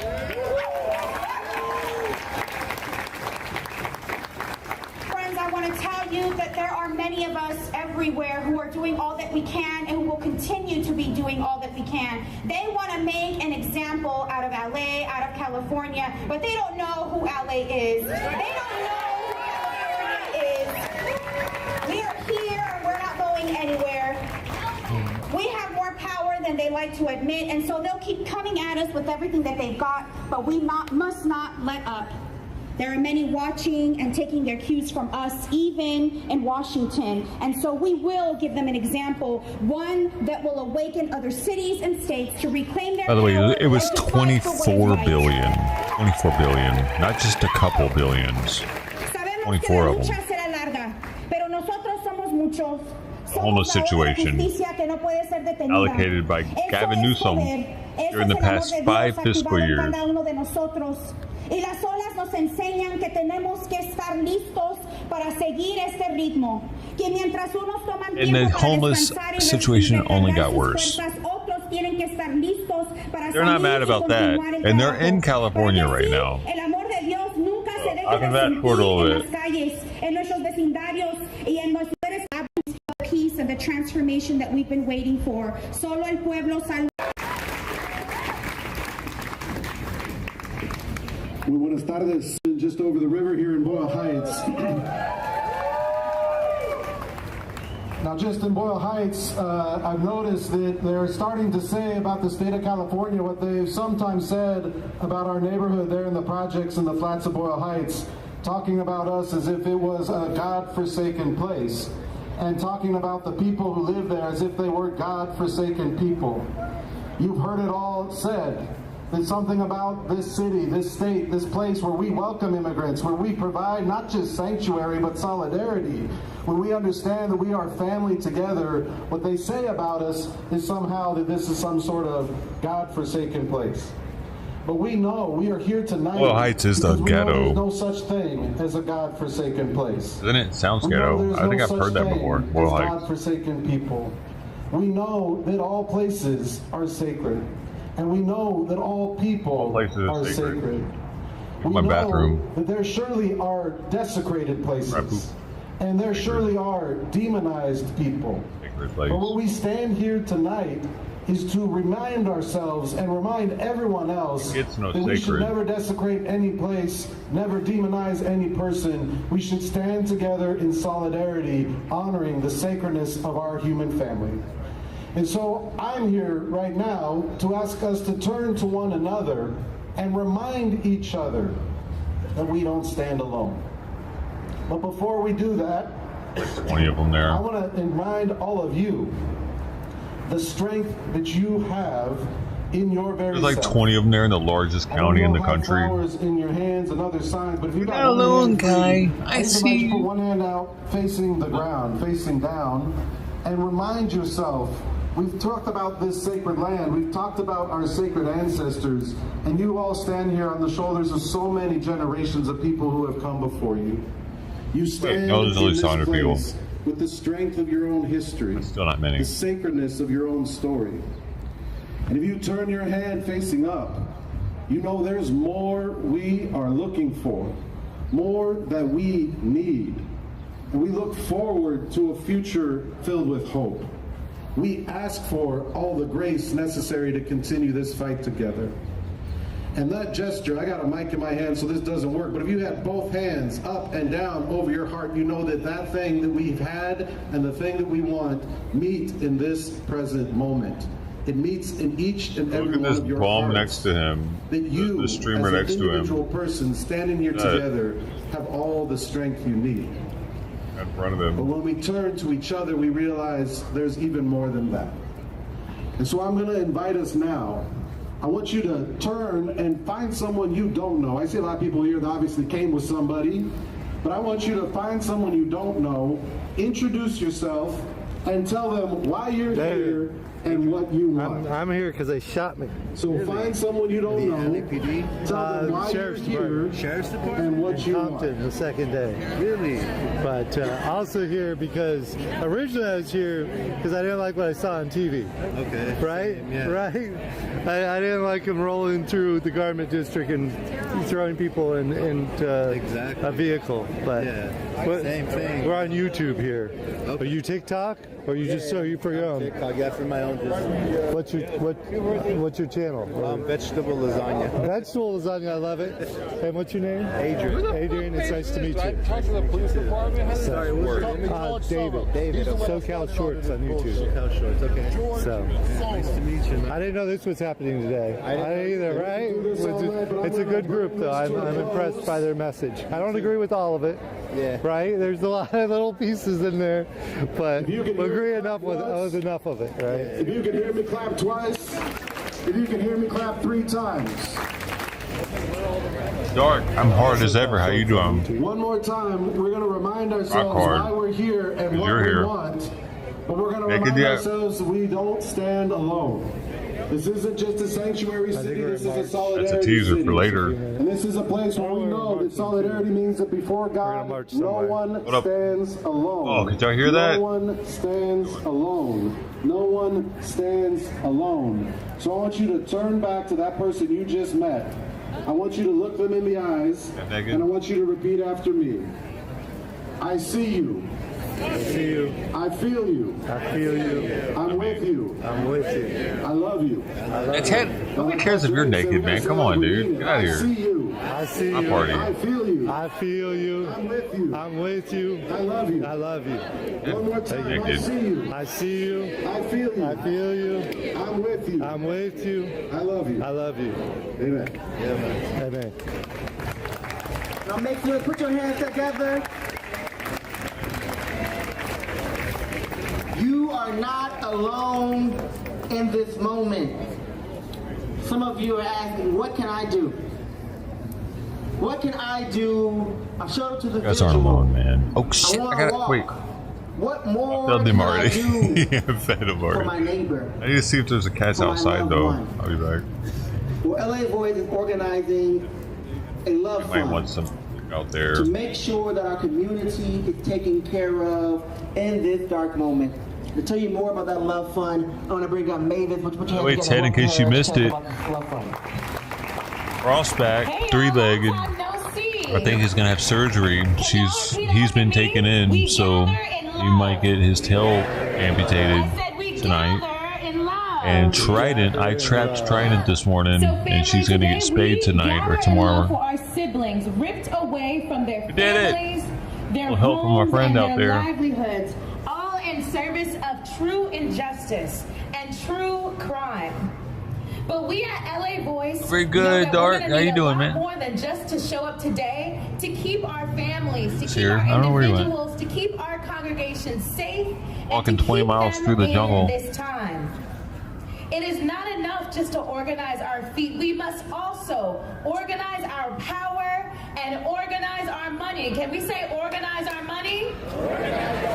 Yes, I love the clapping. I love it. But we must also organize our money to make sure that those lives that have been disrupted will be kept through this time, well through this time, so that our family members, our siblings, will have food to fill their bellies, will have the support to navigate these turbulent legal waters, and will have enough money to cover any lost wages. We must organize our money and organize our power. Can we say organize our money again? We must organize our money to make sure that those in power hear our voices and feel our power. So I'm asking you today to show up I for swear our family members. that Show up Pepe for and individuals Penelope brought that kitten, dude. congregations Because they're like not there Jamie's. again. Show up for LA Voice today. I'm gonna look again at by giving to 7:30, our but Love Fund, and you can do they're that MIA two every ways. night now. There are QR codes all around this gazebo. So you can scan that, or you can visit lavoice.org. Can somebody say lavoice.org? Pepe, in case y'all missed this, Pepe got Find a form to donate there to the Love tapeworm Fund. medication Thank you all yesterday, for so showing up today. I didn't realize he had I hope that you all tapeworms. continue to So show man, up he for our could brothers feel and sisters and siblings. like $1 million today compared to how he's been feeling. I don't know. I hope so. I need a name that you can remember.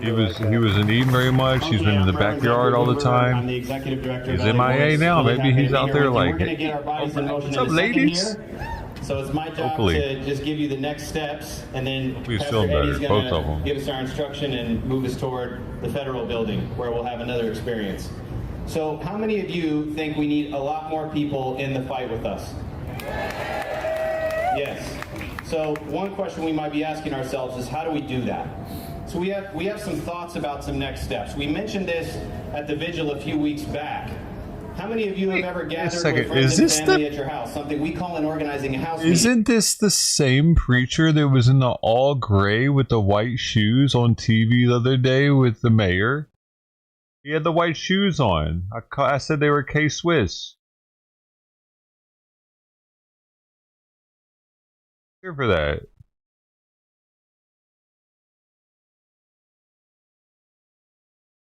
Weird. I'm gonna look real fast. I can find out. So house meetings are a really simple way that have been used in the abolitionist movement, in the civil rights movement, in the women's suffrage movement, in the farm worker movement, in movements since the history of this country to organize more people into the fight. And what's cool about it is it's a superhuman thing to do. We just gather with people, we have a conversation on purpose, and we see what they want to do and how they might want to move with us. So I'm going to give you, if you take out your phone, I'm going to give you something to text that will help you sign up to receive some support to host a house meeting. We think if we do, this is a small number, 200 of these in the next couple of months. I actually think we could do a lot more than that. We get 2,000 more people into the fight. Would you like to have 2,000 more people in the fight? I would too. That would be amazing. And we need a whole lot more because the pillars of authoritarianism do not crumble easily. I don't hear these people talking about tearing down the borders. So I want you to text action. I hear them talking about not randomly splitting families at random. 622. I'm looking for your phones. 742. 622. We're going to repeat this over there too. I really would like you to do this, please. 742-622, and you're just going to text action. This will allow us to do a couple of things.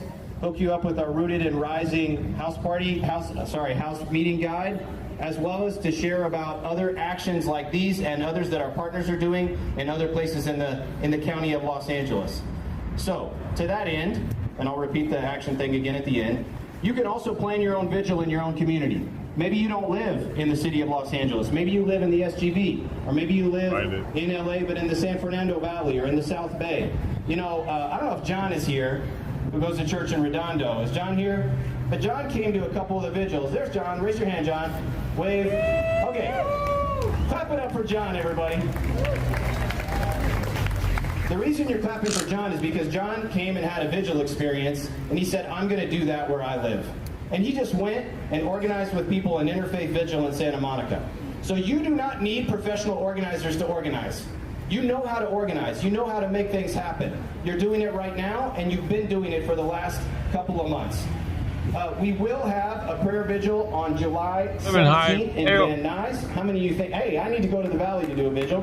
We'll have one on July 23rd in either in Avocado Heights in the San Gabriel Valley with Auxiliary Bishop Brian Nunes.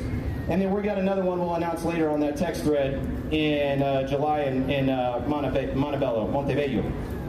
We're also working on a court accompaniment program that Clue has been Montebello, you on, fucking idiot. Why would you say it like that? We're trying to Montebello. learn from them and get more people into the courts. And if you're a faith leader who gets to teach in your it's an American or in your community, area, just raise your hand if city. We don't speak Spanish here. Preaching and teaching. If it's you don't say San Pedro. So that's amazing. San Pedro. Everybody says that. Being relevant as they should be, and we can help. People are dumb as shit, dude. They really do. I don't want to text action appropriate. 742-622, and we will not be here next week, but we will be here with you and 20 of your best friends, right? We will be here again with you and 20 of your best friends on August 6th. Sound good? All right, let's do it. Like a shitty party to me. All right, who's ready to protest? August? That's not nearly close enough to elections for it to be a big party. Spiritual said, walk together, children, and don't you get weary. Everything is going to be all right. All right. And that means that when we walk, we take the power of our ancestors with us. When we walk, we take the power of the living God with us. You got good news? And we are going to bring with us flowers down the street to this cathedral of violence. And we're going to remind them that we bring peace, we bring dignity, we bring love, because somebody's hurting my sister and brother, and it's gone on far too long, and we won't be silent anymore. Turn to your neighbor and say, somebody hurting, you'll be my neighbor this time. my brother. Hurting my brother. It is going on. It's gone on. Far too long. Far too long. And I won't be silent anymore. We're going to sing that as we get ready to go down and create an altar. And this is what's going to happen. When we get down to this cathedral of violence, we're going to bring our flowers. Are they voting on it now? Create an altar right there. Shut the fuck up. You're talking too slow. Hey, are they voting on it now? Is this the real thing? Agreeing to a resolution as amended.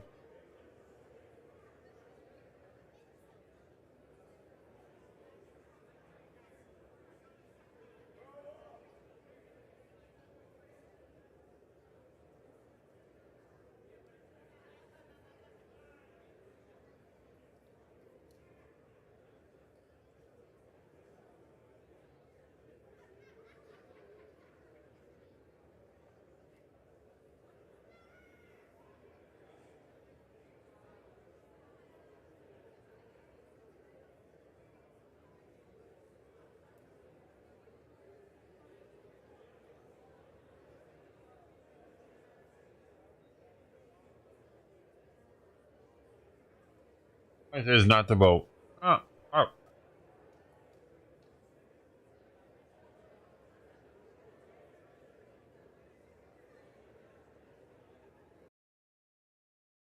Somebody's hurting our families and it's gone. I don't know when the fucking vote is, dude. They motherfuckers bullshitting out there. You know?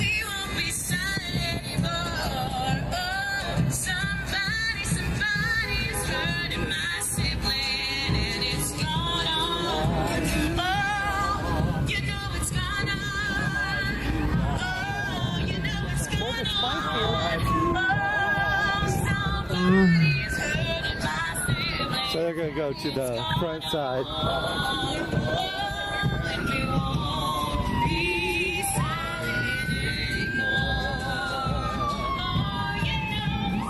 I was gonna tell them,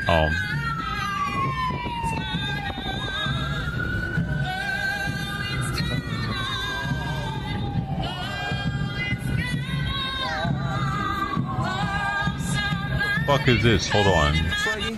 Swaggy, are you innocent? That is Swaggy and DJ Swaggerman. They're known for driving around in a toy Tesla with flags. In April, they were arrested in Thousand Oaks while driving around doing their thing, which DJ Swaggerman says is a targeted violation of his civil rights.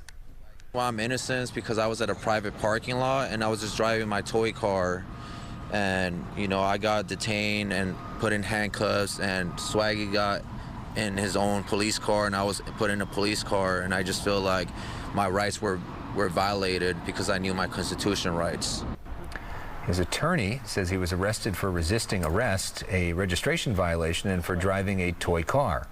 They are asking for all charges to be dropped. By the way, Swaggy the Wolf Dog has 10 million followers on social media, and not far behind is our own Weather Adam on TikTok, Instagram, all the rest of them. Yeah.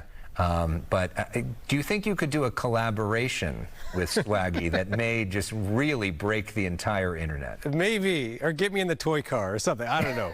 Got on satellite. Dude, they always trying to find a way to watch the fucking news. Look at, I mean, the weather. They're always trying to slip the weather. Most of that report was weather. 3/4 of it. Stupid. They're never gonna make me watch the weather. I know better. It sucks. There doesn't need to be a weather channel anymore. We have the internet. We don't need news weather anymore. My phone tells me what it's gonna be, bro. Fuck, what I need them for? That dude needs to get fired. All the meteorologists need to get fired because there's no need for them at news agencies. There's no need for them, actually. Everybody's got an Obama phone by now, right? Dude, I hit my knee hard as fuck into the refrigerator again, like the second day in a row. I was in there almost crying on the couch, petting Simon, asking him for forgiveness and to use his purse to heal me. Oh, I fucking need it like it owed me something. It's just aching now.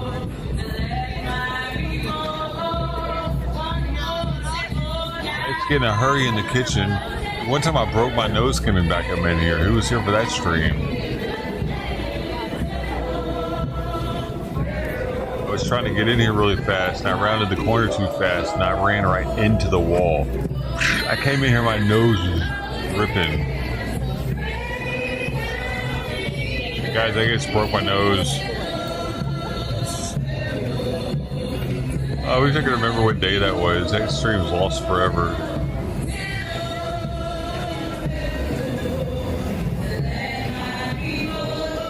No idea what random night that happened.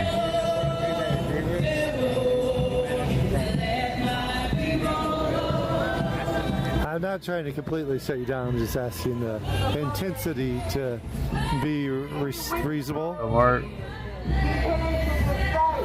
Come on, man.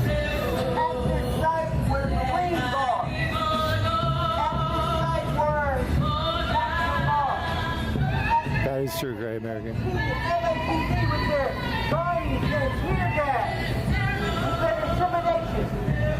But today we stand and I don't see any National Guard. I don't see any Marines. I don't see any CHP or LAPD. It means that our struggle is righteous.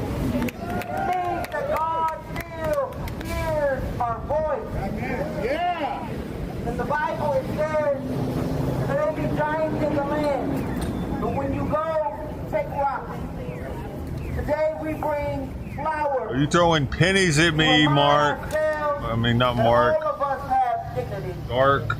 We bring flowers. How much is a lemon worth? You keep throwing the motherfuckers at me. I'm gonna see right now. Is stronger than their hate. So I invite you now, sisters and brothers, to bring your flowers to this altar. Hold them up as a sacrifice and lay them down. It's worth 0.012 cents.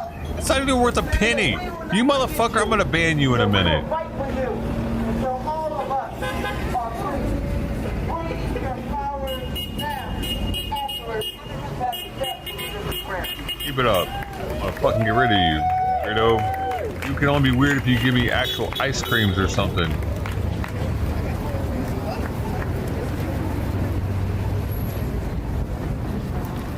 What's that worth? 2 cents? Ice cream. I don't even know.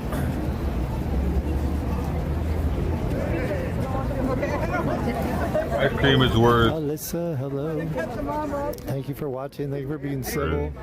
Thank you for participating in this with us. Ice cream is selling 10 lemons, so it's like a penny. And just observing.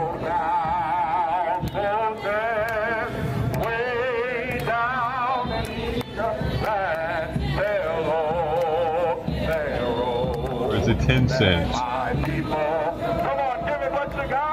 Oh no, I see. 1 lemon is 1.2 pennies. So an ice cream would be like 12 cents.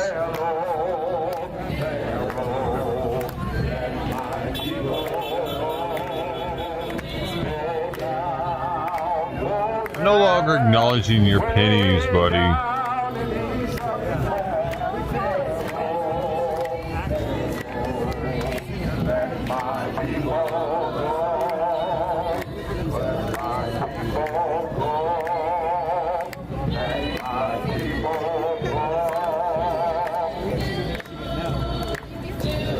I don't even pick up pennies off the ground. Like I do. I do actually. Just to see if they're rare or not, though.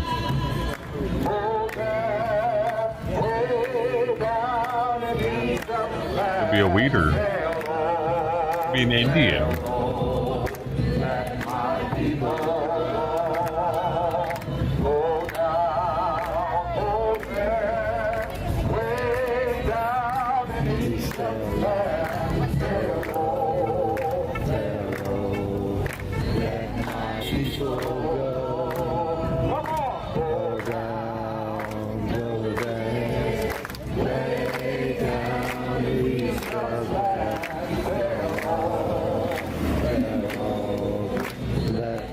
People go around, go down, way down in the eastern Ted. Teddy bear, baby. Where the fuck is Brody at, y'all? Brody. You know what I think happened? Mr. T got to him.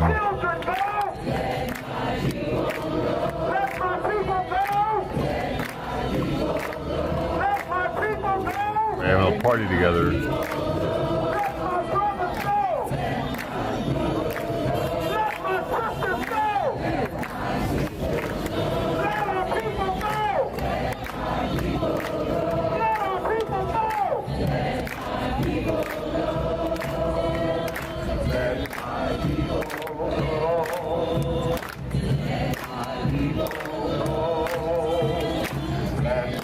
So I'm down to 10% of the battery on this phone. I don't have a charger for this one. So you're welcome to join us on SoCal Shorts on YouTube.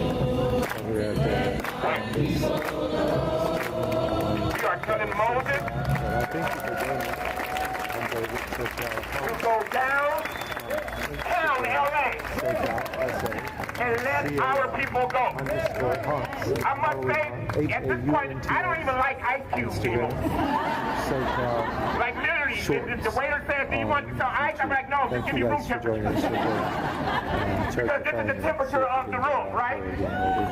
And when I'm going to the refrigerator and I'm getting ice, I like to get crushed ice all of a sudden. I'm not hating on nobody.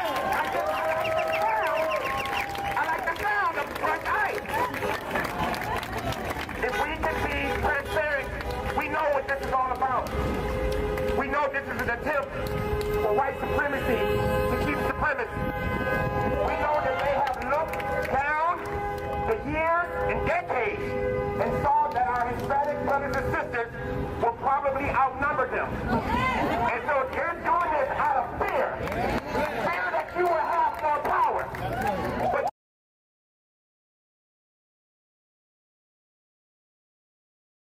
That's justified. What he's saying is justified, but we have a reason for it, dude.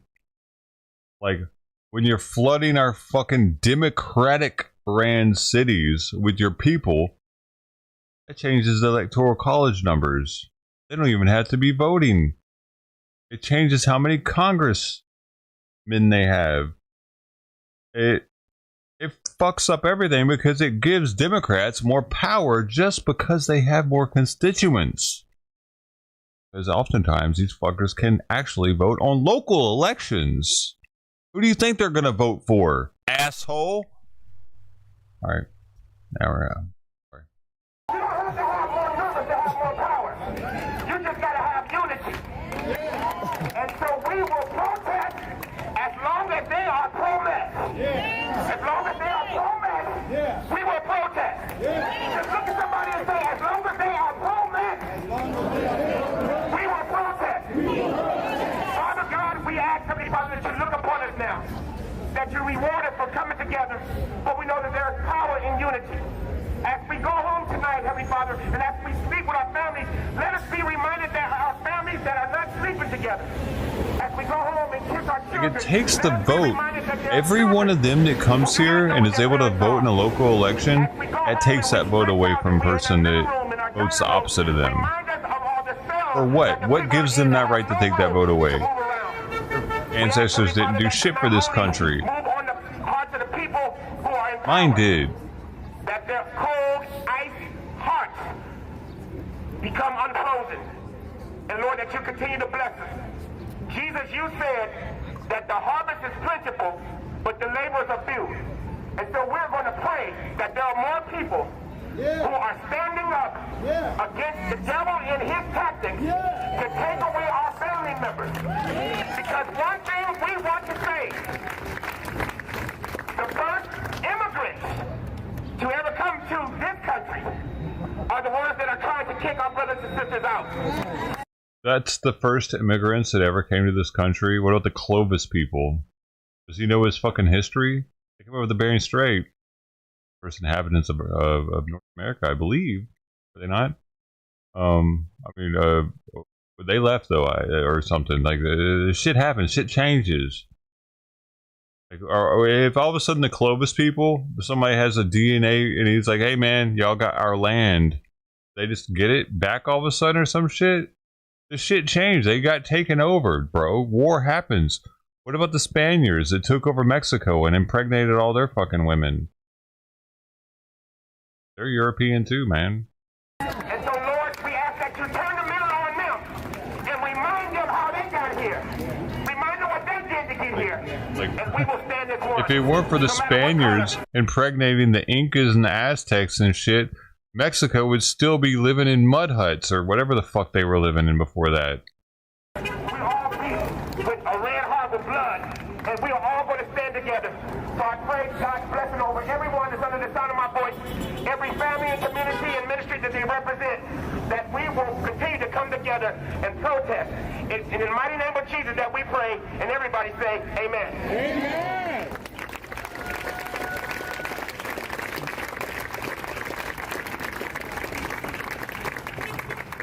Say, I believe that we will win. Say, I believe that we will win. I believe. Here's the thing. It says right here, evidence now suggests earlier populations existed, but Clovis culture remains significant due to its distinctive artifacts and widespread distribution. So it sounds like the Clovis came here and were like, pop! This is our shit now. Get the fuck out of here. They had a bunch of artifacts and shit. Now they're important, and it's their land now. It was their land. You know what I mean? Fuck all the people that were there before them. Why did they matter?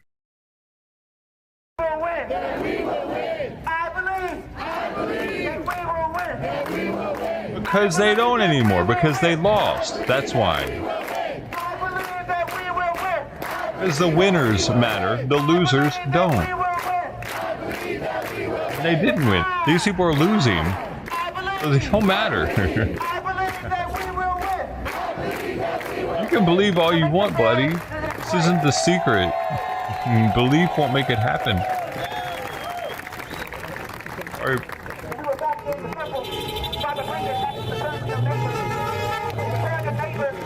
What you want in this city. We don't need ICE in LA. We don't need our families separated. We don't need Definitely do. We don't need to take away our health care. What we need is abundance and love. I'm in LA and we definitely need ICE. Keep on standing up. Keep on praying up. Keep on loving each other. Keep on saying that I got your back. Keep on saying all of us for none. I want you just to send your hand towards this cathedral of violence. I want you to hold in your heart what you want in this city. Super weird. What is different? Because you will see to show up. And on the count of 3, I want you with all of the Holy Ghost or divine power on the one that is motivating you. Stand at the top of your lungs. What you want to see done in this place and in this city. Just pray. Give the fucking... God damn it.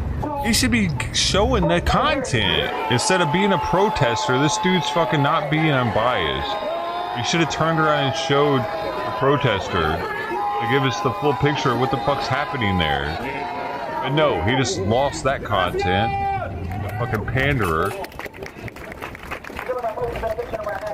Father, around to come forward and give our vote benediction.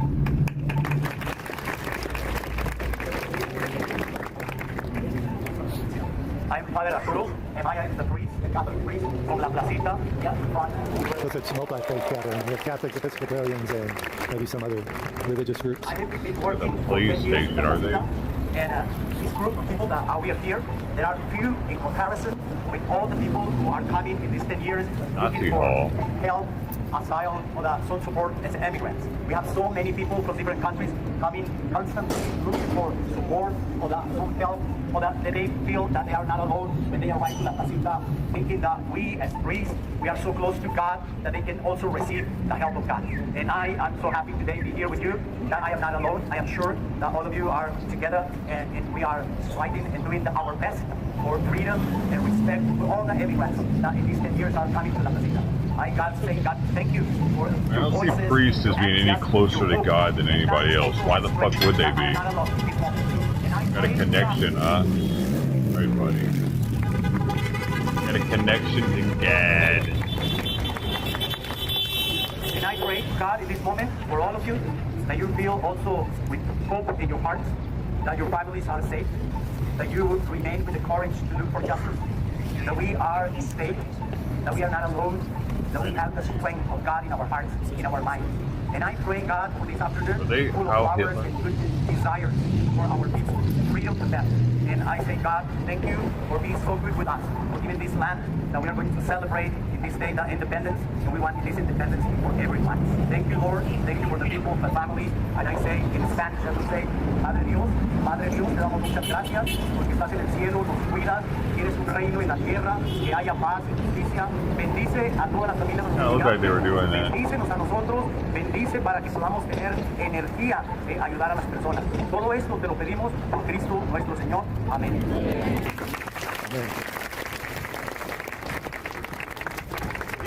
Family, this is just the beginning. We are in for the long, beautiful struggle together. We will have a democracy, whether they want to give it to us or not.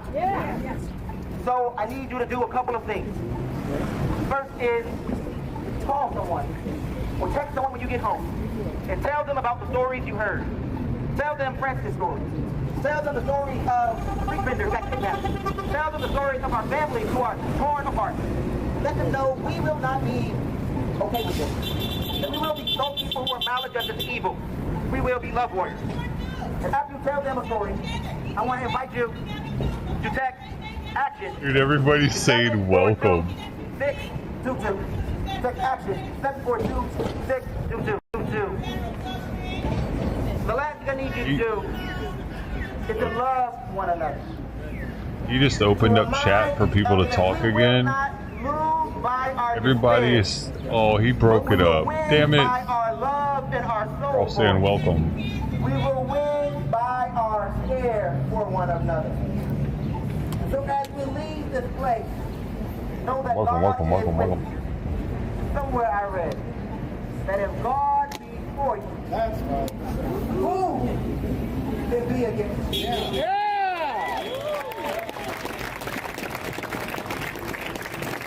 Morning. Morning. Hi. Singing. We're going to go back to tell our story. We're going to go back to empower. Oh, why? And Hey, end it, bro. forward together and not one step back. So they would Give be me a drink. forward together. Some tacos, aren't I? Forward together. Not one I don't remember what else to do. forward together. I'll drink and smoke. Not one step back. Man, I wish I didn't have so much this Knob Creek 9, dude. I want to drink that other whiskey more. It tastes better. Stay in the fight. Weak as shit. In flavor. I'm drunk for the hell of it.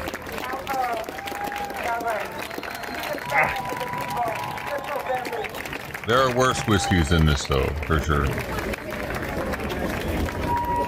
I don't know. She's with one of the people or something.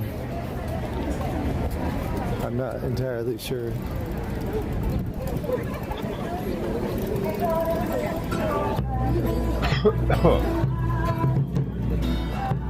Let me see, what would a worse whiskey be? It's hard for me to think of one right now, so I don't know. Maybe not a counter processor. Maybe a Buffalo Trace wouldn't be as good as this, possibly. I don't know. I need a side by side. It might be better than this. Oh, I'm at that. It amazes me that there are whiskey brands that are just like that, known for not tasting good, and they're still around. Wild Turkey's no good? Really? There's a good Wild Turkey though. Like you have to work your way up to, I guess, the original Wild Turkey maybe. Well, this is their lowest end bottle, but it looks so fancy, so I didn't realize it.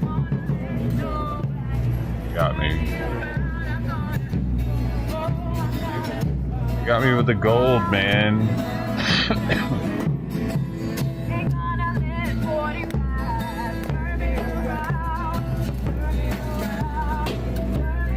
Oh well.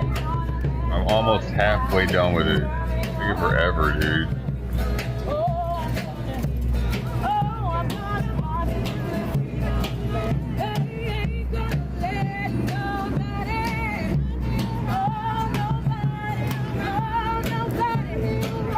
The 12 was alright. I thought this was going to be a little bit closer to the 12.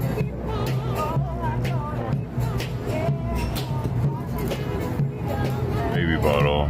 Yeah. Never again will I buy a 1.75 liter bottle untasted.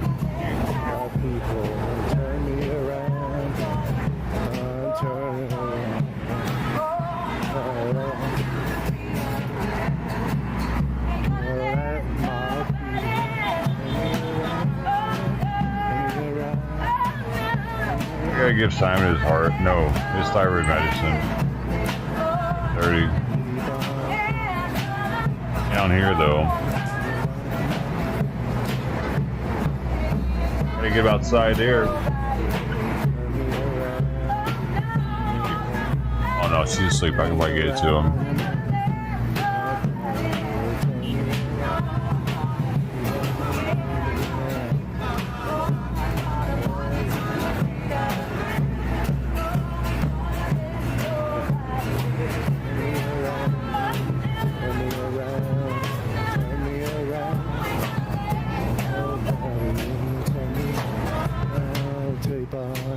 the thickness, they look fat to me.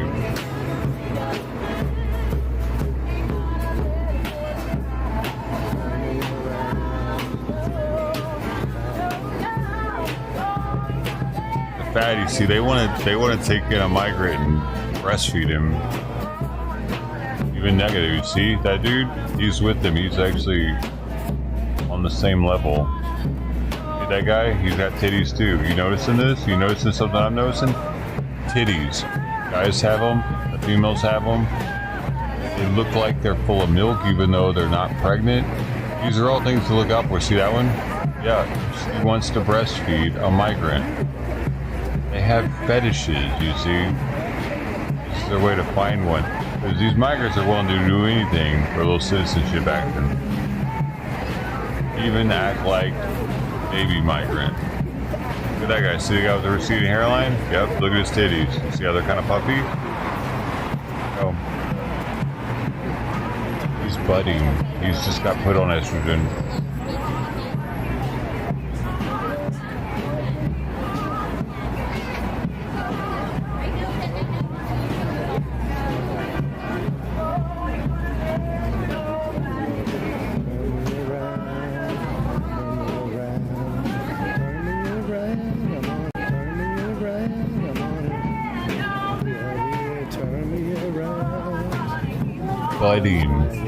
Budding. That's like the prepubescent titty. Grannies go through that though. They like they're going through puberty. It'll get all budded out and pointy and shit. That's weird. God damn, that's weird. That's one of the weirdest things that we're like okay with nowadays. Somebody turn themselves into another sex.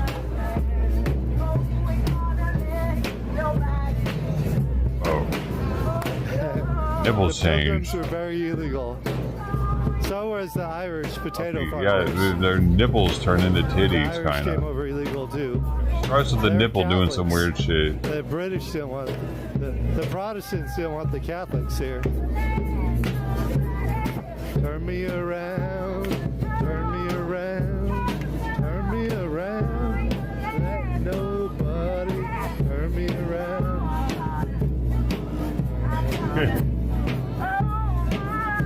It's like a metamorphosis of the titty. Like a butterfly.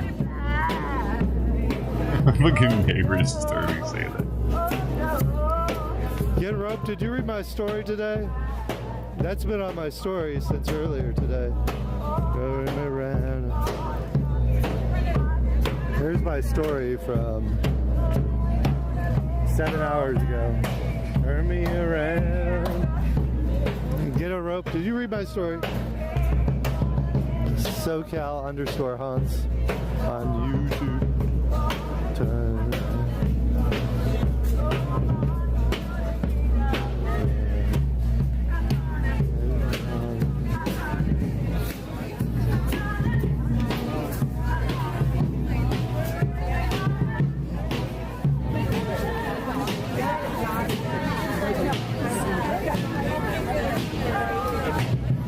Bunch of bored ass lonely motherfuckers. What are they doing with their fucking Wednesday? Like you telling me you just worked all day and drove in traffic to do this for what? For what fucking cause, really though? Do you even know what you're walking for? What the fuck, man? Have you not been paying attention over the past 4 years? What the border's been doing? People have been getting murdered, raped, kids killed, raped by illegal immigrants that should have fucking been here, and everybody's like, it's only a couple though. What the fuck? Zero. It should have been fucking zero. Unreal. It's fucking unreal, dude. It's insane, dude. Because we've got the numbers down to damn near zero that are coming through the border illegally now. Imagine how few of those murders and rapes and shit would have happened had the border not have been open like it was. It's common fucking sense, dude. 90% less. However many less we got coming through.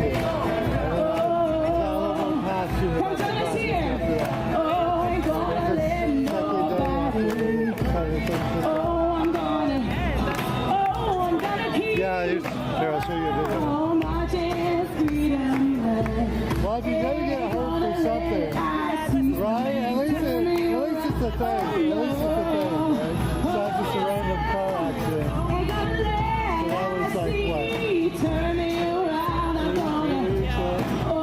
gonna keep on. Oh, marching to the freedom. That was live. I didn't really edit oh, we're gonna let it 45. Turn me around. I thought I was gonna die. I was like, call the helicopter. And then I drove myself to the hospital. Because you're gonna get, I don't think they were gonna come for me. It was a really out of control night. That was before they kind of reinforced everything. Turn me around, turn me around. No, I don't know what happened the first one because you guys had one 2 weeks ago. And I showed it to other people because I was in Santa Ana the night before. One of the pastors that I met down there might have come, but I ended up somewhere else. I don't remember where I ended up. I just randomly ended up. I've been coming every day. There's a Aztec Catholic keep on walking, I keep on talking, I keep on walking, I keep on talking, I keep on walking, I try to get her to come here, but she got a little marching to the freedom. Melanie, nice to meet you. And are you, which church do you go to? So I go to Siblings, hermanos, hermanas, let us leave this evening with one final benediction, and I'm going to read scripture to you in English and Spanish. Gálatas capítulo 6, versículo 9, y la palabra de Dios nos dice, no debemos cansarnos de hacer el bien. Si no nos rendimos, tendremos una buena cosecha al momento apropiado. Siblings, let us not, from Galatians chapter 6, verse 9, let us not grow weary in doing what is right, for we will reap at harvest time if we do not give up. You are the seeds that are being planted now, and it will be a joyous and abundant harvest. Amen. Va a ser una cosecha abundante. Ustedes son las semillas. Be blessed, be safe, and we will see you next month here for the next vigil. Nos veremos el próximo mes aquí otra vez para la próxima vigilia. Que Dios les bendiga y buenas noches. One more song as people leave or want to connect with each other. One more song from our beautiful musicians. How long has it been working? Okay, y'all, can you say grace? A little while, but not forever. Can you say grace? Very cool. Don't die on me now. You know, the reason I need grace is because I'm about to try and sing a corito in Espanol. And I think I can do it, but I'll need your help. So I'm going to read the words to you, and you can repeat after me. Yo le alabo de corazón. David. Yo le alabo con mi voz. Hopefully soon. Thank you. Yo le alabo de corazón. Yo le alabo con mi voz. Y si me falta la voz, yo le alabo con las manos. Oh, my fucking knee is messed up, dude. A bit of ice on it, probably. Oh, it's got a lump. I got a lump right there. Y si me falta el alma, es porque me fui con él. Okay, let's start. Yo le lavo de corazón, yo le lavo con mi voz. Yo le lavo de corazón, yo le lavo con mi voz. Y si me falta la voz, sucks. You're a cunt.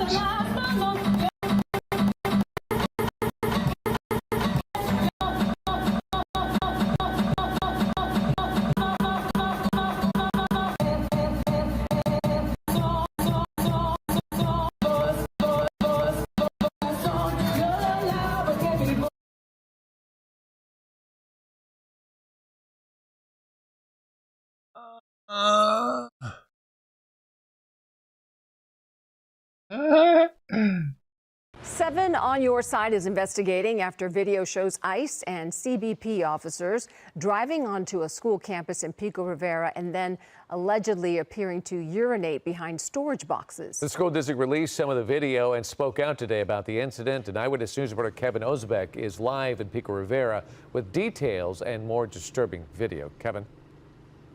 Disturbing. Well, David and Giovanna, a few days ago, 7 on Your Side pe- Investigates got wind that something may have happened on this high school campus when federal agents made a stop here earlier this month. So we put in a records request for the security camera footage for that day. Well, today the district released some of that video, and school board leaders say what's in that video is, quote, deeply disturbing. Dude, the fucking comments are going at it, though. They're like, child sex offenders, they need to be charged now.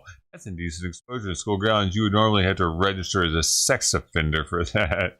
It's the morning of June 17th, and El Going Rancho after 'em. Unified School District leaders say around 10 marked and unmarked cars with federal agents pull into Salazar High School in Pico Rivera. And district leaders say campus cameras capture some of those agents urinating on school grounds. This occurred in broad daylight, commencing at approximately they 8:54 thinking, though, a.m. dude? to approximately 9:04 a.m. The district says the agents were from both ICE and CBP, and they urinated behind storage boxes right near this playground. The storage containers are also visible from a neighboring public park and neighboring Valencia Elementary School. Salazar High School was not in session at the time, but district leaders say summer classes were going on at that elementary school. The district says the agents came without a warrant and left once they were asked. Were they in the line of sight of anybody? Sound and respectful judgment, with the risk of exposing themselves to minors and committing a public offense under California law.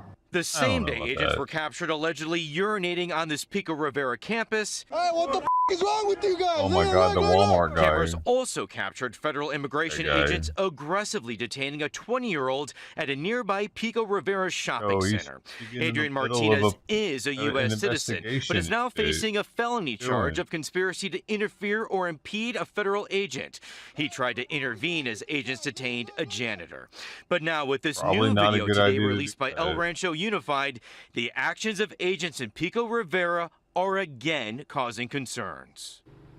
Had to pee, man. There was no restroom. And we also did reach out to the Department of Homeland Security, but as of right now, we have yet to receive a statement or any sort of reaction from the department. Meanwhile, district leaders are calling for a federal investigation into what those agents allegedly did near those storage containers. Look at the corners, make sure that there were anybody in there hiding.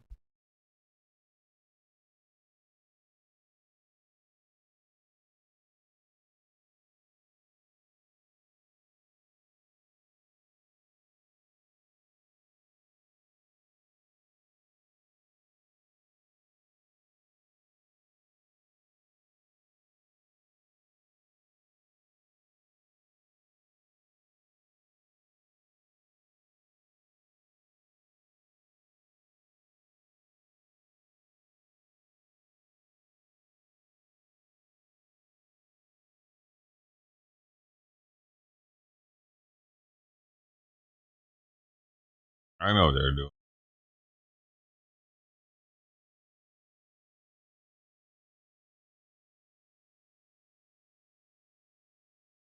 Try to get this thing now.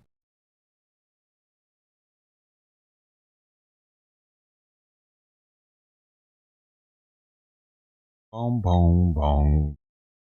Boom, boom, boom, boom, boom, boom. Boom, boom.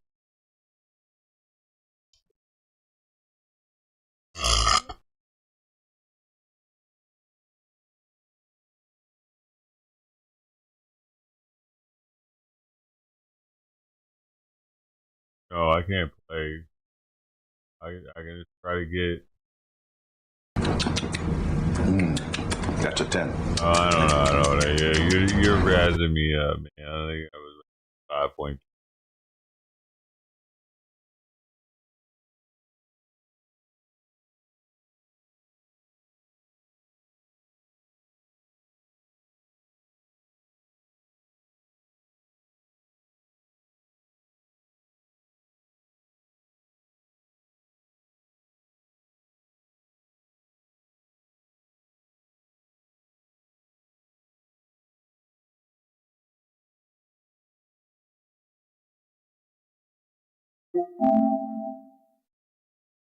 Was a kid laying on his back? No.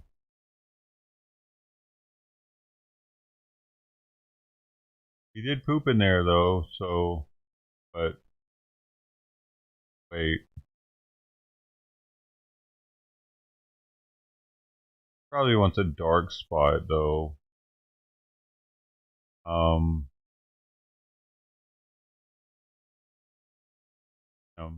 I just realized it is a dark spot.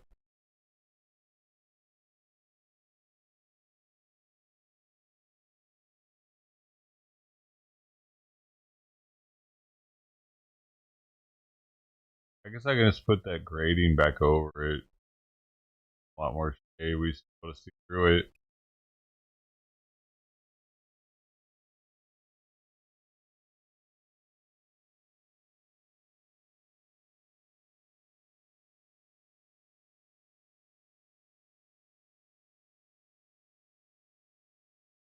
Boom, that's what we're going for.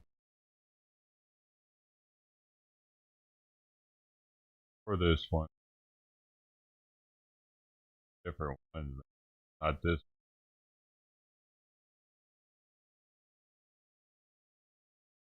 Peace.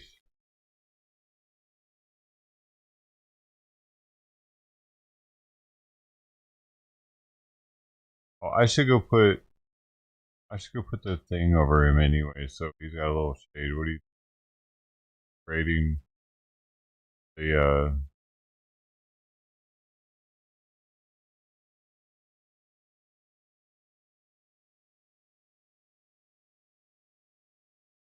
wakes up since he's sleeping. Pick him up over it.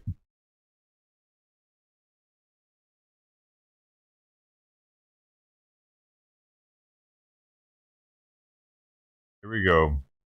I'm trying to get this one, this one.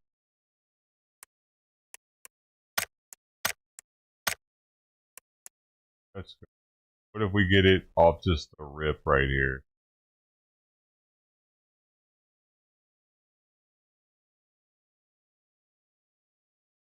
Here we go. What do we get? Just right now. First one. Pink.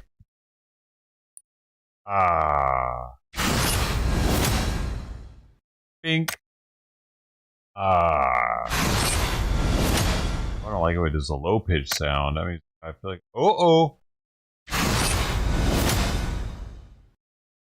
Damn it.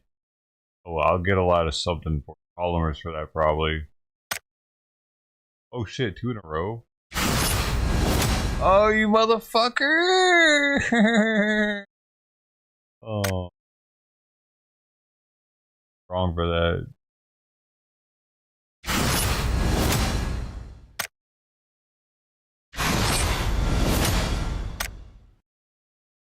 Three. And damn it. Already have that. I need the progressive. I bullshit with the game.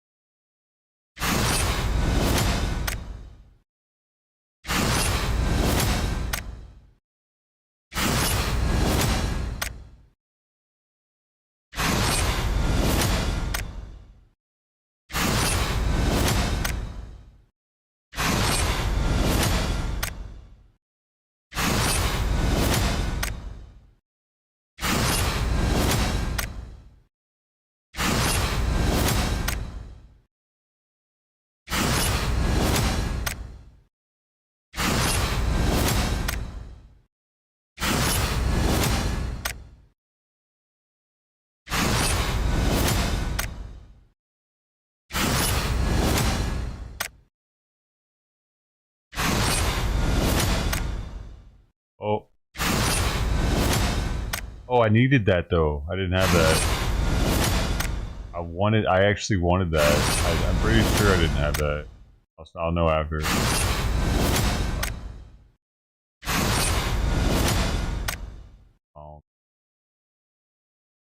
Kitty in a toilet. Yep. I keep the extra kitties.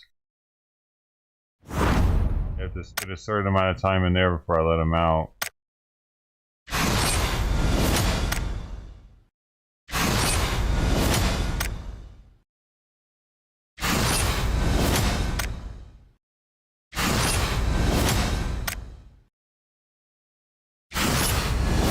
God damn it, dude. It's given me 2 of those already.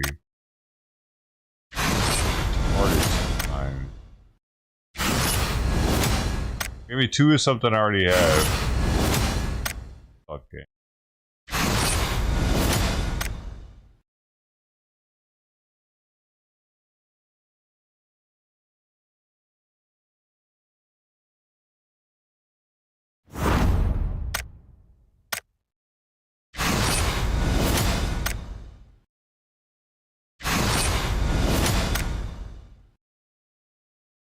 Oh.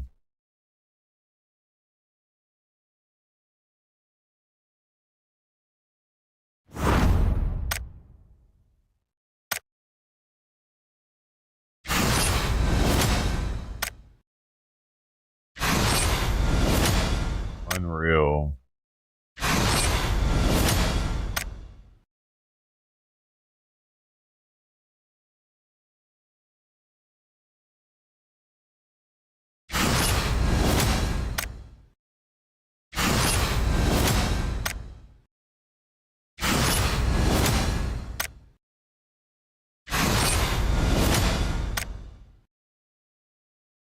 Oh my God.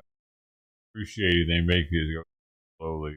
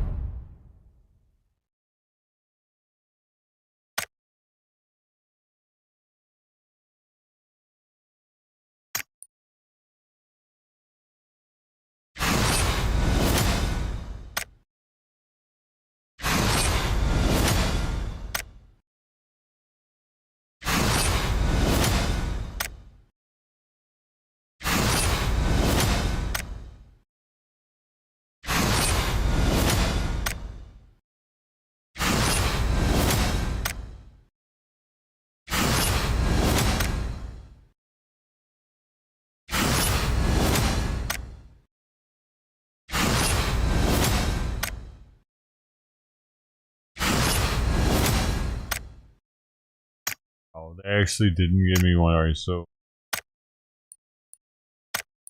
down here, right there.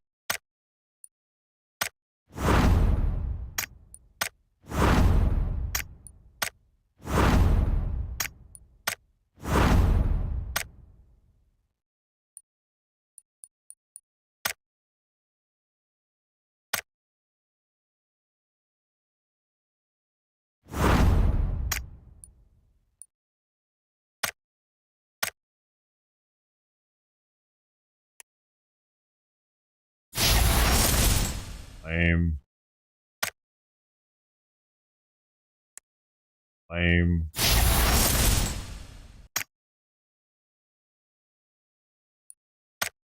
Bugs.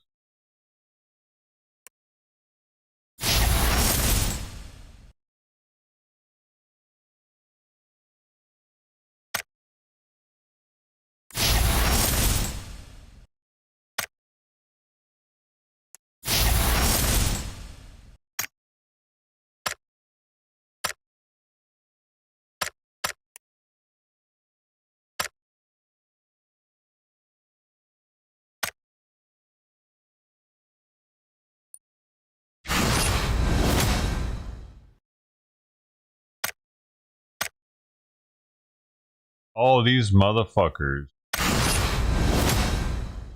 Motherfuckers. That. Yeah, they did that. got me to just go through all of it and give me one fucking progressive. That's wild, dude. I would even be cool with the older progressive. I just went through so many tickets. That's crazy if they didn't give me one. They want people to play this game. I feel like they don't.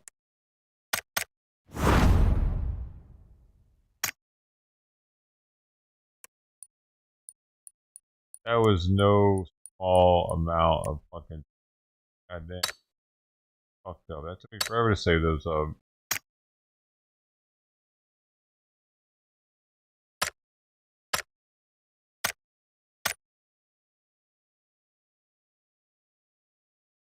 What I was even right now. I'm so about that. I just oh wait, I got those in my inventory right now? Oh, that's right.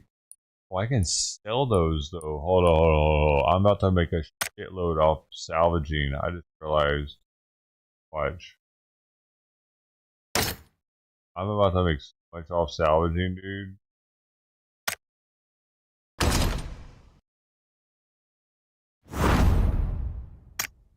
It wasn't like the other one where it didn't give him to me. It gave me those progressives. It was through a different means of acquiring them. The other one, you had to craft them to have them. And the thing is, I can't craft something I already have. So I can't those except for salvage them. I don't get much for salvaging them without crafting them. I don't get the same stuff. These, I get polymers and schematics. I haven't even gotten to the big money yet.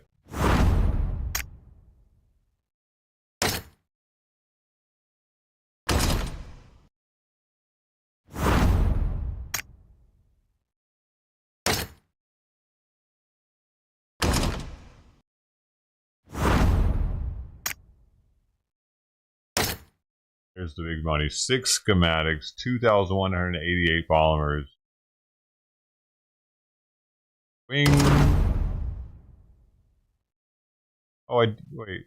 Yeah, I did not have the all. I had all those already though. Boom. Be upgrading some stuff now. First, I didn't have that. I'll keep that. And boom, I didn't have this bad boy. I'm definitely locking it. Now we got a battle stat 2-9. We had a we have a progressive though already. Oh fuck. Oh shit, I already got the progressive. How about that still? First battle stat we got in the inventory. However you sorry about that. Nope. What else is it? Whoa, whoa, I could bounce this bitch all the way up there. Not even uncommon though.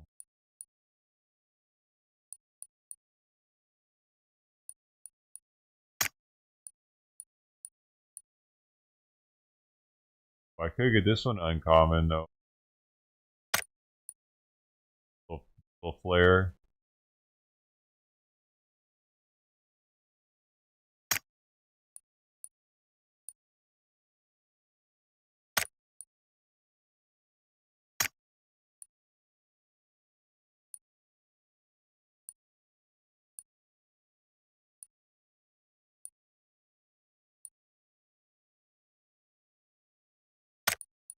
Also get it uncommon. I really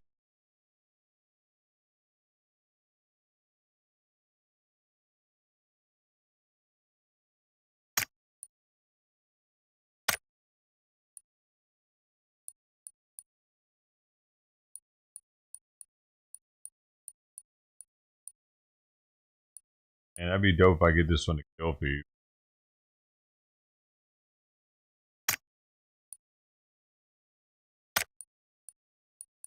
None of them can I get to kill feed. I'm like right on the edge of all of them.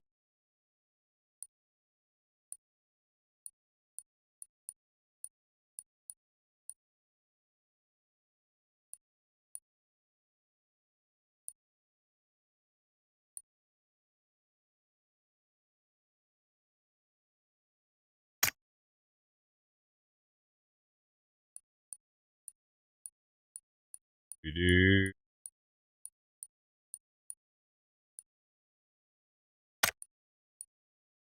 put an uncommon on this 4/9, and it would give it a battle stat.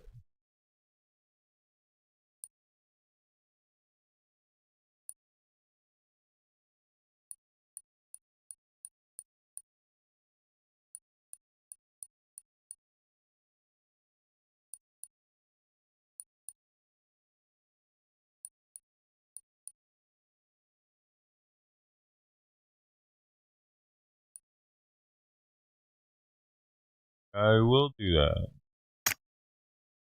Got it. How bad I got.